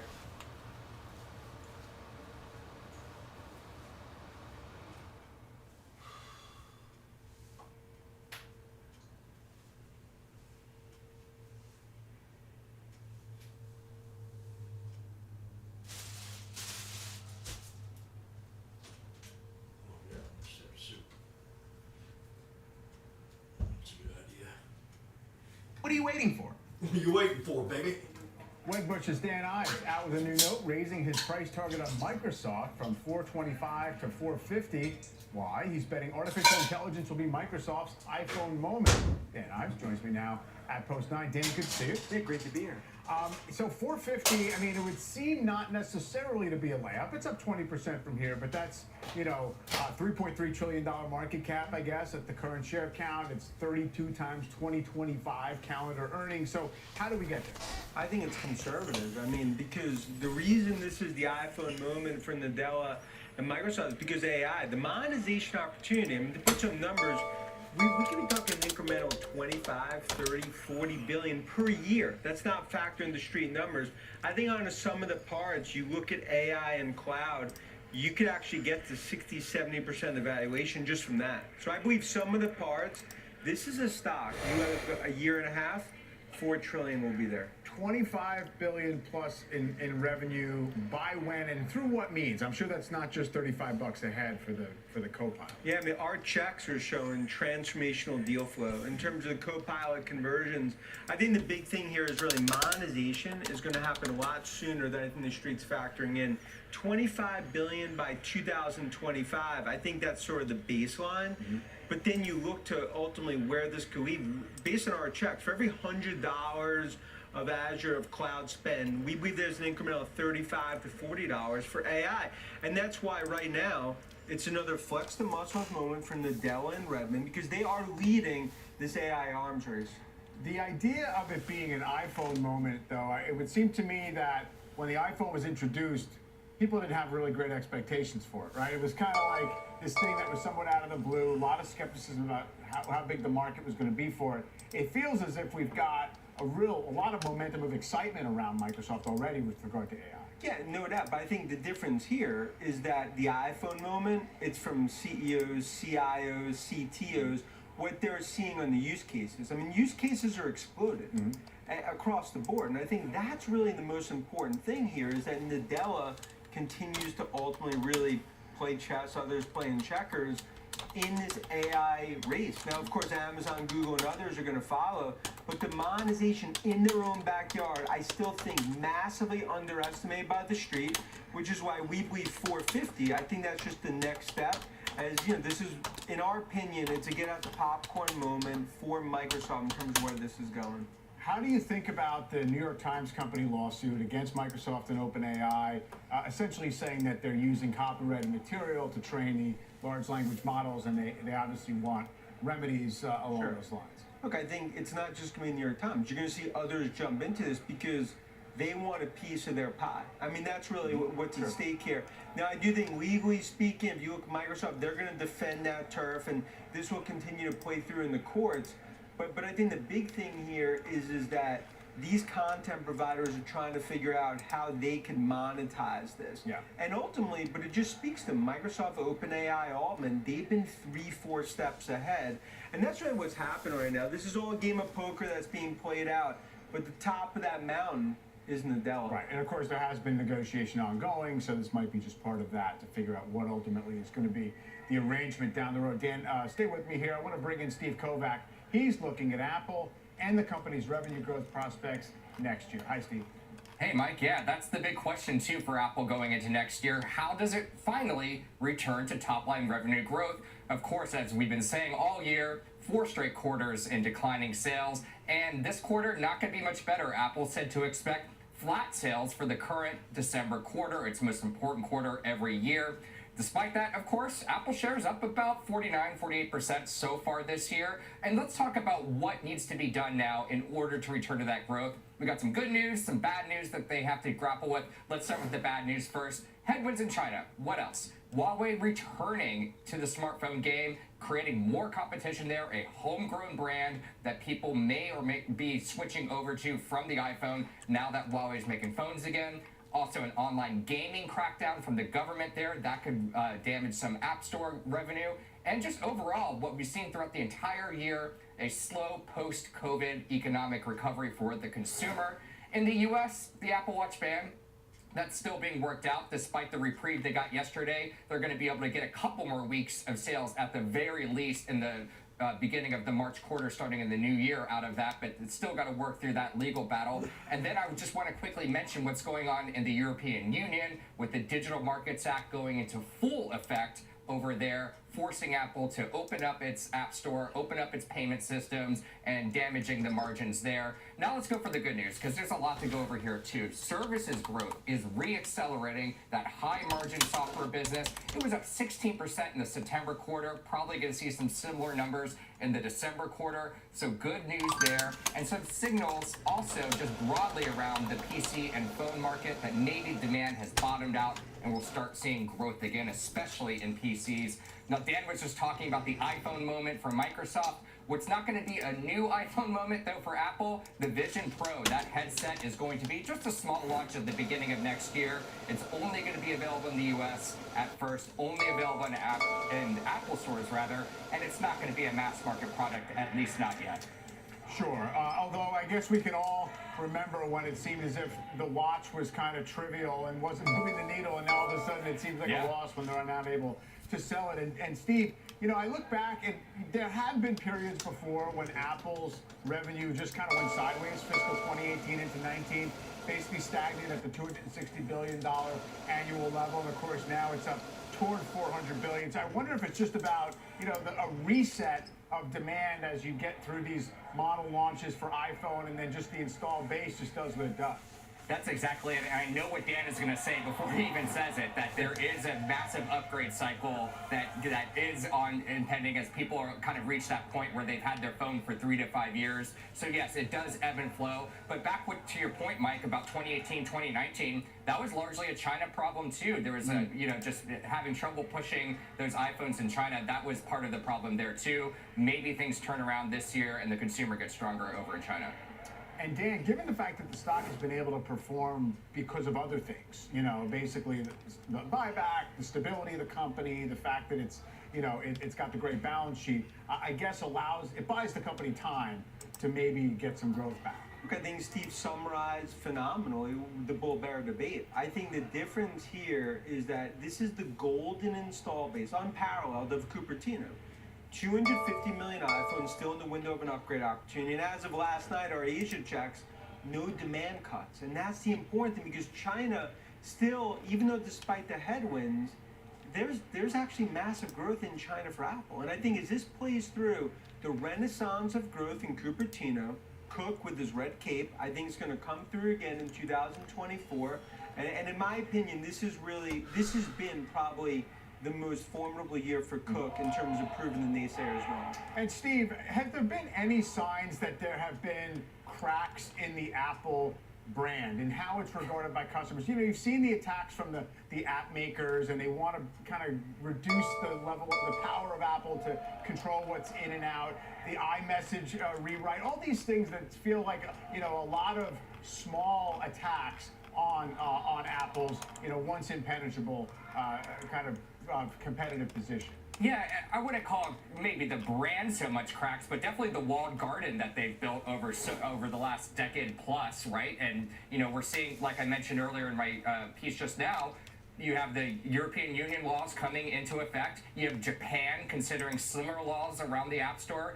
The United States still is behind on regulating these things, but there are multiple lawsuits and cases going through, including the Supreme Court case that might be, or a case at the Supreme Court that might be taken up next month that between Epic Games and Apple that'll resolve a lot of this stuff in the United States. So yeah, the cracks are starting to show. It is becoming a more open ecosystem across these platforms, and Apple is slowly but surely losing some of that control. But to Dan's point, they still have that great lock-in. iMessage is one lock-in, but it's not the only lock-in, and they can keep people upgrading, keep people on those services, keep people downloading apps, and that's the positive momentum there. But again, it is not going to be the same Apple by this time next year. All right, see how it plays out. Steve, appreciate it. Thank you very much, Dan. Good to see you. Thanks so much. All right, up next, trends in high places. Carson Group's Brian Dietrich is back. Why he says this year's market momentum will roll into the new year, and where he's seeing the most opportunity with stocks near record highs. Closing bell. We'll be right back.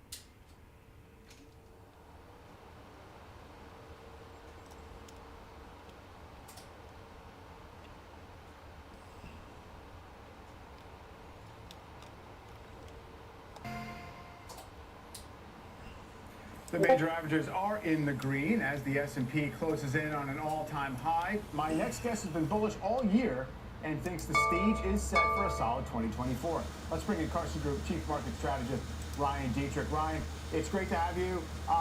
Describe the setup now versus where it was a year ago, and what are the main things that you think are worth emphasizing in terms of feeding into a potential continuation of this uptrend?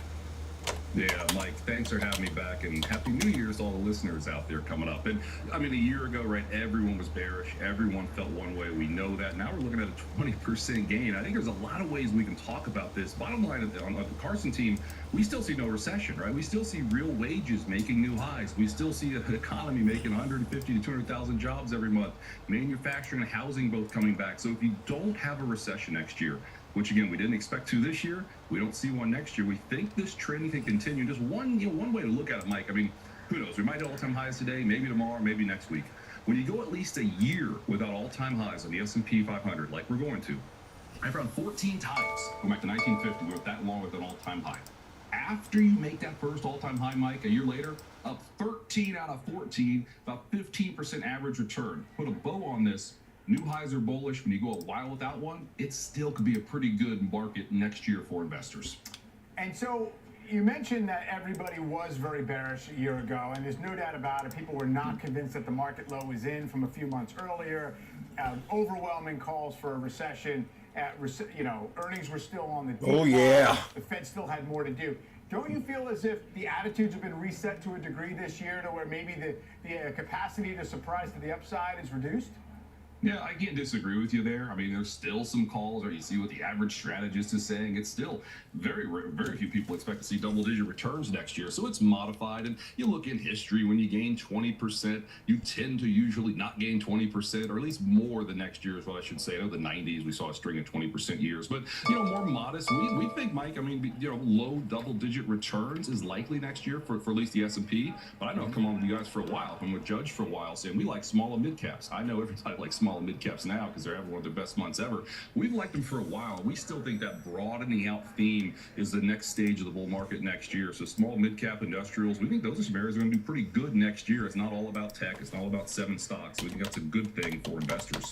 For sure. I mean, one of the, I guess, broad disclaimers you're going to hear people offer about next year as well, it's an election year. A lot of times the market is sort of held in check for a while as things clarify about how the election might play out or who's going to be involved. So what does that mean to you, if anything, in terms of how we should set our expectations? No, that's a great point. I mean, the first half of election years normally don't do all that well, but I think what really matters, we're hearing this a lot from our Carson partners and their clients, it's an election year. What does it mean? Well, Mike, the last 10 times we had a first-term president, the election year was higher, right? I mean, the 10 out of 10 is not too bad, and we think it'll happen again. It's those we had a lame duck president, 1960, 2000. This guy's an idiot. Had some trouble. So again, that's just one reason to look at it, one way to look at it. But still, I think it's important to point that out to people. One more, Mike, we're going to have a 10% gain these final 2 months of the year, right? Unless we really have some trouble tomorrow. I don't anticipate that. So what does it mean when you're up a lot the last 2 months of the year?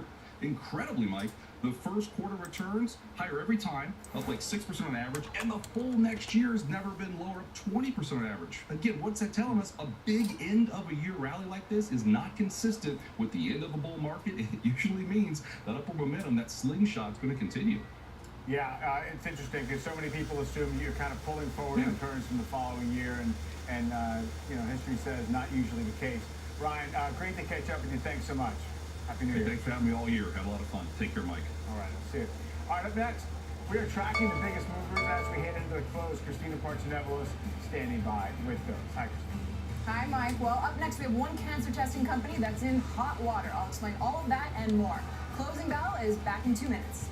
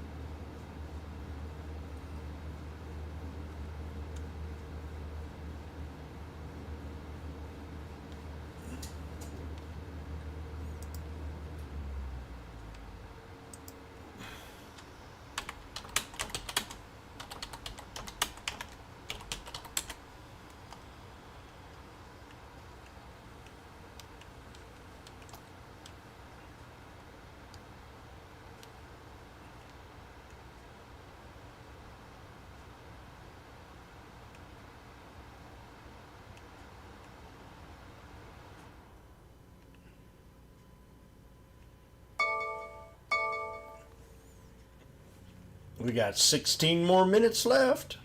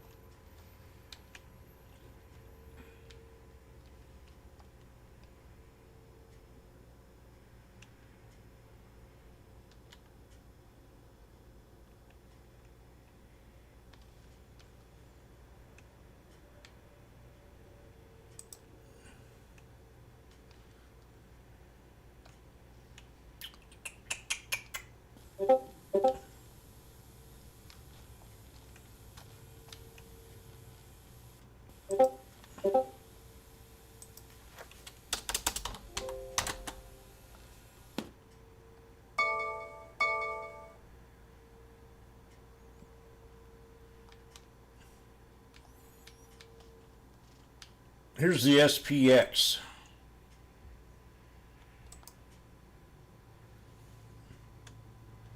Now we're froze.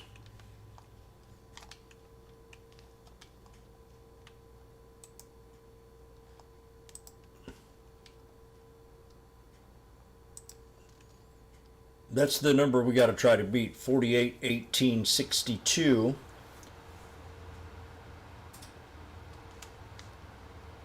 And my resistance is right there at 47.81.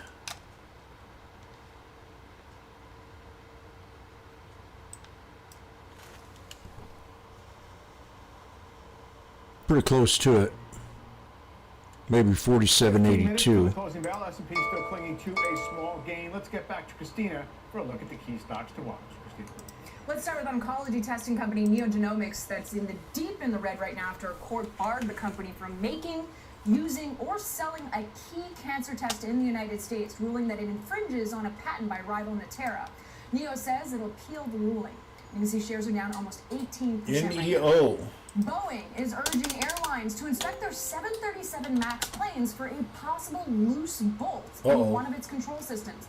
The issue has been fixed on a manufacturing side, but Boeing says it's encouraging airlines to inspect their jets out of an abundance of caution. You can see shares down about 0.5%, and that stock is up about 36%. It's asking the 737 MAX to check for loose bolts. From its 2019 all-time high, just before the 737 MAX was grounded. Mike? All right, Christina, multi-year charts necessary to get the whole story. Thanks very much. Still ahead, a reversal of fortune hitting China's stock market as outflows and concerns over the country's economy rise into year end. We'll break down what it means for investors looking for international opportunities. Plus, a lovable plush toy finds itself in a legal battle with Alibaba.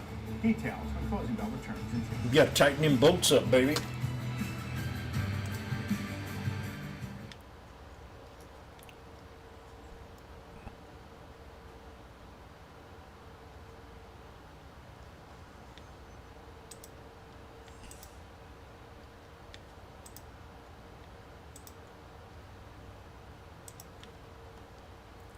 What's your broker, John?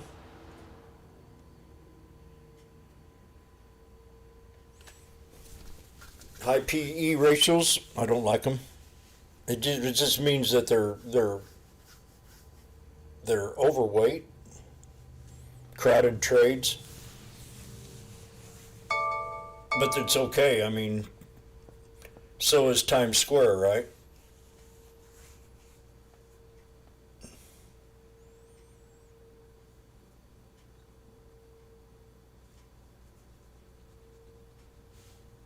The lower the PE ratio, the better the price.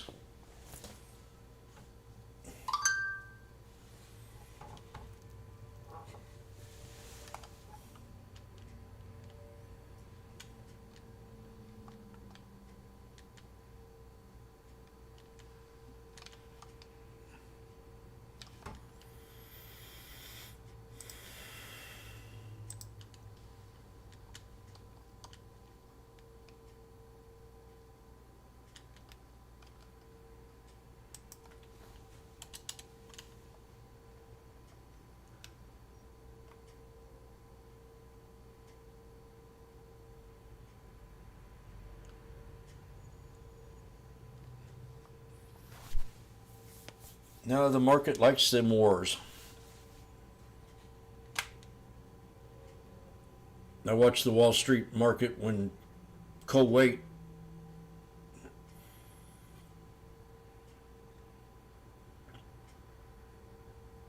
didn't like us when we got hit with 911, but the country rallied together and it had a good run after that. We crashed during 911.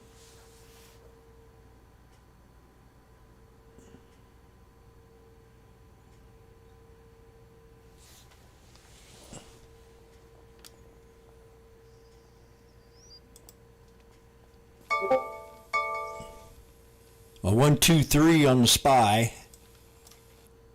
Into close rally. Randy.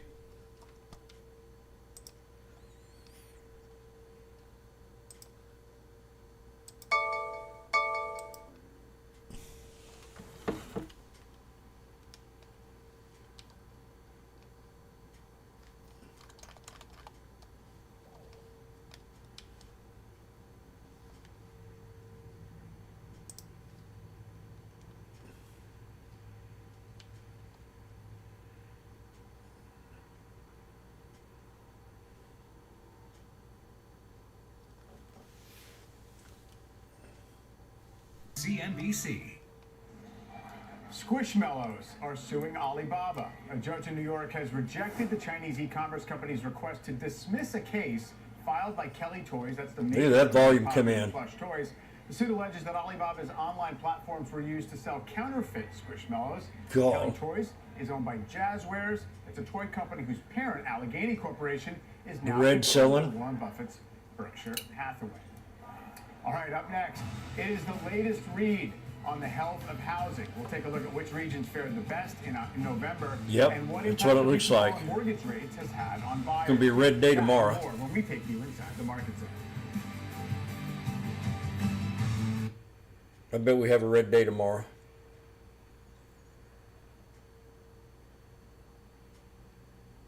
They've been pumping the crap out of this market today. But they're just making projections into the new year.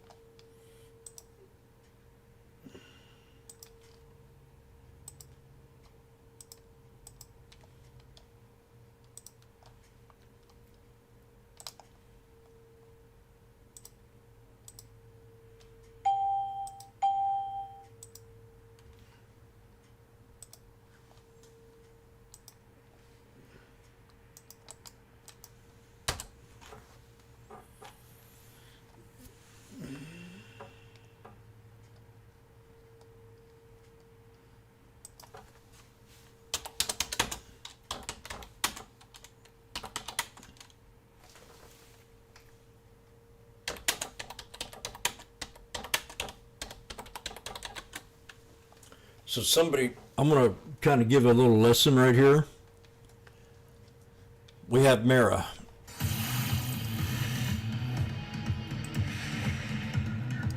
We are now in the closed bell markets. We have Mara. Mara hovers at the 200. We hit the 200. So Mara can drop back down here to the 200 and be a very good buy. Mara's run from $11.86 all the way to $32 in less than 4 weeks. That's a 300, almost a 280%, 70% increase, or 200. Well, it's up there. It's huge. So I would not chase this. I would wait and put me an alert off this moving average right here. And that is the 200 EMA. That's a fast action moving average with this here peak right here. And that's where I'm going to set my alert for Mara at 24 bucks.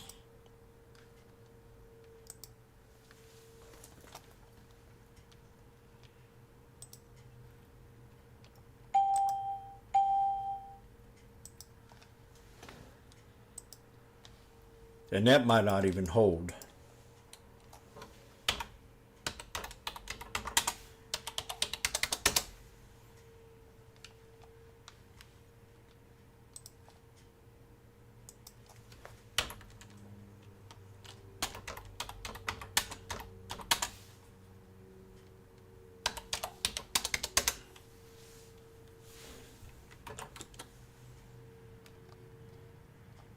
Who's that kitty?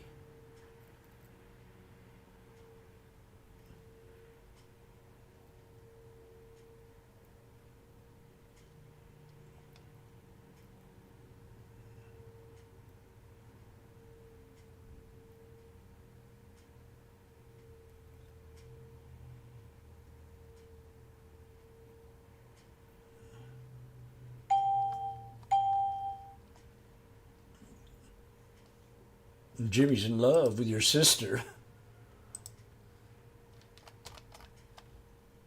Your sister looking for a man. We have less than 3 minutes left.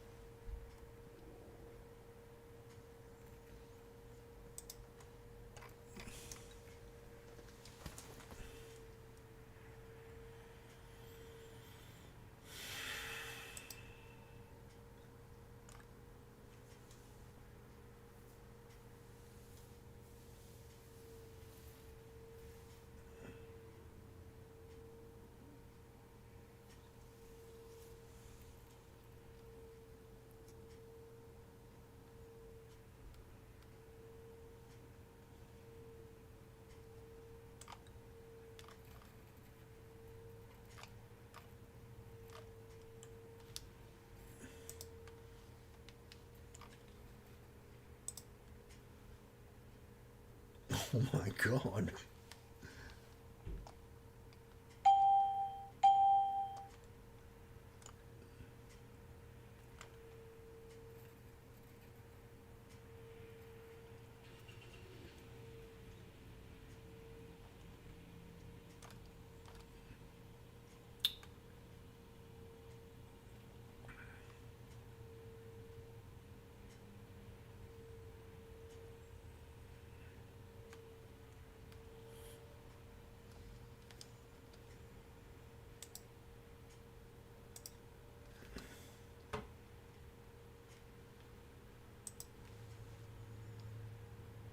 tomorrow. We're up 0.9% in the last 4 days. It's Santa Claus Rally 7 days. It's right on target. Average 1.3%. By the way, I was calling around about a prospect of a closing historic high on the last day of the year. That is a very rare occurrence. Is that right? I just thought the S&P, it's only Randy, we hit it again. 1926. With those historic closing highs on the final day of the year. We'll keep an eye on that and see what happens. We hit the megaphone I'm again. excited tomorrow. We're going to have Tom Lee on. That is incredible. The blowhorn pattern, that would have been a good hold. Getting in that thing at 95, oh man, gosh. I bet you that ran real good. Well, okay, this is it. We'll see you tomorrow. The market closes early and closed on Monday, so it's a long weekend.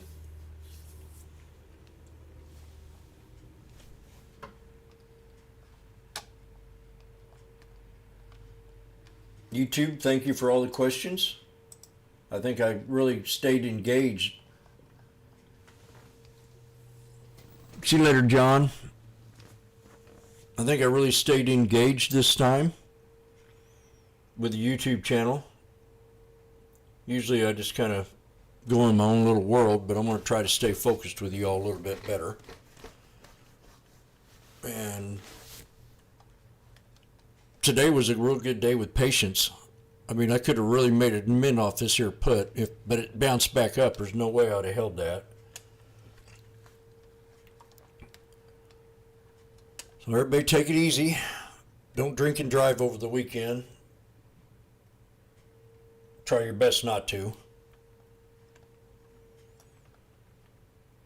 I usually stayed home when I had my dog, and I haven't really gone to the bars. There ain't that many bars left anymore. Not like it used to be back in the 70s and 80s. 1976, when I was, when I was just turned 16, we had a bar here in Springfield called Fire and Ice, and it allowed minors. I think I was older than 16. I might have been 18. Might have been a freshman, because I took out the candy, not a candy striper, but a Vicette, which is kind of like a cheerleader. And I took her to this bar. It was a dance club.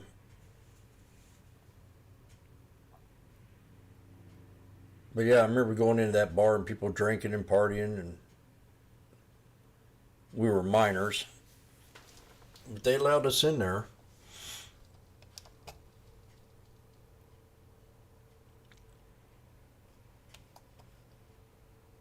So I'm gonna get on out of here. Appreciate it. Yabba dabba doo. Watch my videos. Everyone's a learning lesson. The ones that not every lesson. I mean, here teaching charting all day long, but go back and watch that SPX and SPY video. We'll catch y'all later. Yabba dabba doo. Sneaky snake trading strategy, where we talk about chart patterns, moving average.